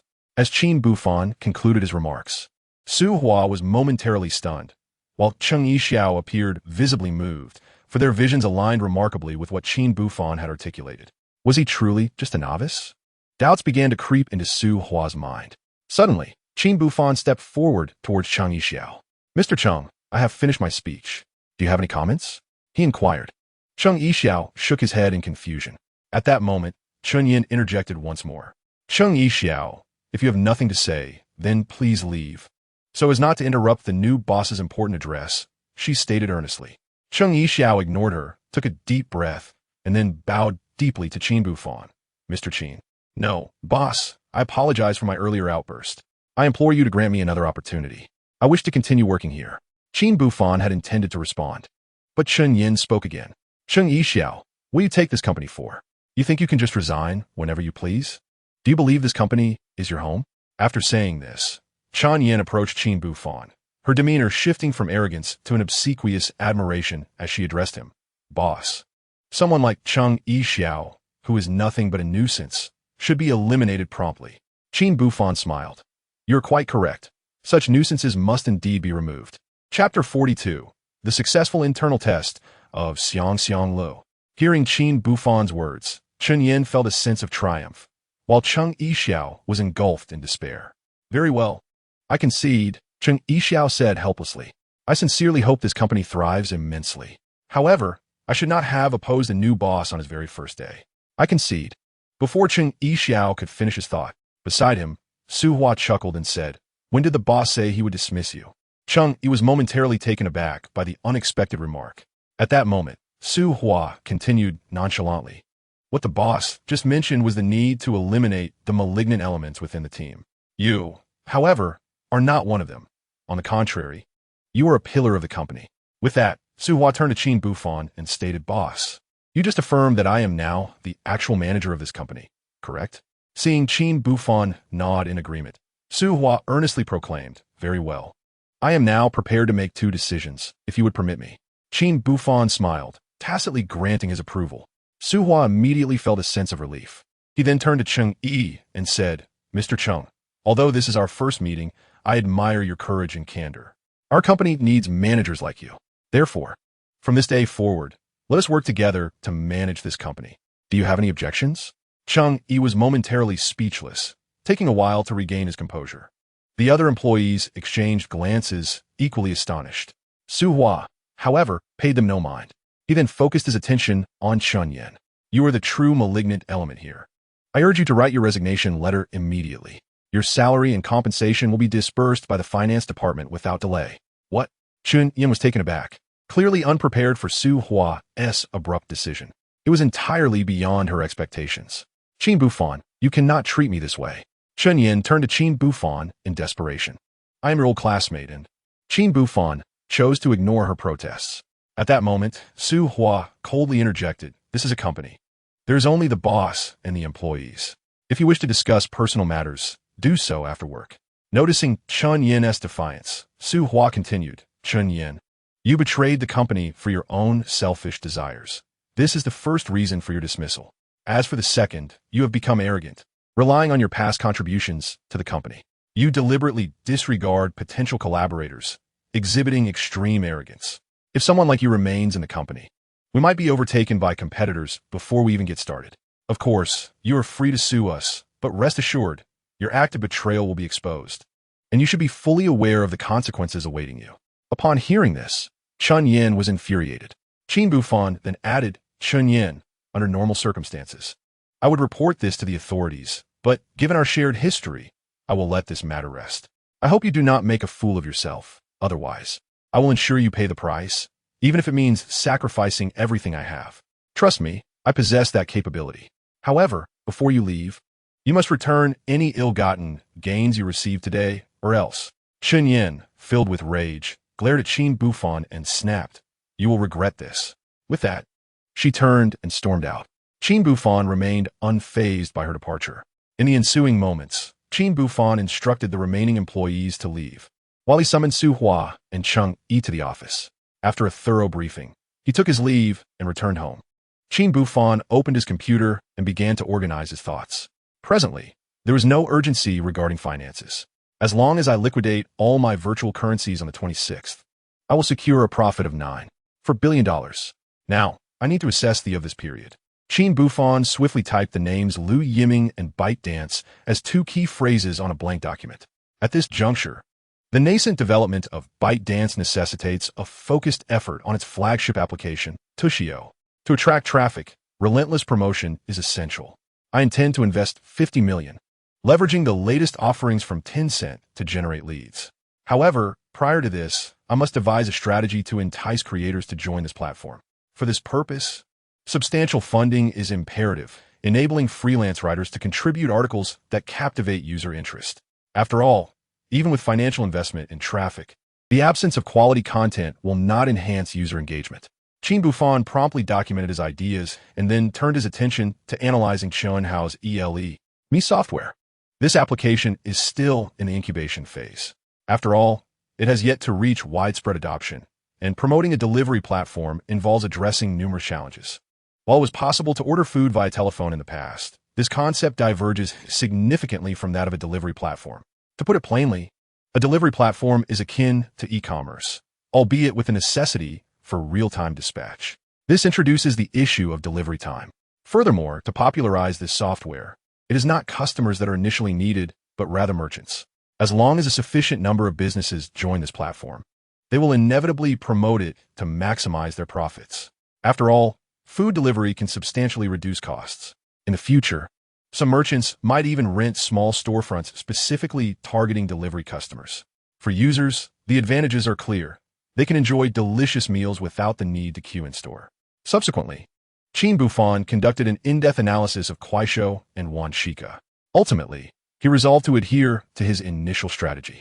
He plans to utilize his various applications for mutual promotion, thereby achieving a remarkable effect. As for Wang Chulong, who is far away in the Shiyue district of Guangshi, and Zhou Yinzhou and Wang Ji, who have established companies in Suhai, Qin Buhfan felt no urgency. He possessed unwavering confidence in these three individuals. Everything could unfold at its own pace. For Qin Buhfan, continuous investment is all that is required. He believes that, in due course, he will reap the rewards he deserves. After this thorough organization, Qin Buhfan felt filled with hope for the future. However, he soon found himself in a state of confusion, realizing that his ambitions in investment were growing ever larger. Yet, upon reflection, he pondered, what difference is there between a life devoid of ambition and that of a mere fish? As Qin Buhfan grappled with the decision of which project to invest in next, his phone rang. It was a call from Wang Haining. Boss, I have two pieces of good news. Our game, Eliminate, has completed its internal testing and is now ready for official promotion. It can be downloaded on any smart device. Upon hearing this, Qin Buhfan couldn't help but smile. That is indeed wonderful news. What is the second piece of good news? Wang Haining paused for a moment before responding. The second good news is that I have devised a strategy to expedite the promotion of our game. However, this promotion may require a substantial investment, around $60 million. What? Qin Buhfan was taken aback. Which investment requires such a hefty amount? Chapter 43, Exorbitant Advertising Costs. As Qin Buhfan pondered this, Wang Haining on the other end of the line seemed to realize he had been a bit presumptuous. He quickly added, Boss, I apologize, Before he could finish, Qin Buhfan softened his tone. It's all right, just speak plainly. The suggestion is yours, but the decision rests with me. Taking a deep breath, Wang Haining continued, Boss, the situation is as follows. I just received word that this year, the Su Province television station is holding a bidding for advertisements for the third season of Hua Xia Good Voice. This time, in addition to the exclusive naming rights, there are also a special sponsorship and an interactive support option. According to the information, the base price for the special sponsorship is $60 million, while the base price for the interactive support is $40 million. My thought is to secure the interactive support option. The $60 million should not be a problem. After hearing this, Qin Buhfan fell into contemplation. He was well aware of Hua Xia Good Voice. During the first 2 seasons, Duo Bao Herbal Tea had become a household name precisely because they secured the exclusive naming rights. Although the sponsorship fee was exorbitant, Duo Bao Herbal Tea profited immensely. Most importantly, due to the advertising impact, this herbal tea brand had emerged as one of the best-selling products over the past 2 years. Reflecting on this, Qin Buhfan smiled and said, if it's an advertising fee, then $60 million is indeed not excessive. Upon hearing this, Wang Haining was filled with excitement. Boss, does this mean you agree? Qin Buhfan chuckled. What other option is there? Wang Haining was so exhilarated that he struggled to find the right words. Meanwhile, Qin Buhfan remained remarkably calm. After all, he had overheard his daughter's heartfelt sentiments. He knew that Eliminate would shine brightly in 2014. Therefore, as long as they could promote it successfully, even 100 million would not cause him to flinch. Haining, may I ask when the bidding for Hua Xiaogood voice begins? Qin Buhfan inquired. It starts at 3 p.m. on the 26th, Wang Haining replied. Very well, I will accompany you on that day, Qin Buhfan affirmed decisively. He ended the call with Wang Haining.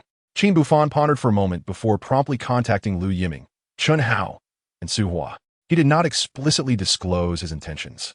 Instead, he instructed them to proceed to Wang Haining's company. Once he conveyed this, Qin Buhfan tidily gathered his belongings and swiftly descended the stairs. Half an hour later, he arrived first outside Wang Haining's company, soon followed by Lu Yiming and the others, who gathered around him. Boss, they called out in unison. Ladies and gentlemen, let us proceed upstairs, Qin Buhfan commanded. Under Wang Haining's personal guidance, the group quickly convened in the conference room. I have a pressing question for you all, Qin Buhfan said gravely. The attendees exchanged glances, clearly taken aback by Qin Buhfan's unusual seriousness. Without further ado, Qin Buhfan got straight to the point. I ask you, when will the products from the companies you oversee be ready for delivery? Upon hearing this, they appeared somewhat perplexed. Boss, Cheng Yixiao was the first to rise. Before our arrival, we held an urgent meeting with Su Hua. The purpose was to discuss the future development trajectory of our software. The employees are eagerly anticipating this and responding positively. According to our established timeline, a new version of Kuaishou 10 will be launched in a quarter, at which point we can commence comprehensive promotion. With Cheng Yixiao initiating the discourse, Lu Yiming, Chun Hao, Lu Danian, and others subsequently expressed their commitment to accelerating their progress, projecting internal testing within 2 to 4 months, followed by public testing. Once they finished, Su Hua interjected, Boss, your sudden inquiry, does it imply any directives? Qin Buhfan cast a cheerful glance at Wang Haining and replied, I intend to bid for Huaxia Haoge. I plan to allocate 700 million for sponsorship, with 300 million aimed at securing exclusive naming rights, 200 million for special sponsorship, and the remaining 200 million for interactive support. What? The conference room erupted in astonishment. Su Hua was the first to speak up. Boss, I have a few thoughts to share, but I hesitate. Cheng Yixiao, noticing his reticence, promptly urged Su Hua. If you have something to say, please do so without hesitation. Cheng Yixiao then turned earnestly to Qin Buhfan and expressed, Boss, I believe your approach is rather audacious. After all, our product has yet to be launched. Numerous arrangements remain incomplete. If we rashly invest such a considerable sum in advertising endorsements, it seems imprudent. Would it not be more prudent to use these funds to acquire users instead? Qin Buhfan chuckled. What? Do you lack confidence in the development of Kuaishou? Cheng Yixiao quickly responded, No, I have complete faith. However, I feel that spending such a large amount is somewhat excessive. After all, that is 700 million. After Cheng Yixiao's remarks, Lu Yiming and others also voiced their opinions. Though their expressions varied, their sentiments were remarkably aligned. They believed that Qin Buhfan was too cavalier with money. However, Qin Buhfan held a different perspective. After all, these software applications, they are destined to become industry giants in the future. If the groundwork can be laid at the inception of development in 2014, a prosperous trajectory is assured. Moreover, Qin Buhfan possesses this confidence. The 700 million advertising expenditure will swiftly be recouped once Hua Xiaogood voice commences broadcasting. With this thought in mind, Qin Buhfan spoke earnestly.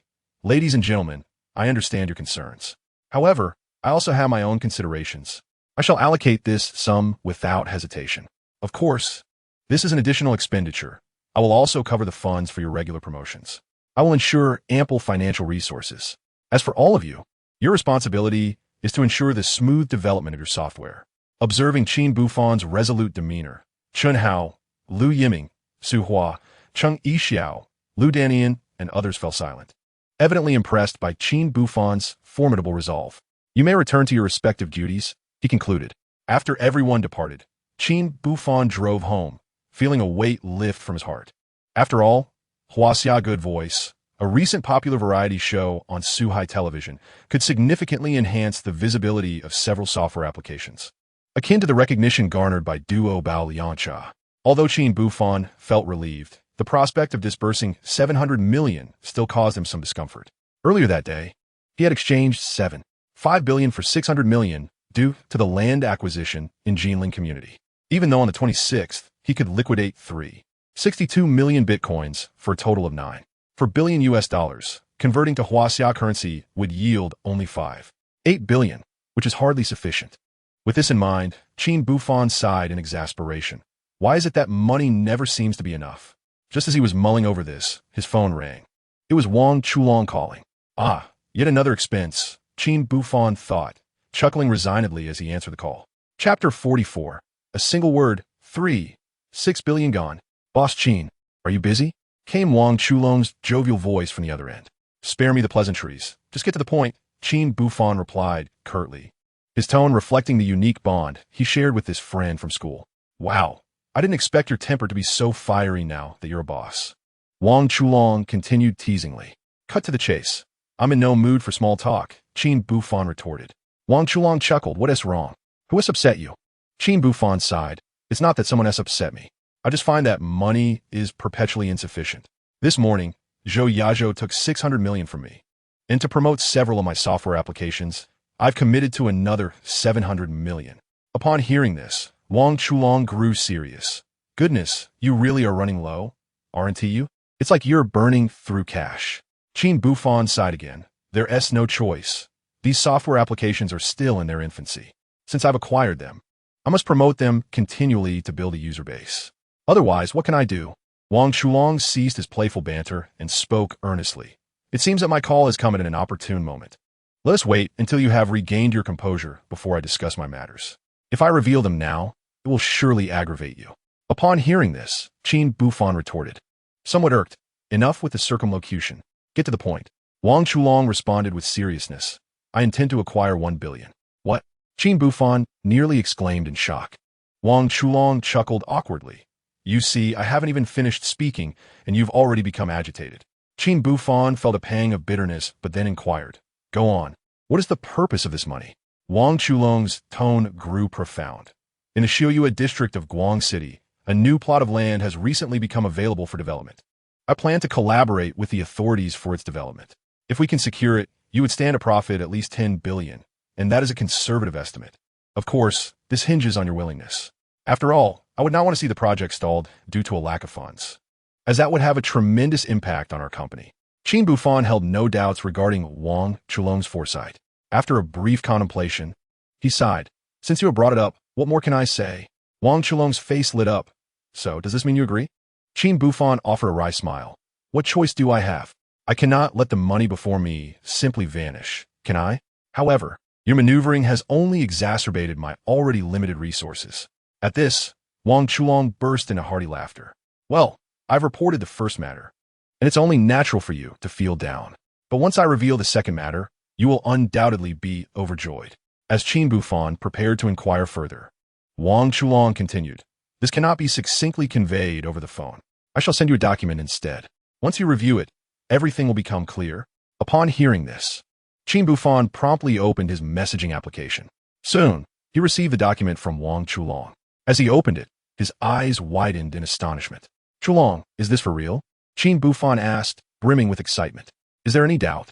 Wang Chulong replied with a profound tone. The shadows that had clouded Qin Buhfan's heart dissipated instantly. It was no wonder he felt this way. The news from Wang Chulong was exhilarating. At that moment, Wang Chulong's voice resonated once more from the other end of the line. Buhfan, in fact, that influential figure is a distant relative of mine. My entry into the real estate industry was facilitated by him.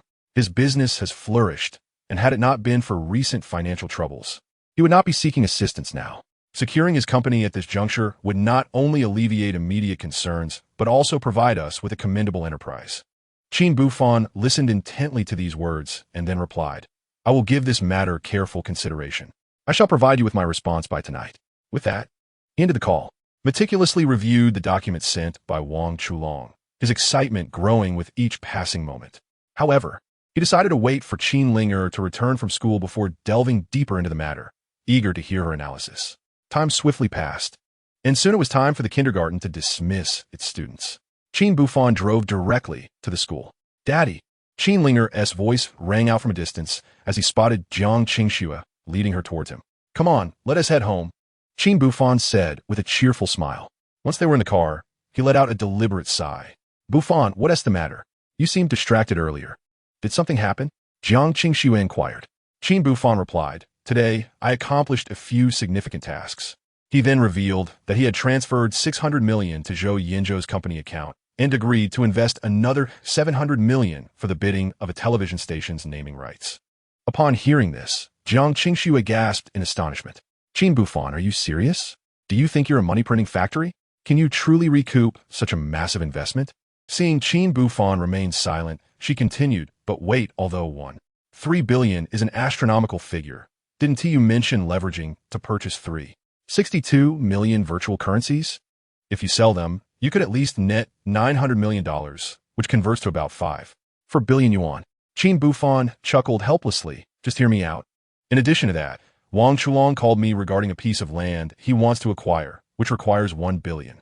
Jiang Qingxue's mouth fell open in disbelief. Before she could respond, Qin Buhfan continued, "Moreover, Wang Chulong informed me that a company is experiencing a capital shortfall. He suggested I acquire that company, which I find promising. Securing it would provide me with significant leverage. That company is the headquarters of Fonda Water Park, and according to the price list and details Wang Chulong shared, I could obtain it for roughly 1.3 billion. Jiang Qingxue took a deep breath and opened her phone's calculator. 67101336. "Wow," she gasped, looking at Qin Buhfan in disbelief. "Qin Buhfan, you're casually talking about 3.6 billion. At this rate, forget about 5.4 billion. Even 50 billion wouldn't suffice for your needs." Qin Buhfan feigned a wry smile.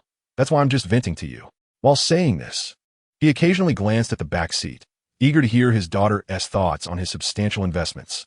As anticipated, Qin Ling'er's inner voice resonated. "Wow. Old Qin's audacity is impressive."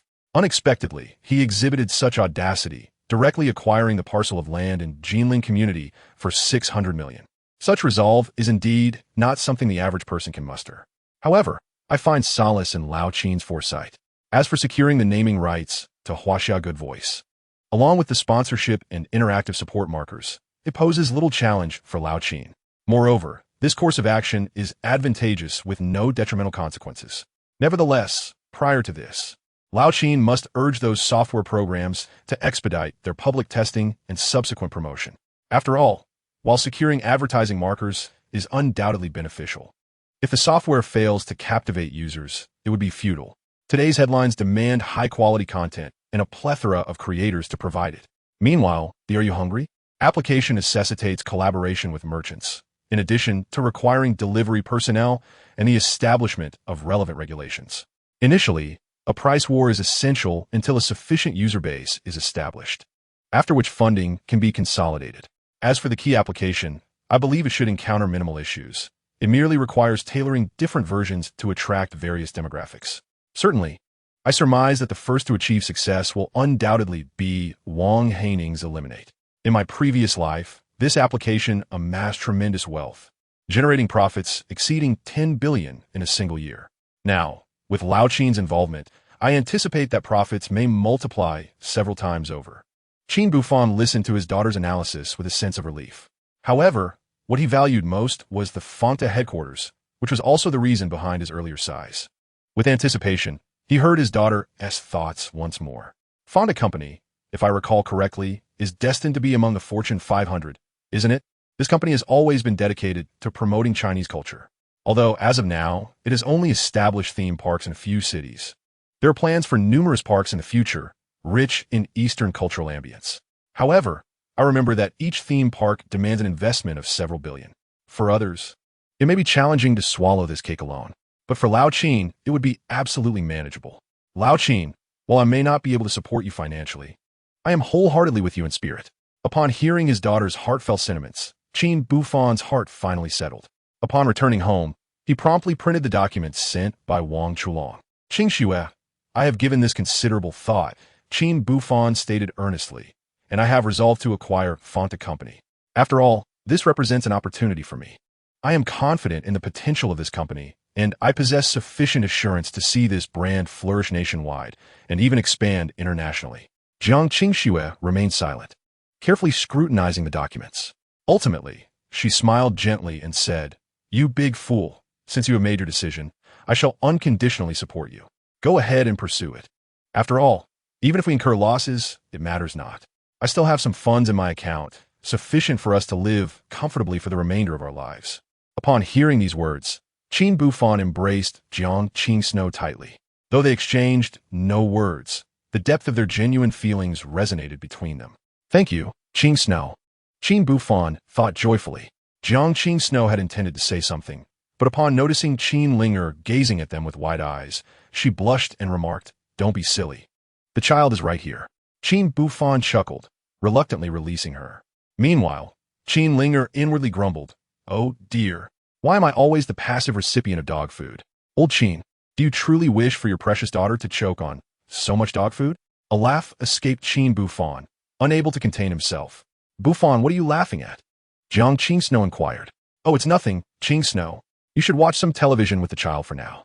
As for me, I need to contact that mysterious fauna boss through Wang Chulong." Jiang Qingxue, well aware of Qin Buhfan's temperament, replied, "All right, you can rest assured. I will take care of the child." With no worries on his mind, Qin Buhfan promptly called Wang Chulong. "Haha, Buhfan, I knew you would call me," Wang Chulong said with a cheerful tone. "If I am not mistaken, you must have decided to acquire that company, right? When do you plan to meet?" "How about the afternoon of the 26th? Just in time, I will have drafted the new project proposal and the plan I envisioned. You will need to review it in person. What do you think?" Qin Buhfan had no objections. Although he wished to resolve matters swiftly, he understood the need to wait until the 26th to liquidate his 3.62 million in virtual currency for the funds to be available. Naturally, he recognized that, given the current trend, he would need to continue trading in virtual currencies. After all, sufficient capital was essential, and, apart from stock trading, virtual currency seemed the most lucrative avenue. However, Qin Buhfan did not wish to place all his hopes in a single venture. Therefore, he resolved to focus primarily on virtual currency from now until the 30th. Once he navigated this opportunity, he would redirect his attention towards stock trading. With this thought, Qin Buhfan resumed monitoring stock market trends. "Buhfan, are you considering returning to your original line of work?" Jiang Qingxue suddenly asked. Qin Buhfan smiled currently. "That is indeed a thought.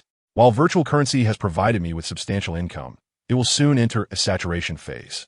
As you mentioned, I need adequate funding, and relying solely on the income from virtual currency cannot provide me with long-term, stable financial support. Thus, I have resolved to direct my attention towards the stock market."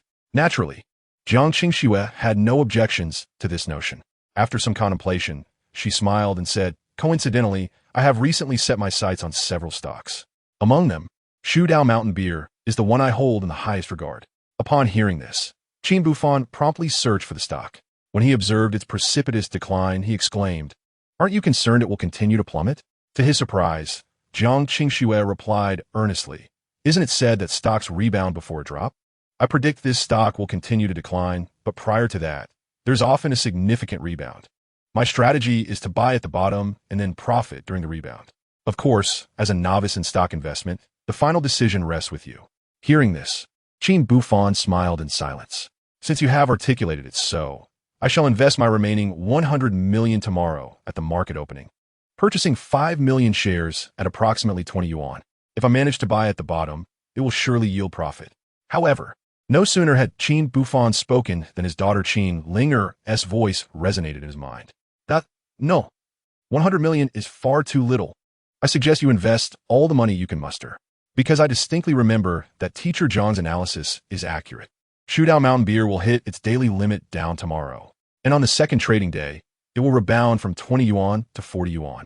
A profit of 20 yuan per share is an opportunity that is handed to you. Dad, don't hesitate when it comes to money. Chapter 46, Giving Birth. Upon hearing his daughter's thoughts, Qin Buhfan felt an immense joy. Simultaneously, he grew increasingly impressed by Jiang Qingxue's talent for stock trading. He had not anticipated that, despite her limited experience in the stock market, her foresight regarding future price movements would align perfectly with his daughter Qin Ling'er's memories. Soon, Qin Buhfan regained his composure. Qing Xue, I have reflected on this and realized that 100 million might be insufficient.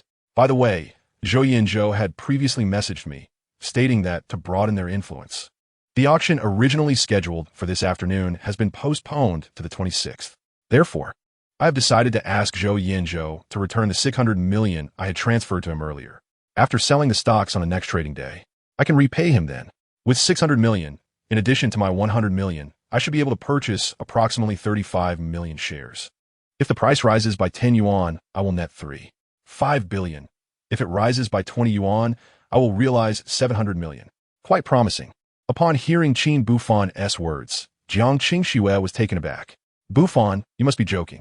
Although I am a novice in stocks, I understand that one should not place all their eggs in one basket. Investing 700 million into a single stock is far too risky. Are you not concerned that we might misjudge?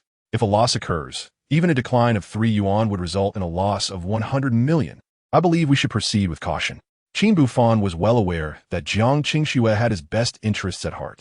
However, with Qin Ling'er, the influential figure behind him, who could foresee future trends, he felt no need to worry about such matters. Naturally, he could not disclose this to Jiang Qingxue. After a brief contemplation, Qin Buhfan confidently said, Qingxue, you must trust me. Furthermore, if things were to take a downturn, it would not be a grave concern. A loss of 1 or 200 million is something I can still manage. Noticing her silence, he continued, consider this. Previously, I have thrived in the realm of virtual currencies despite my lack of expertise, as if aided by divine intervention. Now, in the domain of stock trading, which I am well versed in, I am certain I shall not falter. Otherwise, it would tarnish my reputation, would it not? Moreover, Shudao Mountain Beer is a venture we both recognize as promising. It cannot be that we are both mistaken. Seeing Qin Buhfan's unwavering confidence, Jiang Qingxue chuckled lightly. Very well, I shall not voice any objections. Qin Buhfan exhaled a sigh of relief. He promptly called Zhou Yinzhou, who, understanding Qin Buhfan's intentions, wasted no time in confirming that he would transfer the funds to him the next day. With his concerns alleviated, Qin Buhfan took Jiang Qingxue to a nearby restaurant for a sumptuous dinner.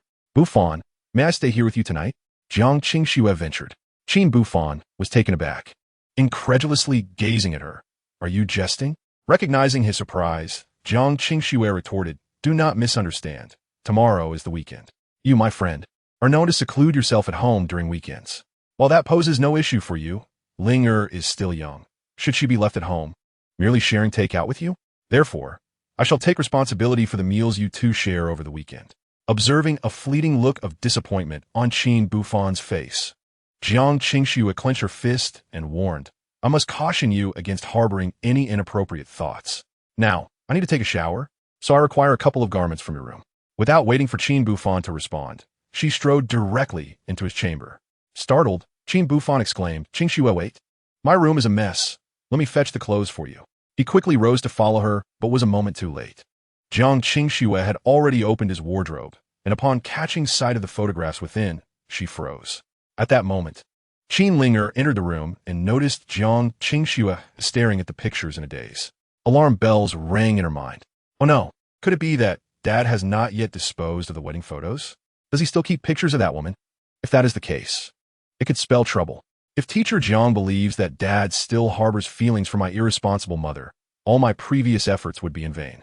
Just as Qin Ling'er pondered how to explain this to Qin Buhfan, Jiang Qingxue approached him directly. Qin Buhfan, where did you acquire these photographs? She inquired. As she spoke, Jiang Qingxue took out the photographs. Qin Ling'er immediately craned her neck to take a look. Upon discovering that the images depicted the youthful days of Qin Buhfan and Jiang Qingxue, she couldn't help but feel a sense of astonishment. It seems I have overthought this. She mused. Old Qin certainly hides his depths well, having secretly printed so many photographs. Who says my father is a straightforward man? He is, in fact, utterly romantic. Yet, a sudden pang of bittersweetness washed over her. I've just ingested another mouthful of dog food.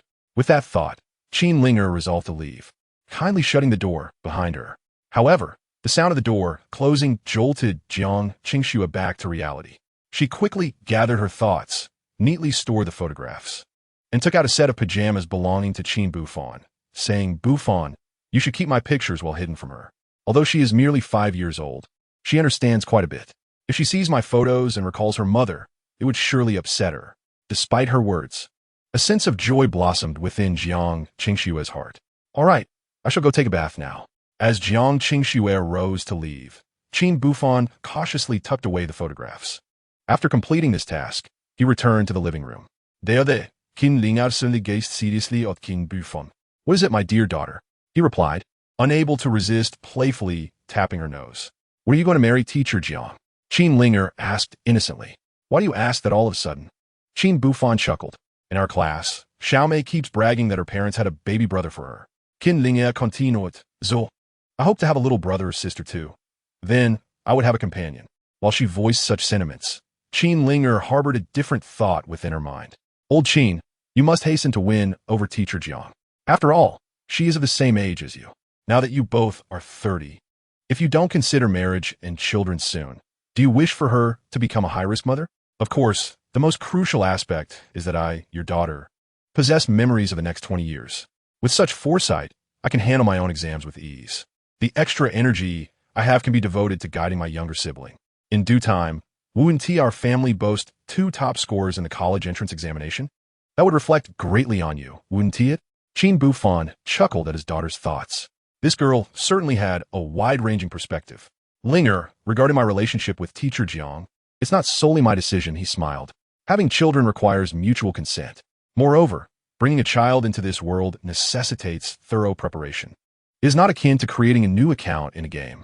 Upon hearing this, Qin Ling'er pouted her little lips and fell silent. Qin Buhfan initially believed that Qin Ling'er had abandoned the idea. However, after Jiang Qingxue emerged from her bath, Qin Ling'er immediately scampered over to her. Teacher Jiang, I have something to tell you, she said in a sweet, childish voice. What is it? Jiang Qingxue inquired, intrigued. Leaning in mustausely, Qin Ling'er whispered. My father has agreed to have children with you. With that, she swiftly turned and dashed back to her room, leaving Jiang Qingxue and Qin Buhfan standing in place. The atmosphere instantly became charged with ambiguity. Chapter 47. Sipping beer on the mountain road, a bargain. Buhfan, I'm gonna rest now. You should get to bed early after you're done, Jiang Qingxue said, her cheeks flushed as she turned to head to her bedroom. Upon hearing the door close, Qin Buhfan felt a twinge of disappointment. Nevertheless, the thought of his emotional connection with Jiang Qingxue warmed him. Some matters, when the time is right, naturally fall into place. He quickly collected his thoughts and returned to his own room to rest. A night of silence passed. The following morning, Qin Buhfan rose early to wash up, preparing for a day of bargains. At that moment, Jiang Qingxue was returning from outside. Buhfan, it's still early. Hurry and eat something, she said, presenting the breakfast she had purchased. All right, Qin Buhfan replied, eagerly accepting it and finding bowls and plates to serve the food. I'll go wake Schwerer, Jiang Qingxue said. You just focus on your work at home today. I'll take Schwerer to the amusement park. We won't disturb you while you're busy. Hearing this, Qin Buhfan felt warmth in his heart. Gentle, kind, considerate, and incredibly understanding. Wasn't this the ideal image of a partner that every man dreams of? He couldn't help but reflect on his situation as a divorced man, wondering what merit he possessed to deserve such a remarkable woman. Before long, Qin Ling'er was awake. Oh, how annoying, she grumbled to herself. Every day at school, I have to study with those little ones, pretending to be a kindergarten child. I am utterly exhausted. At home, I have to endure the dog food of teacher Jiang and old Qin. I thought I could sleep in on the weekend, but instead, I was dragged out of bed by teacher Jiang. Why is my life so miserable? Though she harbored these thoughts, Qin Ling'er still politely greeted Qin Buhfan. Ling'er, you seem quite reluctant to rise early, Qin Buhfan asked, suppressing his amusement. But don't worry. Soon you'll be happy because teacher Jiang will take you to the amusement park.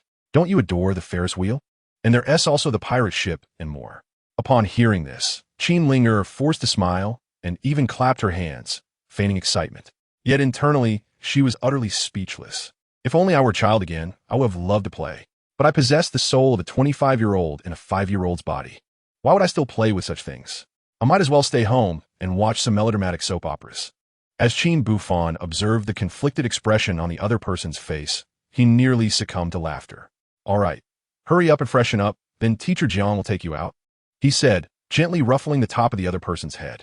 Qin Ling'er felt an overwhelming sense of frustration, having no outlet for her grievances. and thus obediently entered the bathroom. After breakfast, Jiang Qingxue took Qin Ling'er and prepared to depart. Before leaving, she repeatedly reminded Qin Buhfan to remember to have lunch. Once the door closed, Qin Buhfan began to prepare for the day ahead. At precisely 9 o'clock, he received a call from Zhou Yuzhou, informing him that the 600 million yuan had been returned. Just as he hung up the phone, he received a notification that the funds had arrived in his bank account. It was time to get ready. Qin Buhfan swiftly opened the webpage and patiently waited. As the market opened, his gaze fixated on Shudao Mountain Beer. Initially, the opening price was 23 yuan, which subsequently climbed steadily to 25 yuan. However, in the next moment, the price plummeted abruptly to 22 yuan. Remaining calm, Qin Buhfan held his breath and began to observe patiently. Now was the moment. When he saw the price drop to 20 yuan, he wasted no time and invested 700 million yuan to acquire 35 million shares.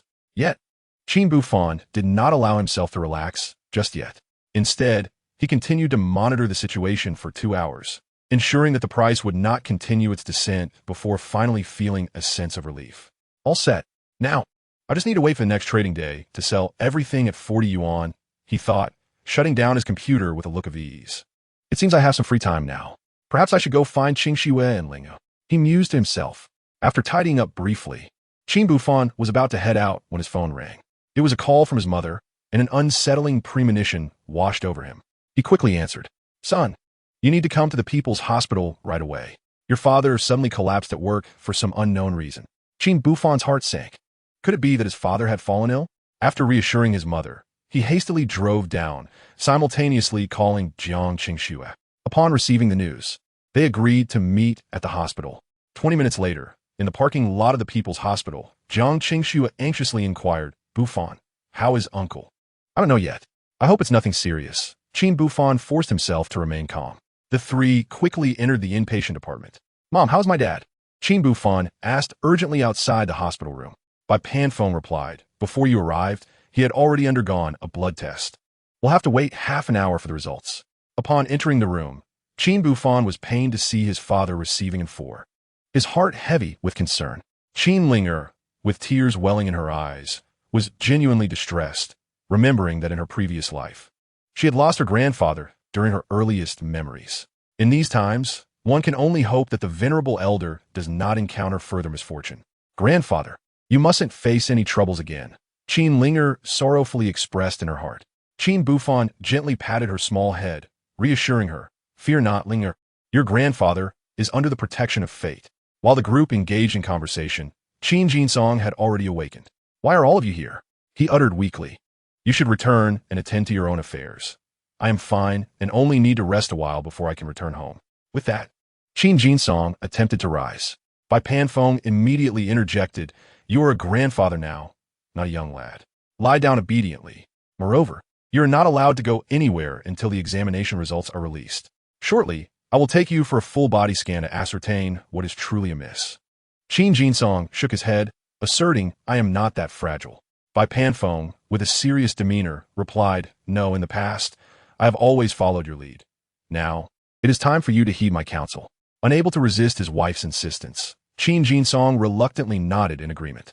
After a brief contemplation, he said to Bai Panfeng, take Xiao Jiang and Ling'er outside to sit. I need to have a word with Buhfan. Bai Panfeng smiled, all right. You two have not had a heart-to-heart in quite some time. We shall not intrude. Once they departed, Qin Buhfan closed the hospital room door. At that moment, Qin Jinsong let out a deep sigh. Son, I may not have much time left. To be frank, I previously visited the hospital for a checkup and discovered that I have an aneurysm in my brain. Any external stimulus could trigger a crisis. Just days ago, due to matters at the company, I nearly succumbed to the strain. Thus, in the future, your mother may require your care. Although Qin Buhfan had prepared himself mentally for such news, hearing it from his father still pained him deeply. He was about to offer words of comfort when Qin Jinsong continued, by the way, I find Xiao Jiang to be quite commendable. If possible, while I'm still alive, hasten to arrange the wedding. Oh, and keep an eye on Ling'er's mother. She has recently climbed to new heights. The reason I fell ill today was due to her distressing me. What? Qin Buhfan's anger flared at this revelation. Chapter 48. The confession, I actually own several companies. It is her again. I must confront her. Qin Buhfan seethed with indignation. He had initially believed that after the previous incident, Xia Yun would cease her troublesome ways. Yet, who could have anticipated that this woman would escalate her antics, even managing to provoke his father into hospitalization? How infuriating! Previously, Qin Buhfan had contemplated sparing her due to her being Ling'er's mother, but it seemed he had been too lenient. Son, do not act impulsively. Qin Jinsong called out to Qin Buhfan. That woman is not worth your ire. However, you need not let her provoke you into making rash decisions. I share this with you not to seek revenge, but to urge you to safeguard Ling'er and ensure that she is not taken away by that woman. Qin Buhfan inhaled deeply and managed to smile, saying, Father, rest assured, your son is not one to act impulsively and violate the law. Qin Jinsong nodded with satisfaction. Now that sounds more like it. By the way, I have sent your mother away for a reason. There are a few matters I need to discuss with you. The three major telecom operators have already obtained the 4G licenses. The era of 4G is rapidly approaching, and it will undoubtedly usher in a realm dominated by online marketplaces. Our family has always operated physical stores, and I have no experience in online sales. However, I understand that change is essential. Therefore, I intend to entrust the management of our family business to you entirely. Of course, I also recognize your lofty ambitions. If you believe our family business lacks potential for growth, feel free to sell it. Additionally, while trading virtual currencies may yield quick profits, it is not a sustainable strategy. There are too many intricacies involved, and I fear you may encounter setbacks. Thus, it would be wiser to find ways to invest the existing funds into the company. Upon hearing his father's words, Qin Buhfan replied earnestly, Father, it will be better for you to manage your company yourself. Qin Jinsong feigned anger as he looked at Qin Buhfan. You rascal, even now, we do not plan to take over the company? Qin Buhfan replied seriously, Father, I consulted a fortune teller recently, and they predicted you could live to be 100 years old. As for your vascular tumor, I will seek out the finest doctors in the world for your treatment. And regarding my affairs, you need not worry. Qin Jinsong intended to say something, but was interrupted as Qin Buhfan continued. Indeed, my reluctance to take over your company stems from my own reasons. In fact, over the past few days, I've been busily acquiring several companies. In Shuyue district of Guang City, I purchased two firms, one focused on live streaming called Douyu, and the other, Hexing Company, which specializes in the real estate sector. You may be acquainted with the owner of Hexing. He is my good friend from high school, Wang Chulong. Furthermore, in Suhai City, I have also acquired several companies, such as ELE, Me, Xiaoxiaolu, Kuaishou, and one called Jinri Tushio.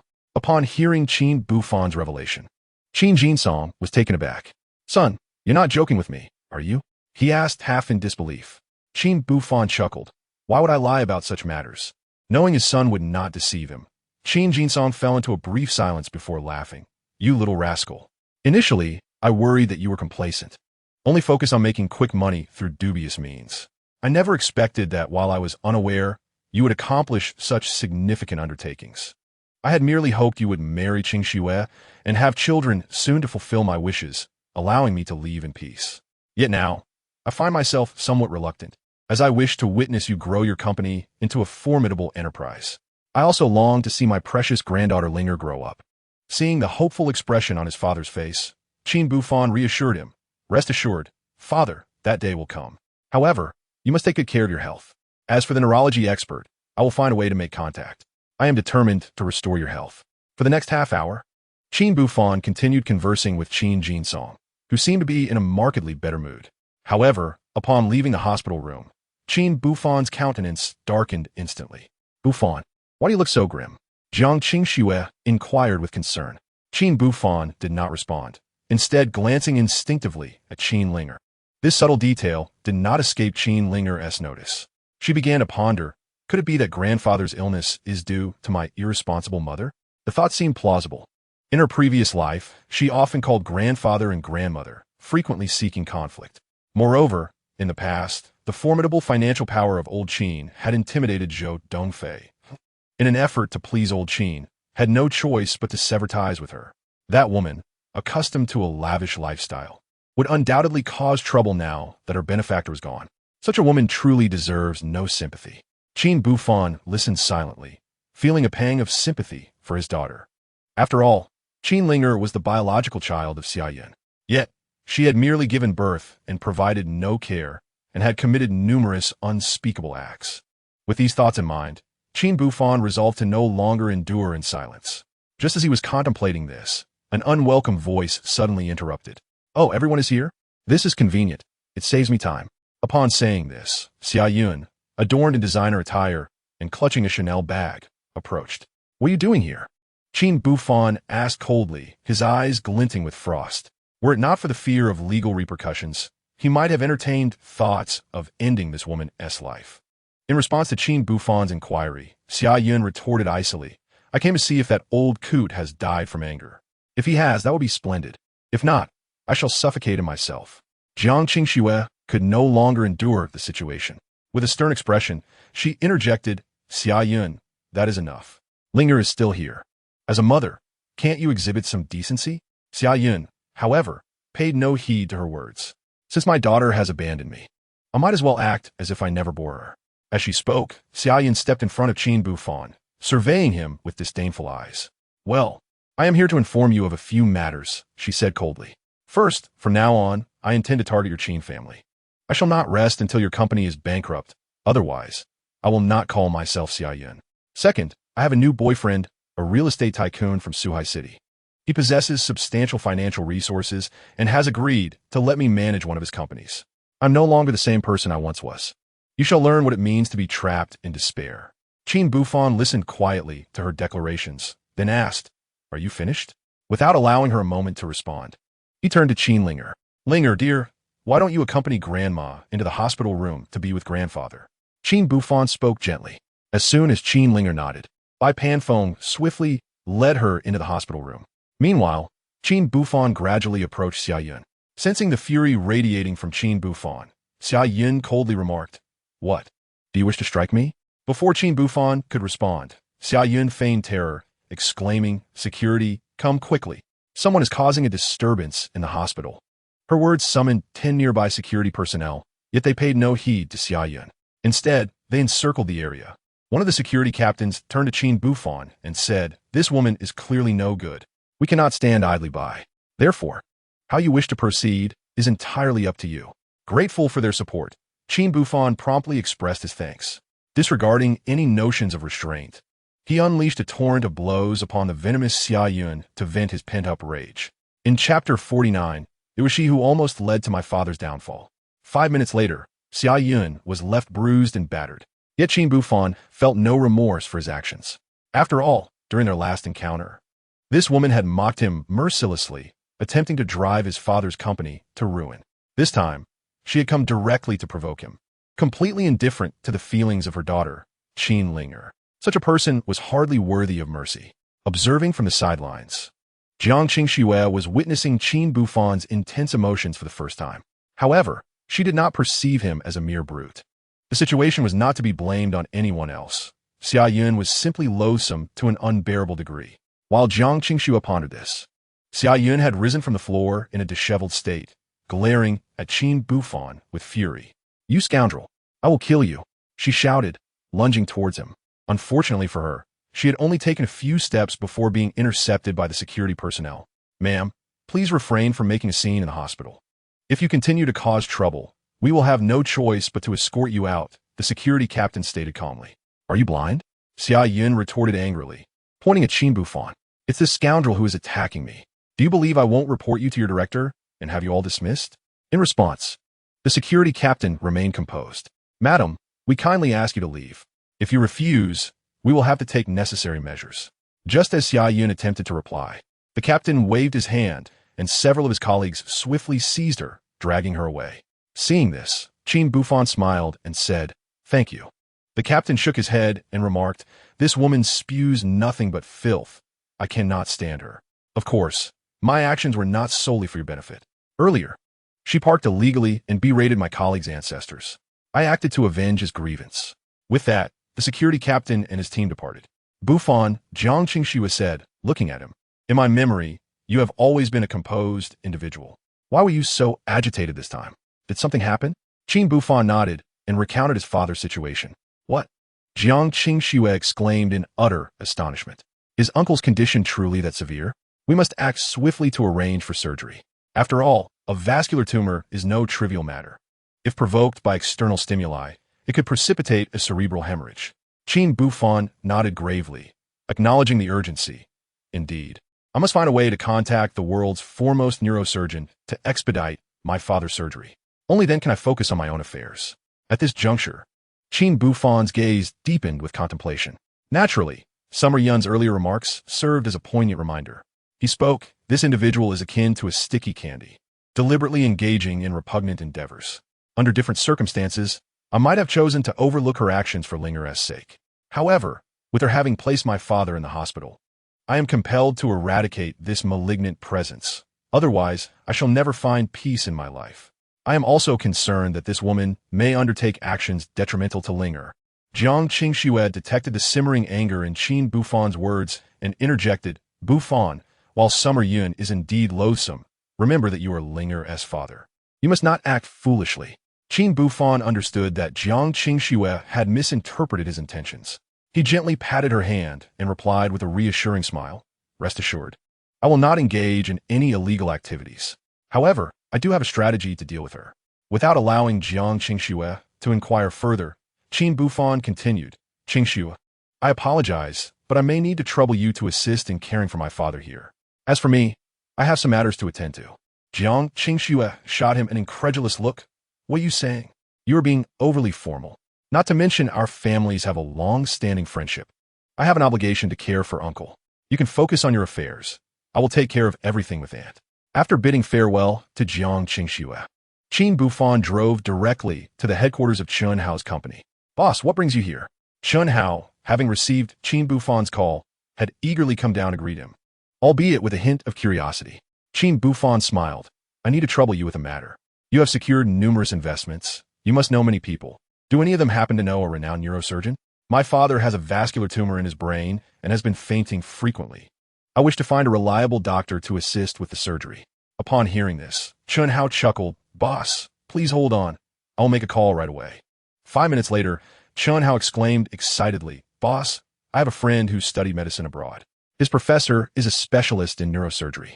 Moreover, he has developed a minimally invasive surgical technique that has been applied in clinical settings.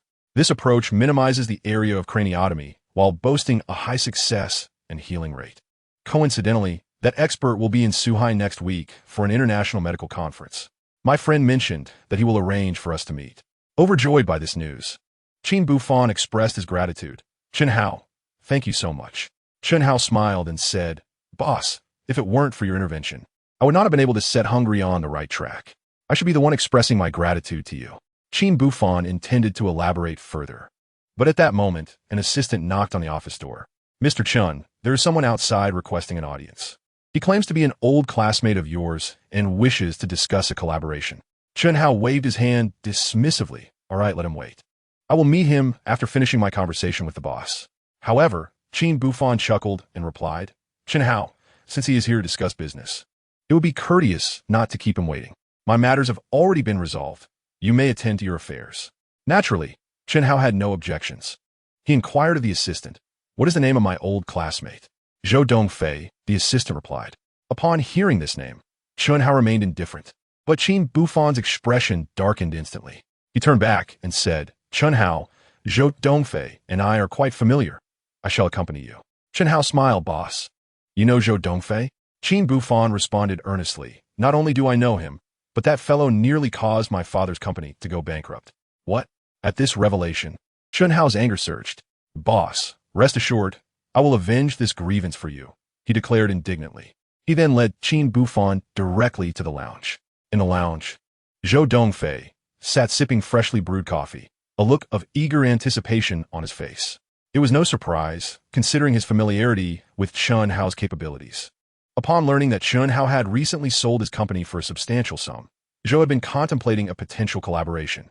However, his true intention was to use Chun Hao to gain access to the wealthy benefactor behind him.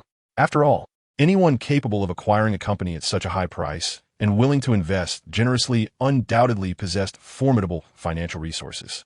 If he could earn their favor, he believed he could extricate himself from his current predicament. Xia Yun, just wait. I will ensure you pay the price, Zhou Dongfei muttered to himself, filled with anger and resentment. He felt he had treated Xia Yun well over the years, spending millions on her. Yet, due to Qin Buhfan's immense wealth. He had been compelled to let her go. He believed he had done nothing wrong. But Xia Yun had swiftly attached herself to a real estate tycoon in Suhai City after leaving him, subsequently turning against him. Now, under the pressure and seduction exerted by Xia Yun and the real estate mogul, all his partners had terminated their contracts with him. Nevertheless, he was confident that once he presented his proposal to Chen Hao, he would be able to resolve his pressing issues. Just as Zhou Dongfei pondered these thoughts, the door swung open. Zhou Dongfei immediately rose to his feet, exclaiming, "Chen Hao, my old classmate. It has been so many years since we last met you." However, his words trailed off abruptly. The reason for his sudden silence was the unexpected sight of a familiar face beside Zhou Dongfei, Qin Buhfan. Zhou Dongfei felt a wave of confusion wash over him, as memories of that day in the bank flooded back when Qin Buhfan had subtly embarrassed him, leaving him acutely self-conscious. Beyond that, a profound curiosity took root within him. He could not fathom why Qin Buhfan was present in this place. Qin Buhfan, perceiving the bewilderment in Zhou Dongfei's expression, decided to be forthright. "Mr. Zhou," he began, "I have heard that you are here to discuss a collaboration with Chen Hao regarding me. Pray tell, what are your plans for this partnership? Have you brought a proposal for me to review?" Zhou Dongfei was momentarily taken aback, casting a bewildered glance at Chen Hao. Noticing his reaction, Chen Hao remarked nonchalantly, "It seems you are quite acquainted with the boss. No need for introductions then." "What?" Zhou Dongfei's heart raced. Qin Buhfan. He was, in fact, the mastermind behind me? This revelation was almost too much for Zhou Dongfei to grasp. Yet, the undeniable truth loomed before him, and he had no choice but to accept it. As thoughts of the crisis plaguing his company swirled in his mind, Zhou Dongfei steeled himself and stepped forward, presenting, "Boss Qin, this is my proposal." Qin Buhfan accepted the document, scrutinizing it carefully before fixing Zhou Dongfei with a penetrating gaze. He then handed it over to Chen Hao for his perusal. Once both men had finished reviewing the proposal, Qin Buhfan calmly inquired, "Chen Hao, what are your thoughts on this plan?" Chen Hao nodded in agreement. "If we were to judge solely on the proposal, I find it feasible. I have previously researched Zhou Dongfei's company and discovered that it has been managed quite well. Moreover, the company has shown consistent progress." Qin Buhfan nodded slightly. Indeed, in terms of operational management and networking, Zhou Dongfei possessed a certain competence. After all, he had been instrumental in the downfall of Qin Ling'er's father's company in a previous life, leading to the ruin of his own family. The thought of this ignited a flicker of vengeance within Qin Buhfan. However, he resolutely separated personal grievances from professional matters. Nonetheless, Zhou Dongfei would not escape his reckoning. This was clear in his mind, even if he chose not to display it outwardly. Turning his attention back to Chen Hao, Qin Buhfan asked, "You should still have considerable funds available for circulation, correct?" Chen Hao understood the implication of Qin Buhfan's words, but hesitated. "Boss, should we not consider this matter with greater caution?" Qin Buhfan shook his head. "I have great faith in Mr. Zhou's company. Its future prospects are promising. I have decided to acquire it." "What?" Chen Hao was taken aback, while Zhou Dongfei was utterly astonished. Qin Buhfan cast a meaningful glance at Chen Hao, who seemed to grasp the situation and promptly stated, "You are the boss. Ultimately, your decision is paramount." Qin Buhfan smiled with satisfaction. "Very well. I'll leave the negotiations with Mr. Zhou's company in your capable hands. Turning back, I will reimburse you for the expenses incurred. As for Mr. Zhou, please return and prepare the contract." Upon hearing this, Zhou Dongfei expressed his profound gratitude and departed contentedly. No sooner had the other party left than Chen Hao promptly shut the door. "Boss, that Zhou Dongfei, while possessing some talent, lacks integrity. Furthermore, did you not mention that he nearly drove your father's company to bankruptcy? Should we not let such a person fend for himself?" Qin Buhfan smiled. "Chen Hao, I am fully aware of your concerns. Do not mistake me for a saint. I am capable of forgiving anyone. Rest assured, I have my plans." Noticing Chen Hao's silence, Qin Buhfan continued, "If Zhou Dongfei is not up to par, we can simply replace him. However, this is a matter for future consideration. For now, we still require his connections, which are rather beneficial. Once his network is under our control, we can easily eliminate him." At this point, Qin Buhfan fixed his gaze on Chen Hao and remarked, "By the way, I forgot to inquire about the crisis facing his company. Could you handle that for me?" Chen Hao readily agreed, promptly dialing Zhou Dongfei's number in Qin Buhfan's presence. Since it was on speakerphone, Qin Buhfan was able to grasp the entire situation clearly. After hanging up, he chuckled, I see. During our last encounter at the bank, Zhou Dongfei must have seen my account balance. Fearing to offend me, he cast aside that woman. Consequently, she harbored resentment and, upon connecting with that real estate magnate, turned her attention toward Zhou Dongfei. That woman certainly possesses some skills. However, her time to shine is limited, Qin Buhfan mused, a glint of amusement in his eyes. He resolved that after dealing with Zhou Dongfei, he would devise a strategy to confront Xia Yun, striking at the root of the issue. Chapter 51. Observing the dog-eat-dog scenario to reap benefits. It was half an hour later when Qin Buhfan left the headquarters of ELE. Upon returning to the People's Hospital, he immediately shared with Chun how the information regarding the neurologist he had contacted. Under the pressing inquiries of his mother, Qin Buhfan reluctantly disclosed his father's condition. Bai Panfeng, though deeply saddened and unable to accept the reality, found solace in the fact that there was still a chance for recovery. Buhfan, I appreciate the effort you are putting into the surgery, she said, wiping her tears. Mother, what are you saying? As your son, it is my duty to alleviate our family's burdens. How can I claim it as a hardship? Qin Buhfan replied earnestly. Moreover, once my father regains his health, I will have more energy to focus on my own endeavors. Bai Panfeng nodded thoughtfully and then asked, should I act as if I am unaware of your father's condition? Or should I address it directly? After a moment's contemplation, Qin Buhfan replied with conviction, regardless, the surgery is scheduled for a week from now, so you might as well acknowledge that you are aware of everything. In the coming week, I will arrange for a caregiver to assist you. Whenever I find myself with some leisure time, I make it a point to visit this place, as my endeavors require nothing more than a computer. Bai Panfeng, naturally, has no objections to this. Mother, the matter concerning my father is resolved to a considerable extent, Qin Buhfan continued. You must be utterly exhausted from your recent busyness. Do take a moment to rest. I shall tend to my father's needs. Bai Panfeng shook her head and replied, that won't do. Although you have ample free time, you must attend to Shuer. I will see to your father's care. As for the company, before Bai Panfeng could finish her thought, Jiang Qingshu interjected with a gentle laugh, Aunt, do not worry. I will look after Shuer diligently. Besides, she is quite obedient, and I enjoy spending time with her. Upon hearing this, Bai Panfeng let out a deep sigh. She grasped Jiang Qingshue's hand and said, Qingxue, you are truly remarkable. Afterward, she instructed Qin Ling'er to accompany Qin Jinsong in the hospital ward, then turned to Qin Buhfan with a stern gaze. You little rascal. I cannot fathom how you could be with that woman after having such a heartfelt connection with Qingxue. Thank goodness Qingxue does not mind your divorce and child. Otherwise, I truly would not know how to proceed. Qin Buhfan chuckled awkwardly, unsure of how to respond. Noticing this, Bai Panfeng looked back at Jiang Qingshu and remarked, Qingshu, you have worked so hard. Although you share no blood ties with Ling'er, you treat her with such kindness. Once your uncle recovers from surgery, I shall insist that this rascal propose to you. Furthermore, should he ever mistreat you, do not hesitate to inform me. As your future mother-in-law, I will certainly ensure he receives his due. Jiang Qingshu smiled gently. Aunt, with your words, I feel reassured. Bai Panfeng smiled back. All right, this ward is rather chaotic. You should take the children downstairs. I will keep an eye on your father. If necessary, Buhfan can come here at night to assist with the watch. As for Qingshu, you shall accompany Ling'er back to my home. Naturally, Qin Buhfan dared not voice any objections. The group descended the stairs and wandered about outside for a while. Yet at that moment, Qin Buhfan appeared deeply troubled. What is wrong? Are you worried about your uncle? Jiang Qingshu inquired. Rest assured, he will undoubtedly make a full recovery. Seeing Qin Buhfan silent, she added, do not overthink. Let us go nearby for some noodles. After all this commotion, you must be hungry.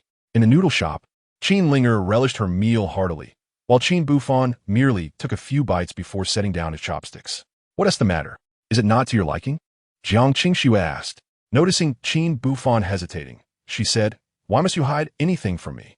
Speak your mind. I shall be your most devoted listener. With a sigh, Qin Buhfan replied, Qingshu, I encountered Zhou Dongfei when I went to see Chunhao earlier. This fellow wishes to collaborate with Chunhao's company, which I have acquired. What? Jiang Qingshu was taken aback, while Qin Ling'er regarded Qin Buhfan with a perplexed expression. Has old Qin lost his mind? How could he possibly assist Zhou Dongfei? In a previous life, he was the one who brought our family to ruin. Such a person, to not seek revenge against him, is already a blessing. How could old Qin possibly assist him? Upon hearing his daughter's heartfelt sentiments, Qin Buhfan was soon addressed by Jiang Qingxue as well. Buhfan, are you certain you are not jesting? You have acquired Zhou Dongfei's company? What on earth are you thinking? Qin Buhfan smiled gently. Do not rush, let me explain. Previously, Zhou Dongfei nearly led both our companies to bankruptcy, and thus, a grudge has been formed. However, my intention is not to aid Zhou Dongfei. I merely perceive potential in this company and intend to take it over. As for Zhou Dongfei, once the company is successfully transferred, I will undoubtedly remove him from the equation. At this point, Qin Buhfan added, by the way, it is worth mentioning that the crisis surrounding Zhou Dongfei's company is entirely the result of that woman. I believe he must loathe her now. My objective is to incite a conflict between them. When they are mutually weakened, I shall benefit as an opportunist. With a sigh, Qin Buhfan concluded, of course, this is merely my preliminary plan. Although I have severed ties with that woman, it is still. He instinctively glanced at Qin Ling'er. Jiang Qingxue then grasped the situation, realizing that Qin Buhfan intended to confront Xia Yun. She could empathize with the complexity of it all. After all, on one hand, there was Ling'er's mother, and thus, Qin Buhfan needed to consider her, while on the other hand, there were his own parents.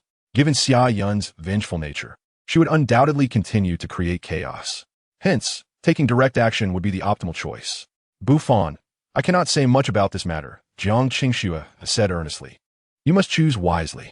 However, I hope you contemplate it thoroughly.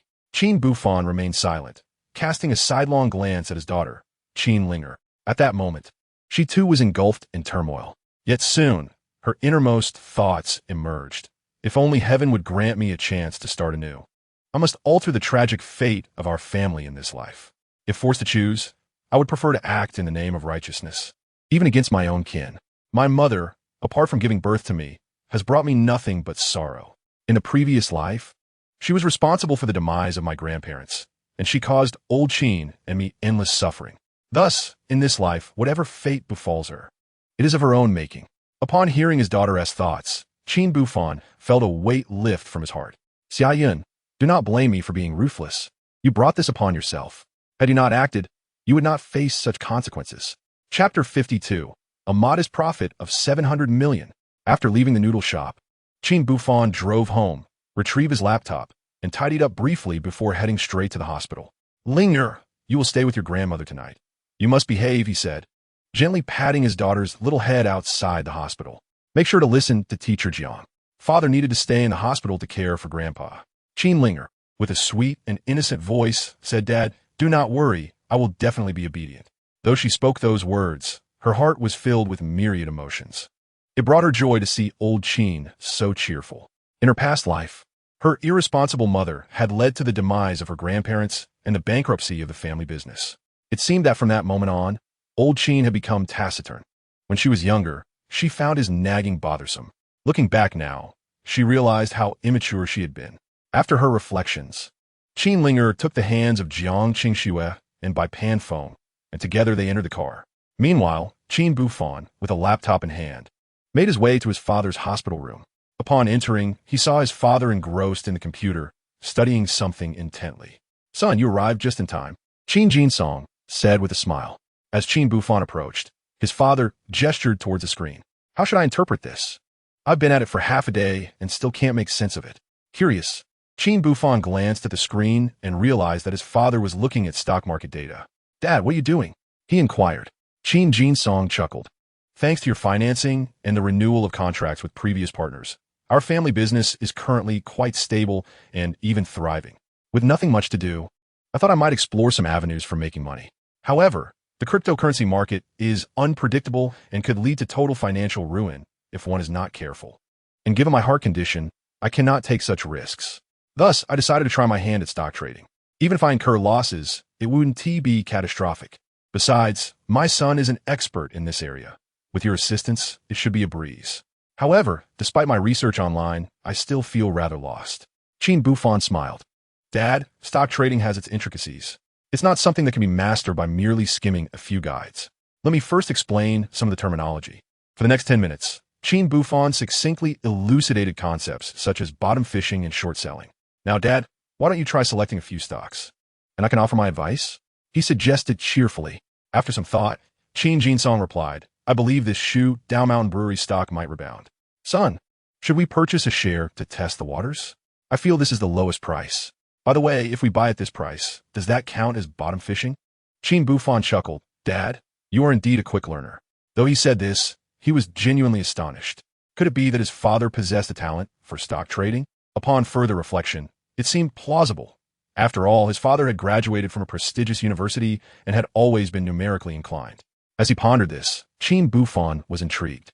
Could it be that his own aptitude for trading was inherited from his father, while his daughter Qin Ling'er had inherited his own traits? If that were the case, it is entirely plausible that Qin Buhfan could sustain himself through stock market investments. Before long, with Qin Buhfan's assistance, Qin Jinsong acquired 5,000 shares at the price of 20 yuan each. Dad, I must emphasize that investing in stocks can often hinge on sheer luck. Therefore, even if you profit this time, it is imperative to remain cautious in the future. After all, many have faced bankruptcy due to stock trading. This endeavor is, in essence, a form of indirect gambling. Qin Jinsong was well aware that his son had his best interests at heart, and he promptly agreed. Once the stocks were purchased, Qin Buhfan opened his computer. He briefly reviewed the prices of virtual currencies before descending to buy his father some fruit. After his father had finished eating, tidied up, and rested, Qin Buhfan felt at ease and retired for the night. It was a night of silence. The following day was predominantly spent by Qin Buhfan in the hospital. During this time, Jiang Qingxue and Qin Ling'er visited him. Bai Panfeng, however, was preoccupied with pressing matters at his company and could not come. At noon, Chen Hao called to inform Qin Buhfan that Zhou Dongfei's company had been comprehensively acquired. However, Zhou Dongfei was not being sidelined. He would continue to serve as the interim owner. Other than these events, the day unfolded rather peacefully. In the blink of an eye, the third day arrived. It was Monday, a day for stock market trading.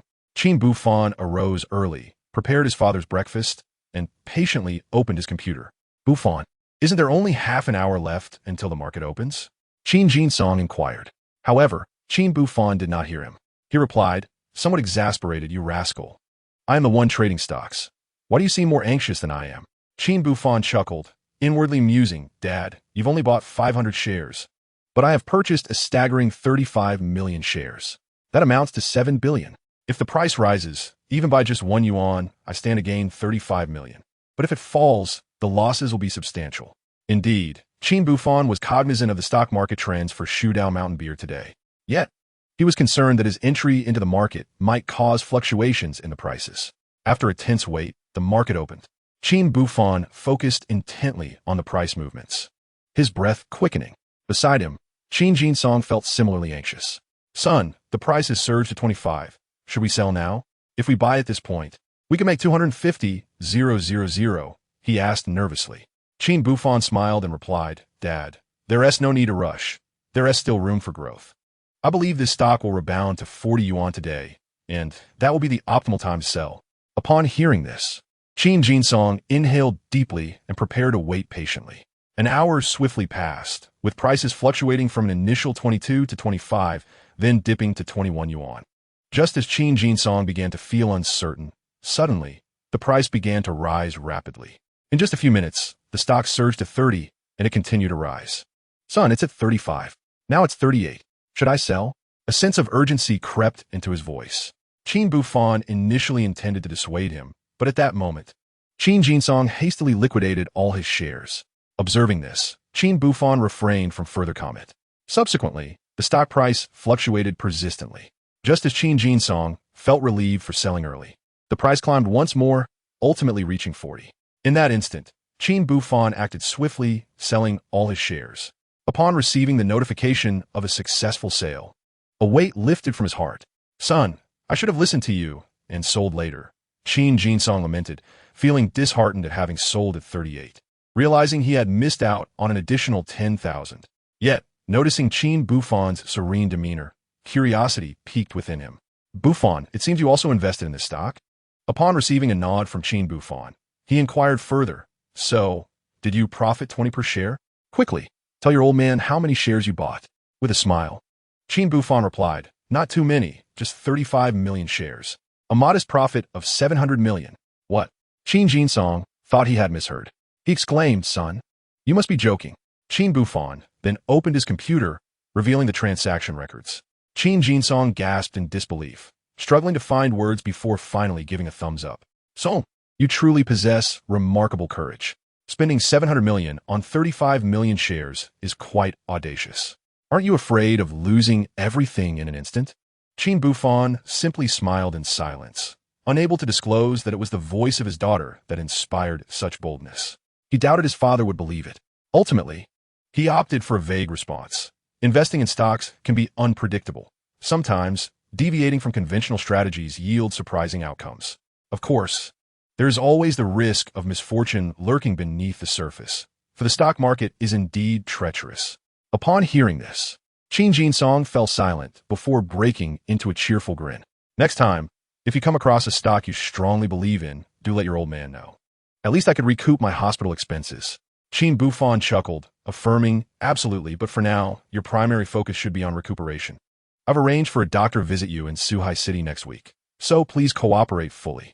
Today, Qin Jinsong was in high spirits, bolstered by Qin Buhfan's encouragement from the previous day, filling him with hope. All right, I'll heed your advice, as you are my son after all. With that, he set aside his computer and reclined comfortably. Meanwhile, Qin Buhfan resumed his stock research. Half an hour later, he invested 100 million in several promising stocks before closing the webpage. He then proceeded to open the official website for virtual currency. Having glanced briefly at today's trends, Qin Buhfan found them to be quite similar to the specific data he had received from his daughter, which brought him a sense of reassurance. Tomorrow marks the 26th, and Qin Buhfan felt a tinge of anticipation. At mealtime, a pan phone entered the hospital room. You two are truly enjoying yourselves, she teased, though a smile illuminated her face. After all, she could discern no trace of despair on her husband's countenance. It is well understood that one's health is deeply intertwined with their mental state. A positive disposition can stabilize one's condition, whereas persistent gloom can yield the opposite effect. Dear, you've arrived? Qin Jinsong put down his phone and remarked. Noticing the thermal food container in her hands, he chuckled. With how busy the company is, you need trouble yourself with bringing meals. Just take care of yourself and the business. That's all I ask. Bai Panfeng paused momentarily, but quickly regained her cheerful demeanor. Rest assured, the company is thriving and everything is in order. Thus, I returned home early to prepare your favorite rib soup. You and our son should enjoy it while it's hot. Qin Jinsong smiled. That sounds delightful. I do relish that dish. Bai Panfeng retorted playfully, you only know how to flatter me. Ever since our youth, you've claimed to adore my cooking. Look, it's been 30 years now, and you still haven't grown tired of it? With sincerity, Qin Jinsong replied, my wife's cooking is the finest. I could indulge in it for another 30 years without ever tiring of it. Bai Panfeng shot him a playful glare. You are such a charmer. Enough with the banter. Our son is watching. You ought to feel some shame. Quickly, eat while it's warm. Afterward, I'll give you a massage. Otherwise, lying around too long will cause your leg muscles to stiffen. Seeing this, Qin Buhfan picked up his bowl and headed outside. Son, what's the matter? Bai Panfeng inquired. It's nothing. I just need some fresh air. The room smells of dog food, and I need to clear my head. Qin Buhfan replied with a smile. Bai Panfeng and Qin Jinsong exchanged glances, perplexed. There are no dogs in this room. Where would the dog food come from? Once outside, Qin Buhfan reflected on the scene within the hospital room, feeling a flicker of anticipation. He wondered if, in the future, when he married Jiang Qingxue, they two would share such moments. Half an hour later, having satisfied his hunger, Qin Buhfan sat absorbed in his phone. At that moment, Bai Panfeng emerged from the hospital room. Finally, I managed to coax your father to sleep, she said, taking a seat beside her son. Qin Buhfan glanced at her. Mom, are you hiding something from me? He asked directly, having noted the subtle expressions on her face when his father inquired about the company earlier. Bai Panfeng sighed. Indeed, it seems that misfortune has befallen our family in succession. Seeing her mother's worried demeanor, Qin Buhfan pressed, Mom, what's wrong? At his words, Bai Panfeng clenched her teeth. It's all due to your malicious ex-wife. Today, as the company opened its doors, she rushed back to the office. She proclaimed her intention not only to infuriate your father to the point of hospitalization, but also to drive me to my demise. However, I must concede, this woman possesses quite the cunning. Qin Buhfan remained silent, awaiting his mother's further remarks. Bai Panfeng, not one to hold back, stated directly, that woman, after being spurned by Zhou Dongfei, has entangled herself with a real estate magnate from Suhai City.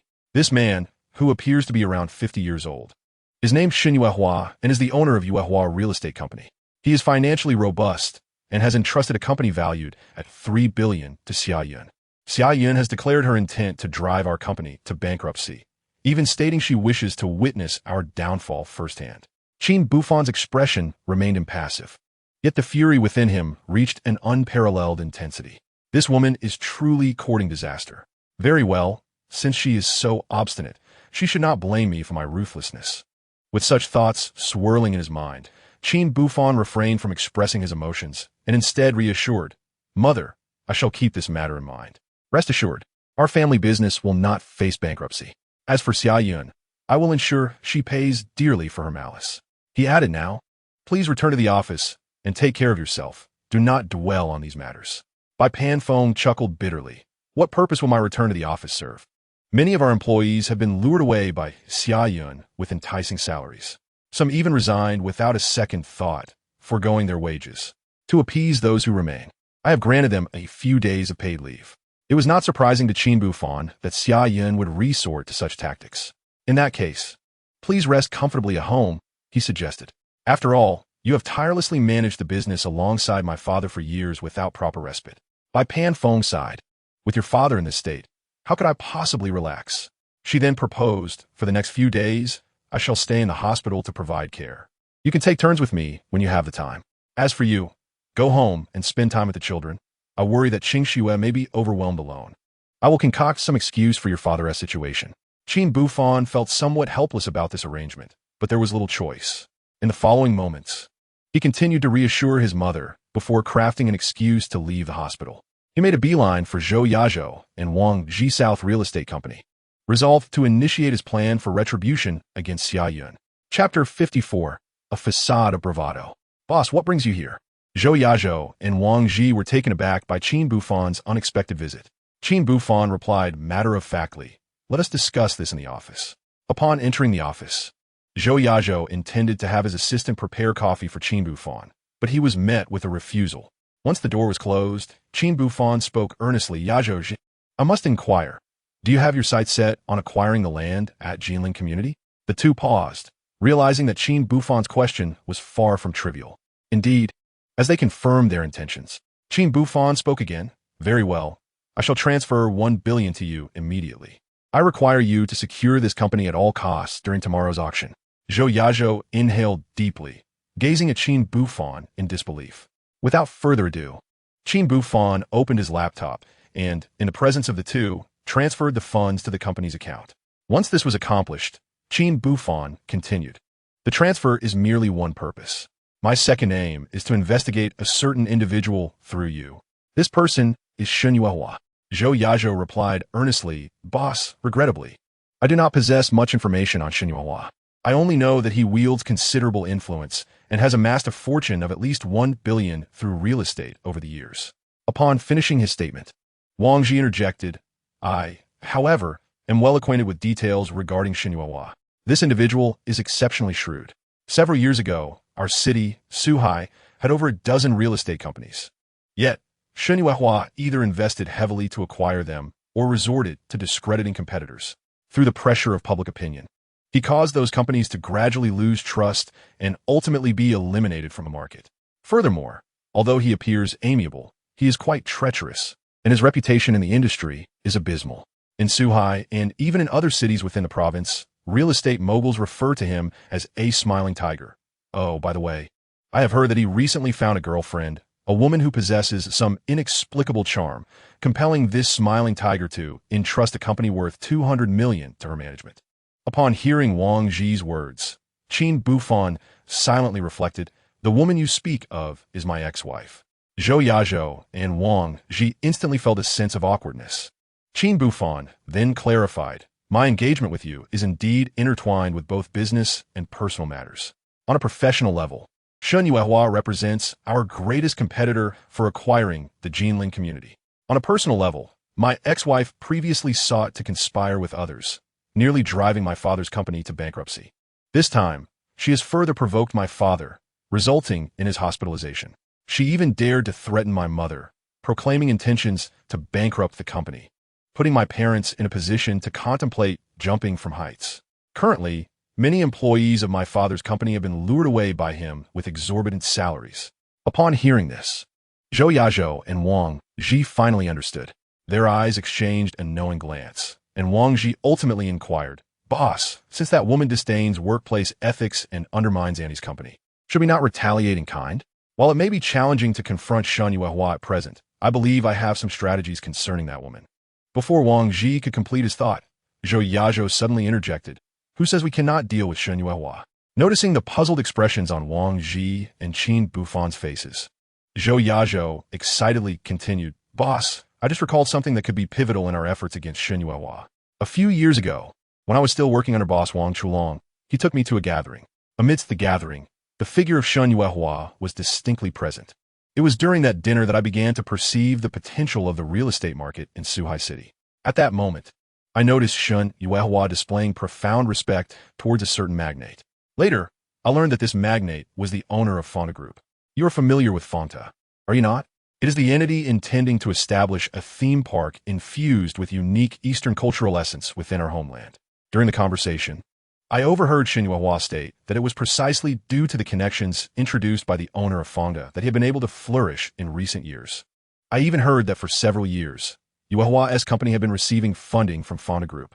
It appeared that the owner of Fonta was, in fact, the true shareholder of Yuehua's company. Upon hearing this, Qin Buhfan's eyes brightened with intrigue. If this were indeed the case, how serendipitous. In order to verify the truth of Zhou Yazhou's claims, Qin Buhfan promptly called Wang Chulong. Wang Chulong immediately affirmed that he would reach out to the owner of Fonta for confirmation. 2 minutes later, Qin Buhfan received a call from Wang Chulong. "Boss, I have just clarified the matter. Shen Yuehua's company is actually a subsidiary of Fonta Group. Moreover, my relative mentioned that if you intend to acquire Fonta, Yuehua's company would be included in the deal. Additionally, I gathered some insider information. Shen Yuehua is merely putting on a FA day. The total market value of Yuehua's company is merely 300 million. Previously, he had cobbled together resources for the land near Jinling community and even used Yuehua's company as collateral to borrow 200 million from a bank. He is by no means your rival." Upon hearing this, Qin Buhfan smiled and said, "Good, please convey my message that I am eagerly anticipating our meeting tomorrow." After hanging up, Qin Buhfan wore a relaxed expression. Conversely, Zhou Yazhou and Wang Ji were left somewhat dumbfounded by the revelation. "Boss," Zhou Yazhou spoke first. "Please do not tell me that you intend to acquire Fonta Group." Qin Buhfan nodded and replied, "Indeed, I do have such intentions. Furthermore, the owner of Fonta will come to Suhai City tomorrow to sign the acquisition agreement. I am preparing approximately 1.3 billion. At this, Zhou Yazhou and Wang Ji could not help but gasp in astonishment. They gazed at Qin Buhfan with wide eyes, their hearts racing with shock. Just how wealthy was this boss before them? For the next half hour, Qin Buhfan continued to converse with the two, and with a newfound understanding of Yuehua's company. He felt increasingly confident about securing the land near Jinling community. After all, Shen Yuehua was merely putting on a show of grandeur. If Shen Yuehua was struggling in such a manner, Qin Buhfan was certain that the company helmed by Xia Yun lacked substantial financial strength as well. Everything was merely a facade of bravado. With no lingering concerns, Qin Buhfan felt a sense of relief. Now, he simply needed to patiently await the arrival of the 26th. Chapter 55. Is the ex-wife as pride misplaced? In reality, she is burdened with debt. Having departed from Zhou Yazhou's company, it was already 6 in the evening. Qin Buhfan initially intended to visit his father in the hospital and bring some food along. However, a phone call abruptly altered his plans. The caller ID displayed Zhou Dongfei's name, piquing Qin Buhfan's curiosity. He wondered what this fellow could possibly want at such a moment. Despite his confusion, he answered the call. "Boss, I have something to report," came Zhou Dongfei's obsequious voice from the other end. Although Qin Buhfan found the tone somewhat grating, he patiently inquired, "What is it?" Zhou Dongfei chuckled mysteriously. "Boss, I have some good news to share with you." Once you hear it, Qin Buhfan was in no mood for idle chatter. He coldly interjected, "Speak plainly." Zhou Dongfei hastily apologized and continued, "About an hour ago, that woman, Xia Yun, came to our company. She threatened to bankrupt us and insisted on witnessing my downfall firsthand. She even mentioned making me pay a price. Before leaving, She attempted to poach our employees. I was furious at first, but upon reflection, I realized that passively waiting was not an option. So, I leveraged some connections to investigate further. I discovered that the company Qin Buhfan entrusted to Xia Yun falsely claims a market value of 200 million. In reality, it is deeply in debt. A perpetual burden for Qin Buhfan. Although it appears Xia Yun has gained an advantage by aligning with Qin Buhfan, she has actually fallen in her trap. Furthermore, as of yesterday, the legal representative of that company has been changed to Qin Buhfan. Therefore, if any troubles arise for that company, it will be Xia Yun who suffers the consequences.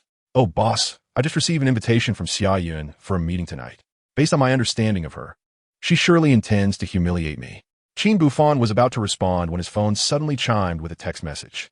He opened it and couldn't help but smile. I just received an invitation as well. Did Xia Yun ask you to meet at the Rose restaurant? After confirming with Zhou Dongfei, Qin Buhfan ended the call. He chuckled to himself, finding the situation increasingly intriguing. He pondered Xia Yun's intentions. Was she attempting to flaunt her power by convening both her ex-husband and former boyfriend? Qin Buhfan found himself at a loss for words. However, if she was unbothered by the potential awkwardness, why should he be? With that thought, he promptly sent a text confirming his attendance. After taking care of these matters, Qin Buhfan called Jiang Qingxue. Buhfan, where are you? Why haven't you returned? Jiang Qingxue inquired on the other end. I just tried to call you, but the line was busy. Did something happen? Qin Buhfan chuckled helplessly. Qingxue, here's the situation. Once he finished explaining the circumstances, Jiang Qingxue was momentarily taken aback. She then laughed softly, so Xia Yun believes she has struck gold. As a result, were they outmaneuvered? Qin Buhfan replied, not only that, just now Zhou Dongfei called me, saying that Xia Yun wishes to see him. Subsequently, I received the same news. Jiang Qingxue was taken aback, then incredulously remarked, I suspect this woman intends to make you plead for mercy. Qin Buhfan refrained from mentioning that he had already agreed, instead feigning hesitation. Qingxue, what do you think? Should I go or not? Without a moment's hesitation, Jiang Qingxue declared, of course you must go. After all, this woman can only flaunt her superiority today. Isn't she hoping for you all to beg her? If you don't go, won't that disappoint her? Qin Buhfan chuckled. What? Are you not jealous? Aren't you concerned about anything else? Jiang Qingxue snorted lightly. I have faith in my own charm. I also trust the character of the man I choose. Now, stop dawdling and hurry along, but remember, drive safely and don't drink. If you do happen to drink, make sure to call me, and I will come to fetch you home. Ling'er, and I will be waiting for your return. As he put away his phone, Qin Buhfan felt a warmth in his heart. How could he not cherish a woman who understands him so well? Soon, only half an hour remained until the appointed time. Qin Buhfan swiftly drove to the Rose Hotel, and to report his journey, he sent a picture to Jiang Qingxue. Just as he exited the car, he spotted Xia Yun stepping out of her vehicle. You are quite punctual, Xia Yun remarked coldly, scanning the surroundings. Is there anyone else besides you? Qin Buhfan feigned curiosity. Oh, is there? Xia Yun shot him a disdainful glance, of course, and you have met that person before. Just as she finished speaking, Zhou Dongfei's car came to a halt nearby. Qin Buhfan approached him. Having already conspired with Zhou Dongfei, he intentionally displayed a look of surprise. What are you doing here? Their voices echoed in unison. Clearly, their act was seamless. Xia Yun believed her scheme had succeeded and coldly laughed. What? Do you both think I summoned you to rekindle old flames? Dream on. My current boyfriend is the owner of Yuehua Real Estate, and I am the president of his company. You two are hardly worth my time. Very well, follow me. I have already booked a room. I will explain the situation during dinner. Inside the private room of the restaurant, Xia Yun lounged with her legs crossed, exuding an air of superiority. Before Qin Buhfan and Zhou Dongfei could speak, she bluntly stated, Gentlemen, I trust you have witnessed my capabilities. Currently, I can summon the wind or the rain at will. Your companies, should I choose, could face bankruptcy in an instant. To me, you are merely playthings. Now, with no one else around, I offer you the opportunity to kneel and apologize. As long as you can satisfy me with a bow of your head and compensate me with a mere 10 million, I shall agree to cease troubling you henceforth. You must ponder this carefully. 10 million could prevent your company from going bankrupt. A rather lucrative deal, I would say. Of course, should you reject my offer, tomorrow I shall compel your company to declare bankruptcy, and you may find yourselves leaping from heights in despair. Qin Buhfan slowly rose to his feet, his demeanor indifferent. If your purpose in coming to us is merely to propose this, I regret to inform you that I am not interested. Upon Qin Buhfan's declaration, Zhou Dongfei also made his stance clear. Witnessing this, Xia Yun was consumed with fury. Yet soon a cold smile crossed her lips. Very well, it seems you're devoid of funds. Let us amend the terms. You shall transfer to me 30% of your company's equity, and I shall partake in the dividends annually. Does that sound agreeable? Zhou Dongfei, upon hearing this, leapt his feet. Xia Yun, your aspirations are laughable. Even if my company faces bankruptcy, I would never part with a single penny. With that, Zhou Dongfei cast a glance at Qin Buhfan before turning to leave. In response, Xia Yun shrugged her shoulders. Zhou Dongfei remained as miserly as ever. Fine. If he cannot withstand the test, I shall not pursue him any longer. She then turned her attention to Qin Buhfan. Qin Buhfan, you have yet to depart. Are you worried that I might truly bring your parents' company to ruin? Noticing Qin Buhfan's silence, Xia Yun continued calmly. If you genuinely fear such a fate, simply agree to one condition, and I shall release you. That is, you must help me conceive child. What? Qin Buhfan was taken aback. Was this woman's mind trapped in a door? How could she propose such a bizarre condition? Chapter 56. The 26th has arrived. Qin Buhfan internally voiced his disbelief. Naturally, he could not acquiesce to her demands, yet he feigned astonishment. Xia Yun, do not jest so recklessly. If Shen Yuehua were to discover this, I would surely face a wrath. Xia Yun could not help but curse his foolishness. Am I truly capable of confiding such matters to Shen Yuehua? Allow me to enlighten you. Shen Yuehua divorced his former wife due to their inability to conceive. At that time, he believed the fault lay with her. However, a few days ago, I conducted an investigation and discovered that his ex-wife became pregnant shortly after remarrying. Consequently, I arranged for a check and found that the issue lies with Shen Yuehua himself, though he remains oblivious. Qin Buhfan suddenly understood. It seemed Xia Yun intended to bear Shen Yuehua's child to stabilize their relationship. Unfortunately, Shen Yuehua was incapable. Hence, she concocted such a ludicrous plan. Yet at this moment, Qin Buhfan harbored deep disdain for Xia Yun. With Lin Shui'er already in his life, how could he possibly entertain the thought of another woman? As Qin Buhfan contemplated, Xia Yun interjected with a cold snort. Qin Buhfan, do not let your imagination run wild. I never suggested any involvement with you. My actual plan is to persuade Shen Yuehua to undergo in vitro fertilization and then find a way to swap the child without his knowledge, ensuring that he remains blissfully unaware. As she spoke, Xia Yun cast a disdainful glance at Qin Buhfan. You wish to touch me? Not a chance. I find you repulsive. Qin Buhfan was rendered speechless. Who, after all, was truly repugnant. Though he harbored such thoughts internally, he replied with an air of indifference. Such matters are rather sudden. I need to contemplate this thoroughly. Yet, despite his outward demeanor, he had already mentally declined her proposition. Nevertheless, this incident unveiled to Qin Buhfan that both Xia Yun and Shen Yuehua were harboring ulterior motives. He pondered whether, upon discovering each other's intentions, they would not end up at odds. Desiring to leave this place, Qin Buhfan was interrupted as Xia Yun called out, "Wait, just in case, you must sign this agreement. Otherwise, what if you tell Shen Yuehua?" He glanced at the document she presented and began to peruse its haphazard contents. It seemed this woman believed she had ensnared him. Alas, the agreement was riddled with flaws and bore no legal weight. Very well, I shall allow you your moment of triumph. Come tomorrow, I shall ensure your disgrace. This, indeed, is the consequence of your relentless targeting of me. With that, Qin Buhfan produced a pen from his pocket. However, instead of signing immediately, he looked at Xia Yun and said, "If I were to sign this, what would it mean?" Xia Yun, growing impatient, interjected, "Sign it, and then await my instructions. The agreement will become effective from the moment we commence the IVF process. Of course, should you divulge this, your parents' company can prepare for bankruptcy." A cold smile flickered in Qin Buhfan's heart, though his lips formed a compliant response. Very well, with this agreement in place, I feel somewhat reassured. Once they both affixed their signatures, Qin Buhfan departed with his copy of the document. Outside the restaurant, he purchased a bottle of water. As he observed Xia Yun driving away, he called Zhou Dongfei. "Boss, how did I perform just now?" Zhou Dongfei chuckled. "By the way, after I left, Xia Yun didn't propose any peculiar conditions to you, did she? That woman seems quite unhinged."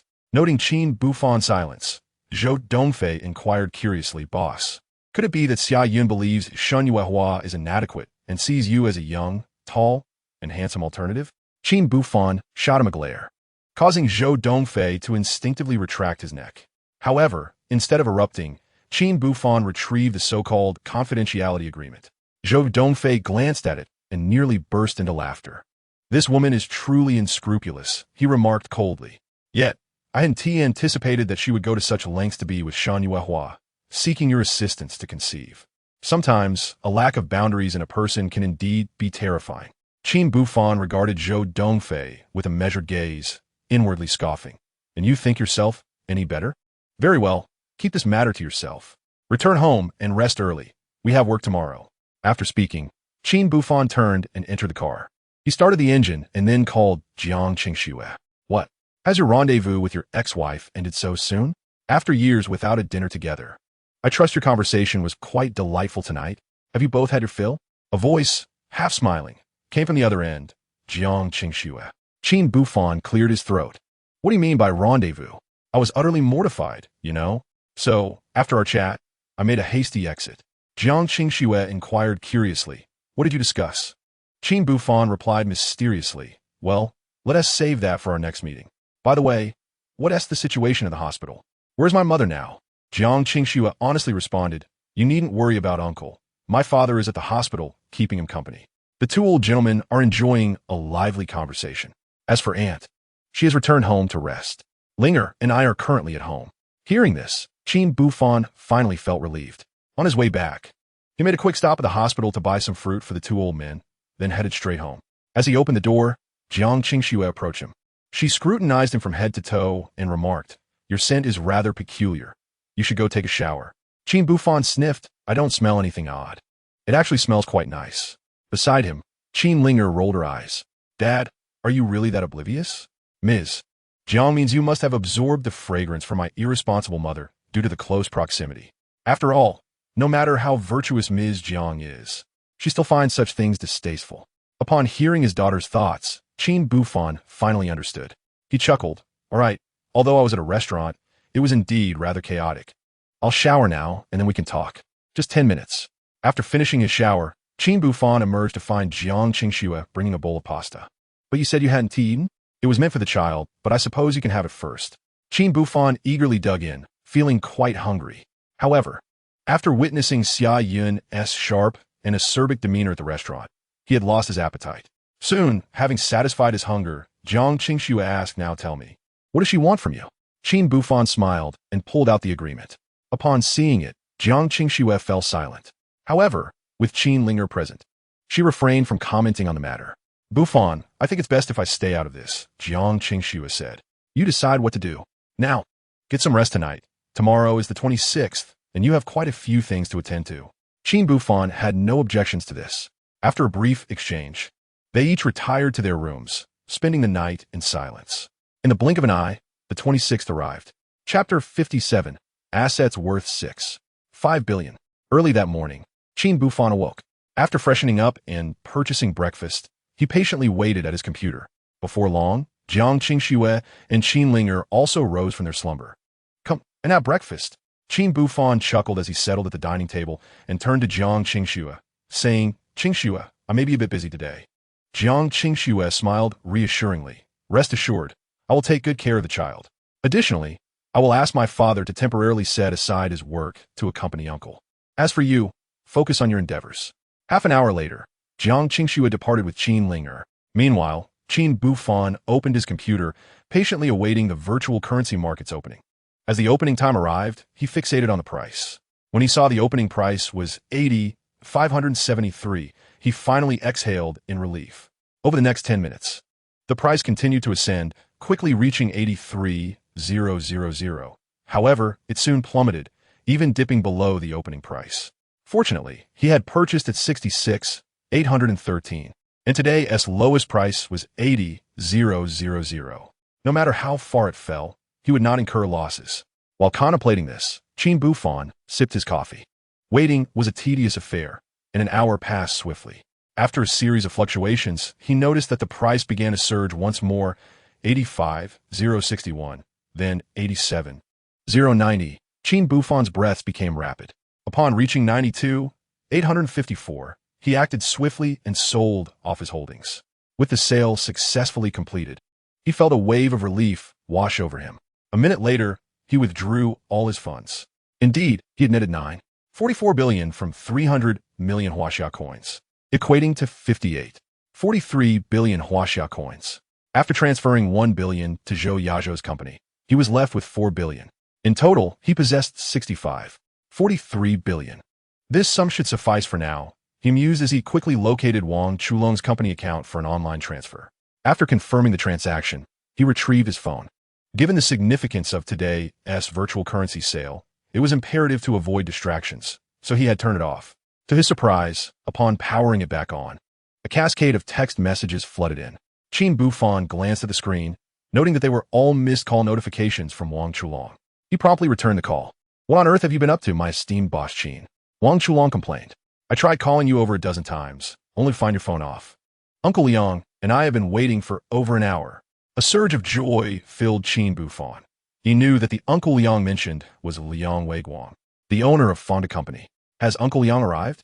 he inquired eagerly. "All right, provide me with the address, and I will head over immediately. By the way, please extend my apologies to Uncle Liang. I had to turn off my phone for work." "Oh, and regarding the 1 billion you mentioned for purchasing the land, I have just transferred it to Hexing Company's account. Call their finance department and confirm, then let me know." "All right, I'm on my way now. See you soon." With that, he ended the call. Qin Buhfan made his way directly to the Tianhao Grand Hotel. Meanwhile, inside a private room at the hotel, Wang Chulong was on the phone inquiring about the finances. Upon learning that the finance department had just received a transfer of 1 billion, Wang Chulong let out a sigh of relief. He opened the screenshot sent by the finance team and smiled at Liang Weiguang, saying, "Uncle Liang, do you now believe in the financial strength of my new boss?" At this moment, Liang Weiguang nodded repeatedly, feeling quite astonished.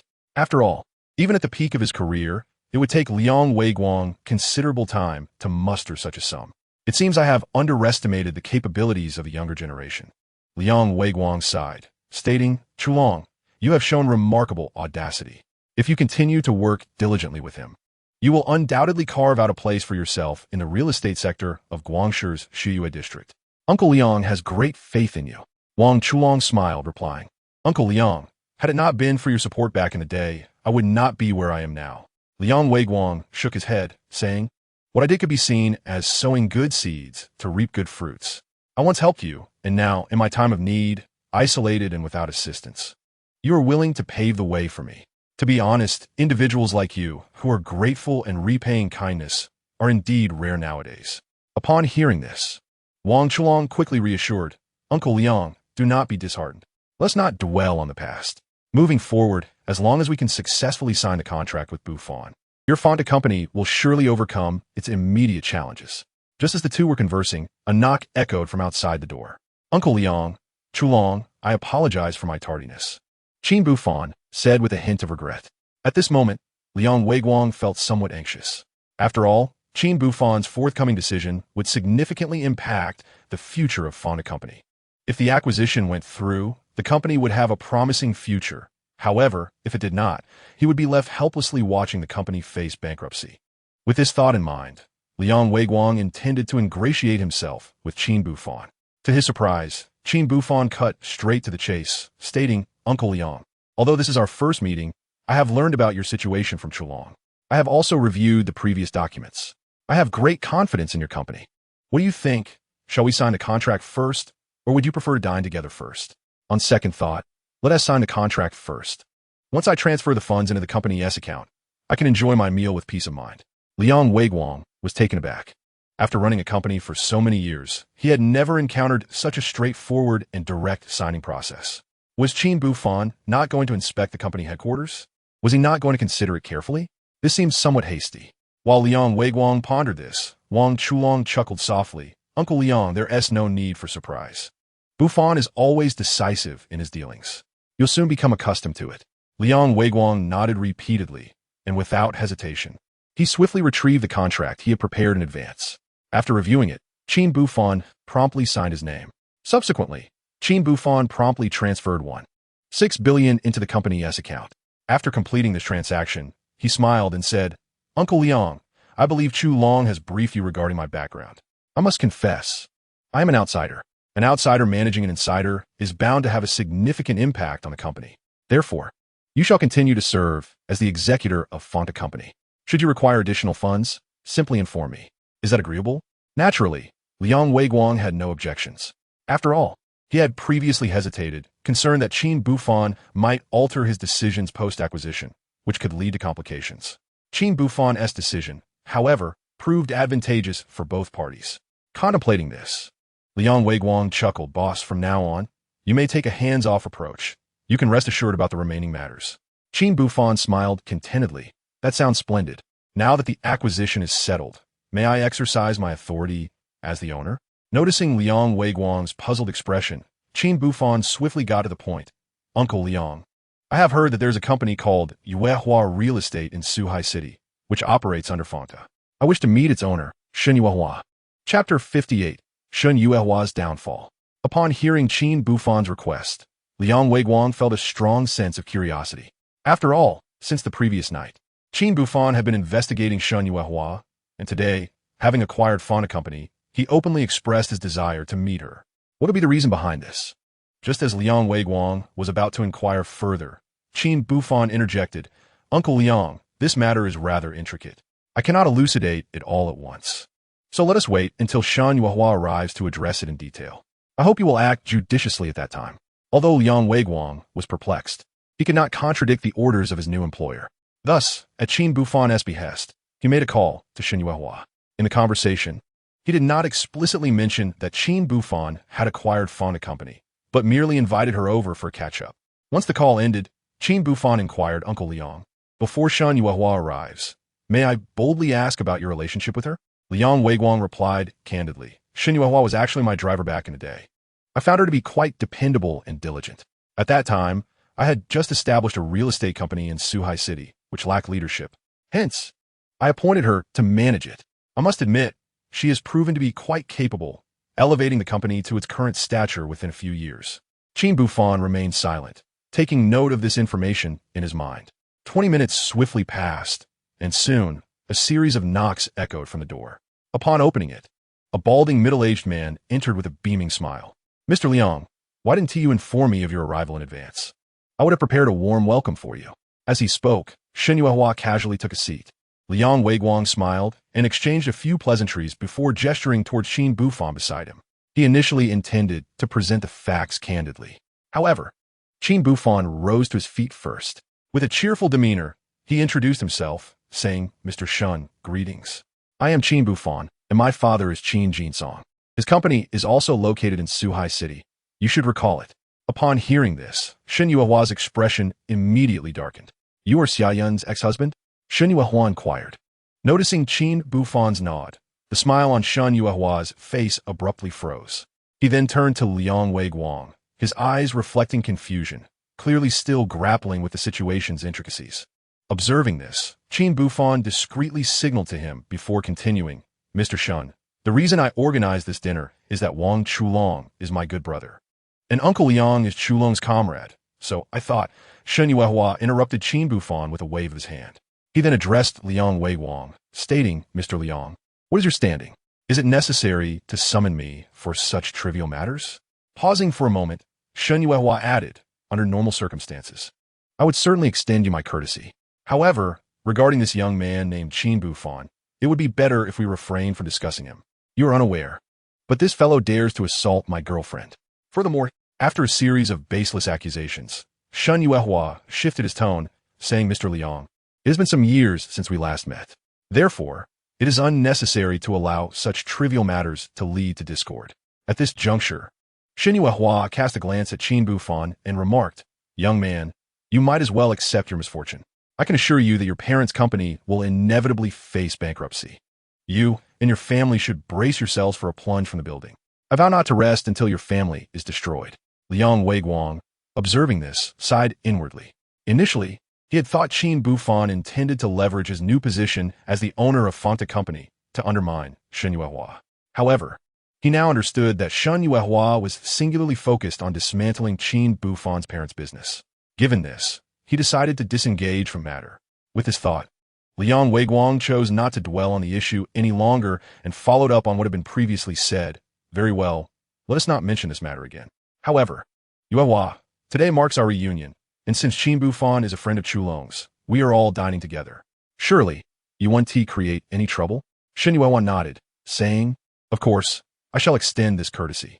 Rest assured, apart from this hotel, I regard this young man as an adversary. For now, he is merely your junior. With that, Shen Yuehua promptly summoned a waiter, ordering fine wines and a lavish spread of dishes, displaying his generosity. Soon, a table laden with food was ready.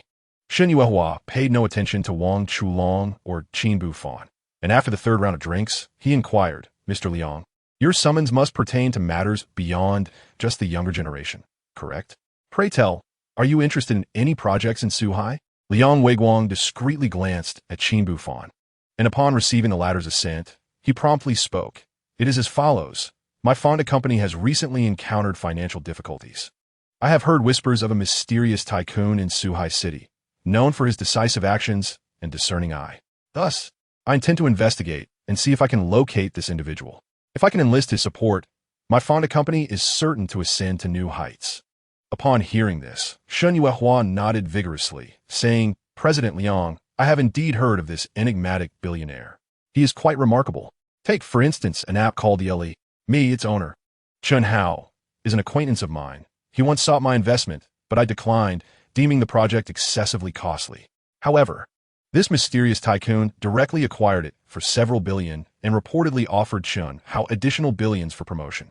Furthermore, there seems to be another company called ByteDance that also bears his mark. After expressing her excitement, Shen Yuehua added with a smile, President Liang, if possible. I wonder if you could introduce me to this mysterious billionaire once you find him. My Yuehua company is also experiencing some financial strain at the moment, but it is only temporary. As soon as I secure the land near Jinling community, I will have captured the future's most prosperous commercial street. Its value will exceed billions. Liang Weiguang nodded repeatedly. Of course, if the opportunity arises, I will certainly make the introduction. Though he spoke thus, a cold smile crept upon his heart. He wondered what expression Shen Yuehua would wear if she were to discover that the very billionaire she had just extolled was, in fact, the person she believed Liang was intent on targeting, Qin Buhfan. Chapter 59. The grand move begins during this meal. Qin Buhfan and Wang Chulong feasted heartily, while Liang Weiguang, having resolved his company's financial issues, felt an immediate alleviation of psychological pressure. As for Shen Yuehua, she assumed a demeanor befitting a gracious host and suggested, President Liang, since we have finished our meal, shall we venture to a nearby karaoke bar?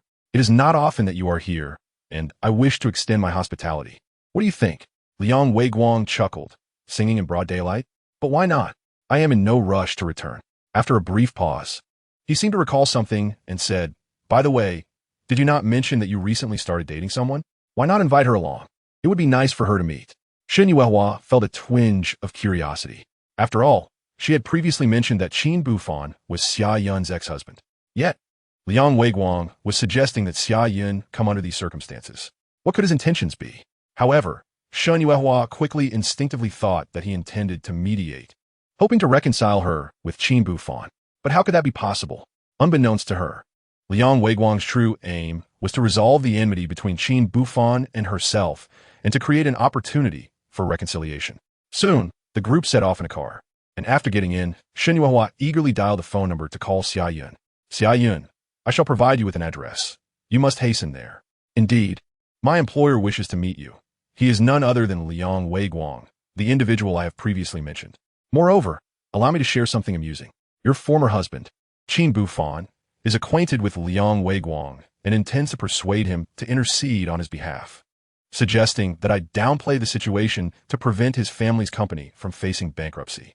Regrettably, having offended my woman, I am determined to bring ruin upon his household. As I ended the call, scenes of humiliating Qin Buhfan filled my mind, even envisioning him on his knees, begging for mercy. Unbeknownst to me, Xia Yun, upon receiving this call, felt perplexed. What was the matter with Qin Buhfan? Had we not previously signed an agreement? As long as he agreed to assist me with the IVF process, I would spare his parents' company from collapse. Why must he take such unnecessary actions? Despite her confusion, Xia Yun chose not to dwell on it. For now, she decided to simply go and see for herself. Meanwhile, after getting into his car, Qin Buhfan promptly contacted Zhou Dongfei, Zhou Yazhou, and Wang Ji, urging them to arrive post-haste. Once the calls were concluded, he drove with patience. 20 minutes later, inside a spacious private room, Shen Yuehua had already ordered drinks and personally uncorked a total of 50 bottles of beer. Yuehua, are you planning to drink to your heart's content? Liang Weiguang inquired curiously. Of course. With Chairman Liang here, we must indulge, Shen Yuehua replied with a knowing smile, her eyes glinting with mischief. The purpose of the drinks was not to share with Liang Weiguang. Her intentions were far more sinister. Once Xia Yun arrived, she intended to humiliate Qin Buhfan and, under the pretense of threatening his company's downfall, coerce him into drinking. At that moment, he would either beg for mercy or consume all 50 bottles, shattering his self-esteem both mentally and physically.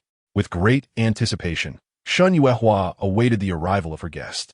The door swung open, and Xia Yun entered. Xia Yun, you have arrived. Shen Yuehua greeted with a beaming smile. She embraced Xia Yun and led her to Liang Weiguang, saying, Chairman Liang, this is my girlfriend Xia Yun. Xia Yun, please greet Chairman Liang. Xia Yun quickly smiled and exchanged pleasantries. She then gestured toward Qin Buhfan and remarked, As for this individual, I believe you are already acquainted. Xia Yun nodded, her eyes occasionally glaring at Qin Buhfan, filled with resentment. Clearly, she perceived him as someone stirring trouble unnecessarily. At that moment, Shen Yuehua stepped forward and addressed Liang Weiguang. Chairman, we have known each other for many years. And now that Xia Yun is here, please feel free to speak your mind. With this inquiry, Liang Weiguang chuckled. I have nothing to say. Let be you who speaks, Yuehua. Nodding in agreement, Shen Yuehua replied, Since you have invited me to speak, I shall not hold back. She pointed at Qin Buhfan, saying this fellow, Qin Buhfan, divorced my Xia Yun several years ago. However, he remains entangled with Xia Yun even now. How shameless and despicable can such a person be? Even with my good temper, I cannot tolerate anyone harassing my beloved. Thus, I must declare my stance here. I will certainly take action against this boy's parents' company. Not only do I desire their bankruptcy, but I also wish for them to incur debts, leading to a collective leap from the building by the entire family. Of course, I consider myself somewhat merciful. I shall adopt his 5-year-old daughter, treating it as a charitable act. Upon hearing the other party's words, Qin Buhfan fell silent. Xia Yun truly has a knack for distorting the truth. He had intended to immediately present the so-called agreement he signed with Xia Yun, but the next moment, he heard Shen Yuehua continue. Of course, out of respect for President Liang, I present you with 2 choices today. Either you drink all the beer here and apologize to Xia Yun, promising never to harass her again, and I shall let you go. Or, you kneel and admit your fault, crawling out like a dog, disappearing from my sight forever, and I will forgive you. Liang Weiguang and Wang Chulong exchanged glances, both filled with helplessness, especially Liang Weiguang. Ever since he learned of the grievances between Qin Buhfan and Shen Yuehua, he had been contemplating how to persuade Qin Buhfan to spare the latter. He even considered providing Shen Yuehua with a way out. Unfortunately, this fellow did not cherish the opportunity. Liang Weiguang, being a wise man, understood that all he could do at this moment was to quietly observe. As for Wang Chulong, he slowly rose and said, President Shen, don't you think you are being excessive? Shen Yuehua glared at Wang Chulong. You kid, what are you? President Liang hasn't spoken. What gives you the right to interject? Do you even qualify? Wang Chulong was nearly driven to smash a bottle over this old man's head, but ultimately decided against it. After all, this would be his last moment of arrogance. Before long, he would pay for his hubris. Thus, Wang Chulong smiled and said, Fine, I won't say anything. You continue to dig your own grave. Shen Yuehua snorted lightly and resumed verbally humiliating Qin Buhfan. In the end, he directly declared, Very well, since you are so ungrateful. The punishment escalates. Kneel and finish all the beer. Otherwise, once you step out of this door, I will call and ensure your parents' company goes bankrupt. Upon hearing these words, Qin Buhfan smirked coldly. Considering the time, it should be about right. He mused to himself. What do you mean by about right? Shen Yuehua asked, puzzled.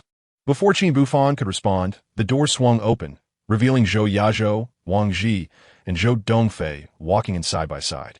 Chapter 60, The Unveiling of Power, Part 2. What brings you here? How did you all arrive? The 2 voices echoed almost simultaneously.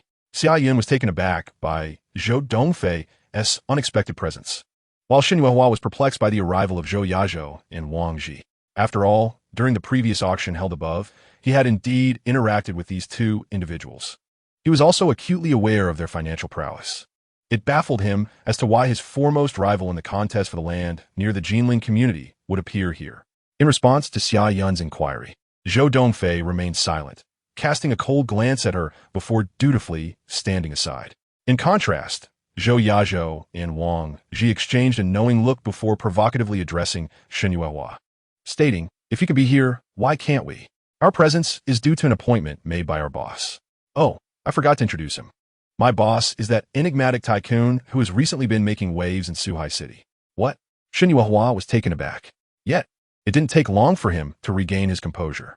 After all, the company that Zhou Yazhou and his companion had taken over was on the brink of bankruptcy due to Shen Yuehua's schemes. However, after they entered the fray, the company had miraculously risen. If there wasn't a powerful financial backing, they wouldn't have achieved such feats. Troubled, Shen Yuehua felt a surge of anxiety. After all, Liang Weiguang's visit was to meet that mysterious magnate, and he even contemplated selling the entire Fonda company to him. Did this not imply that his own Yuehua company would also be included? After all, Yuehua company was undeniably a subsidiary of Fonda. This also suggested that Zhou Yazhou and Wang Ji would transition from rivals to collaborators. The more he pondered, the more discomfort he felt. The land near the Jinling community was destined to become a commercial hub, worth billions. Yet, he would have to share the fruits of his labor with others, resulting in a significant loss of income. Though disheartened, Shen Yuehua had no choice but to accept this reality. Zhou Yazhou and his companion chose not to engage further with Shen Yuehua, instead approaching Liang Weiguang. As for Qin Buhfan, he could only force himself to ignore them since the other party had given them prior notice. "Mr. Liang, we have long admired your esteemed reputation," Zhou Yazhou said with utmost respect. "We never anticipated that one day we would become colleagues. It is indeed an honor." Liang Weiguang smiled. "Yazhou, you may call me Uncle Liang. However, I must say, absence makes the heart grow fonder. Back then, you were merely Chu Long's assistant, and now you command a company. This proves that gold will always shine. I recognize your potential early on and encourage Chu Long to nurture you." Zhou Yazhou nodded repeatedly. "I owe my current development to Uncle Liang's kind words to Brother Chu Long back then." Chu Long retorted with a hint of annoyance. "Zhou Yazhou, are you implying that you completely disregard my discerning eye?" Zhou Yazhou quickly apologized. "Brother Chu Long, I was wrong. I apologize to you now." The group burst into laughter, and the atmosphere was undeniably harmonious. As for Shen Yuehua, he was completely sidelined, enveloped in an unbearable awkwardness. However, this old fellow possessed remarkable resilience. After steadying his nerves, he managed to feign a smile and approached, saying, "Mr. Liang, it seems the only thing missing now is the appearance of that enigmatic billionaire. To be honest, I am quite eager to meet him. I have heard that he is relatively young, merely in his 30s, yet possesses such formidable ambition. It would be an immense honor to work under his leadership during my lifetime." Upon hearing this, Liang Weiguang and the others exchanged knowing smiles. In the corner, Xia Yun felt a stirring in her heart. Clearly, after hearing Shen Yuehua's praises, she resolved to discreetly pursue an acquaintance with the wealthy man. Young, handsome, affluent, he was the epitome of a dream partner for countless women. Subsequently, she cast a glance at her ex-husband, Qin Buhfan, then at Zhou Yazhou, and finally settled her gaze on the aged Shen Yuehua. Regret flooded her mind. Why had she married so early? Just as Xia Yun contemplated her thoughts, Liang Weiguang's light-hearted voice broke through. "Yuehua, there is something I must share with you. In fact, prior to your arrival, I had already met with that mysterious billionaire. Moreover, my Fanny company has been acquired by him for $1.6 billion, with the funds already transferred. By the way, this sum includes your Yuehua company as well as another business." Shen Yuehua was taken aback by this revelation, but quickly regained his composure. "Mr. Liang, it was within my expectations that Yuehua company would be bundled for acquisition. However, my current priority is not this. What I truly desire now is to meet our new boss. I wonder if Mr. Liang could facilitate this?" As he spoke, a sycophantic smile adorned Shen Yuehua's face. Liang Weiguang had initially intended to announce Qin Buhfan's identity directly, but unexpectedly, Qin Buhfan stepped forward first. He handed the confidentiality agreement he had signed with Xia Yun to Shen Yuehua. Upon seeing this, Xia Yun rushed forward, snatched it away, and tore it into shreds. Shen Yuehua looked on in bewilderment. "Xia Yun, what are you doing? Is there something scandalous within?" Xia Yun remained silent. Meanwhile, Qin Buhfan smiled calmly and explained, "Actually, it's not so scandalous. Mr. Shun, the situation is as follows. This agreement was signed between Xia Yun and me. The terms were quite straightforward. If I agreed to assist her in conceiving a child via in vitro fertilization, she would refrain from pursuing my parents' company. Oh, and she was fully aware of your inability to conceive, which is why she acted this way. Tisk, eventually when Xia Yun bears my child, that child will inherit your fortune, compelling you to be utterly devoted to her. One must admit, that is quite a clever scheme. Shen Yuehua was infuriated, his rage nearly boiling over. He glared at Xia Yun. Is this true? Xia Yun, with her thick skin, believed that the destruction of the confidentiality agreement had erased any evidence. However, just as she was about to explain, Qin Buhfan produced 2 additional documents. Xia Yun, the previous agreement was a forgery. This one is authentic. Qin Buhfan deliberately waved it about. Subsequently, the matter would be handed over to Shen Yuehua. Xia Yun, eager to continue her pursuit, was promptly pushed aside by Shen Yuehua, who had already anticipated such an action. Upon opening the document, she was confronted with its contents and the signatures of both parties, causing her face to flush with embarrassment. You despicable wretch! Shen Yuehua seethed, her veins protruding with fury, feeling as though she was confronting an entire expanse of grassland. Just as she was about to retaliate against Xia Yun, Qin Buhfan interjected, General Manager Shan. There is no need for such anger. He then produced a dossier obtained from Zhou Yazhou and handed it to Xia Yun. Xia Yun, this is the financial status of the company you currently oversee. You believe this company is valued at 200 million, yet in reality, it is burdened with 200 million in debt. General Manager Shun has entrusted you with this company and appointed you as the legal representative. Therefore, should this company collapse, you will be liable for the 200 million. What? Xia Yun gasped, quickly perusing the documents. Her fury ignited as she exclaimed, You bastard! You are deceiving me. I will kill you. In an instant, Xia Yun and Shen Yuehua were entangled in a chaotic brawl. Witnessing this, Liang Weiguang chuckled, Boss, I never expected today's spectacle to be so lively. Qin Buhfan smiled in response. Indeed, watching dogs fight is quite exhilarating. Upon hearing this, Xia Yun and Shen Yuehua ceased their altercation, turning to gaze at Qin Buhfan in astonishment. What? Did Liang Weiguang just refer to Qin Buhfan as boss? Could it be that he is the mysterious young tycoon? At that moment, both women set aside their animosity, realizing that if their suspicions were accurate, their immediate concern should be how to navigate the looming crisis. With this revelation, the once arrogant duo was rendered as compliant as withered eggplants. They stood before Qin Buhfan, who remained composed, while Liang Weiguang, Wang Chulong, Zhou Yazhou, Wang Ji, and even Zhou Yazhou himself, all obediently gathered around Qin Buhfan. In this moment, Qin Buhfan maintained an expression of indifference, yet his newly revealed identity exuded an aura of authority that instilled a sense of respect in Shen Yuehua and her companion. Shen Yuehua, Qin Buhfan stated coolly. Shen Yuehua trembled, yet she forced herself to maintain her composure, replying, The grievances between you and Xia Yun should be resolved after we leave. The primary reason I summoned you is to demand the relinquishment of all rights to Yuehua Company. Following this, Yuehua Company will merge with Yazhou's firm, with both parties managing all matters. At this juncture, Qin Buhfan turned his attention to Zhou Yazhou and Wang Ji. Gentlemen, I entrust this matter to you entirely. Remember, it is crucial to conduct a thorough audit. If the debts are legitimate company obligations, they shall be repaid by the company. However, if they are personal debts, the responsible party must bear the consequences. I do not wish for you to be burdened with this issue in the future. Zhou Yazhou and Wang Ji promptly assured him of their diligence. Subsequently, Qin Buhfan cast his gaze upon Xia Yun, stating, As for your company, it falls outside the purview of my acquisitions. Therefore, you may proceed as you see fit. Handle it yourself.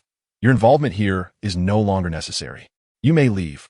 Shen Yuehua felt as though struck by lightning, rendered speechless and uncertain of what to say. Ultimately, she could only place her hopes in Liang Weiguang. Mr. Liang, considering our long-standing acquaintance, I implore you, grant me this one opportunity. Shen Yuehua pleaded incessantly.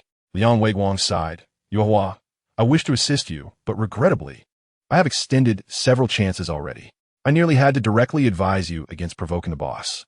Yet, you have disregarded my goodwill entirely. You declared your intent to bring ruin upon others. I now find it difficult to even intercede on your behalf. At this juncture, Liang Weiguang's expression darkened. Moreover, In Suhai City, you wield your influence with impunity. Tell me, how many families have you harmed to this day? I once cautioned you to maintain a moral compass in both your personal and professional dealings. Yet, you resorted to both cunning and deceit, refusing to relent until your adversaries were utterly vanquished. How could I have been so blind as to appoint you as the head of Yuehua Company? Qin Yuehua was at a loss for words. At that moment, Qin Buhfan's indifferent voice interjected, General Manager Shun, in truth, we harbor no animosity. However, you have relentlessly sought the downfall of my parents' company. This is a grave grievance, and thus, the consequences are of your own making. With a wave of his hand, he signaled to the two bodyguards he had brought, who promptly turned against her, restraining her. Yazhou, Wang Ji, accompany this former rival to Yuehua Company. Remember to swiftly complete the tasks I have assigned. Following that, ensure you attend today's land auction. Without General Manager Shun's interference, the 10 billion should suffice, and any surplus can be allocated for development. Once the group departed, Qin Buhfan redirected his attention to Xia Yun. However, before he could speak, she hastily implored, Buhfan, considering our past as husband and wife, and the fact that I bore you a daughter, I beg you to spare me this time. I acknowledge my mistakes. Truly do. Should you be willing, I promise to remarry you immediately and will heed your every word from henceforth. You are my world. Qin Buhfan chuckled softly. Xia Yun, you remember we have a daughter? Yet, which of your past actions was undertaken with her best interests in mind? You have driven my father to the hospital and sought the ruin of his company, putting our family at the brink of despair. What audacity do you possess to request my forgiveness? He added, furthermore, would I ever use a bowl that has been soiled? Of course, I shall not take any drastic measures against you. I wish for our daughter to remain untroubled by this. Nevertheless, the 200 million in debt will be a matter for you to resolve on your own. Upon hearing this, Xia Yun trembled uncontrollably.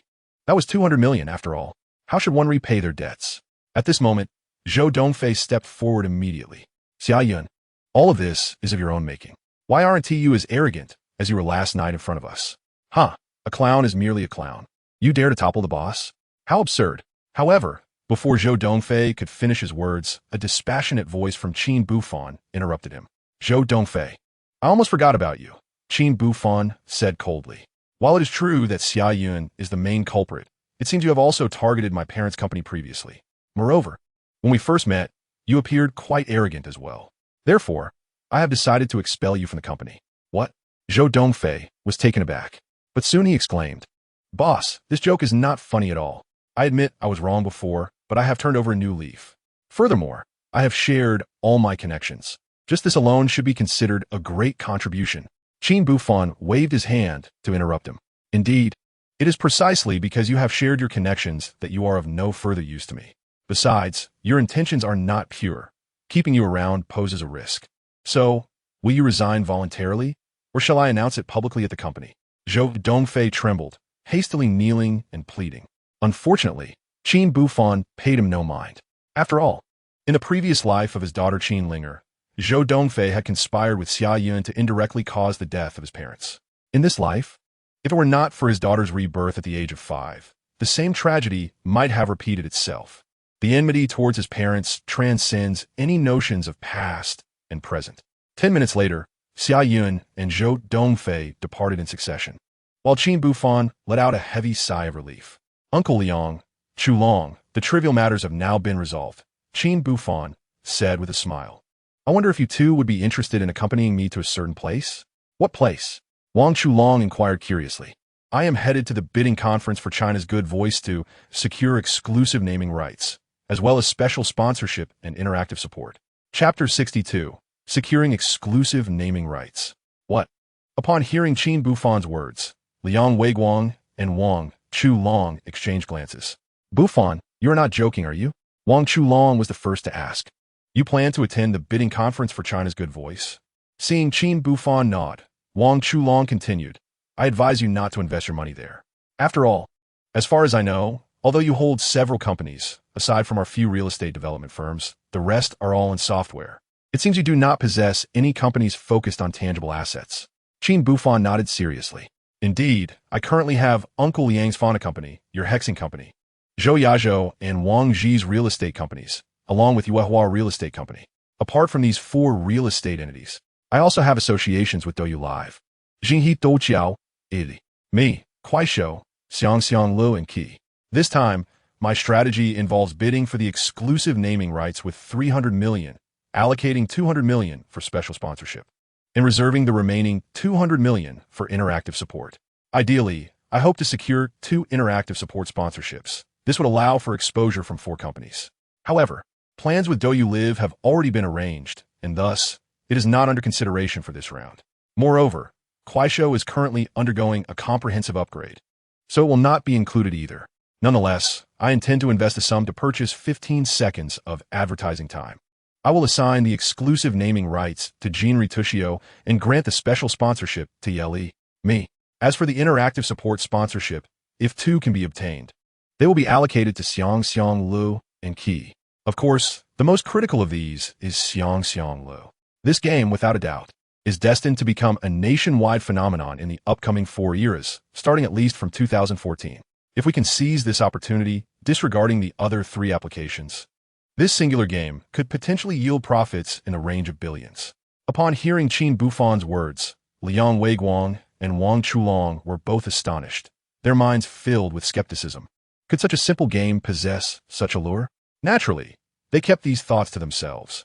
Buhfan, since this money is yours, we have no grounds to express further opinions. Wang Chulong remarked with a smile. What we can do is manage our respective companies well. Since you have invited Uncle Liang and me, we have no objections. Thus, the group tidied up briefly before departing, heading directly to the bidding venue. The tender for Huaxia Good Voice was to be held at the Hilton Hotel. Upon their arrival, Lu Yiming, Chun Hao, Wang Haining, Lu Danian, and Su Hua awaited them eagerly. Boss, the crowd called in unison. Everyone, the funds for today's bidding have already been transferred to your respective accounts on my way here, Qin Buhfan informed them. Now it's up to you. Of course, the funds must be utilized wisely. If there is no competition, securing it at the lowest price is ideal. However, if formidable competitors emerge, we shall continuously raise our bids. In short, our objective is to win the tender and pave the way for future profitability. The group displayed expressions of spirited enthusiasm in response. Soon, they entered the venue in an orderly fashion. The temporary bidding conference room was already filled to capacity with numerous bidding enterprises seated patiently in their designated spots. 10 minutes later, Lu Danian and the others had submitted their pre-prepared documents. Buhfan, why are you not the slightest bit anxious? Wang Chulong inquired. Qin Buhfan smiled. What is there to be nervous about? Yet, beneath his composed exterior, he felt a pang of apprehension. It is essential to recognize that most participants in this bidding possess formidable backgrounds. Duo Bao Yangsha has emerged as a popular choice in recent years, having secured exclusive sponsorship rights in the previous 2 seasons. Bakelin is also considered a dark horse in this competition. Furthermore, the 3 major telecommunications operators are among the competitors in this bidding war. Seizing such a favorable opportunity, Qin Buhfan is determined not to let slip away. He resolves that, regardless of the cost, he must secure the bid this time. Hence, he decides that if 700 million is insufficient, he will raise the stakes once more. With nearly 4 billion remaining at his disposal, he is prepared to invest an additional 2 billion if necessary. With this mindset, Qin Buhfan finds himself surprisingly at ease. Half an hour passes swiftly, and at that moment, the host of Suhai TV, Xiaohua, takes the stage. Ladies and gentlemen, I hereby announce the commencement of the 3rd season's advertisement bidding for Huaxia Good Voice. First up is this year's exclusive sponsorship rights. The starting bid is 11 billion. The bidding begins now. As soon as he finishes speaking, the representative of Duo Bao Liangsha immediately raises their bidding paddle, followed closely by Bakelin. Observing this, representatives from the 3 major telecommunications companies also begin to participate in the bidding, creating a tense atmosphere. Xiaohua continues to call out the rising bids. In just 5 minutes, the price has already surpassed 2 billion. At this point, the 3 major operators begin to withdraw from the competition. In contrast, Bakelin remains steadfast in their pursuit. It is only after Duo Bao Yansha raises their bid to 25 billion that Bakelin's representative finally concedes the competition for exclusive sponsorship rights. Qin Buhfan recognizes that the opportunity has arrived. His initial reluctance to engage in the bidding stemmed from a desire to avoid inflating the price excessively. Now, only Duo Bao Yansha remains in the running. Consequently, Qin Buhfan immediately turns to Lu Yiming, who promptly raises his paddle. At that moment, Duo Bao Yansha confident of victory, is taken aback as a Xiaohua. However, when they witness an unexpected contender, they are momentarily stunned. Xiaohua announces, today, Tushio bids 26 billion. Upon hearing this, numerous corporate representatives direct their gaze towards Liu Yiming. Their astonishment is understandable. After 2 years of the show's success, this year's bidding event is unprecedentedly lively. Most participants possess formidable financial resources. However, the emergence of today's Tushio, with a staggering 26 billion bid, raises eyebrows. Nonetheless, given Duo Bao Liangcha's demeanor, it seems they are poised to retain exclusive sponsorship rights. As anticipated, as soon as Xiaohua finishes speaking, the representative of Duo Bao Liangcha swiftly raises their paddle. Armed with prior knowledge from Qin Buhfan, Liu Yiming is resolute and, upon receiving Qin Buhfan's approval, confidently declares, I bid 3 billion. In that instant, the representative from Duo Bao Liangcha is left stunned, while Xiaohua stands momentarily speechless. The other bidders express their astonishment with a chorus of murmurs. Observing the commotion, Xiaohua promptly calls out, today Tushio, exclusive sponsorship rights, 3 billion. 3 billion once. 3 billion twice. 3 billion thrice. Sold. As the final words resonated, the audience erupted into fervent applause. Meanwhile, Liu Yiming, under the guidance of the staff, made his way backstage to complete the necessary formalities. 10 minutes later, Xiaohua publicly announced, ladies and gentlemen, let us congratulate today's headline sponsor, who has secured the exclusive naming rights for the 3rd season of Hua Xia Good Voice with a sponsorship of 300 million. Upon the conclusion of this statement, the venue was once again filled with thunderous applause. Chapter 63. The Investment Overlord. Qin Buhfan sat among the crowd, secretly relieved. It appeared that he had overestimated Duo Bao Liangcha. He thought to himself, initially worried that Duo Bao Liangcha would continue to bid, which would compel him to part with additional funds. 300 million was within his acceptable range. Beside him, Wang Chulong found himself somewhat speechless upon hearing Qin Buhfan's thoughts. Meanwhile, Liang Weiguang chuckled. Buhfan, you must understand that not all enterprises possess wealth like yours. Although Duo Bao Liangcha currently boasts a high market value, their annual revenue is rather modest. Their net profit last year was commendable if it reached 500 million. This year, the market is nearing saturation. Offering 5 billion has already exceeded their budget. You have indeed overestimated them. Qin Buhfan smiled awkwardly. However, there's a saying that even a lion exerts its utmost strength when hunting a rabbit. Faced with a company like Duo Bao Liangcha, he naturally had to rely on his substantial assets to intimidate his opponent. As Qin Buhfan pondered, the bidding for the special project had already commenced, with a starting price of 60 million. As host Xiaohua announced the auction's beginning, numerous companies quickly raised their paddles. In the crowd, Chen Hao employed a strategy akin to Liu Yiming's, opting to remain still at the outset. He planned to make his move when the time was right. It must be noted that the bidding for the special project was significantly more intense, particularly from Duo Bao Liangcha. Having lost the exclusive naming rights, their representative was determined to secure the special project, raising the bid by 200 million each time. Gradually, the number of competitors dwindled until only Bai Ke Ling remained in contention. However, once Duo Bao Liangcha escalated the price to 15 billion, Bai Ke Ling promptly withdrew. Observing this, Chen Hao immediately quoted 7 billion. The representative from Duo Bao Liangcha was momentarily at a loss for how to respond, gritting their teeth in frustration. Ultimately, they too relinquished their bid. Qin Buhfan was quite satisfied with the outcome, as Chen Hao's actions saved him a substantial 200 million. After navigating through a series of tedious procedures, Xiaohua announced that the special project had been secured by Chen Hao's company, Yeli, Me, with a hint of boredom.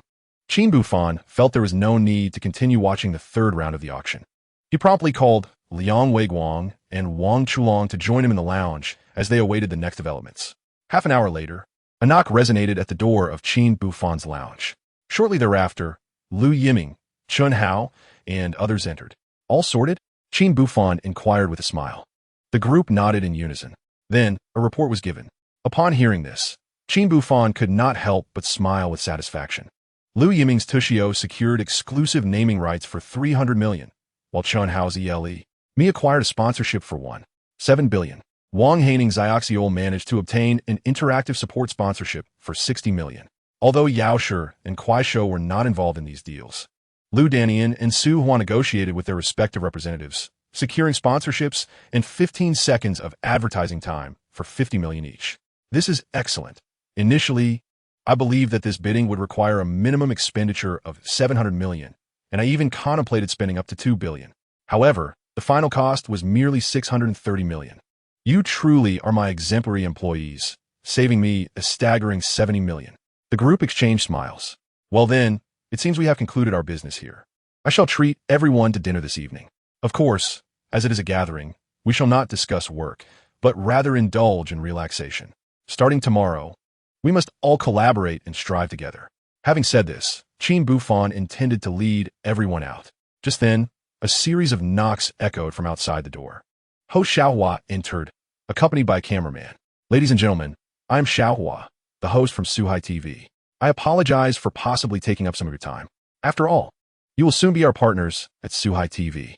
Although Hua Xia Good Voice is still in preparation, we need to initiate a warm-up and preliminary selection. Thus, we must commence this process in advance. Naturally, this will also facilitate the promotion of your products. Upon hearing this, Qin Buhfan's eyes lit up.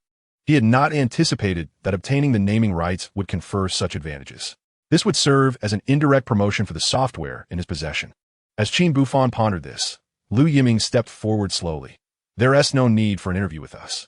Although we are the heads of our companies, we do not represent them. If you truly wish to interview someone, why not speak with our boss? At these words, the attention of the crowd shifted to Qin Buhfan. Xiaohua was momentarily taken aback, but in an effort to avoid awkwardness, he pointed to Qin Buhfan and asked Lu Yiming, "Is this gentleman your boss, or?" Lu Yiming replied with a smile, "He is the boss of all of us." In other words, whether it's Tushio, El, me, Xiaoxiol, or even Guanjia, all are under Mr. Qin Buhfan's ownership. Moreover, Mr. Qin is also the proprietor of Fauna Company, Yuehua Real Estate, and other enterprises. With this revelation, Xiaohua was left astonished. As a host for Suhai TV, he had encountered many individuals, yet he had never seen someone as young as Qin Buhfan, who had acquired so many companies. The fact that he had directly invested 630 million for the promotion of his software indicated that his true financial capacity was likely far greater. This was truly astounding. Fortunately, Xiaohua was quick to regain his composure. He stepped forward and asked, "Mr. Qin, may I interview you?" "Of course, no problem at all." Half an hour later, Qin Buhfan departed from the Hilton Hotel, unaware that while he celebrated with his companions, Xiaohua had already sent the interview footage back to the television station. Furthermore, Xiaohua convened a press conference, as the voice of China required sustained attention. Naturally, Qin Buhfan became their prime candidate for hype. In just half a day, numerous news portals published reports, igniting a fervor for the voice of China even before its airing. The name of Qin Buhfan, the investment mogul, quickly gained prominence within mere hours. Of course, Xiaohua refrained from revealing Qin Buhfan's name or appearance, as effective promotion necessitates a gradual release of information to maintain prolonged interest. At this moment, Qin Buhfan remained oblivious to these developments, as he was with his companions at a restaurant, awaiting the arrival of their dishes. He intended to say a few simple words when, suddenly, Wang Haining's phone rang. "What? You're not joking, are you? All right, start the launch immediately." After hanging up, Wang Haining excitedly turned to Qin Buhfan and said, "Boss, the game Xiaoxiol completed its public beta 2 hours ago, and everything is running smoothly. It was launched on the App Store an hour ago, and so far, it has amassed 3 million downloads, with numbers continuing to rise." Qin Buhfan felt a surge of joy. In the next moment, Chun Hao, Lu Danian, and Su Hua also received phone calls. Chapter 64, a series of good news. 10 minutes later, Chun Hao and the others hung up and returned to the private room. "Boss, I just received a call informing me that in the past hour, the number of merchants joining the Me platform has exceeded 30,000. In Suhai City alone, over 1,000 stores have signed up." As Chun Hao finished speaking, Lu Danian quickly added, "Boss, I also received word from my subordinates that key has surpassed 1.8 million downloads within the hour." Su Hua chimed in. The downloads for Kuaishou have also reached over 3 million, with an upward trend. After a pause, Su Hua remarked, "I never imagined the advertising effect could be so powerful. Previously, this software only had a total of 800,000 downloads, yet it was still able to sustain the company's basic operations." Hearing their reports, Qin Buhfan was momentarily taken aback. Clearly, he did not anticipate that merely acquiring the naming rights, special sponsorships, and interactive support for the Voice of China would trigger such a monumental increase in downloads. It was no wonder that duo Bao Liangsha had been willing to invest heavily over the past 2 years. Clearly, television promotions could yield tremendous effects, Qin Buhfan mused to himself. However, the efficacy of advertising is merely one facet. On the other hand, our software must possess exceptional quality. Otherwise, if we fail to continuously captivate users, all efforts would be in vain, resulting in nothing more than a wastage of resources. At this juncture, Qin Buhfan smiled at the group and remarked, "It appears that you all are somewhat distracted from your meal. Very well, pursue whatever it is you desire. After all, aside from the immediate playability of Haining's casual game, the other software requires ongoing development. During this period, you may need to exert yourselves considerably. Nonetheless, I have unwavering faith in your capabilities." He then turned his gaze towards Su Hua and added, "Mr. Su, among this assembly, your responsibilities may be the most burdensome. The other firms merely need to optimize their offerings and begin strategic planning. Only Kuai Shou must dismantle everything previously established and commence anew. This undertaking is undoubtedly formidable. Yet, once accomplished, the results will surely be substantial. Of course, there is no need for haste. For now, we are merely testing the waters. Even in the event of failure, the loss would be limited to a fraction of our traffic. Once the next season of The Voice of China airs next year, that traffic will undoubtedly return. The same applies to the rest of you. Therefore, do not carry excessive psychological burdens." Upon hearing this, although Su Hua and the others nodded in agreement on the surface, they had resolutely decided that from this day forth, their employees would reside at the company until the software was successfully completed. After all, each individual present had, to varying degrees, faced setbacks in their careers.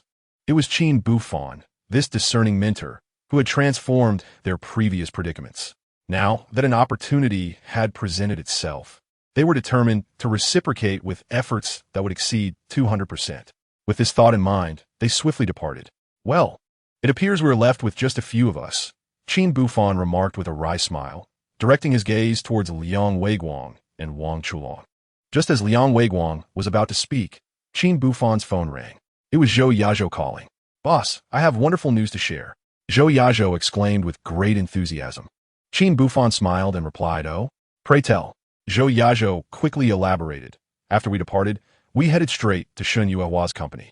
As fortune would have it, several real estate companies interested in the land near Jinling community sought out Shun Yuehua today. Upon seeing Wang Ji and me, they were utterly astonished. Naturally, we did not conceal anything and directly informed them about your acquisition of Shun Yuehua's company and the merger with our existing firm. Upon hearing this, those real estate companies immediately opted to withdraw from competition. Although they were invited, no one participated in the bidding. Consequently, the higher-ups had no choice but to approach Wang Ji and me for discussions. Ultimately, we secured that piece of land for 80 million. Upon hearing this, Qin Buhfan could not help but burst into hearty laughter.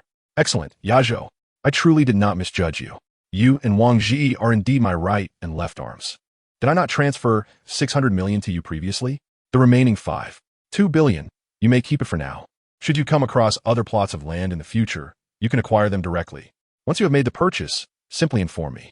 After ending the call with Zhou Yanzhou, Qin Buhfan suddenly sensed a discontented gaze upon him. "Chulong, what troubles you?" Qin Buhfan inquired with curiosity. Wang Chulong snorted softly. "Qin Buhfan, previously you referred to me as your right-hand man, and now you claim Yanzhou is your left arm? Frankly speaking, it irks me." Qin Buhfan chuckled helplessly. "When did you become so sensitive?" "Very well, I'm the Octopod Neza. You all are my capable aides." 2 hours later, Qin Buhfan and his companions departed from the restaurant. After escorting Wang Chulong and Liang Weiguang to their hotel, Qin Buhfan proceeded to the hospital. Meanwhile, in the ward, Bai Panfeng was feeding Qin Jinsong porridge. "Child's mother, I assure you, I am fine here. The caregiver is quite diligent. You may focus on managing the company without worry." Qin Jinsong said between bites. Bai Panfeng smiled, "Do not overthink it. While the caregiver is reliable, they are unfamiliar with your dietary preferences. Just concentrate on your recovery. As for matters at the company, you need not concern yourself. Do you not trust me?" Though Bai Panfeng maintained a calm demeanor, Qin Jinsong, relying on his intuition, replied earnestly, "Child's mother, tell me, has something happened at the company? You have been here for an hour, and during this time, I would typically receive 7 or 8 calls. Yet, your phone has not rung even once. Moreover, I often notice a look of confusion in your eyes. So, please be honest with me. What is the situation at the company? Bai Panfeng paused for a moment before responding with a light laugh. Rest assured, there is truly nothing amiss at the company, and, before she could finish, Qin Buhfan slowly pushed the door open. Mom, you might as well tell Dad the truth, Qin Buhfan said with a beaming smile. Seeing Qin Buhfan's demeanor, Bai Panfeng intended to intervene, but Qin Buhfan continued, Dad. There were indeed some issues with the company previously, but they have all been resolved now, so you need not worry. Bai Panfeng was taken aback. Buhfan, are you serious? Qin Buhfan smiled. Mom, will I lie about this? Qin Jinsong asked, what exactly happened? Can you finally tell me? Bai Panfeng sighed with a smile. It was nothing but that troublesome ex-wife of Buhfan. She had previously upset you enough to land you in the hospital, and when I returned to the company, she showed up again. Not only that, but she also threatened to have our entire family jump off a building. At that time, all the employees were present, and thus, Xia Yun directly poached several of our staff with a salary offer several times higher than theirs in front of me. Since you were hospitalized, we struggled to recruit new personnel, so I decided to give everyone a break for now. After all, your health is my top priority. Upon hearing this, Qin Jinsong remained remarkably composed. He then turned to Qin Buhfan and inquired, Buhfan, how do you propose we address the crisis facing our company? Qin Buhfan hesitated for a moment, but then replied with a smile, Dad, please don't be too agitated when I share this. You are aware that Xia Yun's benefactor is Shun Yuehua, right? And Shun Yuehua's Yuehua company is, in fact, a subsidiary of Fonda Company. Interestingly, the owner of Fonta, Liang Weiguang, has recently encountered some financial difficulties. Thus, through the introduction of Wang Chulong, Liang Weiguang has sold the company to me. Consequently, Shun Yuehua's company is now under my name. As the final words left his lips, both Qin Jinsong and Bai Panfeng were rendered utterly astonished. After a considerable pause, Qin Jinsong finally spoke, Son, are you referring to the Fonta company that specializes in constructing amusement parks across various cities, with the aim of promoting Huaxia culture? Upon seeing Qin Buhfan nod in affirmation, Qin Jinsong's expression turned to one of bewilderment. He scrutinized Qin Buhfan with suspicion, asking, You are not jesting, are you? Before Qin Buhfan could respond, Qin Jinsong quickly added, As far as I know, Fonda Company possesses a profound foundation. Its market value is no less than 1.5 billion. How on earth did you manage to acquire such a substantial company? Bai Panfeng chimed in. Indeed, I recall your father mentioning that you bought a stock, and within a few days, your assets doubled, netting you 700 million. Where did you acquire such funds to purchase Fonda Company? Moreover, weren't you already managing several companies? How could you possibly take on another? Feeling the intense scrutiny of his parents, Qin Buhfan could only assure them, Dad, Mom, rest assured that I have my own considerations regarding the finances. In any case, you can now feel at ease. Shun Yuehua has been ousted from Yuehua Company. By the way, I have 2 amusing anecdotes to share. Yesterday, Xia Yun approached me privately regarding company matters and suggested that I assist her in conceiving through in vitro fertilization, claiming she would assert that the child was Shun Yuehua's. This situation has already reached Shun Yuehua's ears. Of course, Shun Yuehua is no saint either. The company he provided to Xia Yun, while publicly boasting a valuation of 200 million, is actually 2 billion in debt. Currently, Xia Yun is the legal representative of that company, meaning the debt has now been transferred to her. Both of these individuals harbor ulterior motives, and in the end, they have ensnared themselves. Oh, and the Zhou Dongfei, whom Xia Yun initially sought, is also far from virtuous. Therefore, to deal with him, I acquired his company and subsequently eliminated him from the equation. Having finished this monologue, Qin Buhfan had initially feared his parents would chastise him for being too ruthless. To his surprise, the couple did not offer much commentary on the matter. After all, one does not suffer without cause. To put it differently, had it not been for Qin Buhfan's intervention, their lifetime of hard work could have easily culminated in bankruptcy. As for Qin Jinsong, he would undoubtedly have succumbed to stress-related health issues. Everything is a consequence of one's actions. Well, my son, since this matter has been resolved, you should manage your company diligently. Bai Panfeng shifted the topic. Of course, now that the final thorn in your heart has been removed, your father and I have had a brief discussion. We believe it is time to give Qing Xue a rightful status. Do not accuse us of being traditional. You and Qing Xue are not even truly a couple. Yet, she constantly takes care of the child. If word gets out, it could tarnish her reputation. After all, Qing Xue is an unmarried young lady. Qin Buhfan smiled helplessly, Mom. I have my own plans regarding this matter. Seeing that Bai Panfeng was about to say more, Qin Jinsong quickly waved his hand and said, All right, as elders, we should quietly observe the child's affairs. Bai Panfeng considered this and promptly tidied up the empty bowl. Meanwhile, Qin Jinsong took out his phone, intending to relax. What are you doing? Why aren't you resting properly? Playing on your phone? Facing his wife's nagging, Qin Jinsong chuckled. I'm merely passing the time, my dear. As he spoke, Qin Jinsong beckoned Bai Panfeng to sit beside him and continued with a smile. By the way, let me recommend a few mobile applications to you. This one is a puzzle game that can help prevent dementia. And this one is today's headlines. It features many excellent news articles of high quality. Oh, and I must seriously recommend something to you, the mother of my child. With that, Qin Jinsong opened his computer. Soon, he accessed the Me official website. What is this? Bai Panfeng asked, puzzled. Qin Jinsong laughed heartily. Surely, you don't understand? This is a food delivery app. For instance, if you don't want to cook and prefer not to go out, I can order meals through this platform, and someone will deliver the food hot to our door. Bai Panfeng exclaimed in surprise. There's such a wonderful thing? Qin Jinsong nodded. Of course, society is advancing, and technology is progressing. In the future, many new things will undoubtedly emerge. Thus, we must keep pace with the times. Otherwise, we will truly fall behind. At this point, Qin Jinsong looked at Qin Buhfan with a smile. Son, I have yet to register on this website, and it requires filling in my address, linking a bank card, and providing a phone number. So, could you take care of this for me? Qin Buhfan nodded repeatedly. Sure, no problem. While Qin Buhfan assisted his father with registration, Qin Jinsong began playing the puzzle game in front of Bai Panfeng. Initially, she dismissed it, thinking it was merely a child's game. However, as she watched, she became increasingly intrigued and eventually insisted on playing herself. Reluctantly, Qin Jinsong had to take her phone and help download the game for her. After playing for nearly 20 minutes, Qin Jinsong sighed. I never expected my energy would deplete so quickly. Well, I guess I should recharge a penny and buy more energy. Once the newly purchased energy was exhausted, Qin Jinsong lamented. Ah, indeed, the future is the era of 4. This puzzle game, though simple, is remarkably entertaining. It is unclear from where the developers of this software hail. Nevertheless, my utmost admiration is directed towards the enigmatic magnate who acquired the applications such as Jinri Tushio and Me. Remarkably, he invested 6.3 billion to secure the exclusive naming rights, special sponsorship, and interactive support for the 3rd season of Huaxia Hao Gusheng. Such audacity is truly commendable. However, this expenditure is certainly justified, as Huaxia Hao Gusheng gained immense popularity even before its broadcast, and these applications began to establish their reputations. Strategically positioning oneself ahead of the advent of the 4th era is indeed impressive. Hearing this, Qin Buhfan found himself amused. If his father were to discover that the highly praised mysterious tycoon was actually his own son, he could only wonder what his reaction would be.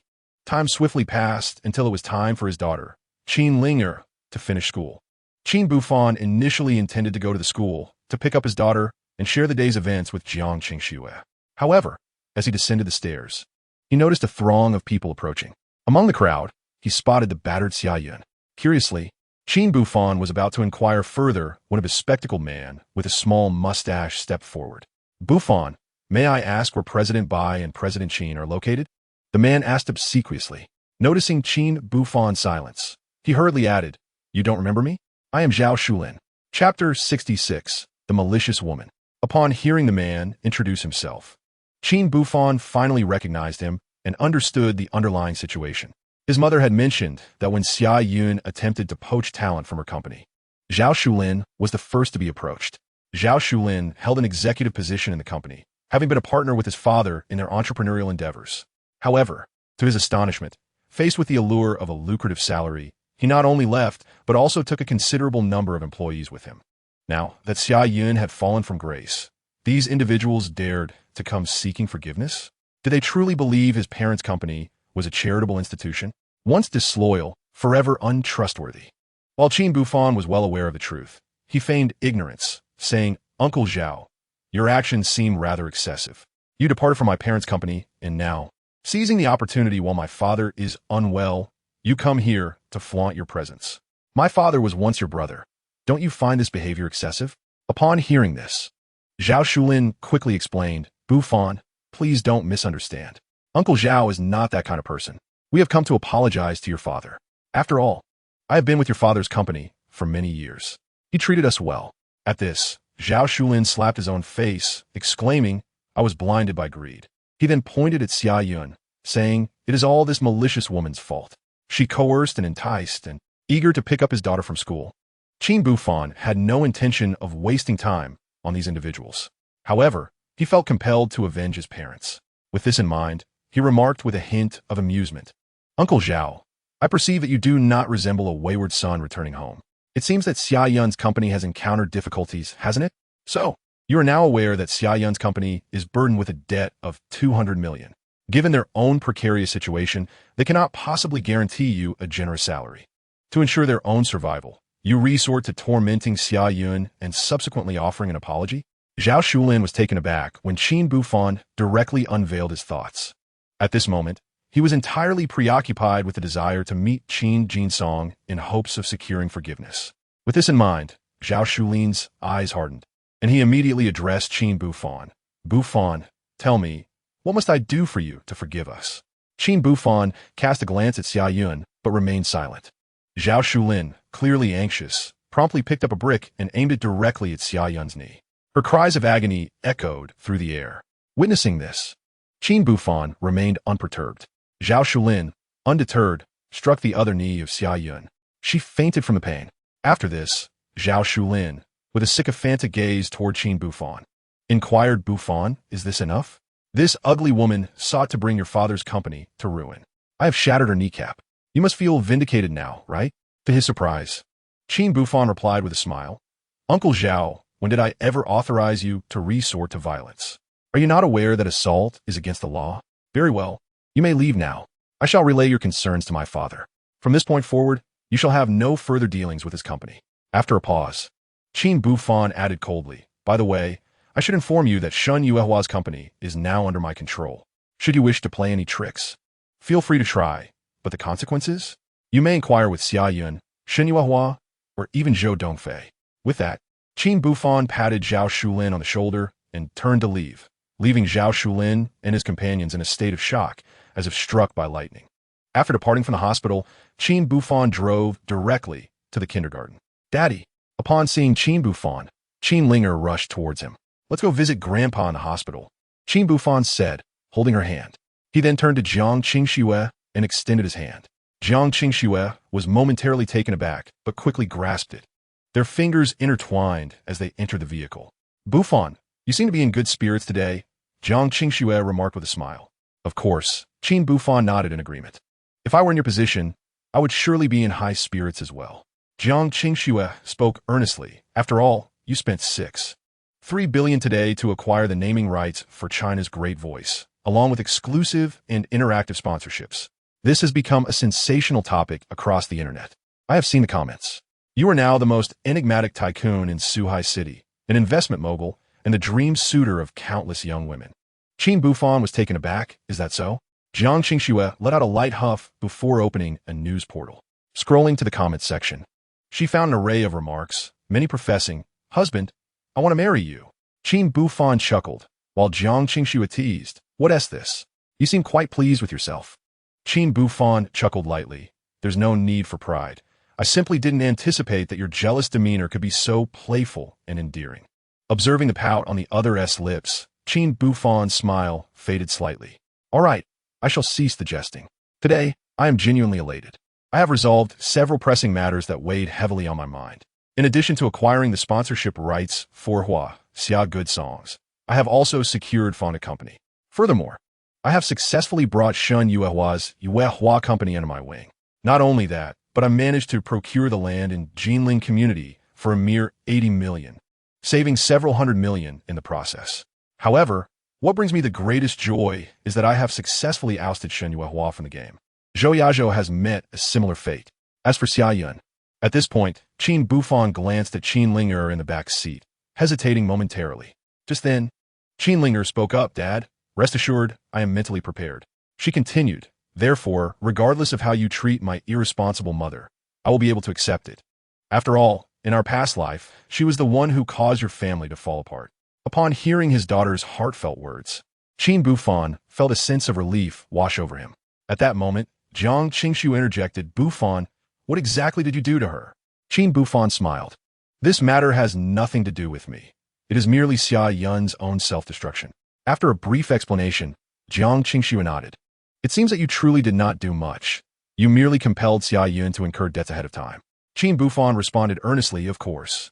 There is an even more dramatic turn of events. Those employees who were misled by Xia Yun, upon discovering her current predicament, felt deceived and wished to return to my father's company.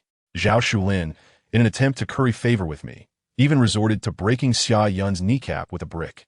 I fear this woman will spend the remainder of her life confined to a wheelchair." Upon hearing this, Jiang Qingshu could not help but sigh. This woman has schemed for half her life, only to become a fool herself. Thus, one must never commit heinous acts, she mused. "Well then, let us proceed to the hospital." Qin Buhfan started the car. Half an hour later, they arrived at the hospital. Qin Buhfan intended to head straight to his father's ward. But just then, Bai Panfeng approached him.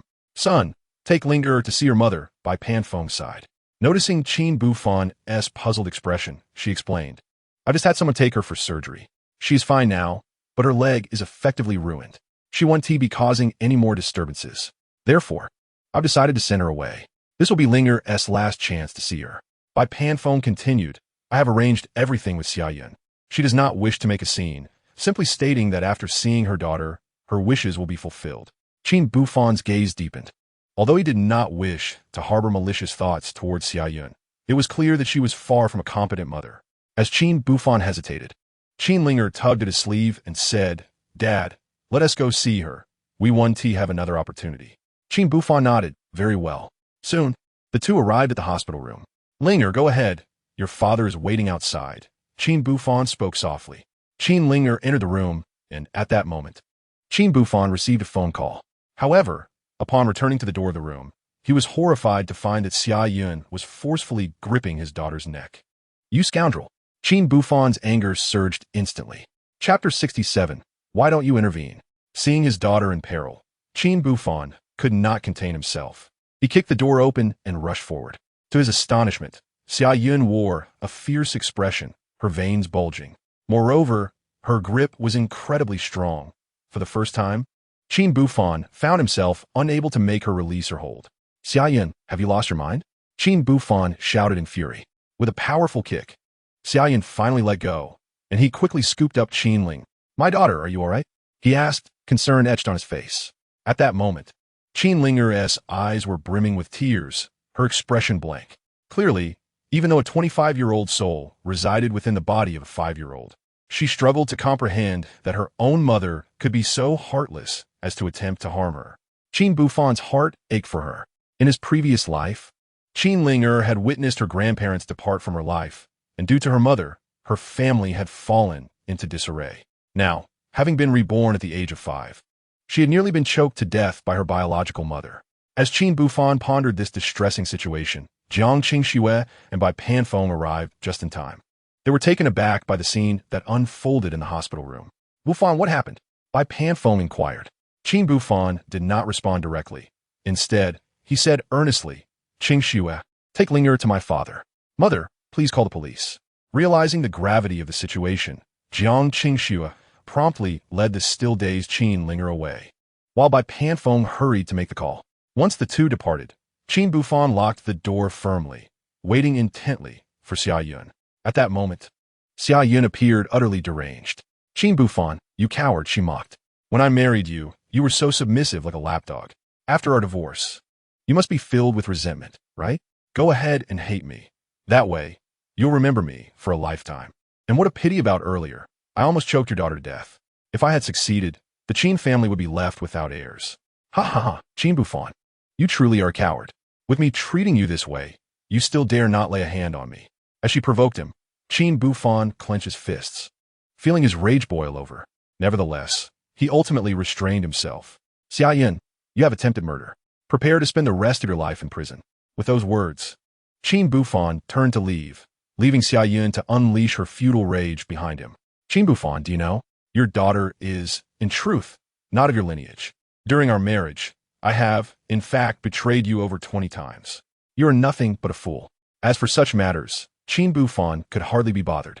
He returned to his father's hospital room, where Jiang Qingxue, Bai Panfeng, and Qin Jinsong all looked at him with eager anticipation.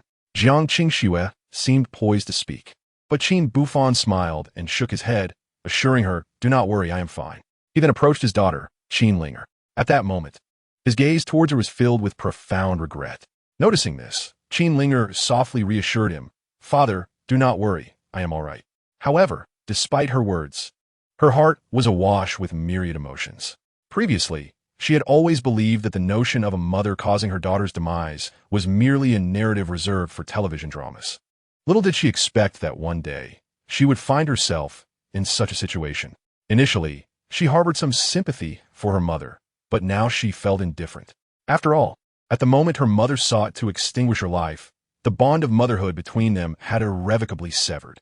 Upon hearing his daughter's unspoken thoughts, Qin Buhfan finally exhaled in relief. At that juncture, Jiang Qingxue interjected, "Buhfan, Ling'er is only 5 years old, yet she has endured such harrowing experiences. I think we should consult a psychologist. Many children develop post-traumatic stress disorder due to unfortunate childhoods. Ling'er is so precious. I do not wish for her to bear psychological scars from this incident, as it would be detrimental to her growth." Though Qin Buhfan felt assured of his daughter's well-being from her inner voice, he decided to heed her suggestion and visit a mental health professional, just to be safe. An hour later, he emerged from the psychologist's office, relieved to discover that his daughter's mental state was entirely stable. At that moment, Qin Buhfan received a phone call. "So, that woman has committed suicide," Bai Panfeng stated gravely.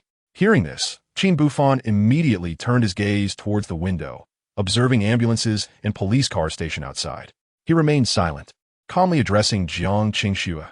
"Qingxue, this place is too tumultuous. You should take Ling'er home. I will join you later." Although Jiang Qingxue did not inquire further, she surmised the gravity of the situation. "Rest assured, I will take good care of the child," she replied, taking Qin Ling'er by the hand as they exited the hospital through a side door. Meanwhile, Qin Buhfan stepped outside, where he encountered police officers taking statements from his mother. Taking the initiative, he approached them and, after briefly explaining the circumstances, accompanied them as they departed. 2 hours later, he returned to the hospital, only to find that a commotion was echoing from outside his father's room. Upon investigating, he discovered that it was his former mother-in-law and brother-in-law embroiled in a dispute. "So, you must leave quickly. These people are here to cause trouble," Bai Panfeng urged. Qin Buhfan did not respond, but instead reassured her, "Mother, do not worry. Leave this to me." Upon uttering these words, Qin Buhfan swiftly stepped forward. Upon seeing his appearance, Xia Yun's mother and brother hurriedly advanced, clearly intent on devouring him whole. "You wretched scoundrel who has caused my daughter's demise. I shall strangle you." Xia's mother glared fiercely, preparing to charge ahead. Qin Buhfan replied indifferently, "Do not engage in such baseless antics. Do you see the surveillance camera behind you? If you lay a hand on me, you may find yourself in custody. Furthermore, this is a hospital. My father requires rest. I kindly ask you to leave." At these words, Xia's mother suddenly burst into tears. "Qin Buhfan, you heartless beast," she exclaimed. "When my daughter was with you, she bore a child for you, which should have been enough to earn your respect. Yet, you have gone to such lengths to annihilate her. You are even less than a beast." Faced with her accusations, Qin Buhfan could not be bothered to respond, for he held no guilt in his heart. However, he had no desire to waste words with Xia's mother. He directly inquired, "What will it take for you to cease this unrelenting harassment?" Xia's mother coldly replied, "It is quite simple. You shall provide us with 30 million as a form of settlement." "What?" Qin Buhfan was rendered speechless, a myriad of thoughts racing through his mind. While it is customary to honor the deceased, he could not help but scoff internally. It is true that like begets like, Xia's mother was indeed audacious in her demands. Contemplating this, Qin Buhfan retorted icily, 30 million? Why don't you go rob a bank? Chapter 68. Do you wish to extort me? At this moment, Qin Buhfan was utterly at a loss for words. Xia Ying had taken her own life, and the police had already reached their conclusion. Why should he be obligated to pay his settlement? Moreover, this woman seemed determined to target him at every turn, even attempting to bring about his ruin. He had done nothing but allow his daughter to visit her after she was injured, yet she wished to harm his daughter. Such a venomous woman. Had he not been unwilling to entangle himself with her for the remainder of his life? he would have truly considered ending her life himself. However, he had not anticipated the sheer audacity of Xia's mother. As Qin Buhfan pondered this, Xia's mother seethed. Let me be clear. Qin Buhfan, if you do not give me money, I will come to your parents' company every day to create a scene. With that, she glanced at her son. Xie Yun, seeing the opportunity, stepped forward and said, Qin Buhfan, I advise you to pay up and settle this once and for all. I work at a large company as a security personnel, and I am quite friendly with the boss. If you refuse to comply, I will find a way to make your life miserable. Hearing this, Qin Buhfan felt a sense of helplessness. Xia Ying was already dead, yet her mother and brother displayed little sorrow, their words fixated solely on money. How tragic for Xia Ying. After muttering to himself, Qin Buhfan asked, Oh, may I inquire which esteemed company you refer to? Perhaps I am familiar with your employer. Upon hearing this, Xia Jun spoke with pride. I work for Zhizhou Real Estate. Qin Buhfan nearly burst into laughter. The owners of Zhizhou Real Estate were Wang Ji and Zhou Yazhou. Initially, they had asked Qin Buhfan to name the company, and he had ingeniously combined their names to create Zhizhou Real Estate. Previously, Qin Buhfan had heard that the company was planning to assemble a security team to ensure the safety of their construction sites. To his surprise, this former brother-in-law was employed there. Quite intriguing, Qin Buhfan mused to himself. He then turned to Xia Jun and said, To be frank, I am a mastermind behind Zhizhou Real Estate. If you attempt to use this as leverage against me, I fear you may not only fail to secure any money, but also find yourself without a job. I'm offering you an opportunity. Should you fail to cherish it, when you come to me for help, it may be too late. What? Xia Jun was taken aback, while Xia's mother couldn't help but laugh derisively. Qin Buhfan, you worthless fool, do you not know to prepare a script before boasting? You claim Zhizhou Real Estate is under your command? If that were the case, how could your parents' company have faced bankruptcy? You are amusing me to death. Qin Buhfan paid no heed to her mockery and swiftly dialed Zhou Yazhou's number. Yazhou, I need to ask you something. Has your company hired someone named Xia Jun as the head of the security department? Good, please investigate. If this person exists, I will provide you with an address. Come quickly. He is attempting to extort me. After hanging up, Qin Buhfan silently awaited the response. Xie Yun, noticing this, began to deride him further, while Xia's mother unleashed a torrent of insults upon Qin Buhfan. Observing their antics, he coolly remarked, I sincerely advise both of you to know when to withdraw. Your daughter is likely already at the mortuary. Go bid her a final farewell. The deceased deserves respect. And considering she is Ling'er's mother, you are her grandmother and uncle, I can grant you one last opportunity. Upon hearing this, Xia's mother coldly retorted, Well, she is dead anyway. What is there to see? Xia Jun added, Do not mention your daughter. Just seeing her irritates me. With that, the two glared at Qin Buhfan. He inwardly shook his head, realizing that these two individuals wore their obsession with wealth on their faces. 20 minutes swiftly passed, and Xia Jun appeared visibly impatient. He repeatedly urged, Kid, I suspect you are deliberately stalling for time. Hurry, give us the money. Otherwise, do not blame me for killing your father first, then your mother. And I will also throw your daughter to her death. Just as Qin Buhfan was about to respond, an indifferent voice interrupted. Xia Jun, whom do you intend to kill? Upon hearing this, Xia Jun immediately turned to see two figures approaching, Zhou Yazhou and Wang Ji. Mr. Zhou, Mr. Wang, what brings you here? Xia Jun exclaimed in surprise at their arrival. However, he merely perceived it as a coincidence. He even entertained the notion that the other party was aware of his sister's unfortunate incident and had come to pay a visit.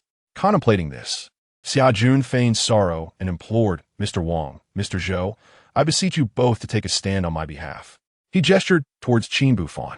This scoundrel has conspired to bring about my sister's demise. We sought compensation from him, yet he refused. Not only that, upon mentioning your esteemed names, this wretch exhibited nothing but disdain, even going so far as to insult you. This fellow deserves nothing short of death. As soon as Xia Jun finished speaking, Xia Mu immediately chimed in, disparaging Qin Buhfan with words that rendered him worthless. Zhou Yazhou and Wang Ji listened quietly as the two unleashed their vitriol upon Qin Buhfan. Have you finished? Upon Xia Jun's nod, Zhou Yazhou and Wang Ji approached Qin Buhfan. Boss, our apologies for the delay. We encountered traffic. What? At Zhou Yazhou's words, Xia Mu and Xia Jun were instantly struck dumb. Xia Jun took a deep breath and stepped forward with a mocking smile. Mr. Zhou, please do not jest. How could this brat possibly be your boss? It was not surprising that Xia Jun thought this way. After all, when he had interviewed, Zhou Yazhou had mentioned that the company's hidden owner possessed billions. How could Qin Buhfan possibly have such wealth? Regrettably, Zhou Yazhou had no intention of clarifying this. He coldly replied, Xia Jun, do you think Wang Ji and I are so idle as to entertain such trivial jokes? Who do you think you are? Xia Jun felt as if struck by lightning, collapsing to the ground in shock. Meanwhile, Xia Mu had yet to grasp the gravity of the situation. She shouted, Qin Buhfan, I do not care who you are. You are responsible for my daughter's death. You must pay 30 million, not a penny less. Qin Buhfan disregarded her, turning instead to Zhou Yazhou and saying, Yazhou, perhaps you could enlighten this individual on the duration of imprisonment for defamation and extortion? Zhou Yazhou chuckled, Boss, why bother explaining so much to this old hag? I can simply have her escorted to the station. With that, 2 bodyguards promptly removed Xia Jun and his mother from the premises, ignoring their pleas for mercy. Qin Buhfan exhaled softly, relieved. He understood that with Xia Jun taken away, the matter concerning Xia Yun had come to a definitive close. Yazhou, Wang Ji, I appreciate you both making the trip. You need not concern yourselves any further here. Qin Buhfan said with a smile. To his surprise, Wang Ji and Zhou Yazhou exchanged knowing smiles. Zhou Yazhou then stated, Boss, our visit to address your extortion issue was merely one aspect. Additionally, we have an important project to report to you. As he spoke, Zhou Yazhou produced a document. Upon opening it, Qin Buhfan's eyes lit up. The contents were exceedingly significant. Are you certain, Yazhou, that you intend to construct a super skyscraper in our city center? Despite the documents laid before him, Qin Buhfan instinctively posed the question. Indeed, I can assert with absolute certainty, and the selection of the land has already been finalized.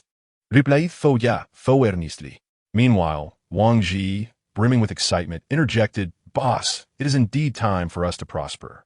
Noticing Qin Buhfan's puzzled expression, Wang Ji quickly elaborated. The plot of land near the Jinling community was merely a preliminary measure. The primary objective was to attract formidable real estate companies to bid on the super skyscraper project. Our Zhizhou Real Estate has acquired that parcel of land. Furthermore, we have merged with Yuehua Company. It is likely that the higher-ups have received news of our substantial backing from a powerful financier. Consequently, the bidding session was outright canceled.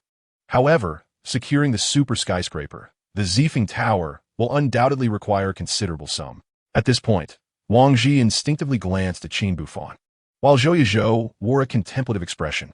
Sensing their demeanor, Qin Buhfan couldn't help but inquire, how much investment is required for this project? And how long will it take to complete? Additionally, will we need to provide the entire sum up front? Or is there an alternative? Zhou Yazhou replied earnestly. The project's plan anticipates a total investment of 3.6 billion. However, this amount does not need to be provided in one go. Currently, our company possesses approximately 500 million, and with the 100 million from Yuehua Company, the total amounts to 600 million. Of course, this 3.6 billion will not be solely our investment. The higher-ups place great importance on this project and will allocate around 1.2 billion. Thus, we will need to secure 2.4 billion on our end. Qin Buhfan smiled. Thankfully, we only require 2.4 billion. While I could manage to provide 3.6 billion, it would leave me quite strained. What? Upon hearing Qin Buhfan's words, both men were taken aback. Their hesitance stemmed from concerns over insufficient funds. Such apprehensions were understandable, considering Qin Buhfan had recently expended considerable sums. Wang Chulong's hexing company required an investment of 1 billion, and the acquisition of Liang Weiguan's fauna company cost 1.6 billion. Additionally, for the naming rights and advertising fees associated with Huaxia Good Voice, 6.3 billion was spent. Including various other expenses, this totaled nearly 3 billion. They had assumed that securing the super skyscraper project would necessitate a loan. Yet, Qin Buhfan had asserted he could provide the funds. Mr. Qin, may I be so bold as to inquire how much liquid capital you currently possess? Qin Buhfan chuckled, then revealing his bank app without reservation. Upon seeing the balance, both men were left speechless. Boss, they were at a loss for words. Observing their astonishment, Qin Buhfan couldn't help but feel a tinge of amusement. 3.2 billion certainly appears substantial. However, we cannot endure such consumption. I'm still quite strapped for cash. Upon hearing this, the two remained speechless. Fortunately, in this era, the term Versailles had not yet emerged as a popular internet buzzword. Otherwise, they would undoubtedly consider Qin Buhfan to be a master of Versailles. While they pondered this, Qin Buhfan waved his hand and said, "All right, the matter you mentioned is of great importance. I cannot provide you with an immediate response, but I will consider it carefully upon my return and get back to you. Of course, my response will be reflected in the company's account balance. Once the funds are in place, it signifies my agreement. You need not wait too long. I will give you an answer before 7 this evening." After the two departed, Qin Buhfan returned to the hospital room to check on his parents once more. To prevent any similar troubles for them, he instructed Zhou Yazhou to send security personnel from the company to take turns guarding and ensuring the safety of his elderly parents. With his worries alleviated, Qin Buhfan then called Jiang Qingxue. When the call connected, he said, "Qingxue, I apologize for the delay. I encountered some issues that held me up from picking up the child." Jiang Qingxue chuckled, "Don't worry, I won't overthink it. I understand you have matters to attend to. So, I drove back with the child. I bought groceries, including your favorite large prawns. Tonight, I will cook a wonderful meal for you." After hanging up, when Qin Buhfan returned home, he found Jiang Qingxue busy in the kitchen, while Qin Ling'er sat quietly writing her homework. "Buhfan, you've had a long day. Go take a shower first. By the time you're done, dinner will be nearly ready," Jiang Qingxue said with a smile. "Oh, and I prepared fresh clothes and towels for you." Upon finishing his shower, Qin Buhfan saw a table laden with delicious dishes. A warm feeling enveloped him. After a long day, returning home to someone waiting for him, someone who had prepared clothes and delightful meals. Wasn't this the life he had always yearned for? How wonderful! A smile of happiness graced his face as he began to savor the food. "Buhfan, have all the matters been settled?" Jiang Qingxue asked while peeling a large prawn for Qin Ling'er. Qin Buhfan nodded. "Yes, everything that needed to be resolved has been taken care of, and those individuals will completely vanish from our lives moving forward." Jiang Qingxue nodded in agreement. "That is good to hear." Though the two communicated in silence, Qin Ling, with the soul of a 25-year-old, understood their unspoken words. She did not dwell on it, her heart calm and untroubled. After all, she had experienced the devastation of losing her family in her past life, and today she had almost been suffocated by her biological mother. She felt a complete indifference towards that woman. The heart does not grow cold all at once. Now, all she wished for was a harmonious family and to assist Qin Buhfan in becoming the world's richest man. That would suffice for this lifetime. An hour later, Qin Ling'er sat on the sofa watching television, while Jiang Qingxue had already finished tidying up. Regarding Qin Buhfan, sensing that the moment was ripe, he directly spoke. "Qingxue, there is something I need to discuss with you. This afternoon, Zhou Yazhou and Wang Ji approached me, stating that an important document has been released from above. It mandates an investment for the construction of a super skyscraper, totaling 3.6 billion yuan. The authorities will contribute 1.2 billion yuan, while the remainder must be provided by the developers themselves. I wish to seek your opinion on whether this endeavor holds promise." Upon hearing this, Jiang Qingxue was immediately filled with astonishment. Meanwhile, Qin Ling'er, who had been silent, suddenly brightened at the mention of the super skyscraper. Could it be that old Qin refers to the Zifeng Tower? She pondered. If so, one shouldn't hesitate to invest all 2.4 billion yuan, regardless of the amount required. After all, this project is far more valuable than the plot at Jinling Community. Delighted by his daughter's thoughts, Qin Buhfan felt a surge of joy. However, in order to grasp the future specifics regarding the Zifeng Tower, he resolved to listen further. Chapter 70, Vigilance and Peace. Qin Ling'er did not disappoint her father. Her inner voice continued to resonate. "If memory serves me right, in my previous life, Yuehua Real Estate took over this project. Unfortunately, due to insufficient funds, Shen Yuehua ultimately had to abandon the project. Subsequently, the authorities had to seek investment, which led to a wealthy businessman from the capital acquiring it. After making substantial investments, he successfully completed the Zifeng Tower. Later, he also purchased the surrounding land. Within a few years, industrial parks, scientific research buildings, and numerous residential communities were developed in succession. This businessman ultimately amassed great wealth and even made it onto the Forbes rich list. If old Qin could secure this, with the expertise of Zhou Yazhou and Wang Ji, he could indeed earn effortlessly. Reflecting on this, Qin Ling'er furrowed her brows.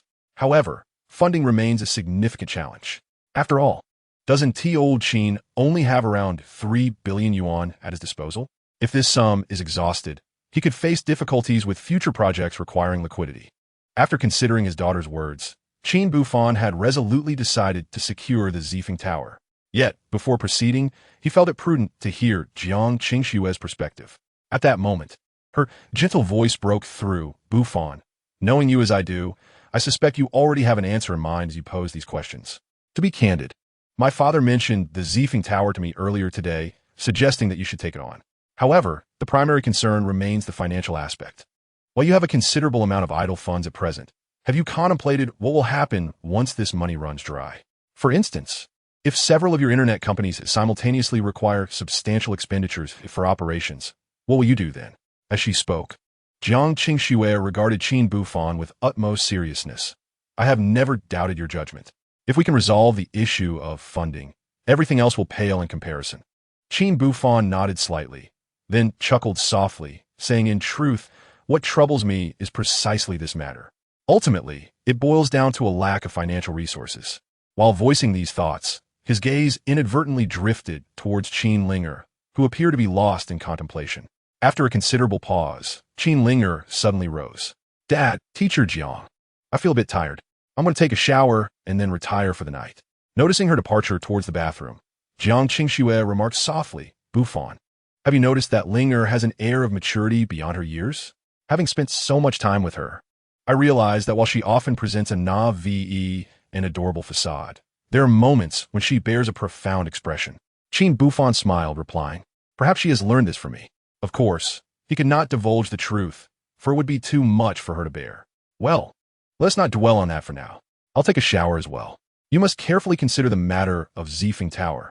After all, it's a substantial sum of 2.4 billion. Qin Buhfan nodded repeatedly. Once Jiang Qingxue entered another restroom, he opened his laptop and began perusing financial news from Suhai City, searching for promising projects. Unfortunately, the options available were all long-term investments yielding returns only in the future.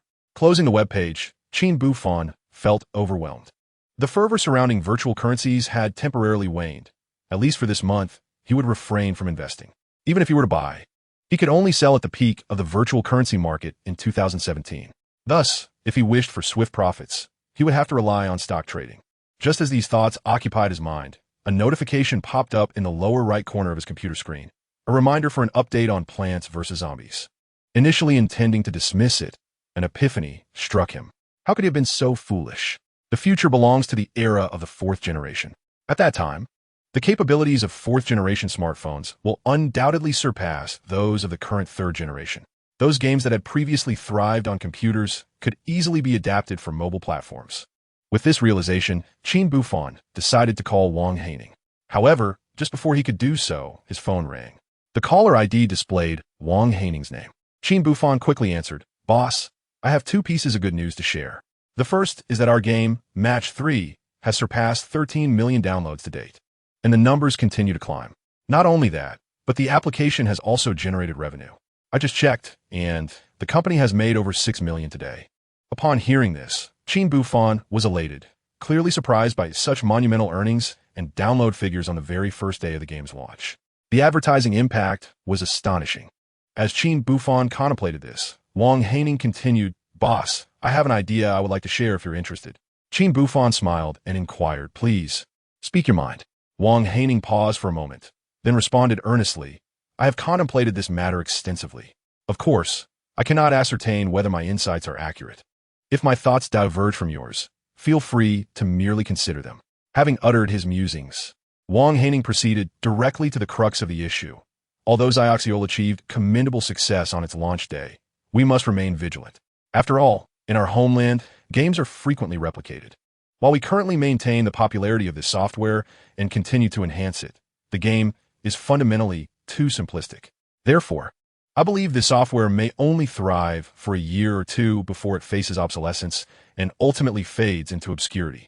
To avert such an outcome, I propose expanding our company into a dedicated studio for mobile game development. Naturally, embarking on independent development from scratch is an arduous endeavor. My vision is to acquire the mobile development rights to those online games that have captivated audiences over the past few years. With these assets in hand, we would possess a strategic advantage for gradual development. Admittedly, complete replication is exceedingly challenging, thus we will undoubtedly need to innovate. Should fortune favor us, and we manage to cultivate a groundbreaking game software, we would deem it a success.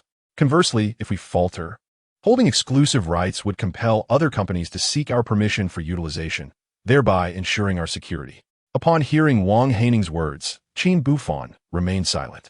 Wang Haining assumed that Qin Buhfan was rejecting his proposal and, in a state of urgency, exclaimed, "Boss, the future of the mobile sector will undoubtedly flourish. If we can seize the opportunity early, we will certainly." Before he could finish, Qin Buhfan chuckled and replied, "Haining, I never anticipated that our thoughts would align so perfectly. In fact, prior to your call, I have been contemplating this very notion. Progress must be gradual. Thus, the acquisition of mobile game development rights can be approached methodically. I accept your proposal, and I entrust you with the task of recruiting talent." Upon hearing this, Wang Haining beamed, "Boss, to be frank, I anticipated your agreement. I have already arranged a meeting with a friend of mine who specializes in mobile game development. His company is currently facing some financial difficulties, so I intend for him to meet you. If all goes well, we could acquire his 3 studios and merge them with my company." Qin Buhfan was not taken aback by this revelation, for he had previously stated that, although he was the owner of several companies, the leaders of those companies had the authority to make decisions independently. "Very well. I will arrange a time to meet your friend. By the way, what is his name?" Qin Buhfan inquired. Wang Haining replied, "Yao Xiaowang." Qin Buhfan expressed his confusion. "Yao Xiaowang? I have not heard of him." As he spoke, Qin Buhfan intended to search for this individual's information online. Just then, a gasp resonated from behind him. "Yao Xiaowang? Why would Lao Qin seek information about this individual?" Chapter 71. Isn't this rather hasty? Upon hearing these words, Qin Buhfan turned around and realized that it was the voice of his daughter, Qin Ling'er. With a gentle smile, Qin Buhfan said, "Ling'er, once you finish your bath, wait for your hair to dry, and then you must obediently go to bed."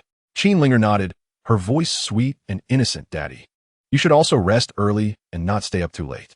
With that, she settled onto the sofa. Qin Buhfan had initially intended to eavesdrop on his daughter's thoughts to investigate Yao Xiaowang's background. However, after waiting for a while, Qin Ling'er remained silent, leaving him with no choice but to take the initiative. Reflecting on this, he sighed while perusing Yao Xiaowang's information. "I had thought Yao Xiaowang was a talent. It seems I was mistaken. This individual had acquired 3 companies within 5 years. Previously, he ventured into online gaming but remained mediocre. Now, he planned to enter the mobile gaming market, hoping to ride the wave of the upcoming trend. Yet, Qin Buhfan worried that the winds might become too strong, leading to unforeseen consequences. Never mind, I shall have Wang Haining inform him that we are rejecting the acquisition to save time." This statement was, of course, intended for his daughter's ears, aiming to glean some insights from her thoughts. Indeed, in the next moment, Qin Buhfan clearly perceived Qin Ling'er's musings. "Lao Qin, do not act impulsively. Yao Xiaowang is a true genius. Do you realize that this person has created numerous internet legends in the forthcoming era of 4.0? He oversees countless games, such as Cool Run, Gun Battle, and Honor of Kings. Particularly, Honor of Kings became immensely popular for several years in the future. Moreover, it generated billions in revenue for the Little Horse's Goose Factory annually. Had it been in the past, I would never have allowed you to monopolize it. Instead, I would have sold 1/3 of the shares to the Goose Factory. However, times have changed. Though you cannot contend with the Goose Factory at present, in a year, several of your software products will become trending. In the future, the era will be ruled by traffic, and with your grasp on such substantial traffic, this software could potentially generate even greater value in your hands. Of course, in my previous life, this software had its fair share of flaws, especially the rumored matchmaking mechanism, which led to consecutive losses after consecutive wins. I believe that with your involvement, this game can surely become exceptional." Hearing his daughter's thoughts, Qin Buhfan was momentarily taken aback. Yao Xiaowang possessed such capabilities? However, upon reflection, he found it unsurprising. It was akin to a few years ago when the advent of 3 was met with skepticism. Who could have predicted that the future would belong to short videos? Times are evolving, and the winds of change are ever unpredictable. As Qin Buhfan pondered these matters, Jiang Qingxue emerged from the restroom. "Ling'er, why are you still awake?" she inquired with a smile. "Oh, your hair is still damp. Let me dry it for you." After 10 minutes, Qin Ling'er's hair was dry, yet she showed no inclination to retire to her room. "Ling'er, what troubles you?" Jiang Qingxue asked, her curiosity piqued. Qin Ling'er replied in a sweet, innocent voice, "Teacher Jiang, I enjoy listening to your conversations with Dad. Jiang Qingxue smiled gently and then approached Qin Buhfan. Buhfan, I think you should rest early. If you don't, I suspect the little one won't sleep either. Qin Buhfan chuckled. I would prefer to rest. But I'm currently faced with a dilemma. Until I resolve it, I cannot find peace of mind. Jiang Qingxue, intrigued, asked, What is the matter that troubles you so? Qin Buhfan briefly outlined the situation. Upon hearing this, Jiang Qingxue fell into contemplation. After a moment, she looked earnestly at Qin Buhfan and said, I do not know Yao Xiaowang, nor am I familiar with him. However, I believe this matter requires your careful consideration. While it may not be difficult for you to acquire the 3 companies under Yao Xiaowang with your current financial resources, you must understand that post-acquisition, substantial investment will be necessary. At present, the 4S phone is still in the development phase, and the 3 major telecom operators have yet to secure their licenses. Although these are inevitable steps, developing multiple games simultaneously presents challenges not only in promotion, but also in research and development costs, which could amount to astronomical figures. Given your numerous ongoing projects, this is a significant concern. Jiang Qingxue paused, confident that Qin Buhfan grasped her meaning. Qin Buhfan was indeed aware of these realities. Yet after reflecting on his daughter's sentiments, he hesitated to let go of an opportunity that seemed ripe. Buhfan, you need not be conflicted. What I have shared is merely my personal perspective, as you sought my opinion. Ultimately, the decision rests with you. In any case, if you wish to acquire the company, I will stand by you, regardless of whether the outcome is profit or loss. What matters to me is you as a person. That is all. Qin Buhfan felt warmth in his heart upon hearing her words. After a brief contemplation, an idea sparked in his mind. Qingxue, I once heard that children possess remarkable intuition. Remember when we played the lottery? It was Ling'er's numbers that won the jackpot. What if we let her decide? What? Jiang Qingxue was taken aback, caught off guard. Before she could respond, Qin Buhfan had already moved in front of Qin Ling'er. Though he understood his daughter's feelings, he could only explain, Dad is facing a challenge, acquiring a gaming studio owned by an uncle. I have differing opinions from Teacher Jiang. I want to ask you, do you support Dad in buying the company? Qin Ling'er, upon hearing his words, seemed equally perplexed. Initially, she was entangled in how to remind Qin Buhfan to acquire Yao Xiaowang's company, subsequently bringing this individual under his command. To her surprise, the other party unexpectedly proposed that she assist him in making a decision. Old Qin, you are being rather reckless, Qin Ling'er thought to herself. However, this works to my advantage, saving me considerable mental effort. After all, constantly racking my brain to remind you is quite taxing. With this in mind, Qin Ling'er pouted her lips and feigned contemplation. Just like Teacher Jiang, whatever decision you make, I shall support. Purchase all 3 companies under Yao Xiaowang. After all, the potential for these 3 companies combined in the future is immense. Qin Buhfan pretended to be astonished. Ling'er, what did you just say? Instantly, Qin Ling'er felt a sense of dread. Oh no, did my earlier words not align with a 5-year-old's understanding? Could it be that old Qin is beginning to doubt me? Upon hearing this, Qin Buhfan secretly chuckled. Naturally, he could not admit that he could hear his daughter's thoughts. Thus, he swiftly changed the subject. All right, since my daughter has urged me to acquire, I shall make the arrangements immediately.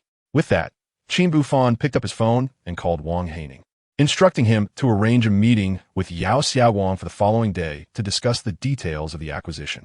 After witnessing Qin Buhfan's series of actions, Jiang Qingxue was utterly dumbfounded. Such a significant matter, and Qin Buhfan allowed a 5-year-old child to decide? This seemed exceedingly hasty. Chapter 72. The Addition of a Major General. The following morning, Jiang Qingxue took Qin Ling'er to school, and shortly thereafter, Qin Buhfan left home, heading directly to Wang Haining's company. Boss, why are you here so early? Wang Haining greeted him personally. Qin Buhfan smiled. When it comes to acquiring companies, one must act promptly. After all, I do not wish for others to get ahead of me. Upon hearing this, Wang Haining could only smile in silence. For him, Qin Buhfan had always been an individual with extraordinary insight. Not to mention the fact that his game, after being purchased by Qin Buhfan, garnered millions of downloads in a single day due to the popularity of Hua Xia Hao Gusheng is a testament to that. Haining, you can contact your friend now and have him come over, Qin Buhfan stated directly. Wang Haining chuckled, Boss, follow me. Actually, my friend is even more anxious than you. Upon learning of your intent to acquire his company, he stayed overnight at the office and drafted the acquisition agreement, likely without rest. Qin Buhfan was taken aback by this revelation. Although he had learned from his daughter that Yao Xiaowang would be a leader in mobile online gaming in the coming years, the ability to create a hit game certainly indicated unique talents. His desire to meet this individual grew stronger. Under Wang Haining's guidance, Qin Buhfan arrived at a lounge. Xiaowang. Mr. Qin has arrived, Wang Haining called out while knocking on the door. However, after several attempts, there was no response. With no other option, Wang Haining pushed the door open. He initially assumed that Yao Xiaowang was asleep, but to his surprise, Yao was intensely focused on his keyboard, seemingly oblivious to his surroundings. Wang Haining intended to call out to him, but was halted by Qin Buhfan, who suggested they wait until Yao was finished. Qin Buhfan patiently settled onto the sofa, casting a discerning glance at Yao Xiaowang. He had anticipated a typical image of a programmer clad in a plaid shirt and jeans, disheveled and unkempt. Instead, he found Yao with neatly styled short hair, devoid of any stubble, dressed impeccably. Satisfied, Qin Buhfan smiled. Half an hour passed swiftly, and at last, Yao Xiaowang struck the final key. Done. Now, as long as it runs smoothly, there should be no issues. This parkour game I've developed is truly revolutionary for mobile gaming. Next, we just need to conduct internal testing, followed by public testing, to see how the market responds to this software. After mumbling to himself, Yao stretched lazily. Goodness, it's almost 8 o'clock. I need to finalize the acquisition agreement and present my proposal to Mr. Qin. If what Haining said is true, that Mr. Qin possesses sufficient capital to facilitate my operations. I can assure him that within 6 months, he will break even, and within a year, he will see profits. In 3 years, while I cannot guarantee 100 billion annually, a net profit of at least 5 billion is certainly attainable. As Yao Xiaowang prepared to retrieve his proposal, he turned around, only to be startled by the sight of Qin Buhfan and Wang Haining on the sofa. "Haining, what are you doing here?" he exclaimed, taken aback. Wang Haining laughed heartily. "You're just the same as ever. Once you're working, you wouldn't notice if the sky fell. Mr. Qin and I have been waiting here for half an hour." Yao Xiaowang was astonished and then scrutinized Qin Buhfan. "So you are?" Qin Buhfan stepped forward, extending his hand. "Mr. Yao, I am Qin Buhfan. It's a pleasure to meet you." Yao Xiaowang was taken aback, both flattered and bewildered. Prior to meeting Wang Haining, he had approached numerous investors, each over the age of 40 and exceedingly arrogant. He vividly remembered one investor who had been particularly domineering, leaving Yao bewildered with just a few words. Having learned from past experiences, Yao was especially cautious this time. Yet, he did not expect this potential future employer to approach him with such friendliness. After a brief moment of astonishment, Yao Xiaowang responded, "Mr. Qin, I am Yao Xiaowang." "It's a pleasure," Qin Buhfan smiled. "Let us skip the pleasantries. I just heard from Haining that you were up all night, so let us get straight to the point. How much would it take to acquire your company? What amount of capital would be necessary to ensure the operations and promotion of your 3 subsidiaries?"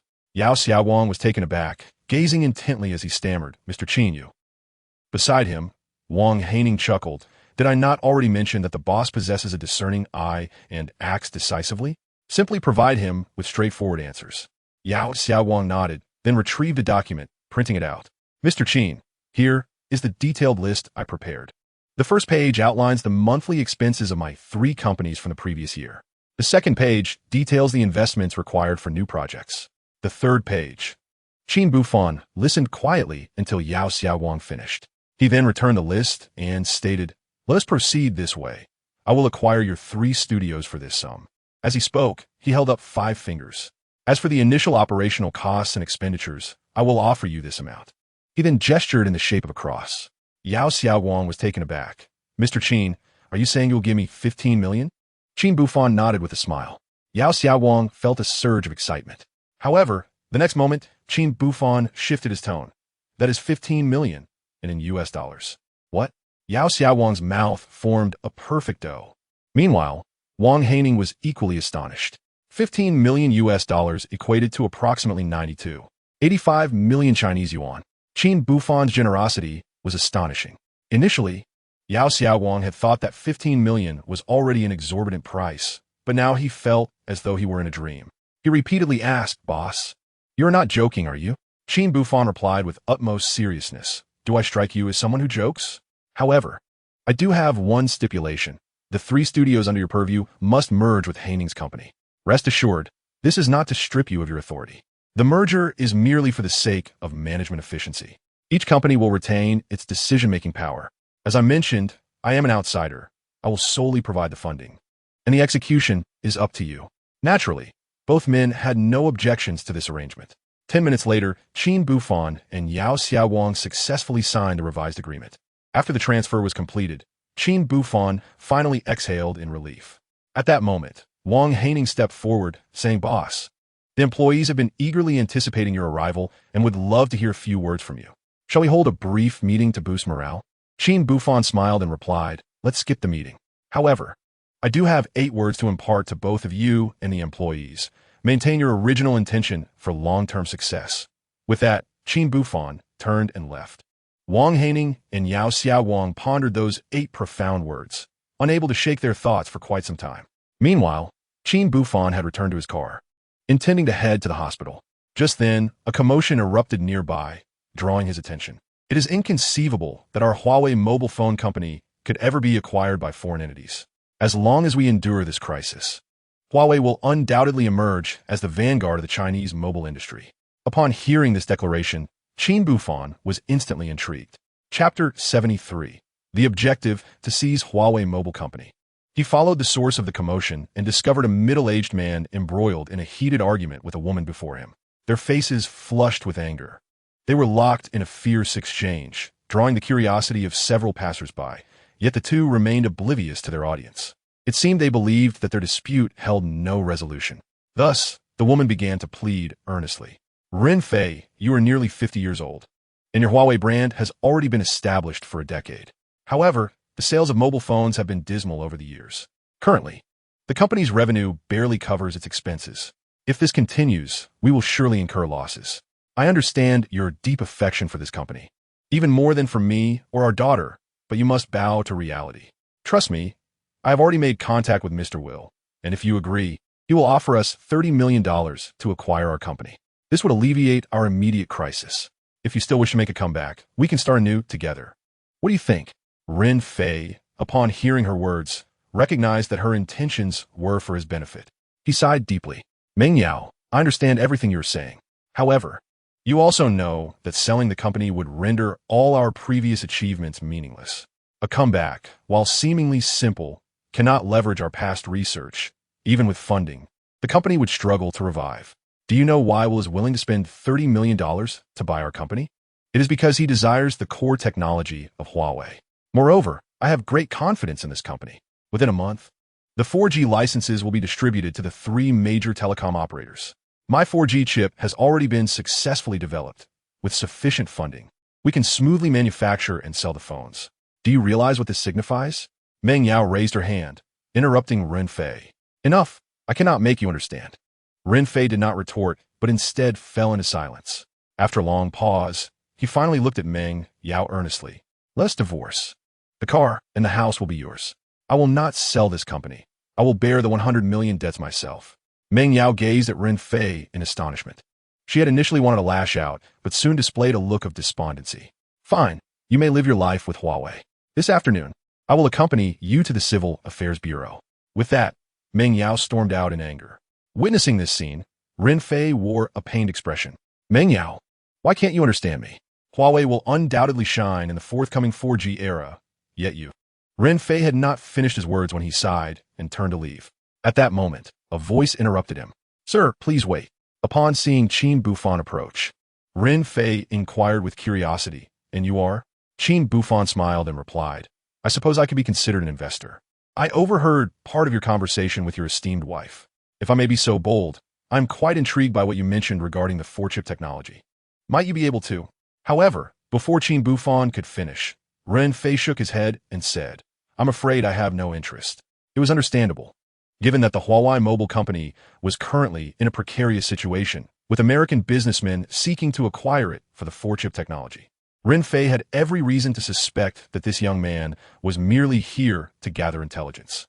His years of experience in business told him that Qin Buhfan did not appear to be a genuine investor.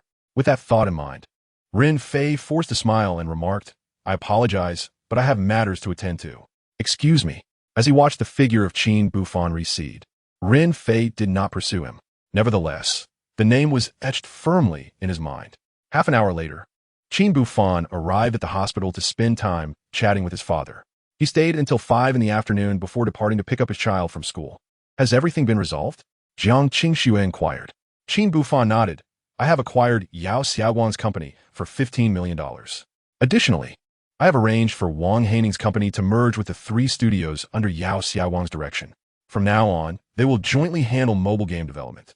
Upon hearing this, Jiang Qingxue offered no further commentary, while Qin Ling'er let out a quiet sigh of relief, clearly pleased with Qin Buhfan's decision. At that moment, Qin Buhfan added, by the way, something interesting happened on my way back. He then succinctly recounted the encounter with Ren Fei over the next few minutes. Jiang Qingxue expressed surprise. Buhfan, are you telling me that Ren Fei is the president of Huawei Company? Qin Buhfan nodded. Do you know him? Jiang Qingxue replied earnestly. Ren Fei is indeed a legendary figure. He is actually a distant cousin of my father. You should know that my family was quite impoverished when we were young. It was Ren Fei who imparted some business wisdom to my father, enabling him to rise from nothing to wealth. Furthermore, I have heard that Uncle Qin and Ren Fei were college alumni. Your father established his company with Ren Fei's guidance, which contributed to its current scale. Surprised by this revelation, Qin Buhfan pondered, why has my father never mentioned this to me? He murmured. Jiang Qingxue cast a deep glance at him. How would he not have mentioned it? Do you remember when we graduated from high school and our families dined together? My father expressed gratitude for that relative, who helped them acquire some assets. Qin Buhfan's memories felt somewhat hazy, yet Qin Buhfan remained unfazed by these matters. He intended to get straight to the point. However, Jiang Qingxue discerned his thoughts immediately. Buhfan, you must have intentions regarding Huawei Company, right? Qin Buhfan nodded. Qingxue, you truly understand me.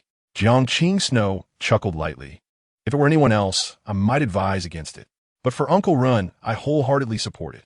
Without waiting for Qin Buhfan to respond, Jiang Qingxue asserted seriously. Of course, my endorsement is not merely due to Uncle Ren's kindness toward their families. It is genuinely because this company has immense potential. Presently, major smartphone manufacturers are strategizing for the 4G era.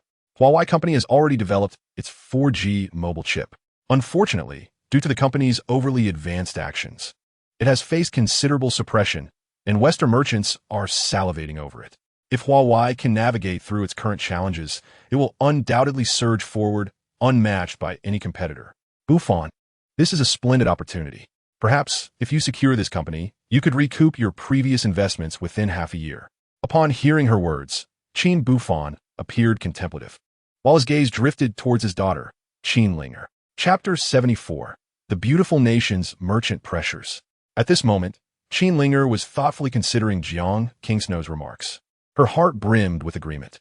Truly, Jiang is remarkable. Her analysis aligns perfectly with my recollections of the developments. Huawei Mobile faced a significant crisis in 2013. Its owner, Ren Fei, with exceptional prowess, weathered the storm. Subsequently, Huawei Mobile and Xiaomi soared to prominence. In the realm of 4G smartphones, they were virtually indistinguishable. Eventually, one secured a foothold in the high-end market, while the other emerged as a leader in the mid to low-end segment. Indeed, after a few years, Huawei Mobile, bolstered by its formidable strength, began to dominate the smartphone market, shifting its focus from domestic to global. Thus, it became a beacon of Chinese brilliance. If at this juncture, old Qin could step in to assist Ren Fei, it would undoubtedly accelerate progress. At that point, employing strategies such as hunger marketing could lead to significant success. However, there are certain matters I am uncertain whether to disclose to old Qin, namely the issue of chips. After all, the Western nations are not to be underestimated. Although, after 14 years, Huawei Mobile faced few rivals. However, the beautiful nation in the West later joined forces to sanction Huawei Mobile. As a result, Huawei Mobile nearly encountered a grave crisis. Fortunately, Ren Fei began to independently develop chips, resolving those troubles. The chip issue has always been the primary tool for Western sanctions against China. Nonetheless, there is no rush. Once old Qin possesses sufficient funds, I must ensure he devises ways to commence the development of lithography machines. In that case, the grandeur of Huaxia will undoubtedly allow the ancient Qin to leave a vibrant mark in the annals of its developmental history. Qin Buhfan silently listened to his daughter's heartfelt sentiments, and he made a mental note of the endeavor to develop the lithography machine. Qingxue, Since you have no objections regarding this matter, let us proceed as planned. Tomorrow, I shall take a leave of absence to care for uncle in the hospital, bringing Ling'er along with me. As for aunt, she will accompany my father to initiate communication. Following that, you may step in, ensuring that everything is foolproof. Qin Buhfan smiled. Qingxue, there is no need for such complications. I can manage this myself. Besides, I am no longer a child.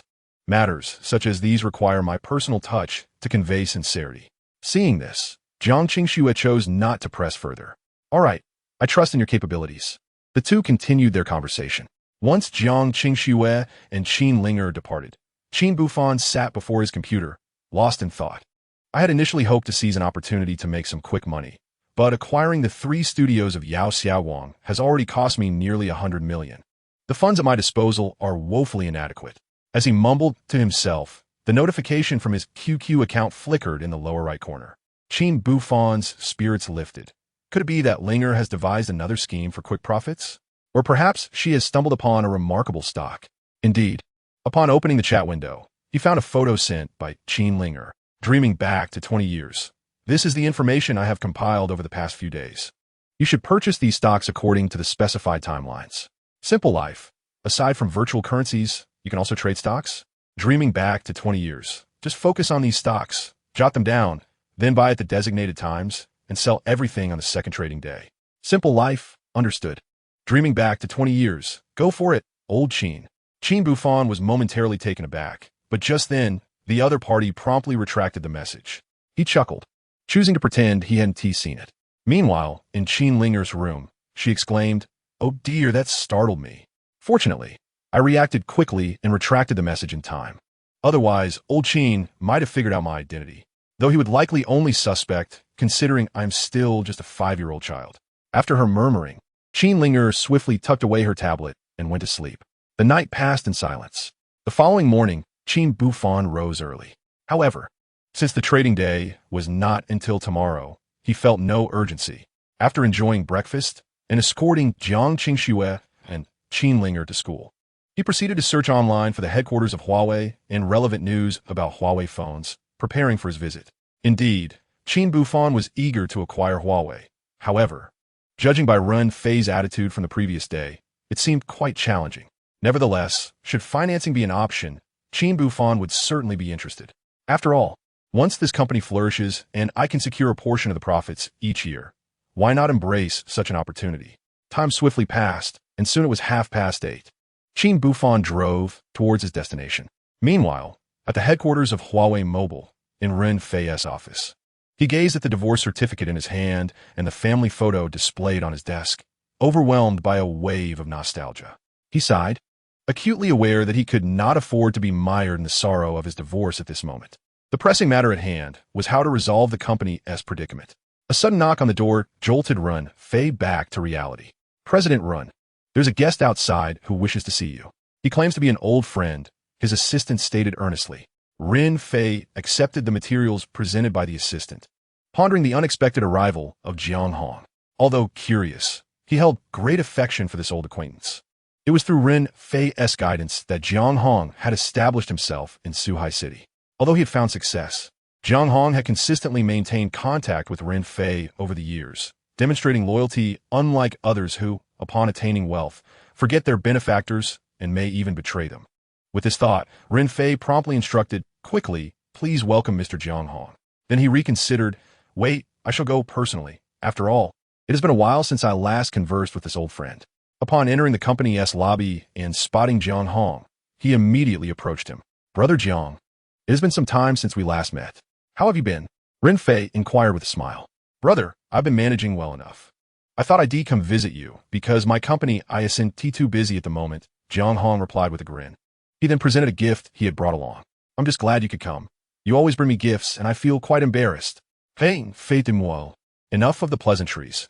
We needn't be so formal between us, especially since you brought me something as well," Jiang Hong countered. The two engaged in light-hearted conversation as they moved into the reception room. Once the assistant served the brewed tea, Jiang Hong got straight to the point. "Brother, to be honest, I came not only to see you, but also to present you with a significant gift." Ren Fei was taken aback, noticing Jiang Hong's mysterious demeanor. He intended to inquire further when suddenly, the assistant knocked again. President Run, there's trouble. The wealthy businessman Mr. Will from America has arrived, and he is accompanied by your ex-wife, Ms. Meng Yao. Upon hearing this, Ren Fei's expression shifted, an ominous premonition welling up within him.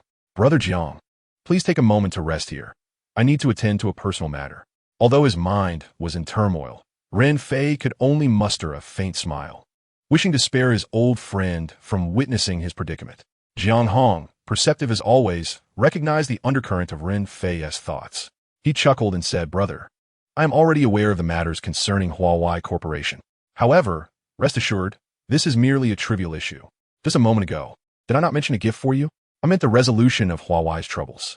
Upon hearing this, Jiang Hong felt a warm surge of gratitude within him. Yet he could only respond with a resigned smile. Dear Jiang, I appreciate your kindness, but the crisis my company faces is unprecedented. Therefore, this predicament may be beyond your capacity to resolve. Jiang Hong smiled, intending to invoke Qin Buhfan's name, but Ren Fei did not afford him the opportunity to continue. Instead, he turned and departed. Jiang Hong, seeing this, promptly followed suit. Outside the company, Ren Fei indeed encountered the affluent Mr. Will from the United States, accompanied by Meng Yao. Meng Yao, did you not leave with your daughter? Fei inquired. Meng Yao responded calmly. Ren Fei, although I long to depart, I cannot find peace to start anew until the issues with Huawei Corporation are resolved. Noticing Ren Fei's silence, Meng Yao continued. I remember I hold a 30% stake in this company. I now wish to reclaim my shares and subsequently sell them to Mr. Will. What? Ren Fei was taken aback, clearly unprepared for Meng Yao's contingency plan. I have been outmaneuvered by this woman, he thought, gritting his teeth in frustration.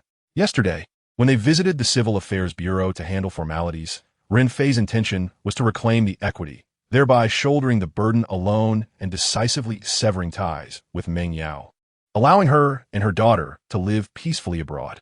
However, unexpectedly, at the last moment, Meng Yao declared that she would retain the 30 shares, justifying it as her labor of love for the company.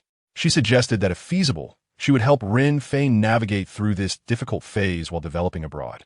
Little did he know, she was merely digging a pit for him. As he pondered this, Ren Fei looked incredulously at his former wife. Meng Yao, you are truly heartless. You will stop at nothing to sell the company. Before Ren Fei could finish, Meng Yao replied coolly, Ren Fei, I am aiding you, and I wish to secure a sum for our daughter. Mr. Will has assured me that my shares will be sold back to me at 15 times their market value. I will share the surplus with you. Of course, Mr. Will also stated that he would only utilize his shares. The control of the company remains in your hands. All you need to do is focus on developing the mobile phone. Ren Fei was seething with rage. Although Meng Yao's words might seem genuinely benevolent at first glance, there were numerous underlying implications. Firstly, if the equity was transferred to Will, he would essentially gain all rights to the company. At that point, should he wish to appropriate the core data of the 4-chip technology or any other proprietary technology exclusive to Huaxia for alternative purposes, Ren Fei would have no recourse. What difference would this make compared to selling the company to the West? In a fleeting moment, Ren Fei found himself consumed by the desire to end Meng Yao's life. At that moment, Will slowly approached, speaking in a clumsy Mandarin. Mr. Run, the agreement is ready. He continued, I've already signed it with Ms. Meng Yao. You merely need to review it. As Ren Fei accepted the document, his heart plummeted upon seeing the figures inscribed within. He felt as though he had been struck by lightning. Although he yearned to unleash his frustrations, he understood that such actions would be utterly futile. Was it truly destined for his company to fall into the hands of foreigners? Ren Fei felt an overwhelming sense of resentment, yet he was also beset by helplessness. At that juncture, a light, mocking voice broke through. Brother Run, it seems my visit was not in vain after all. The speaker was Jiang Hong. Noticing Ren Fei's puzzled gaze, Jiang Hong calmly stated, Brother Run, it appears you are faced with but 2 choices. First, you accept the current reality. Second, you sell this company, allowing for a redistribution of its shares. Ren Fei remained speechless. He was well aware of these options. Yet the crux of the matter lay in his unwillingness to part with the company, his lifelong endeavor. He had even gone so far as to consider divorcing Meng Yao for its sake. As a longtime friend, Jiang Hong could easily perceive Ren Fei's sentiments. He continued to analyze. I understand your reluctance. However, what if there exists an investor from Huaxia who, after purchasing your company, would refrain from interfering in its management. Moreover, he could provide ample funding, while all authority would remain in your hands. Would you accept such an investor? Ren Fei fell into pensive silence. If what Jiang Hong claimed were true, he would naturally acquiesce. Yet, in this world, where could such a stroke of fortune be found? He couldn't help but let out a bitter laugh, poised to respond, when Will's derisive voice interrupted. Mr. Ren, your friend certainly has a sense of humor. If Huaxia truly had such an investor, I would have no opportunity to intervene. Will then turned to Jiang Hong with a smirk. Could it be that the investor you mentioned is actually you? Meng Yao scoffed dismissively. Mr. Will, you overestimate yourself. Mr. Jiang Hong was once guided by Ren Fei. I am well aware of his capabilities. The total assets of his company likely do not even amount to half of my shares. Will erupted into laughter. While Meng Yao coldly fixed her gaze on Ren Fei, let us not waste any more time. Convene a meeting to announce Mr. Will as a shareholder of the company. Will grinned triumphantly, clearly feeling assured of his victory. However, just then, a detached voice cut through the atmosphere. What right does a foreigner have to flaunt his power in Huaxia? The future glory of Huaxia is not something you can covet. What qualifications do you possess to mock my future father-in-law? Furthermore, do you wish to compare total assets? Come, let us engage in this contest. With those words, Qin Buhfan slowly stepped forward under the gaze of the crowd. Chapter 76. Do I appear to be a fool? Who are you? Upon seeing Qin Buhfan, Will exhibited a look of curiosity, while Meng Yao furrowed her brow in contemplation. Qin Buhfan chose to disregard them and directly approached Ren Fei and Jiang Hong. Uncle Jiang, Qin Buhfan greeted with a smile. You rascal, why have you only just arrived? You've caused me, your future father-in-law, to be looked down upon. Do you understand? Despite his words, Jiang Hong's expression was unmistakably cheerful. Qin Buhfan apologized. I rushed here as swiftly as possible, but the traffic was unbearable. Rest assured, Uncle Jiang, I will rectify this situation. This is not merely about being scorned. It pertains to the international perception of our nation. After saying this, Qin Buhfan turned to Ren Fei. Uncle Ren, it is a pleasure to see you again, he said, beaming. Is it you? Ren Fei responded, somewhat astonished. He certainly remembered this young man from their encounter the previous day, during which they had exchanged a few words. However, at that time, he had regarded Qin Buhfan as a mere seeker of information. Observing this exchange, Jiang Hong chuckled. Buhfan, you've met Uncle Ren before? Qin Buhfan nodded with a smile. We had a brief encounter yesterday. He then extended his hand. Uncle Ren, it is a pleasure to meet you. My name is Qin Buhfan. My father is Qin Jinsong, and my mother is by Pan Feng. I have come with the intention of acquiring your esteemed company.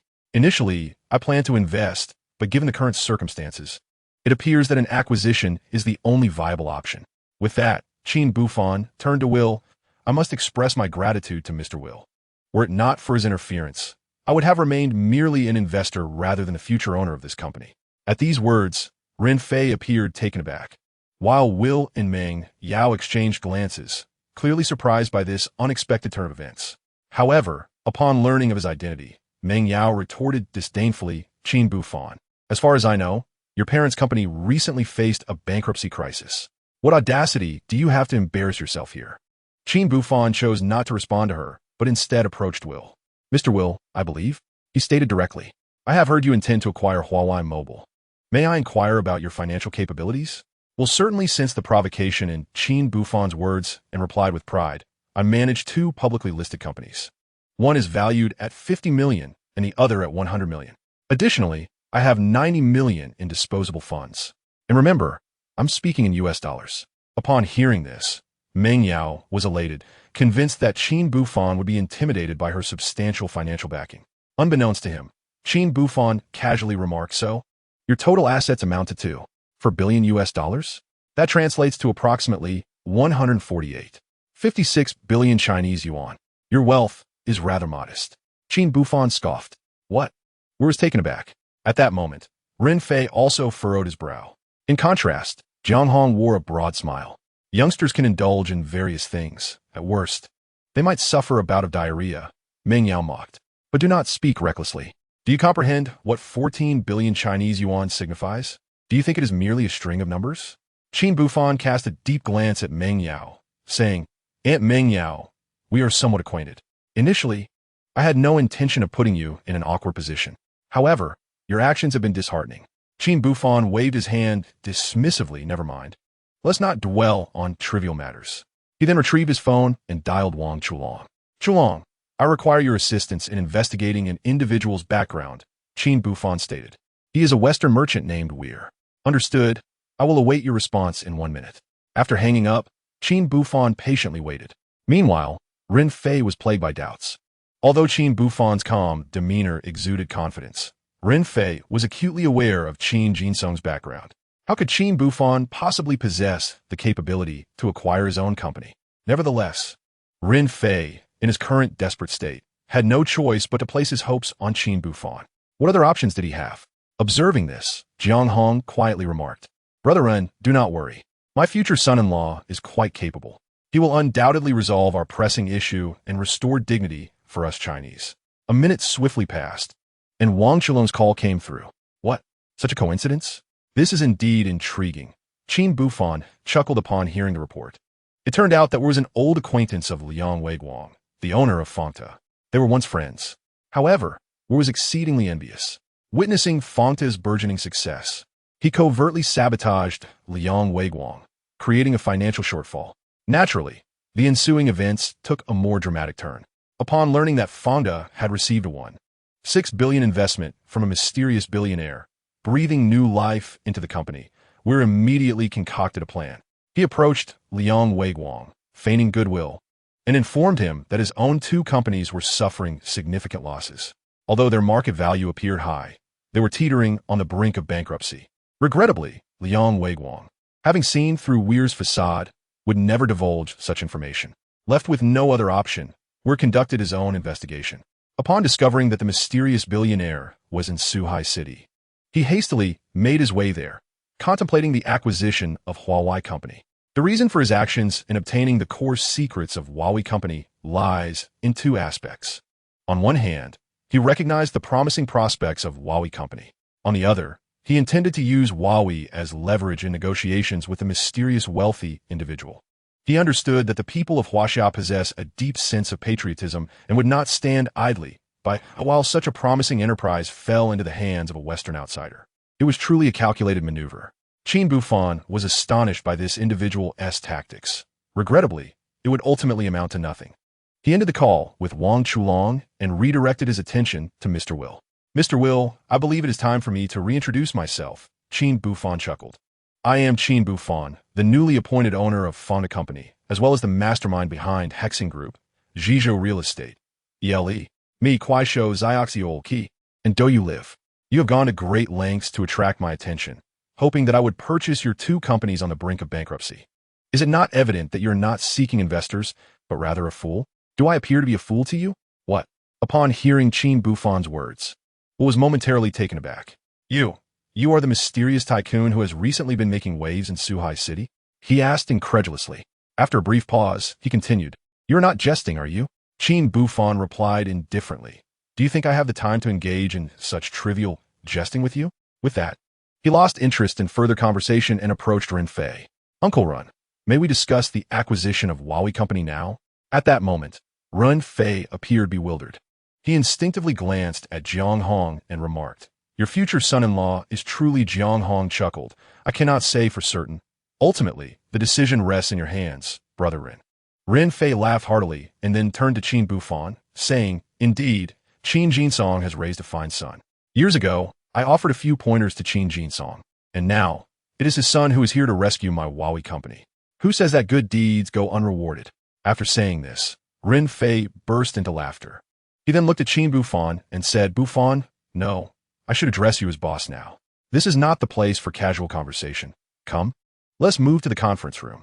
Qin Buhfan had no objections to this. He turned back to the still-dazed Will and Meng Yao, saying, You 2 should join us as well. It is the perfect opportunity to discuss the allocation of your shares. Let us settle this once and for all. At that moment, upon learning of Qin Buhfan's identity, Will abandoned all his previous erratic thoughts. Being a clever man, he immediately tore up the agreement and approached Qin with a sheepish grin. Mr. Qin, I must confess that I failed to recognize your worth earlier. It was my oversight. I implore you to grant me another opportunity, and I shall without allowing the other party to finish speaking. Qin Buhfan waved his hand dismissively. Since the contract is invalid, Your presence here is no longer required. You may leave. Observing the other party's stubbornness in remaining, Qin Buhfan remarked with a hint of amusement. What? Do you need Uncle Ren to escort you out? Seeing this, Ren Fei promptly summoned security personnel to expel the individual.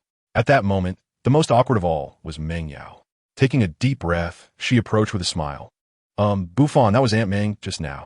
Qin Buhfan chuckled. Aunt Meng, rest assured, you're Uncle Ren's ex-wife. Not to mention, I have yet to acquire this company. Even if I do, I shall treat you with utmost respect. Furthermore, if you have any matters to discuss, do not bring them to me. This company is under Uncle Ren's authority. Half an hour later, Qin Buhfan successfully signed the acquisition agreement with Ren Fei. Oncle Ren. I have invested 100 million for the acquisition. A 30 stake in the company costs 30 million. You should promptly buy it from Aunt Meng. The remaining 100 million will be allocated for the company's operations, development, and promotion. Of course, if further investments are needed later, just inform me, and I will ensure the funding continues. At this moment, Ren Fei was enveloped in a surreal sense of wonder. Reflecting on the previous day when his Huawei company teetered on the brink of bankruptcy due to insufficient funds, he now marveled at how Qin Buhfan's investment of 200 million had resurrected the company. Boss, thank you so much, Ren Fei expressed, his eyes filled with gratitude towards Qin Buhfan. Qin Buhfan smiled. Uncle Ren, you may continue to call me Buhfan, and there is no need for your gratitude. My entry into Huawei is for profit, and of course, to repay a favor. So, if you wish to show your appreciation, let us work together to grow and strengthen this company, aiming to become a beacon of excellence in Huaxia. Ren Fei nodded vigorously. Then he suggested with a smile, now that you have taken over as the new boss, shall we hold a meeting for you to address everyone? Qin Buhfan replied with a smile. There's no need for that. I understand that, due to the company's circumstances, the employees are under immense pressure. Rather than a meeting, it would be more beneficial to have a company gathering to allow everyone to unwind. A balance of work and leisure is essential. Pausing for a moment, Qin Buhfan suddenly recalled something significant.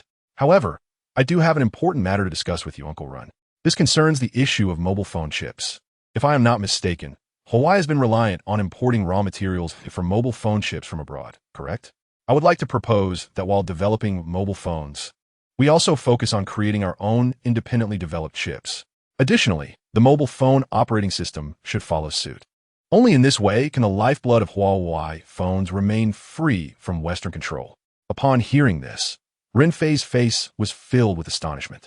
He had thought that such ideas could only originate from his own mind. Yet, Qin Buhfan had articulated them with clarity.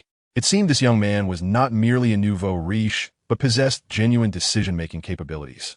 Ren Fei's attitude towards Qin Buhfan underwent a significant transformation. All right, Oncle Ren. I shall leave the subsequent matters in your capable hands. I must take my leave now. Upon saying this, Qin Buhfan cast a glance at Jiang Hong. Haha, Buhfan. Come, let's find a place to enjoy some tea together. Jiang Hong laughed heartily.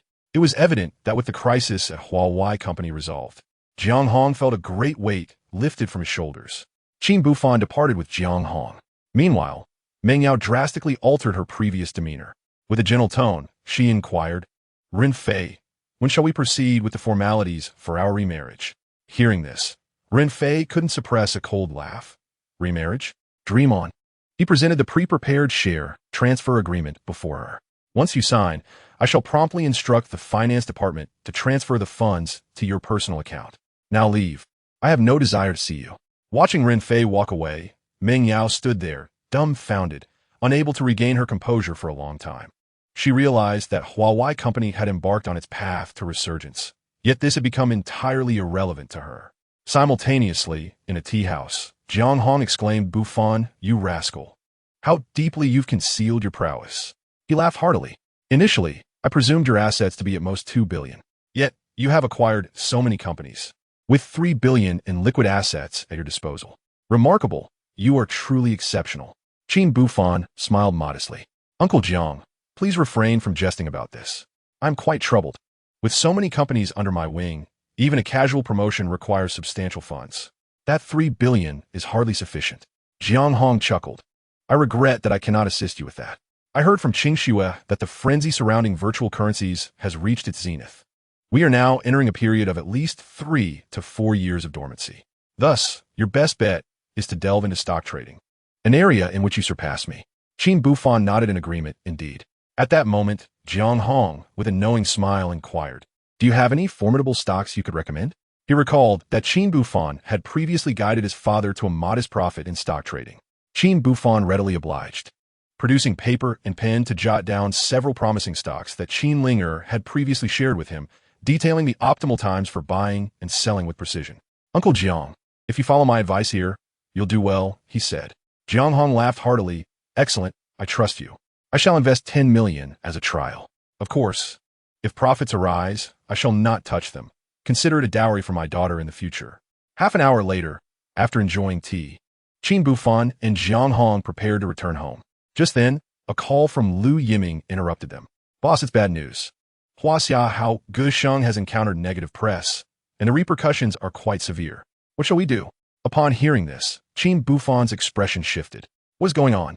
Qin Buhfan took a deep breath, feeling somewhat perturbed. Just yesterday, he had secured the sponsorship rights for the third season of China's Good Voice, along with special endorsements and interactive support. Yet now he was suddenly confronted with a wave of negative news. What fate was this? As Qin Buhfan pondered, Lu Yiming remarked, "You can see the news for yourself." Qin Buhfan opened his laptop, and upon browsing the web, he was met with an overwhelming torrent of scathing criticism. Particularly on Weibo, several headlines condemned the alleged dark undercurrents of China's Good Voice. He casually opened a few articles and discovered that some were former contestants from previous seasons lamenting the unfairness of the competition, while others showcased secretly recorded videos. One article, however, piqued his interest. It claimed that the so-called talent show was merely a scripted affair, where contestants had long ago purchased the rights to their mentor's favor. After perusing this, Qin Buhfan felt a sense of helplessness. He promptly declared, "Yiming, I need to visit your company immediately. Contact Su Hua, Lu Danian, and Chun Hao right away. We must convene an emergency meeting." Lu Yiming, understanding the gravity of the situation, did not hesitate. After all, mishandling this issue could spell disaster for them, jeopardizing the very product they had painstakingly developed. "Uncle Jiang, something has come up, so I must take my leave," Qin Buhfan said hurriedly. "Wait a moment, Buhfan," Jiang Hong called after him. Qin Buhfan turned to glance back. "Buhfan, handle your company's matters yourself," Jiang Hong said earnestly. "However, I must impart a few words to you. As a businessman, while the pursuit of profit is paramount, there is a saying, a gentleman earns wealth through honorable means. If your earnings are legitimate, no one will contest your success, regardless of its scale. But if you profit at the expense of your conscience, it is hardly worth it." With that, Jiang Hong turned and departed. Qin Buhfan stood still, momentarily lost in thought. Half an hour later, he arrived at the headquarters of Jumping Bytes, where Lu Yiming, Chun Hao, Wang Haining, Su Hua, and Lu Danian had been waiting. "Boss, how should we handle this matter now?" Lu Yiming was the first to inquire. Instead of responding directly, Qin Buhfan asked, "What are your thoughts on the situation?" After a moment of contemplation, Lu Yiming rose to speak, given the revelations online. The alleged behind-the-scenes machinations of China's Good Voice are, indeed, real. There is no way to absolve ourselves of this. Currently, major portals, including my today's headlines, have received legal notices demanding the immediate removal of all information related to this negative news, or we will face legal action. Furthermore, with the assistance of financial capabilities, all the negative headlines on Weibo have been eradicated, and the accounts responsible for disseminating this detrimental news have been banned. Qin Buhfan nodded slightly, responding with calm resolve. "Then what do you think we should do about this matter?" Lu Yiming found himself at a loss when questioned by Qin Buhfan. After a moment of contemplation, he spoke. "Boss, if we were considering the company's best interests, I would certainly advocate for a cautious approach, waiting for the fervor to subside before taking action. However, I cannot help but feel that such a stance is inappropriate. While becoming a sponsor for the third season of The Voice of China could enhance our brand's visibility, it would also expose us to public criticism." Lu Yiming gritted his teeth and continued, "I even worry that you, boss, might also face reproach." Qin Buhfan chuckled lightly. "What kind of reproach?" Taking a deep breath, Lu Yiming summoned his courage to respond. "We might be accused of being greedy or labeled as unscrupulous capitalists." The room erupted in astonishment. No one expected Lu Yiming to be so audacious as to voice such sentiments. Qin Buhfan remained composed and turned to the other company heads. "What are your thoughts?" For a moment, they were taken aback, but eventually Su Hua stood up and said, "Boss, though Lu Yiming's words may be unpalatable, I wholeheartedly agree. Qin Buhfan's expression darkened immediately. Observing this, Chun Hao also rose to express his agreement, and Lu Danian chimed in, "Boss, I may not consider myself a good person, but if my company were to become a sponsor for such a program, I would find no joy in earning money from it. After all, what is the worth of wealth when one has lost their conscience?" Qin Buhfan's brows furrowed at this. Lu Danian and Wang Haining then stood up to share their views as well. "Well," Qin Buhfan acknowledged with a nod, though his demeanor remained stern.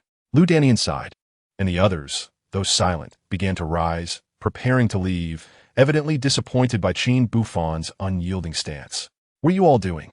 Qin Buhfan inquired. Lu Danian was the first to respond. "Boss, our principles have diverged from yours, so I plan to go back, tidy up, and submit my resignation."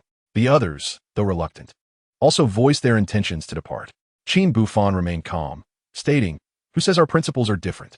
Upon hearing this, everyone turned their gaze toward Qin Buhfan, who could no longer contain his laughter. "You all are overthinking it.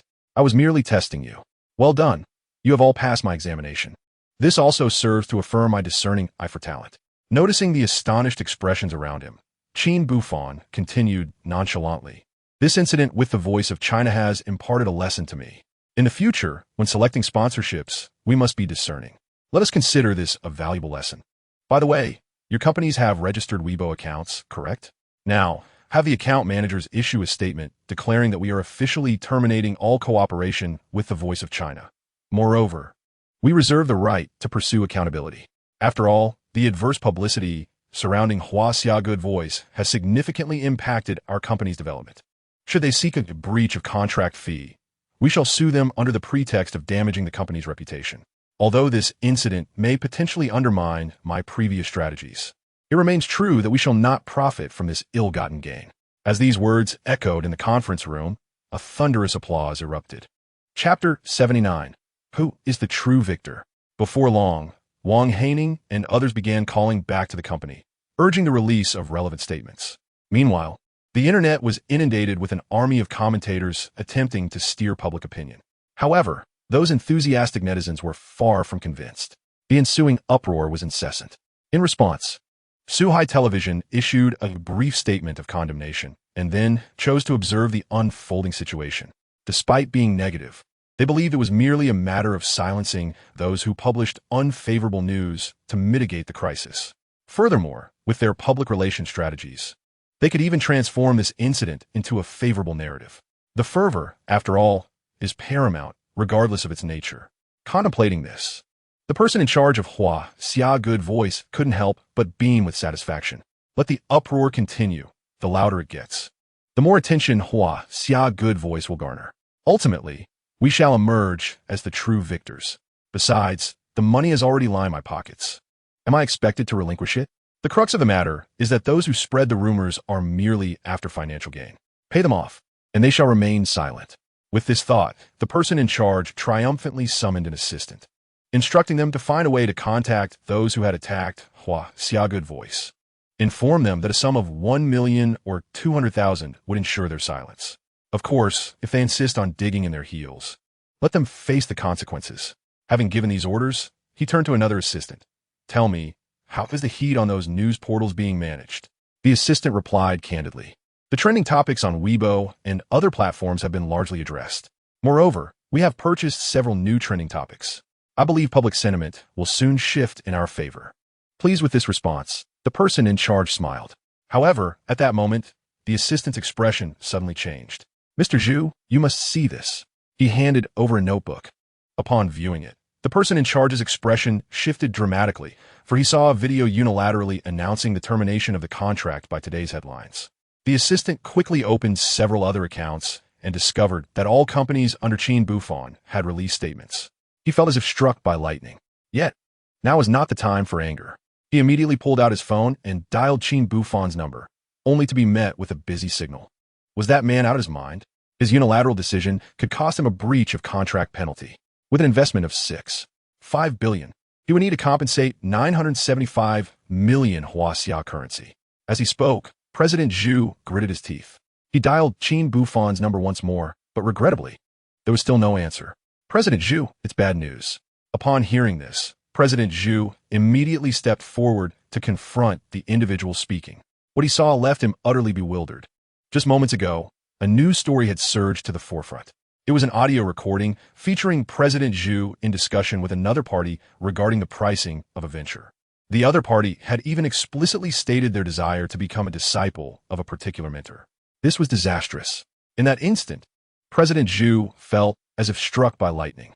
Unbeknownst to him, Qin Buhfan was filled with trepidation. This public statement was easy to issue, yet the ramifications it could unleash were profoundly daunting. Well, the worst-case scenario merely amounts to a fresh start. I can bear this loss, Qin Buhfan murmured to himself, seeking solace in his own words. Of course, he was not alone in this sentiment. Even Chen Hao, Liu Yiming, Wang Haining, Su Hua, and Lu Danian shared the same apprehension. As everyone awaited anxiously, Chen Hao, Su Hua, and the others' phones began to ring in succession. They quickly answered their calls. What? Are you certain you haven't made a mistake? Has it truly reached 50 million? All right, I understand. Wang Haining was the first to hang up, his face alight with joy. Boss, this is monumental news. Just an hour ago, our download numbers for Xiaoxiol had suddenly stagnated. However, after we released the statement, the downloads reversed course dramatically, and by the time I hung up, we had surpassed the 50 million mark. Upon hearing this, Chen Hao immediately chimed in, Boss. Our company's phone was nearly overwhelmed with calls. Numerous merchants expressed a desire to collaborate more closely with us. Some even stated that if we were willing to accept them, they would provide their own discount coupons. They remarked that there are few conscientious enterprises like ours, and that we must shine brightly. Subsequently, Liu Yiming, Su Hua, and Lu Danian began to report as well, revealing that their respective software download numbers had tripled compared to yesterday. Qin Buhfan was taken aback. Instinctively, he opened his Weibo account, only to discover that negative news about China's great singing voice had once again ascended to the trending topics. Alongside, it were several companies under his banner, and the comments were overwhelmingly positive. Occasionally, there were a few criticisms aimed at Qin Buhfan, accusing him of shameless profiteering and undermining others. Yet these remarks were swiftly drowned out by a chorus of reproach. Qin Buhfan found himself momentarily dumbfounded. After a period of fermentation, it seemed that he had unexpectedly emerged as the greatest beneficiary of the negative news surrounding China's great singing voice. Of course, it was not only Qin Buhfan who felt this way. Su Hua and the others exchanged incredulous glances. Su Hua erupted into laughter. Boss, it appears our decision was indeed the right one. Moreover, our approach has proven to be correct. A gentleman may seek wealth, but only through righteous means. Ill-gotten gains are certainly not to be pursued. Absolutely refuse to become a despicable capital that exploits the common people. As these words fell, the crowd nodded in agreement. Subsequently, they approached Qin Buhfan, expressing in unison, "It is our honor to have you as our leader." Upon finishing their words, they bowed deeply. Qin Buhfan nodded slightly. Excellent, everyone. Today's events serve as a significant reminder for us. I hope we can support one another moving forward, never straying from our original intentions. An hour later, Qin Buhfan led everyone away from Liu Yiming's company. Just then, a figure swiftly approached. Buhfan, I heard from my father that Xia Good Songs has encountered negative news, which has had a substantial impact. How is it on your end? Have you been affected? Jiang Qingxue inquired with great concern. Qin Buhfan smiled. Qingxue, do not worry. The situation has already been resolved. I have terminated the contract with Xia Good Songs. What? Jiang Qingxue's expression changed slightly. Doesn't that mean you have to pay a penalty for the termination? Moreover, without the advertising effect of Xia Good Songs, how will your companies gain exposure? Qin Buhfan laughed heartily and immediately opened the App Store on his phone. After reviewing the download numbers of several applications, Jiang Qingxue was left utterly astonished. After a while, she finally said, Buhfan, does this count as turning misfortune into fortune? Qin Buhfan smiled. I believe it should be termed as having a clean conscience, not fearing shadows. He then took hold of Jiang Qingxue's small hand, saying, Come, I'm in a good mood today. I wish to take you to the newly opened couple's restaurant in the west of the city for a delightful meal. Jiang Qingxue felt a sense of relief. Yet after a brief smile, a conflicted expression of hesitation appeared on her face. Never mind. I will wait until after dinner to discuss it with Buhfan, she thought, sighing internally and deciding to temporarily conceal her concerns. Chapter 8. Casting for War Tiger 2. At the Rose couple's restaurant, in a private room, Qin Buhfan and Jiang Qingxue had finished ordering. At this moment, Qin Qin Buhfan was still immersed in the unexpected joy brought by the public's enthusiastic support for several applications due to the upheaval surrounding Hua Xia good songs. He animatedly narrated the general process to Jiang Qingxue, who was naturally delighted for him. Meanwhile, the steak and red wine had been served. Buhfan, although we drove here, I've already called my father in advance. If we happen to drink too much, we will have the driver come to take us back. Now, let us toast to the bright future of your companies, which have turned misfortune into fortune. Jiang Qingxue said with a radiant smile, raising her glass and downing half of it. Qin Buhfan observed her with some curiosity. Although Jiang Qingxue was Chinese, she was familiar with Western dining etiquette. Yet today, it seemed as if she intended to deliberately intoxicate herself. Moreover, it was clearly working hours at the kindergarten, yet Jiang Qingxue had suddenly come to find him. After all, even if she is deeply concerned about herself at this moment, a mere phone call to check in would suffice. Regardless, she would pick up her child from school after class. Qingxue, do you have something on your mind? Qin Buhfan inquired. For a moment, Jiang Qingxue found herself at a loss for words. Buhfan, let's discuss this when we get back. For now, let's savor the time we have together.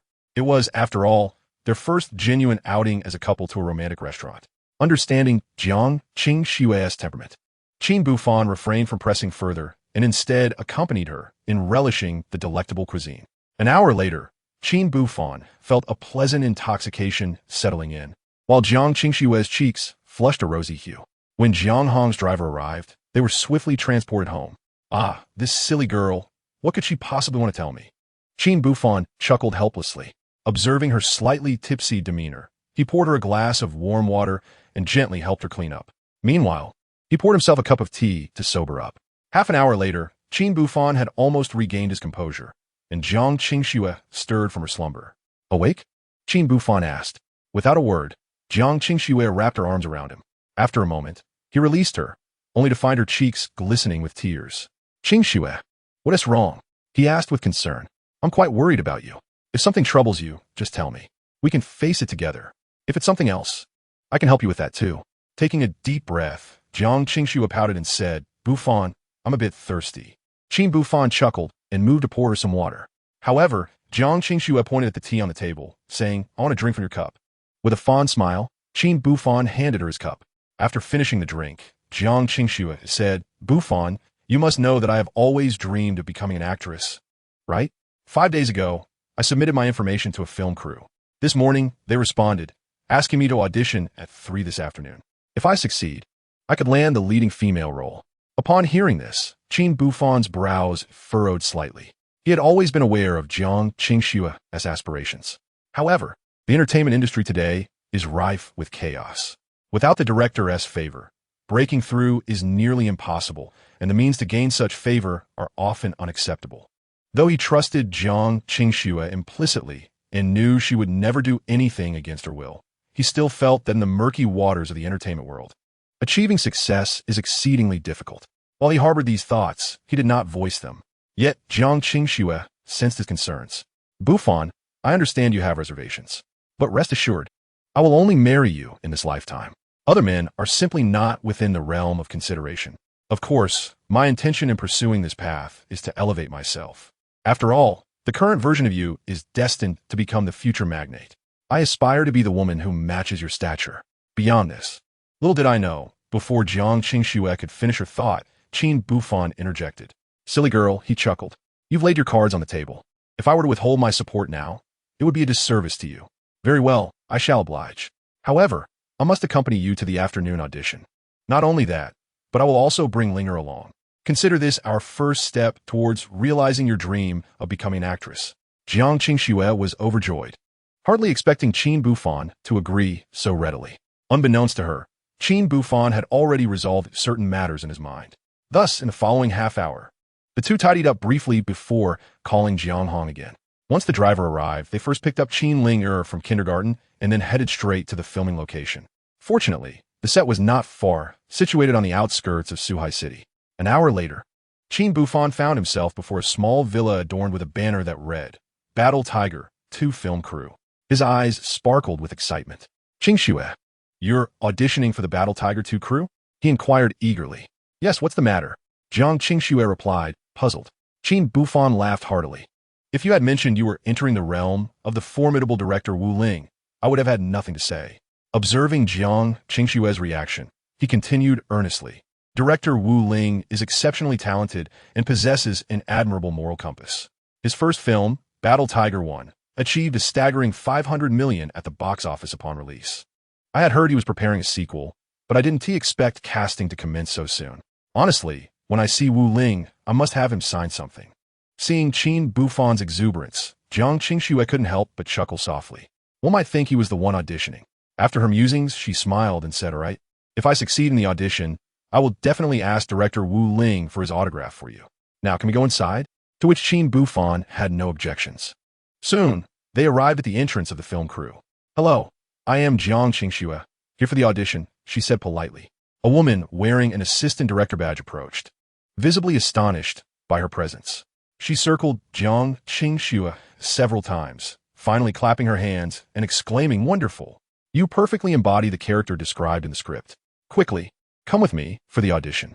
If the director approves, you shall be the leading lady." With that, the assistant director promptly took Jiang Qingxue away. At that moment, an assistant approached them. "Ladies, it's quite warm outside. Please follow me to the lounge." Qin Buhfan smiled. "No need, you carry on with your work. I will take a leisurely stroll for now." Upon hearing those words, the female assistant uttered a polite, "Please go ahead," before departing from the scene. Qin Buhfan found himself engulfed in boredom. He initially intended to take a leisurely stroll, but at that moment, two figures in the distance captured his attention. Chapter 81. Investment in War Tiger 2, 200 million. Among the two figures, one was Wu Ling, dressed in a tank top and shorts, while the other was a bespectacled man holding a briefcase, exuding the demeanor of a businessman. At that moment, Wu Ling approached with a script in hand. "Mr. Lin, please take a look at my script. I am confident that the box office for War Tiger 2 will surpass that of the first installment," Wu Ling shouted as he walked, his words imbued with a sense of desperation. Upon hearing this, Mr. Lin slowly halted his steps. "Director Wu, it's not that I lack faith in you. I simply find myself at an impasse. I have stated that if my girlfriend Lily is cast as the female lead, I can invest 50 million. However, you refuse to listen. Surely, you wouldn't want me to be at odds with my beloved over an investment in your film, would you? Very well. I will give you another hour to ponder this. Once that time elapses, even if you plead, it will be of no use. Furthermore, I will reach out to my friends and urge them to withdraw their investments as well." With that, Mr. Lin turned and departed. Wu Ling felt as if struck by lightning. He had not anticipated that Mr. Lin would go to such lengths to ensure his girlfriend's role as the female lead. Nevertheless, Wu Ling remained steadfast in his belief that the integrity of the film should prevail. Mr. Lin's girlfriend, despite her alluring demeanor, possessed no discernible acting talent. War Tiger 2 was rooted in a military theme, aimed at promoting patriotic sentiments. Casting such an individual in the lead would likely result in dismal box office returns and jeopardize his directorial aspirations. To make matters worse, Lin's girlfriend was a mere minor actress, yet she audaciously demanded a salary of 30 million, leveraging her boyfriend's status as an investor. It was crucial to allocate funds judiciously, given that the total investment for the film was merely 1.6 billion. If all the money was funneled to the actors, how could a high-quality narrative ever materialize? Was this truly the end? Wu Ling's expression was one of utter resignation. Qin Buhfan observed the scene silently, his heart heavy with empathy. Yet he soon chuckled softly. "It seems I have come at the right time. Although I have yet to read the script, I trust in Wu Ling's directorial prowess. I have a premonition that War Tiger 2 will emerge as a cinematic triumph, both in critical acclaim and box office success." As he uttered these words, he instinctively cast a glance at his daughter, Qin Ling'er, clearly hoping to glean insights about the film's future from her sentiments. Under Qin Buhfan's hopeful gaze, Qin Ling'er's thoughts resonated. "It appears my assumptions were correct. Indeed, Father is contemplating an investment in this film. Father, if you have intentions, then seize the moment." After all, during its release, the film Wolf Warrior 2 repeatedly shattered box office records in China, ultimately achieving a staggering total of 5 billion. Initially, this movie nearly caused Wu Ling to face financial ruin, but fortunately, fortune favored him in the end. If Lao Qin could secure all the investments and promote it using several software tools at his disposal, it might very well surpass this figure. Listening to his daughter's heartfelt words, Qin Buhfan felt a surge of excitement within him. A total box office of 5 billion? Such astronomical figures. Amidst his reflections, Qin Buhfan was also somewhat astonished by his own foresight. His original intention was quite simple: to support the talented director Wu Ling while making a profit, allowing him to create more exceptional films. Who could have anticipated that this film would etch a historical milestone in the box office of Chinese cinema? Determined, Qin Buhfan resolved to secure the investment for this film. With this thought in mind, he hurriedly approached Wu Ling alongside his daughter. "Hello, Director Wu," Qin Buhfan greeted with a smile. At that moment, although Wu Ling was deeply troubled, he did not let his frustration spill over onto Qin Buhfan. Instead, he inquired earnestly, "May I ask who you are?" Qin Buhfan introduced himself. "I am Qin Buhfan, an admirer of your work. My girlfriend, upon your invitation, has come to audition. Her name is Jiang Qingxue." Upon hearing this, Wu Ling retrieved a document. "Jiang Qingxue, is it? Her qualifications are commendable. If her acting is satisfactory, there should be no issues. Rest assured, in my crew, there will be no chaotic matters. I will ensure the safety of my actors." Qin Buhfan initially thought he had come to oversee the situation, but quickly shook his head. "Director Wu, that's not what I meant. Never mind. Please continue with your work. Let's discuss other matters after my girlfriend completes her audition." Wu Ling looked at Qin Buhfan quizzically. "Other matters?" Qin Buhfan chuckled lightly, choosing not to elaborate, and instead led Qin Ling'er to a nearby tree to patiently wait. Seeing Qin Buhfan's demeanor, Qin Ling'er felt perplexed. This is quite odd, she thought. Old Qin has always been decisive, whether in acquiring companies or in other matters. Why is he hesitating this time? Could it be that he is worried about the box office? She pondered this, recognizing the risks involved in film investment. Sometimes, a first installment may perform exceptionally well, while the sequel could falter significantly, even resulting in substantial losses. How can I help old Qin solidify his determination to invest in this film? Hearing these thoughts, Qin Buhfan smiled inwardly. The reason he had not immediately broached the subject of investment was not due to fear of poor box office performance, but rather because Jiang Qingxue was currently auditioning. If he brought up the investment now, Wu Ling might perceive Jiang Qingxue as someone with connections, thus overlooking the nuances of the other's performance. After all, preconceived notions can significantly influence one's judgment. Just as Qin Buhfan was deep in contemplation, Jiang Qingxue emerged from the building. "Buhfan, my audition has concluded. By the way, I spotted Director Wu Li just now and managed to obtain his autograph for you." With a beaming smile, Jiang Qingxue presented the signed paper. Qin Buhfan accepted it with a smile and gently teased her by playfully brushing her nose.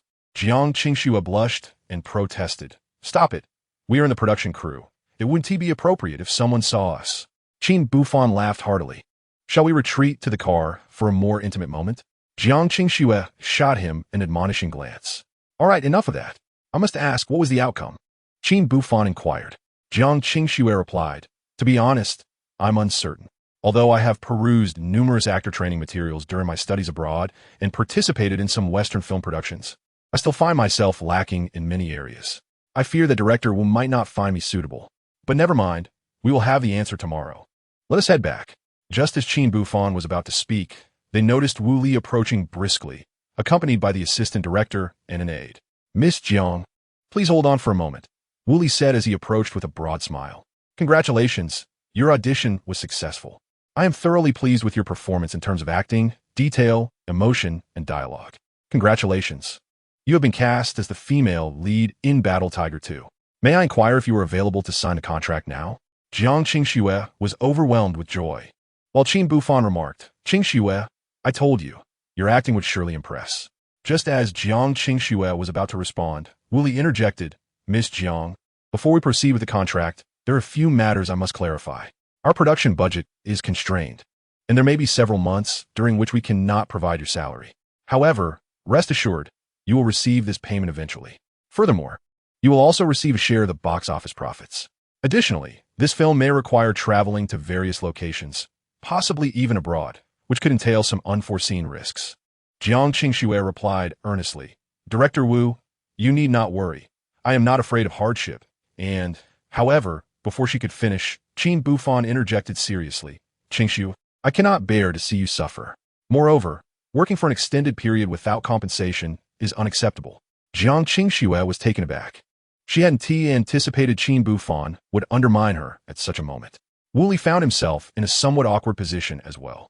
Yet in the next instant, Qin Buhfan shifted his tone. Very well. Previously, I refrained from discussing serious matters regarding the casting out of concern it might affect Director Wu's judgment. But now that you are the lead, I shall express my thoughts. With that, Qin Buhfan turned to Wu Li with a smile. Director Wu, I am willing to invest in Battle Tiger 2. Initially, I propose an investment of 200 million. Should further funds be necessary, I shall continue to invest. What? Wu Li was momentarily taken aback. Chapter 82. A successful contract and securing a box office hit. Undoubtedly, Qin Buhfan's extravagant demeanor left Wu Ling utterly astonished. However, Wu Ling, being well-versed in various matters, had never encountered someone as lavish as Qin Buhfan. Was he jesting? While Wu Ling pondered this, Jiang Qingshue's expression shifted slightly. Casting a glance at Wu Ling, she excused herself and led Qin Buhfan aside. Buhfan, have you lost your senses? You're not in possession of much capital at the moment, and your companies are in dire need of liquidity, with investments amounting to billions. Your available funds will deplete rapidly. What then?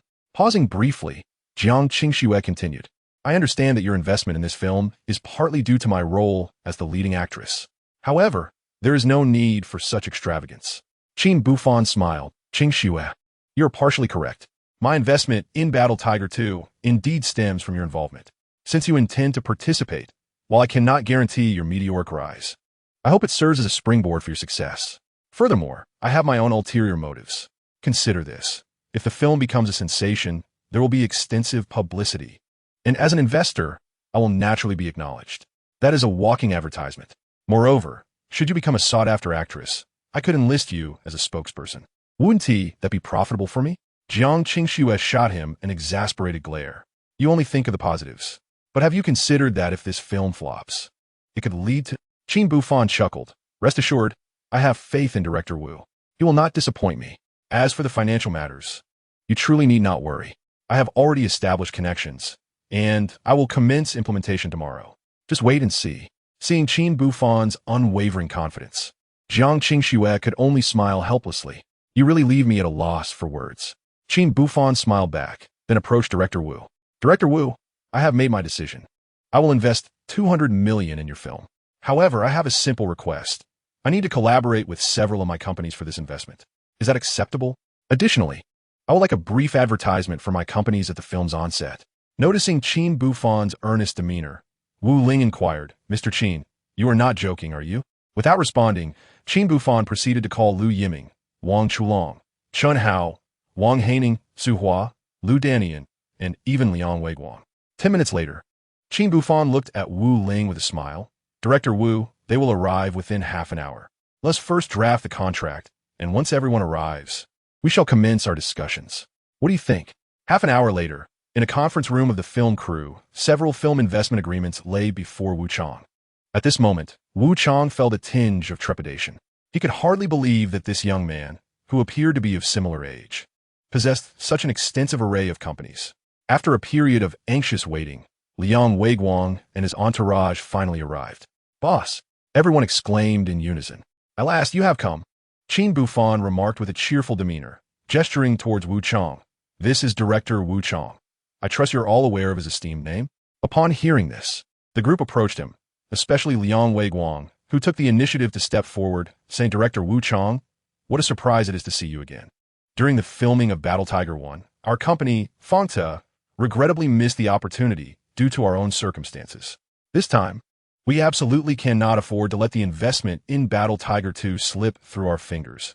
Otherwise, I would be left with lifelong regrets. Wu Chang naturally held a vivid impression of Liang Weiguang, having dined with him previously.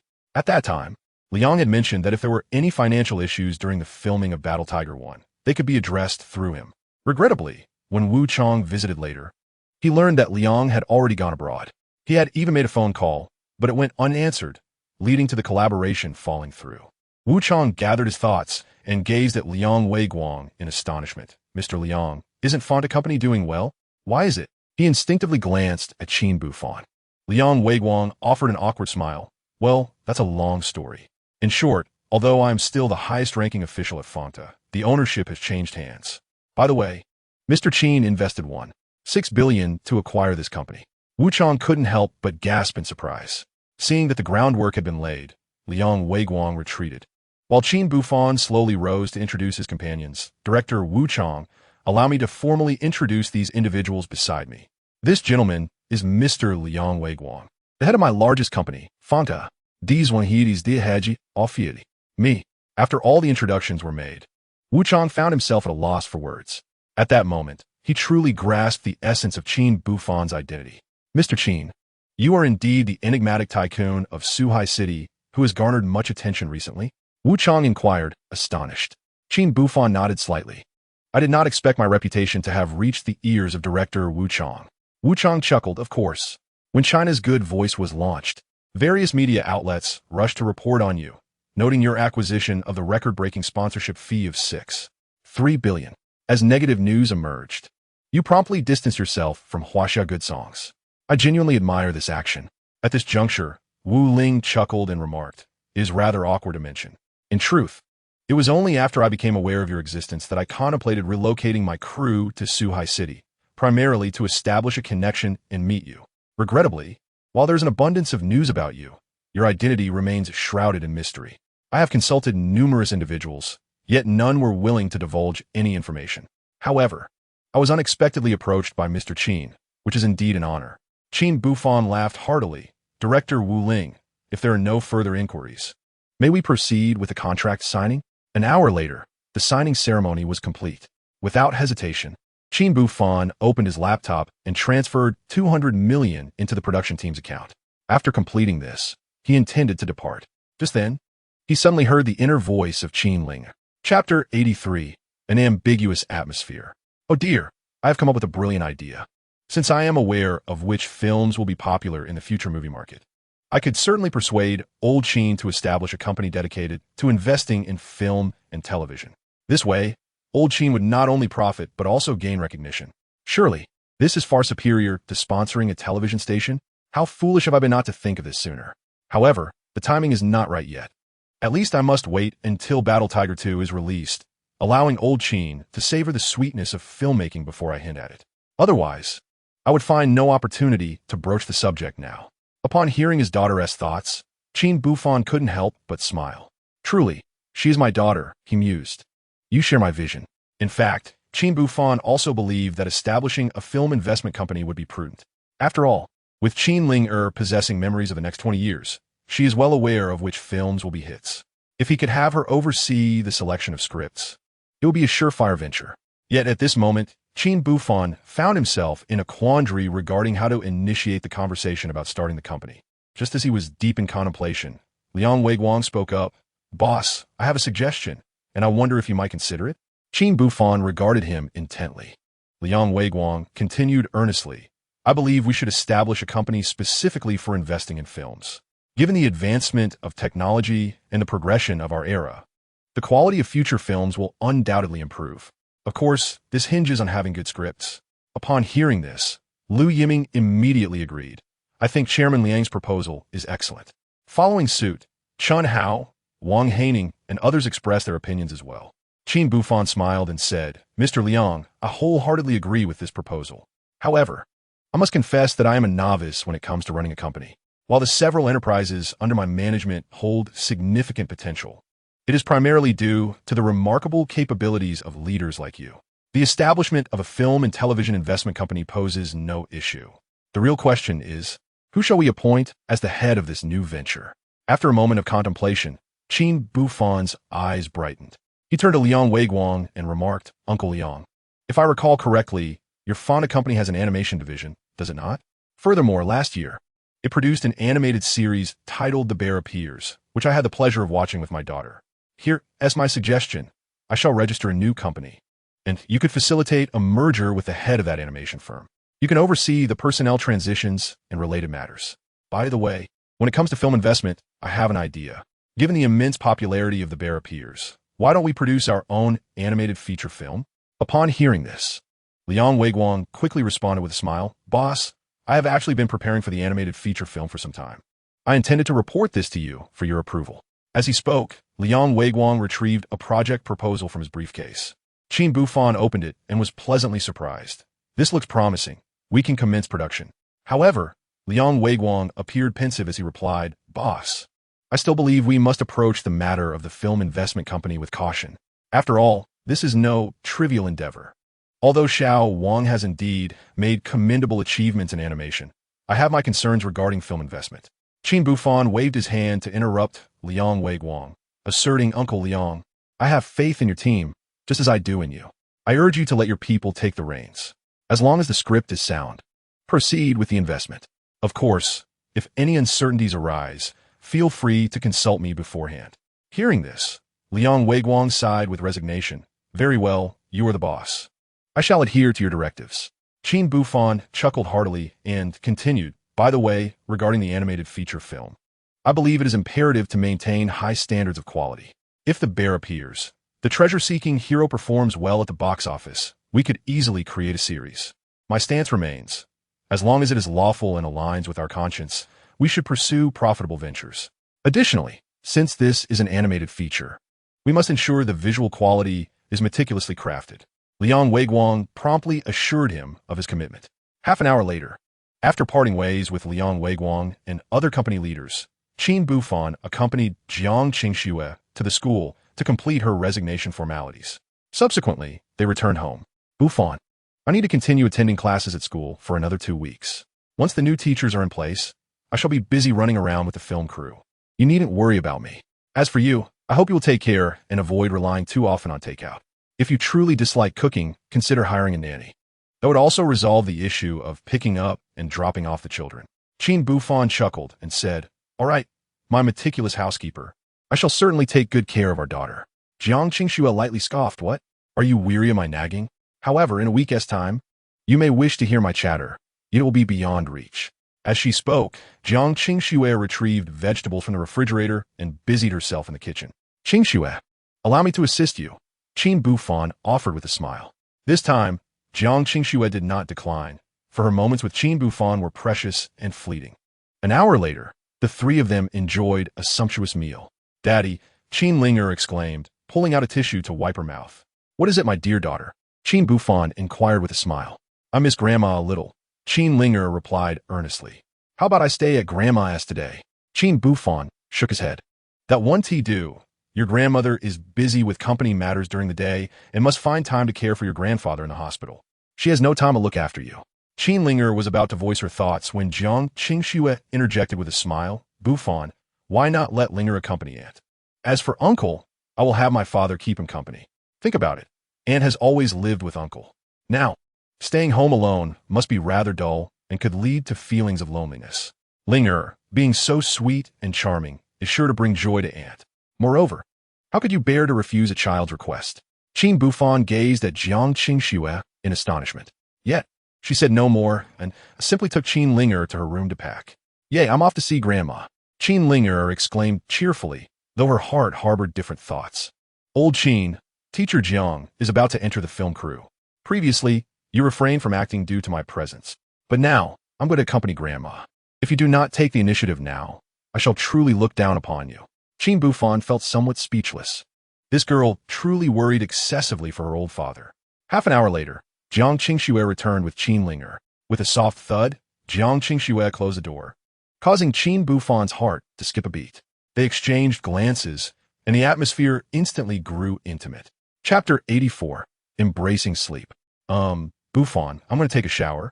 Jiang Qingxue said shyly, casting a glance at Qin Buhfan before retreating to her bedroom to fetch her nightgown. Soon, the sound of water flowing filled the bathroom. Although Qin Buhfan tried to avoid wandering thoughts, the sound seemed to penetrate deeply, echoing in his ears. Unwanted images flooded his mind, persistent and inescapable. He felt parched. Thus, half an hour passed. At that moment, Jiang Qingxue emerged, clad in a pink nightgown. Buhfan, you should hurry and wash up, she said, wiping her damp hair as she spoke. Qin Buhfan quickly took a shower. 10 minutes later, he emerged, his hair still damp. Why is your hair not dry yet? He asked, stepping forward with a hairdryer in hand to assist. Oh, look at your hair-drying skills. They seem quite impressive, Jiang Qingxue remarked with a smile. Qin Buhfan replied earnestly, You think too highly of me. I honed this skill while drying Ling'er's hair. This is my first time drying hair for someone of the opposite sex. After putting away the hairdryer, he added with a smile, Get some rest. Tomorrow, I'll be busy and I'll need your help taking the kids to school. Jiang Qingxue nodded. No need for pleasantries between us. As they both rose and made their way to their respective rooms, they shared a knowing glance over their shoulders, an unspoken understanding lingering in the air. Yet, neither took the step to bridge the gap between them. Once the door closed, Qin Buhfan found himself staring at the ceiling, lost in thought. Despite his desire for Jiang Qingxue to avoid hardship, he longed to be by her side every day. However, he understood her sentiments well. Just one more week, he murmured to himself, preparing to sleep. Suddenly, a thunderstorm erupted outside, accompanied by flashes of lightning. Qin Buhfan sprang to his feet, knowing that Jiang Qingxue's greatest fear was thunder. He hurried to her bedroom door and knocked urgently. The door opened swiftly, and before he could inquire, Jiang Qingxue rushed into his arms, sobbing uncontrollably. "It's all right, Qingxue. I'm here. You're safe," he soothed, leading her to the living room. Even then, she trembled violently. Qin Buhfan felt helpless, fully aware of the root of her fear. As a child, she had witnessed her mother's tragic death in a car accident during a thunderstorm. Fortunately, the storm was brief, dissipating quickly. Once calm returned, Qin Buhfan gently said, "It's over now. You should rest." To his surprise, Jiang Qingxue looked at him with tear-filled eyes and pleaded, "Buhfan, I'm scared. Would you stay with me tonight?" Taken aback, he ultimately nodded in agreement. The night passed in silence. The next morning, Jiang Qingxue rose early to fetch breakfast. After a simple meal, she drove to pick up Qin Ling'er for school while Qin Buhfan turned on his computer. After an anxious wait, the stock market finally opened. He quickly retrieved the stock portfolio sent to him via his daughter's account, dreamed back to 20 years, and began his trading. "I must say, my daughter has an excellent memory. After all these years, she still remembers when to buy low and when to sell," he muttered as he initiated his trades. 5 minutes later, Qin Buhfan invested 100 million in shares of Jiangsu Technology.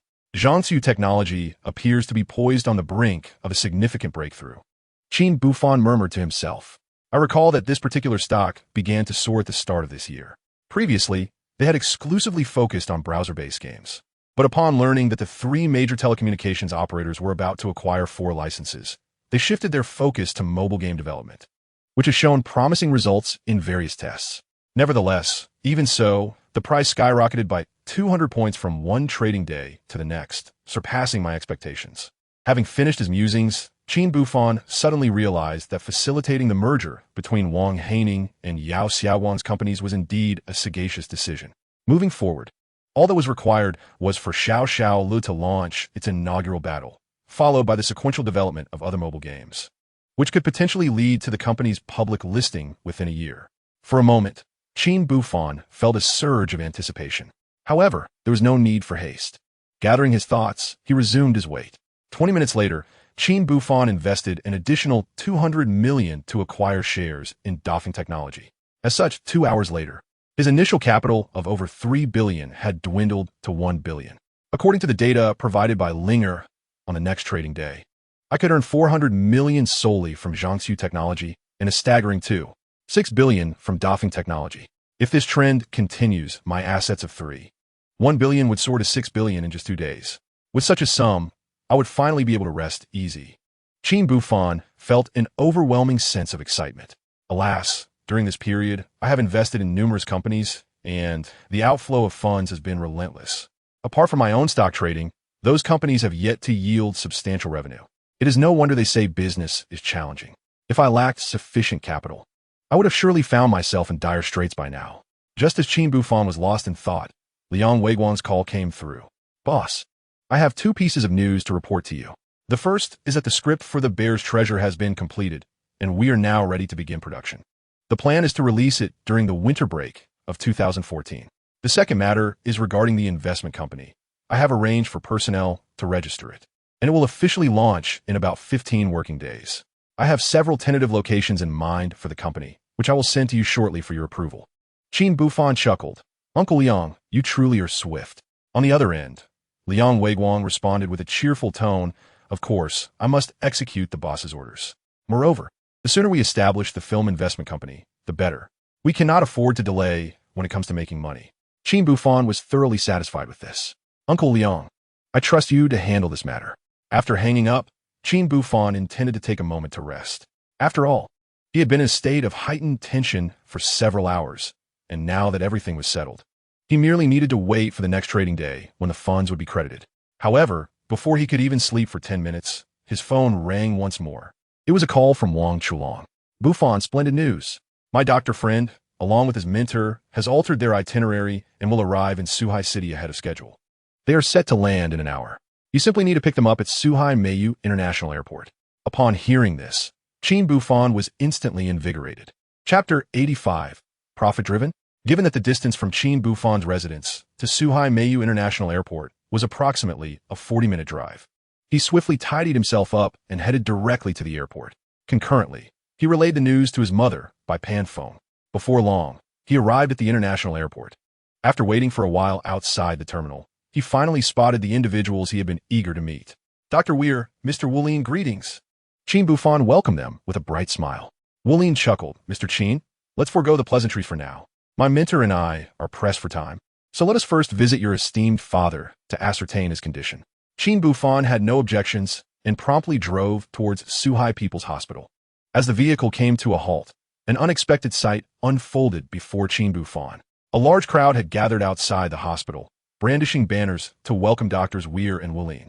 Qin Buhfan was taken aback. He had only learned from Wang Chulong that both were experts in neurology, particularly Dr. Weir, a globally renowned figure. He had not anticipated their arrival would generate such a commotion, even attracting the attention of the hospital's director. As Qin Buhfan pondered this, Director Li Changqiu approached them. Weir, my old classmate, it is a pleasure to have you here at our hospital for an inspection. Li Changqiu greeted warmly. Wei, it is delightful to see you. Weir replied with a smile. After exchanging a few casual remarks, Li Changqiu turned his focus to Wulin. Teacher, Wulin greeted respectfully. Li Changqiu laughed heartily. You rascal. You've changed quite a bit during your years abroad.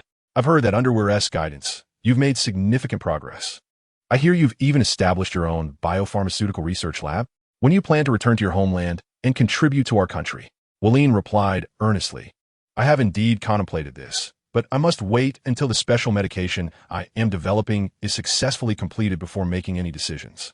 After all, this medication is the culmination of 5 years of collaboration with Dr. Weir. It will be ready for market in no more than half a month. It will undoubtedly be a tremendous boon for patients with brain tumors. Once the research is successful, I can confidently return home to develop my career. Li Changqiu laughed heartily once more. Excellent. I am truly honored to have a patriotic student like you. Beside them were chuckled, Li, we've just arrived in Huaxia, and you're already trying to poach my finest student. That seems a bit excessive, don't you think? However, Wulin has mentioned his intention to return home, but the special medication has caused delays. Though I find it difficult to part ways, I cannot hinder his return to his homeland. Now, let us not dwell on this matter. Instead, let us pay a visit to Mr. Qin's father. Once we have reviewed the test results, we can deliberate on the appropriate course of treatment. Naturally, Li Changqiu has no objections. Very well, I shall await you in the office. I will treat you to a meal at the finest restaurant, as a gesture of hospitality. When Li Changqiu departed with his companions, Qin Buhfan and the others swiftly arrived at Qin Jinsong's hospital room. After a brief examination of the medical records, Wei remained silent for a moment before turning to Wulin and inquiring, Wulin, what do you assess to be the probability of success for this surgery? Wulin replied candidly, Master, I believe that, given the patient's current condition, a minimally invasive procedure poses no issues. Subsequently, as long as the medications are taken as prescribed, a complete recovery is achievable. Wei shook his head and remarked, No, your analysis is flawed. I believe that administering the special medication will lead to full recovery. Upon hearing this, a fleeting expression of astonishment crossed Wulin's face, a subtle reaction that Qin Buhfan keenly observed.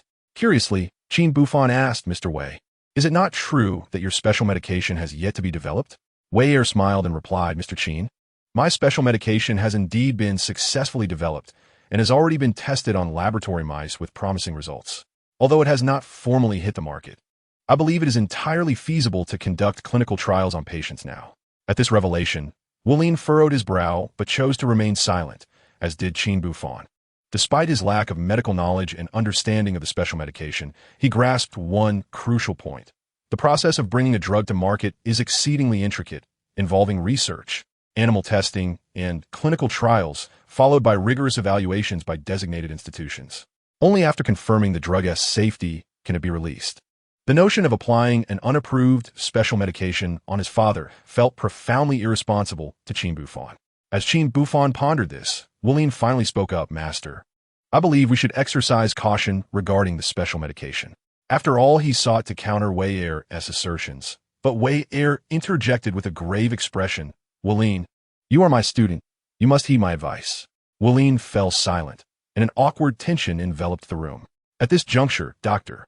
Wei Er turned to Qin Buhfan and said, "Mr. Qin, as the patient's son, the decision rests with you. Allow me to elucidate the current situation. Your father's surgery can certainly proceed. However, while it is minimally invasive, it still necessitates a craniotomy. You should be aware of the associated risks. And although there are compatible medications available post-surgery, no one can guarantee that your father will return to his original state or avoid post-operative complications. Conversely, if we opt for the special medication, I assure you that a single course will suffice for his complete recovery." Qin Buhfan gazed deeply at Wulin before inquiring about the price of the miracle drug. Dr. Weir responded, stating that the cost of the miracle drug was quite reasonable. 2,000 per pill. Given his father's condition was not severe, a course of treatment lasting approximately 2 months, which would require around 60 pills, would suffice for complete recovery. Upon hearing this, Qin Buhfan was taken aback. The price of 2,000 per pill for a 60-day treatment amounted to a staggering 742,800 yuan. While this sum was inconsequential to Qin Buhfan, for the average person, it represented an astronomical expenditure. As Qin Buhfan mulled over these thoughts, Wulin spoke up once more, incredulously addressing Dr. Weir. "Mentor, did you not previously state that our intention in developing this miracle drug was to heal the sick and mitigate the risks associated with surgery? Why then, have you set such an exorbitant price? How can an ordinary person afford such an amount?" Upon hearing these words, Qin Buhfan cast a thoughtful glance at Wulin, then shifted his gaze towards Dr. Weir. It seemed that Wulin had remained steadfast in his original intentions, whereas Dr. Weir appeared to have succumbed to the allure of profit, transforming into a mercenary businessman. Chapter 86. The true colors revealed. Half an hour later, Dr. Weir and Wulin left, harboring their grievances. Qin Buhfan did not respond immediately. Instead, he noted down their contact information and said he would call them back after careful consideration. "Buhfan, this situation is quite troubling," Bai Panfeng remarked with a worried expression. She had assumed that the two doctors would promptly devise a treatment plan upon their arrival, but instead, they had found themselves at an impasse. "Mother, please don't fret," Qin Buhfan reassured her. "This matter will surely reach a reasonable resolution. For now, let us exercise patience." After ending the call, Qin Buhfan hesitated before deciding to consult Wang Chulong regarding the backgrounds of Dr. Weir and Wulin. He needed to gather comprehensive information before making a final decision. Just then, Jiang Qingxue arrived with Qin Ling'er in tow. "Qingxue, why have you suddenly returned from school?" Qin Buhfan inquired. Jiang Qingxue responded earnestly, "Buhfan, you should have informed me that the doctors responsible for treating my uncle had arrived. Thankfully, my father told me. Otherwise, I would still be left in the dark." She then asked, "What did the doctors say about my uncle's condition?" Qin Buhfan had no choice but to relay the situation truthfully. Jiang Qingxue fell silent, fully comprehending the turmoil within Qin Buhfan. After all, surgery inherently carries certain risks, even minimally invasive procedures, especially when it involves a craniotomy.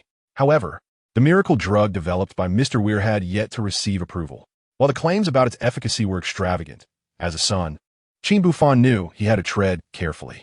"Buhfan, do not dwell on it any longer," Jiang Qingxue said earnestly. "If all else fails, perhaps you should consult a few more experts for a second opinion. After all, there are countless neurosurgeons around the globe." Qin Buhfan managed a wry smile. Then, with a serious demeanor, he stated, "Dr. Weir is internationally recognized as a leading neurosurgeon. If he has indicated that this operation carries certain risks, it is reasonable to assume that the other specialists would echo his sentiments. To be candid, if Dr. Weir's miraculous medication truly proves effective, spending a little money would be inconsequential. The crux of the matter lies in."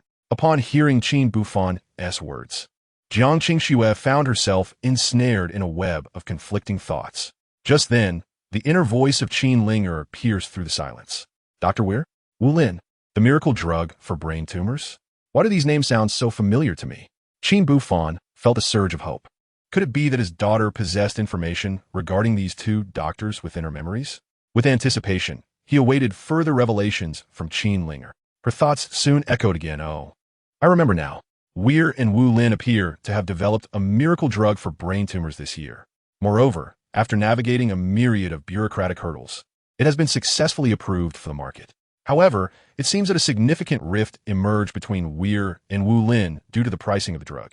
Weir believed that, having invested so much effort into its development, they ought to reap substantial profits. Conversely, Wu Lin, adhering to the medical ethic of saving lives, dismissed this notion. Eventually, Wu Lin voluntarily resigned and returned to his homeland to pursue opportunities. As for Weir, he forsook his previous position to establish a biopharmaceutical company. Initially, this company flourished, buoyed by the success of the miracle drug. Yet, it faced severe criticism due to the exorbitant price of $2,000 per dose. By the end of 2014, after the company went public, another biopharmaceutical firm emerged in Huaxia. Remarkably, they developed an even more potent and stable miracle drug for brain tumors. The mastermind behind this Huaxia company was none other than Wu Lin.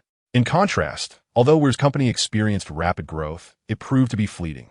Following its public offering, due to unethical practices and the production of banned substances, the stock plummeted, leading to Weir's disgrace.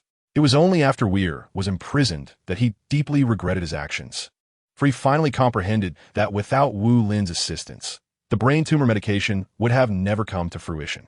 Yet, he chose to betray his ally, and in this world, no remedy for regret exists. After absorbing his daughter's thoughts, Qin Buhfan's previously wavering resolve vanished in an instant. What replaced it was an unwavering determination. The miracle drug must be procured. However, merely acquiring the medication would lack significance. What I seek is the patent for this miraculous remedy. Furthermore, given Wu Lin's immense talent, he must be secured as well. The capitalist from the beautiful nation, unworthy of possessing the patent for this miraculous drug, Qin Buhfan declared with such thoughts in mind. Qingxue, please wait for me here. I shall return shortly. Observing Qin Buhfan's departing figure, Jiang Qingxue felt a sense of curiosity. What scheme could this fellow be concocting now? 10 minutes later, Qin Buhfan stood outside the dean's office, initially intending to knock. However, a heated argument erupted from within the room. Seeing this, Qin Buhfan had no choice but to wait silently outside, oblivious to the three individuals inside. Mentor, I cannot agree with your proposal, Wu Lin said, his face flushed with indignation. Have you forgotten our original intention in researching this miraculous drug? To heal and save lives. Yet now, before the drug has even been approved, you are already contemplating how to profit from it. At 2,000 per pill, which lasts for 60 days, is such a price within the means of the average person? You once stated that healing should not be dictated by wealth. But what of that now? Facing Wu Lin's blunt inquiry, while merely smiled with indifference. Wu Lin, there's an old saying in Huaxia. One must look after oneself, lest the heavens exact vengeance. You must not forget, I provided the formula for this drug. You are merely its enhancer. Furthermore, you are my student, not my superior, and thus have no right to question my pricing. This miraculous drug is the culmination of my life's work. I have not violated any laws. I have merely increased the price, and no one can challenge my decision. Wu Lin clenched his fists, seething with frustration. Indeed, while the initial formula for the miraculous drug was provided by Weil, every subsequent step had been undertaken by Wu Lin himself. He had poured countless efforts into its refinement, replacing many of the original ingredients mentioned in the formula. If one were to speak truthfully, this miraculous drug had diverged entirely from its original formulation. As Wu Lin pondered this, Weil spoke again. Wu Lin, you seem to have lost your alignment with me. Very well, the miraculous drug has been developed, and your visa is nearing expiration, is it not? Perhaps you should focus on your development within the homeland. I no longer require you as my student. What? Wu Lin was utterly taken aback. He had never anticipated that the mentor he had held in such high regard would display such shamelessness. The true nature of this mentor was revealed, casting aside the mule after it has served its purpose. Li Zhiqiu, witnessing this, intended to intervene, but felt it inappropriate to meddle as an outsider. Thus, he suggested, Gentlemen, let us not escalate this anger. Come, I have made reservations at a restaurant. Let us dine first and discuss this afterward. Wu Lin, do not hold a grudge against your mentor. Apologize quickly. After all, without Weil, You would not have established yourself in the beautiful country or become the youngest neurosurgeon. With that, Li Ziqiu forcibly ushered both men outside.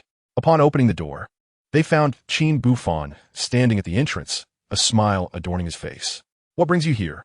Will furrowed his brows, his eyes filled with icy disdain. Chapter 87.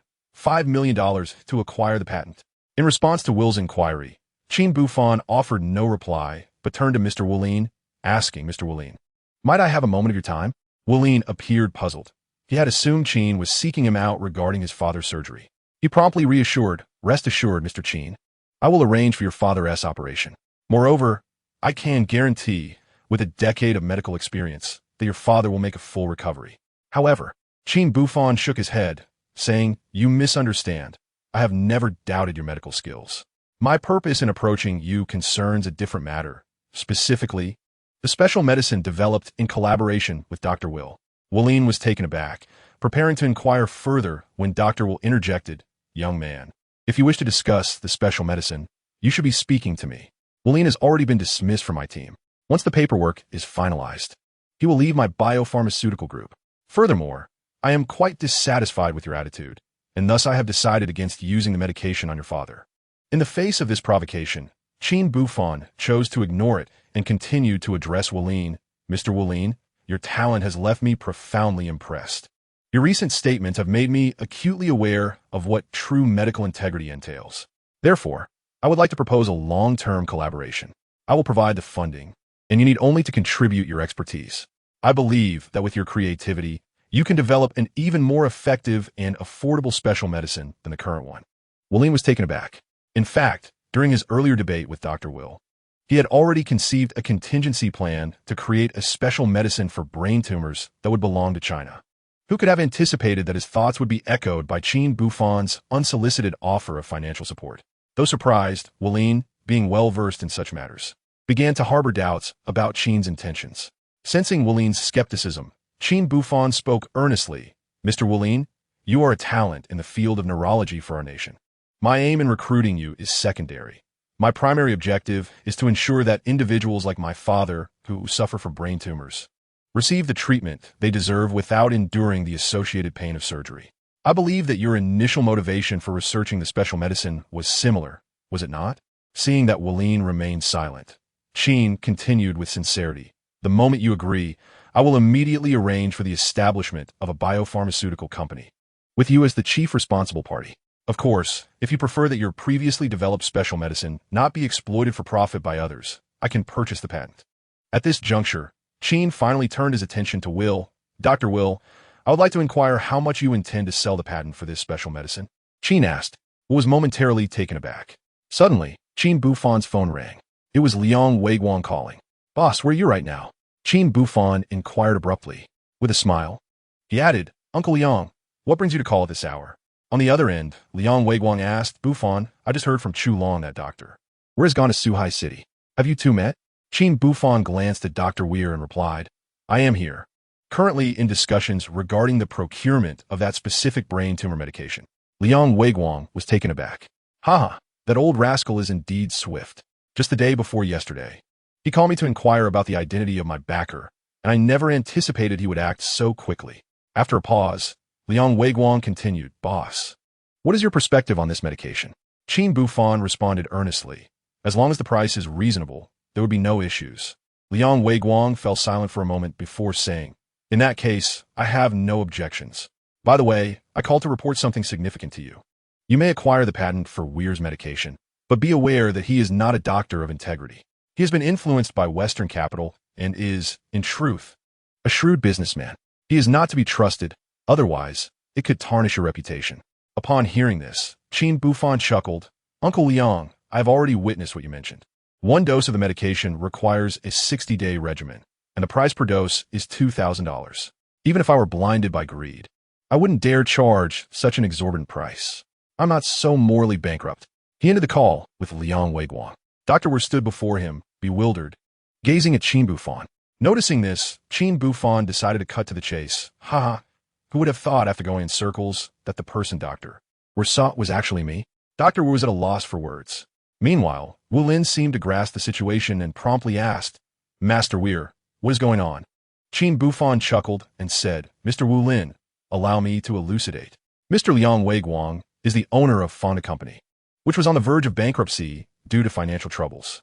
I intervened with a sum of 1.6 billion to help his company avert disaster. This Dr. Weir, being acquainted with Mr. Liang, learned of this and sought to sell me the patent for the medication. However, it must be noted that Mr. Weir is exceedingly greedy. He wishes to pocket the money for himself while avoiding the limelight. Thus, he arrived early in Suhai City under the pretense of treating my father, but in reality, he aimed to find me, his benefactor, to sell the patent. He deliberately quoted the exorbitant price of $2,000 per dose in front of you, hoping to provoke you into a rage that would drive you away from his team. In that scenario, the money would naturally land in his pocket alone. After hearing this, Wu Lin was utterly astonished, while Li Changqiu beside him was equally at a loss for words. Certainly, he was aware that Wu was a mercenary businessman. However, he never anticipated that this individual would stoop so low as to manipulate even his own students. Will, you have profoundly disappointed me, Li Changqiu remarked coldly. Having you as a friend is an indelible stain upon my life. From this moment forth, we shall sever our ties. Upon hearing this, Will furrowed his brow. Yet, he quickly composed himself and offered a wry smile, seemingly unwilling to defend his actions. At that moment, Qin Buhfan's indifferent voice broke the silence. Mr. Will, I have acquired the patent for your miraculous medicine. What I require is the permanent patent rights, and I am offering a flat sum of $5 million. Of course, you are free to decline. However, do you truly believe that anyone else in this world would be willing to pay such a premium for the patent to your remedy? Furthermore, you have irreparably severed your relationship with Mr. Wu Lin. Given his expertise and prior experience, he might very well develop a more efficient remedy within 6 months. By then, your product could very well be rendered obsolete. Do you think you can amass $5 million within that time frame? At this, Will visibly panicked. Half an hour later, Will departed, assuring that he would finalize the notarization and patent transfer within a week. Qin Buhfan, on the other hand, felt no urgency, but rather a deep sense of joy. After all, once the miraculous medicine completed clinical trials and received approval for market release, he could administer it to his father, sparing him the agony of surgery. In stark contrast, Wu Lin wore a troubled expression. Dr. Wu Lin, what troubles you? Qin Buhfan inquired, noticing the silence from his companion. He added with a smile, Are you displeased that the patent for the miraculous medicine has come into my possession? Wu Lin took a deep breath and responded earnestly. From a personal standpoint, I am indeed quite pleased. However, I believe Mr. Qin has offered Will too high a price. After all, aside from providing the raw material information, Will contributed nothing to the development of this remedy.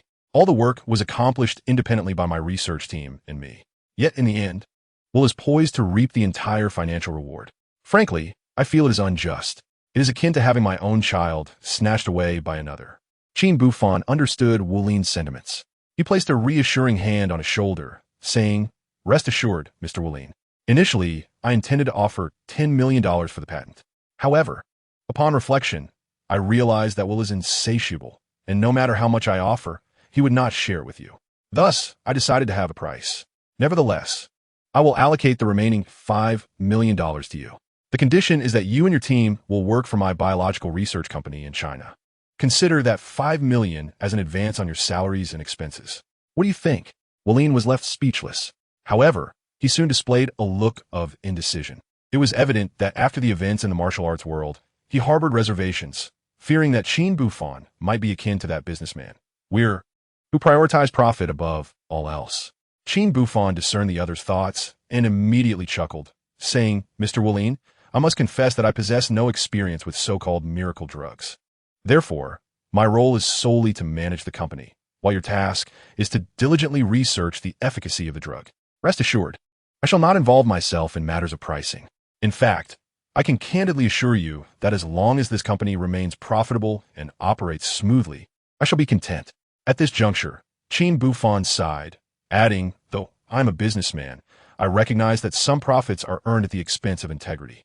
A greedy demeanor will inevitably lead to downfall.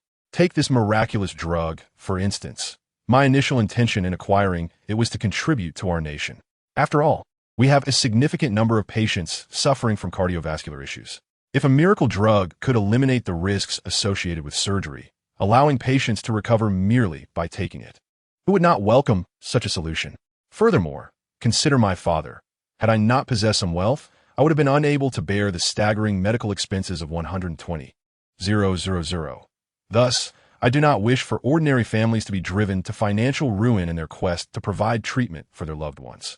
Upon hearing Qin Buhfan's words, Mr. Wu Lin was taken aback. Undoubtedly, Qin Buhfan's sentiments resonated deeply with him. Mr. Qin, are you jesting? Wu Lin inquired. Qin Buhfan smiled, of course not. I can formalize these assurances in your employment contract. Wu Lin shook his head. There is no need for that. Mr. Qin, I trust your character. After all, I have already experienced one instance of poor judgment in my life. Now, we would surely cancel the medical seminar and return to the United States, disbanding the team without delay. Thus, I must make arrangements. No sooner had Wu Lin finished speaking than his phone rang. It was another team leader calling. Wu Lin, what is going on with Dr. Weir? He just called me, instructing me to disband our team immediately and to have the finance department settle our salaries. Upon hearing his colleague's words, Wu Lin smirked internally. However, he withheld the truth, replying, I've had a falling out with Weir. Tell me, what are your thoughts on disbanding the team? The colleague on the other end responded seriously. Shouldn't that be for you to decide? If you still require us, old comrades, we will follow you wherever you go. Wu Lin burst into laughter. Excellent. Then hurry back to China, as I have already found you a new employer. This new boss, unlike Weir, who only seeks to exploit us, possesses commendable character and has made it clear that everything we do must prioritize the patient's perspectives. In stark contrast, Weir simply sells the drugs at exorbitant prices, showing no regard for the patient's circumstances. Hearing these words, the companion on the other side immediately burst into laughter. Indeed, what we lack is a good boss like this. By the way, the boss is good character, but there are issues regarding funding. Wu Lin laughed again. Rest assured, if I hadn't thoroughly investigated, would I have invited you over? After hanging up the phone, Qin Buhfan intended to leave. However, at that moment, Wu Lin suddenly called out to him. Mr. Qin, I just remembered something I need to attend to. I must take my leave now. If anything arises, we will communicate via phone. After exchanging phone numbers, Qin Buhfan returned to his father's hospital room. Buhfan, how did it go? Jiang Qingxue approached swiftly. Qin Buhfan replied with a cheerful smile. Don't worry, everything is settled. Moreover, I just accomplished something significant. Noticing Jiang Qingxue's puzzled expression, Qin Buhfan chose not to elaborate, but instead smiled and said, why not take a guess at what I did? Jiang Qingxue shot him an exasperated look. Seeing this, Qin Buhfan could only chuckle and recounted everything in detail. What? Jiang Qingxue was taken aback. You are indeed decisive. The special medication developed by Dr. Or hasn't he even been released or completed clinical trials, and you dare to directly purchase the patent? Are you not afraid that this Western medicine might not receive approval? That is $5 million, equivalent to over 30 million Chinese yuan. Having money doesn't mean one should spend it recklessly. Qin Buhfan replied earnestly, rest assured, I trust my judgment. Oh, by the way, Dr. Weir intends to return to his home country. This fellow is quite greedy. He disbanded his team even before arriving. Meanwhile, I took the opportunity to embrace Wu Lin and his entire team, and I plan to establish a biopharmaceutical company dedicated to developing special medications. Upon hearing this, Jiang Qingxue, after a moment of contemplation, couldn't help but smile. Well, since you have already taken action, I shall refrain from saying much more. Furthermore, I believe this is a commendable endeavor. I trust that this biopharmaceutical company will save countless families shattered by cardiovascular diseases. At this point, Jiang Qingxue clenched her fists and declared, in the future, if anyone dares to say that our Qin Buhfan is greedy and gluttonous, I shall confront them. Qin Buhfan was about to respond when his phone rang. It was Wu Lin calling. Mr. Qin, I have good news. Just now, I leveraged my connection with Dean Li Changxiu to find a senior in the Drug Supervision Administration. I have reported your father's condition, and they said that as long as the medication is tested and confirmed to be safe, even if it does not receive approval for sale in China, your father can still take it. My companion has already purchased the plane tickets, and by tomorrow noon at the latest, your father will have the approved special medication. Upon hearing this, the anxiety that had been hanging over Qin Buhfan finally dissipated.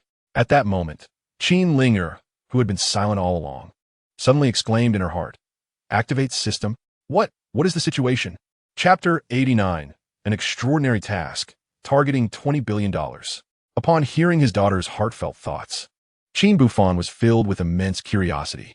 However, during his leisure time, he also indulged in reading novels, considering himself a seasoned aficionado.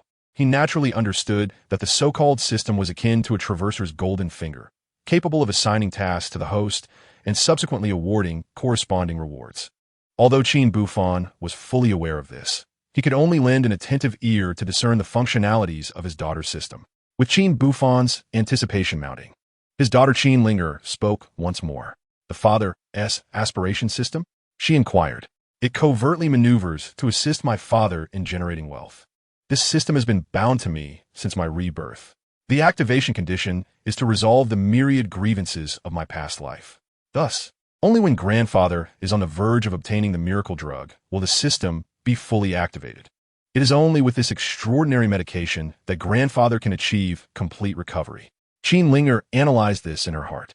In other words, if old Qin had not acquired the patent for this miracle drug and had allowed the martial arts community to perform surgery instead, grandfather might very well repeat the tragic fate of his previous life. "Old Qin, your decisive choice this time truly saved the day. Otherwise, if anything were to happen to grandfather, we would undoubtedly live with regret for the rest of our lives." After this moment of reflection, Qin Ling'er's attention suddenly shifted to the front. Qin Buhfan scrutinized closely, but discerned nothing. "What on earth?" Qin Ling'er exclaimed inwardly. "What kind of system is this? It starts off by issuing a task of hellish difficulty. 3 months to help old Qin earn $20 billion, and in U.S. currency no less. If I fail to accomplish this, the system will sever its ties, and my soul will depart from this body. Not only that, but the soul of my childhood self will also be erased, leaving me in a vegetative state." Qin Ling'er felt an overwhelming urge to curse. Qin Buhfan shared her sentiment. However, he quickly regained his composure. Although virtual currencies currently offered no opportunities for profit, Qin Buhfan possessed formidable stock trading abilities, bolstered by his daughter's memories from her past life. Earning $20 billion in 3 months was not an insurmountable task. Just as Qin Buhfan contemplated this, Qin Ling'er's voice, filled with frustration, echoed, "It's over, it's over. This wretched system is leading me astray. The $20 billion in profits does not include personal stock trading. Only the profits generated by the companies acquired by old Qin count. How could this be?" Qin Ling'er felt overwhelmed. At this moment, Qin Buhfan felt similarly. It is worth noting that the companies Qin Buhfan had purchased were primarily incurring expenses in their initial stages.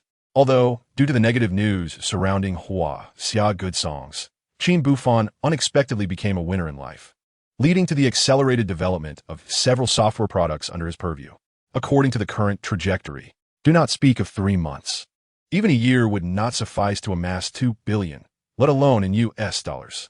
Though a sense of frustration lingered within, Qin Buhfan naturally wished for his daughter to remain. Whether it be the soul from his previous life or that of his daughter herself, it mattered not. Otherwise, what significance would the accumulation of wealth hold?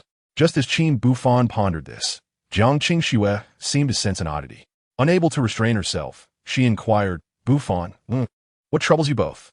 Especially Ling'er, at merely 5 years old. What could weigh upon her mind?"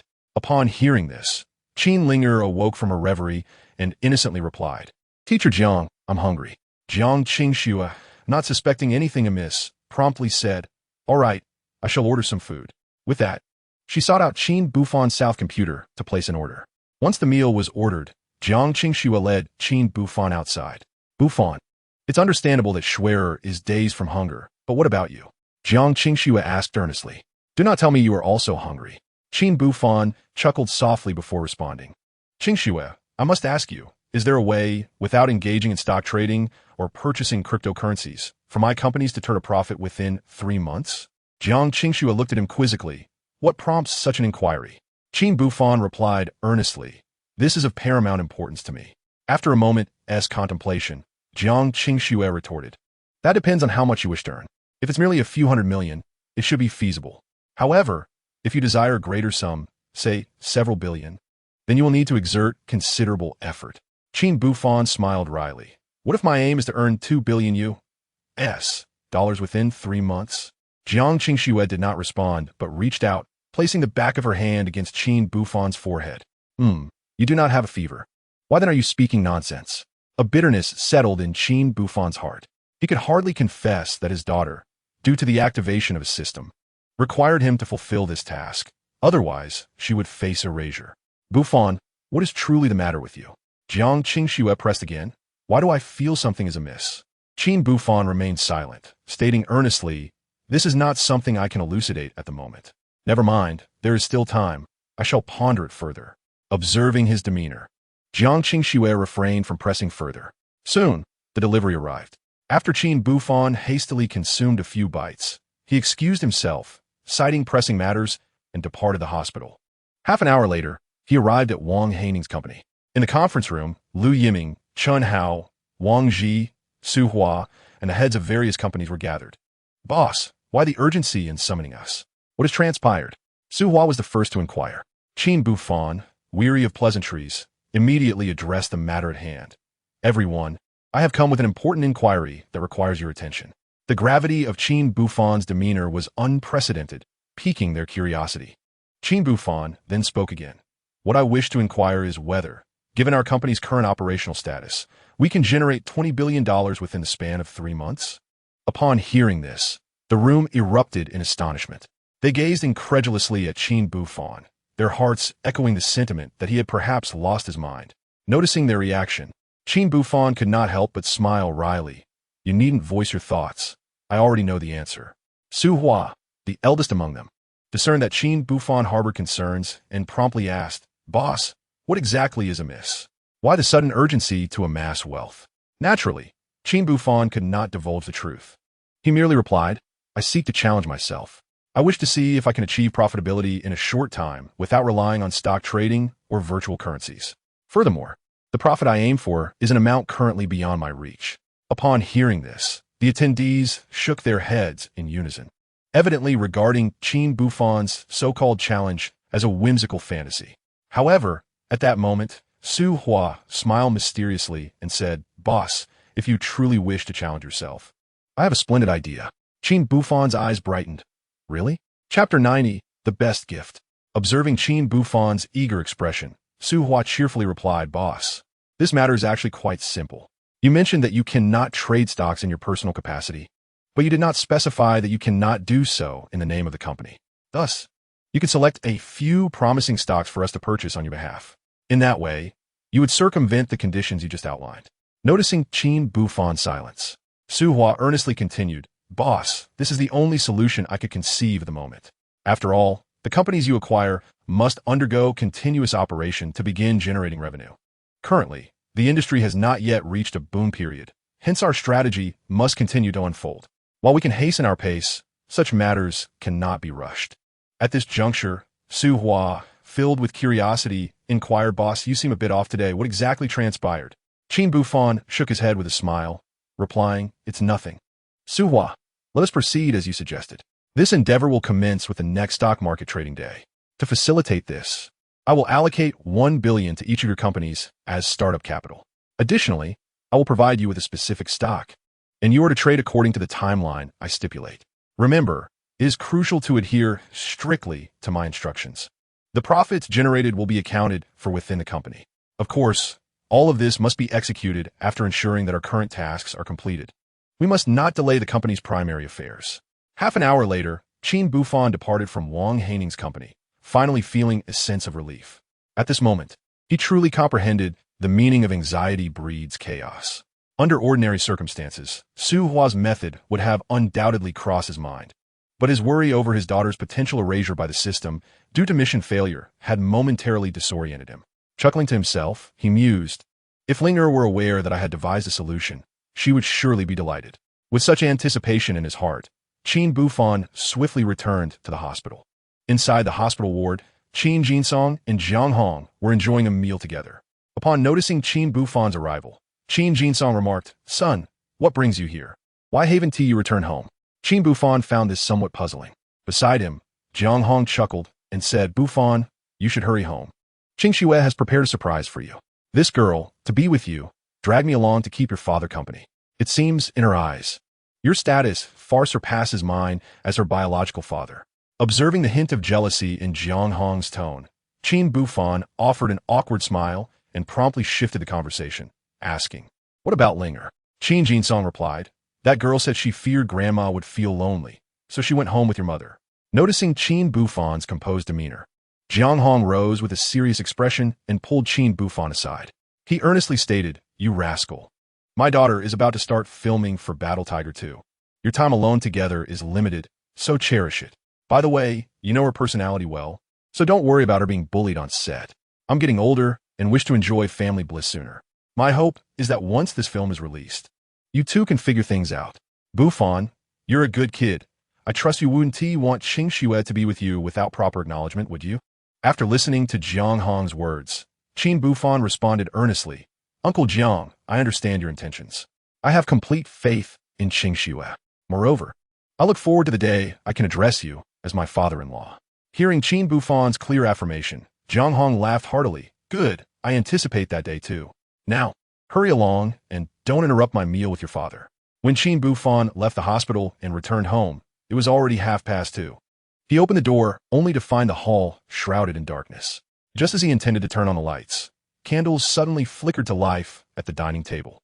Bathed in their glow, he spotted Jiang Qingxue, adorned in a long dress. She seemed to have just taken a shower. As Qin Buhfan approached, a subtle fragrance wafted towards him. "You're back," Jiang Qingxue said softly. Qin Buhfan, noticing her approach, smiled warmly and said, "I heard from my future father-in-law that you prepared a surprise for me at home. Where is it?" Jiang Qingxue smiled mysteriously and dashed to turn on the lights. It was then that Qin Buhfan discovered the living room was meticulously arranged with numerous gift boxes. He counted them, 31 in total, precisely matching his age. "Qingxue, what is this?" Qin Buhfan was taken aback. With tenderness, Jiang Qingxue replied, "Buhfan, though we have grown up together as childhood companions, I realized I have never properly celebrated your birthday. In a month, you'll turn 31. I'll be away filming at that time, so I thought I would celebrate in advance." As she spoke, Jiang Qingxue led Qin Buhfan to the gift box marked with the number 1. Qin Buhfan opened the gift box, revealing a figurine of a renowned anime character. "Qin Buhfan, I know you've cherished this figurine for a long time," Jiang Qingxue remarked as she handed it to him. "Now it is yours. Consider it a birthday gift for your first year." Instantly, Qin Buhfan was enamored. Subsequently, Jiang Qingxue opened the second gift box, unveiling a substantial stack of items. "This is a collector's edition of your favorite anime.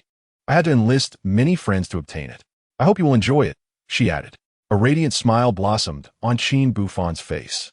As the moments passed, the remaining gift boxes were gradually unveiled, with the presents evolving from playful toys to practical items like wallets and belts. "Now for the final gift, which I have prepared with great care," Jiang Qingxue said with a gentle smile.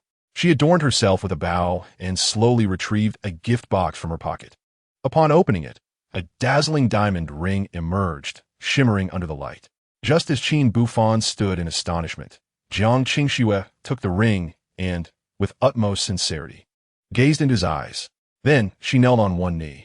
"Mr. Qin Buhfan, will you marry me?" she earnestly inquired. At that moment, Qin Buhfan found himself at a loss for words. Observing his reaction, Jiang Qingxue smiled tenderly and asked, "Mr. Qin Buhfan, do you wish to marry Ms. Jiang Qingxue?" At that instant, his heart melted completely. He gently lifted Jiang Qingxue, proclaiming, "I do. Qingxue, you need not go to such lengths to prepare gifts for me, for you are my greatest treasure." Chapter 91, We Rest Together. With that, Qin Buhfan embraced Jiang Qingxue and shared a passionate kiss. 10 minutes later, they enjoyed a candlelit dinner, their faces aglow with happiness. After a delightful meal, they tidied up the table like a young couple. Once the chores were completed, Jiang Qingxue took her sleepwear and headed for a shower, while Qin Buhfan busied himself by logging into his computer. Just then, a notification appeared in the lower right corner. He opened the chat window. "Dreaming back to 20. How'd you been lately?" "Simple life. Quite well. Today I invested approximately 2 billion in the stocks you recommended." "Dreaming back to 20. Excellent. Keep up the good work." Qin Buhfan intended to respond, but another message popped up. "Dreaming back to 20. I've noticed you've been earning quite a bit lately. How about we make a wager?" "Simple life. What kind of wager?" "Dreaming back to 20. A 3-month challenge. Quite simple. I challenge you to earn a sum of $20 billion, aside from personal stock trading and cryptocurrency. Do you dare to accept?" Qin Buhfan was taken aback, yet inwardly he was elated.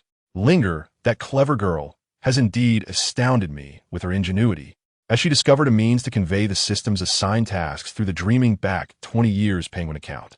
Although Qin Buhfan had devised a strategy long ago, he could not reveal it outright, but instead responded thoughtfully. Simple life. This wager of yours seems rather unreasonable, does it not?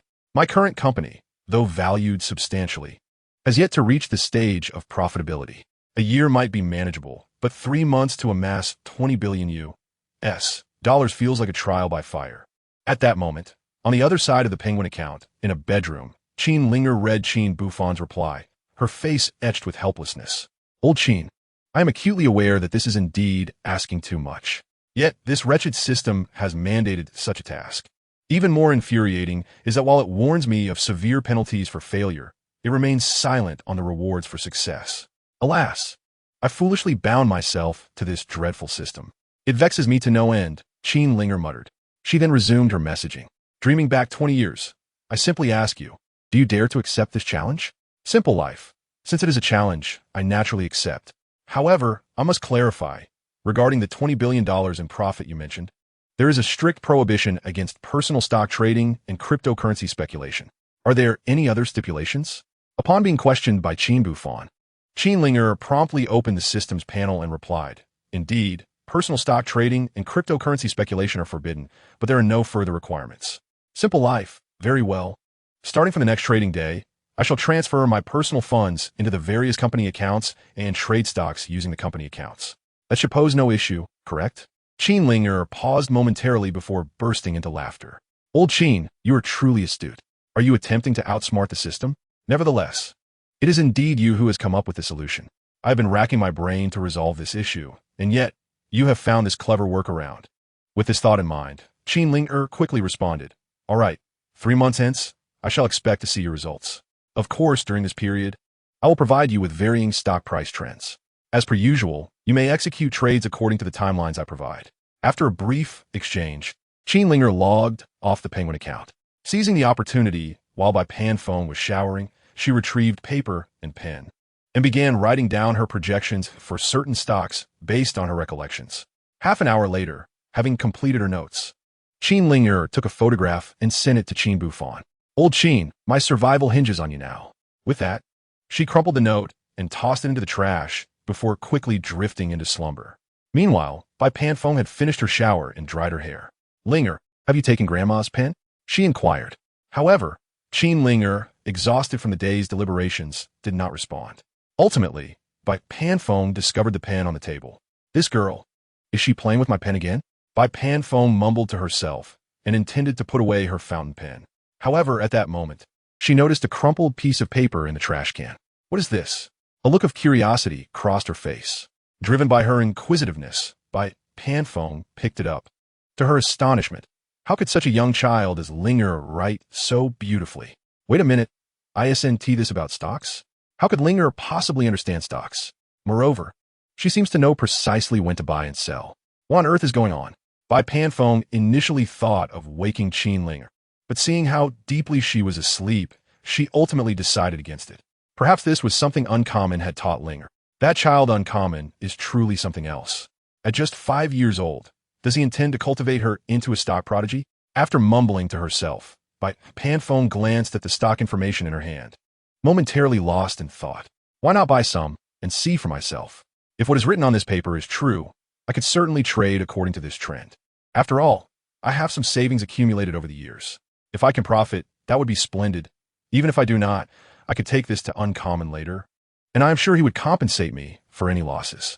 With such thoughts in mind, Bai Panfeng went to tuck Qin Ling'er in, then returned to her own room, donned her reading glasses, and began to engage in her tasks. Meanwhile, Qin Buhfan was unaware of these developments. At that moment, after receiving Ling'er's hints, he transcribed them and sent them to Liang Weiguang, Wang Haining, and others. After completing these tasks, Qin Buhfan shut down his computer. Just then, Jiang Qingxue emerged wearing a purple short-sleeved nightgown. As her graceful figure approached, Qin Buhfan felt his heart race. At the same time, Jiang Qingxue also felt her cheeks flush. Buhfan, you should go take a shower. I'll be waiting for you. The simplicity of her words sent a shiver through Qin Buhfan, an indescribable sensation surging through him. Okay, all right. 10 minutes later, after finishing a shower, Qin Buhfan noticed Jiang Qingxue's door was closed and thought she had already fallen asleep. However, as he entered his own bedroom, he found Jiang Qingxue there, changing his bed sheets. Buhfan, the sheets are ready, Jiang Qingxue said softly. Qin Buhfan nodded slightly, rubbing his nose as he replied, Qingxue, you don't need to bother with this. You should rest early. All right, let us rest together. After saying this, Jiang Qingxue blushed and slipped under the covers. Chapter 92. A complete liquidation, earning 29.3 billion in anger. Within the covers, Qin Buhfan and Jiang Qingxue were mere inches apart, both lost in thought. Buhfan, Jiang Qingxue initiated the conversation. I feel as though I am dreaming. I have loved you for so many years. Now, can you finally be mine? As she spoke, Jiang Qingxue suddenly sat up, looking down at Qin Buhfan. He instantly felt a rush of blood, his heart racing uncontrollably. Qin Buhfan understood. If he does not take the initiative, who knows what thoughts might cross Jiang Qingxue's mind. Nevertheless, it is best not to dwell on such uncertainties. Sooner or later, one must take that step, Qin Buhfan pondered. He then moved to embrace Jiang Qingxue. Upon seeing this, Jiang Qingxue instinctively closed her eyes. However, just as everything seemed poised to unfold seamlessly, Jiang Qingxue suddenly rose. Qingxue, what is the matter? Qin Buhfan inquired with concern. Jiang Qingxue offered no reply, but hurriedly dashed into the restroom. Left outside, Qin Buhfan could only wait patiently. Inside the restroom, Jiang Qingxue's voice, tinged with distress, echoed. Qin Buhfan, she called. What is it? He asked, worry evident in his tone. Jiang Qingxue found it difficult to articulate her predicament and eventually blurted out, I've started my period. Could you please step out and buy me some pads? I forgot to bring any. Upon hearing this, Qin Buhfan chuckled. I thought it was something serious. Just wait, I'll be right back. With that, he promptly left. When he returned, he was carrying an oversized black plastic bag. Sliding it through the crack in the door, he chuckled. I checked with the store owner. This bag contains day use, night use, and even leak-proof options, along with some safety shorts. You can choose what suits you best. With that, Qin Buhfan retreated to the living room, recalling the awkwardness he had felt at the convenience store, and shook his head with a wry smile. He then opened his phone to search for something. Before long, Jiang Qingxue emerged from the restroom. Buhfan, I'm so sorry. I didn't expect my period to arrive a day early, she said, her cheeks flushed. Qin Buhfan smiled and shook his head gently. He tenderly took her small hand, guiding her to the sofa, while he busied himself in the kitchen. 20 minutes later, a bowl of ginger and brown sugar water was ready. Quickly, drink it while it's hot. You mustn't catch a chill now that you're on your period, he urged, placing a warm pack gently against her abdomen. With these tasks completed, Qin Buhfan finally breathed a sigh of relief. At that moment, Jiang Qingxue felt an overwhelming sense of happiness. She believed that this man before her was someone she could trust for a lifetime. After finishing the ginger and brown sugar water, her complexion improved significantly. She pulled Qin Buhfan close and nestled against him, drifting off into a blissful sleep. The night passed in silence. The following morning, Jiang Qingxue rose early to prepare breakfast. Qingxue, let me drive you, Qin Buhfan offered after they finished eating. Looking at him with a smile, Jiang Qingxue shook her head. Don't worry, I'm feeling fine now. I managed to come here just like this before. You shouldn't underestimate a woman's resilience. As for you, just focus on your own tasks. Qin Buhfan could only nod in resigned agreement. Once Jiang Qingxue departed, he swiftly turned on his computer. After all, a new trading day had begun, and it was time for him to sell the stocks he had previously purchased. After a long wait, the market opened. Qin Buhfan steadied his mind and began to wait. Approximately half an hour passed. At this moment, only 2 minutes remain until the first selling point. At 9:20, Jiangsu Technology will ascend steadily to reach its highest price of the day, followed by a period of stability. Qin Buhfan mutters to himself, patiently waiting. Indeed, as the clock strikes 9:20, he observes Jiangsu Technology reaching its peak after a significant rise. With unwavering focus, Qin Buhfan promptly sells all his shares. Upon receiving the news of successful sale, he immediately turns his attention to the second stock, Dafan Technology, which is expected to reach unprecedented heights by 9:35. As anticipated at the designated time, Dafan Technology's figures surge rapidly. With swift reflexes, Qin Buhfan empties his holdings once more. In the ensuing moments, he appears almost mechanical, selling stock after stock. By the time he sells his final share, it is already 10:30 in the morning. At this juncture, Qin Buhfan opens his phone and sends a message to Jiang Qingxue, informing her that he has accomplished his task. Within seconds, his phone rings. It is Jiang Qingxue calling. Have you sold them all? She inquires. Of course, this time I made a small profit. After deducting some expenses, I netted 3 billion. Qin Buhfan replies with a cheerful tone. However, the challenge is only just beginning, he adds. Jiang Qingxue, puzzled, responds, challenge? What challenge? With a grin, Qin Buhfan explains. It's like this. The friend who previously provided me with stock and cryptocurrency tips has proposed a challenge. She wants me to generate a profit of $20 billion within 3 months, using the companies I have acquired, without trading in my personal capacity. What? Jiang Qingxue exclaims, momentarily bewildered. Buhfan, please tell me you haven't accepted that challenge? Upon hearing Qin Buhfan's affirmative response, she expresses her disbelief. Buhfan, you're taking quite a risk. As far as I know, the companies you currently own do not possess the means to generate quick profits in such a short time frame, unless you resort to unethical practices, which will be detrimental to their future. Moreover, $20 billion equates to 123.8 billion Huaxia coins. Earning such a sum in 3 months is simply inconceivable.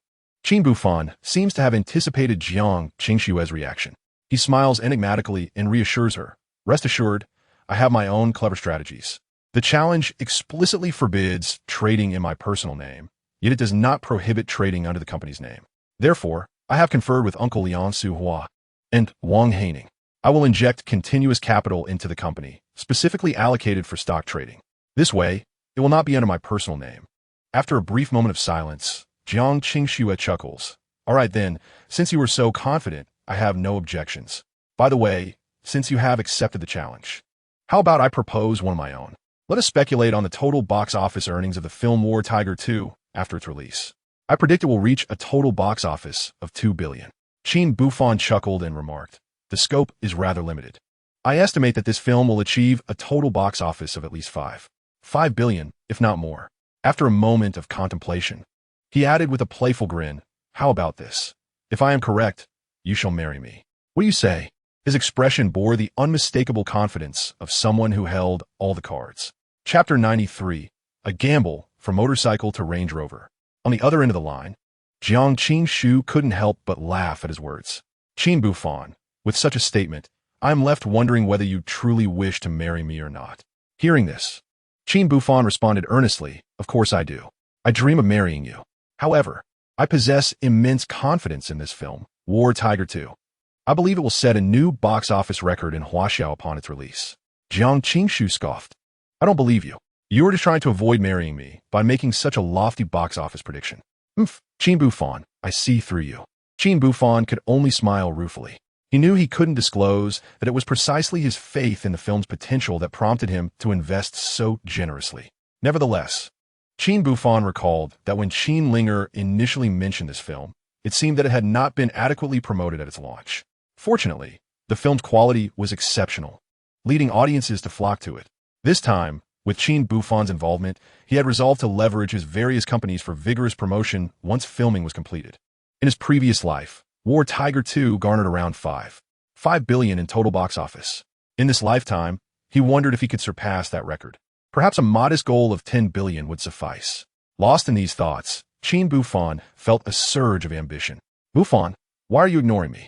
I'm speaking to you, Jiang Qingxue said with a hint of melancholy. Qin Buhfan snapped back to reality and apologized. I'm sorry, I was pondering something. I was wondering, once War Tiger 2 breaks the 5 billion mark, what kind of wine should we buy to celebrate? 1982 Lafite? No, I'm not accustomed to foreign wines. We could purchase Matai. It truly is a gem of our nation. At this point, an idea struck him. By the way, Qingxue, please mention to Director Wu that we should incorporate more soft advertisements for national brands in our film. Remember, they must be free placements. After all, our film will not only be released in Huaxia, but will also be shown overseas. We want the world to see just how far our nation has come. Jiang Qingxue replied earnestly, rest assured, I will keep this in mind. Our film, War Tiger 2, aims to promote patriotism, and it must certainly showcase our unique character.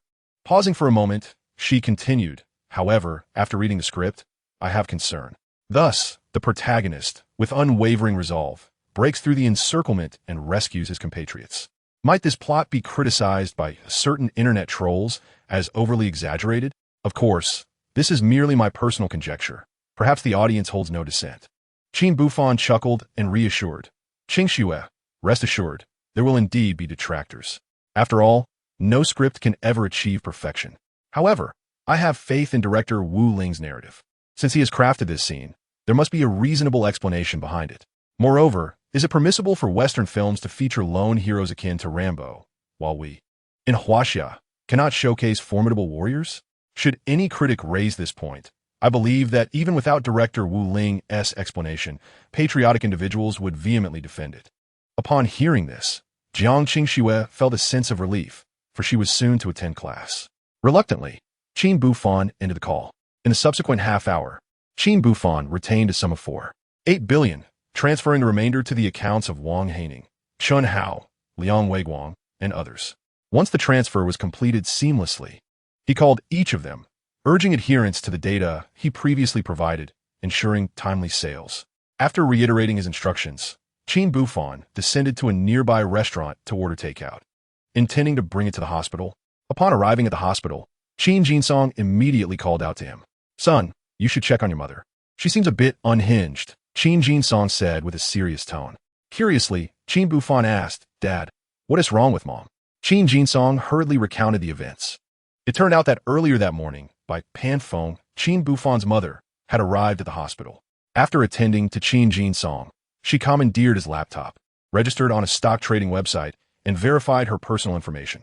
For the remainder of the time, she engaged in self-talk, alternating between operating on the computer and meticulously studying a notebook.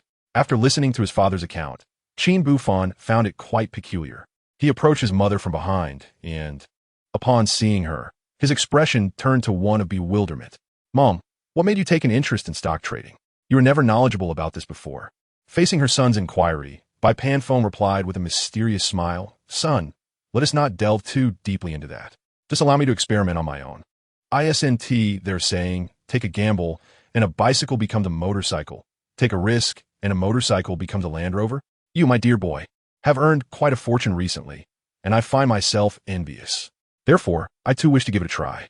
At this point, Bai Panphone gazed at Qin Buhfan with a smile. "Rest assured, I am only using my savings for this venture. I have not touched a single penny of the company's funds. Ultimately, if I win, it's my skill. If I lose, well, you can compensate for the losses. You have no objections, do you?" Qin Buhfan could only manage a wry smile.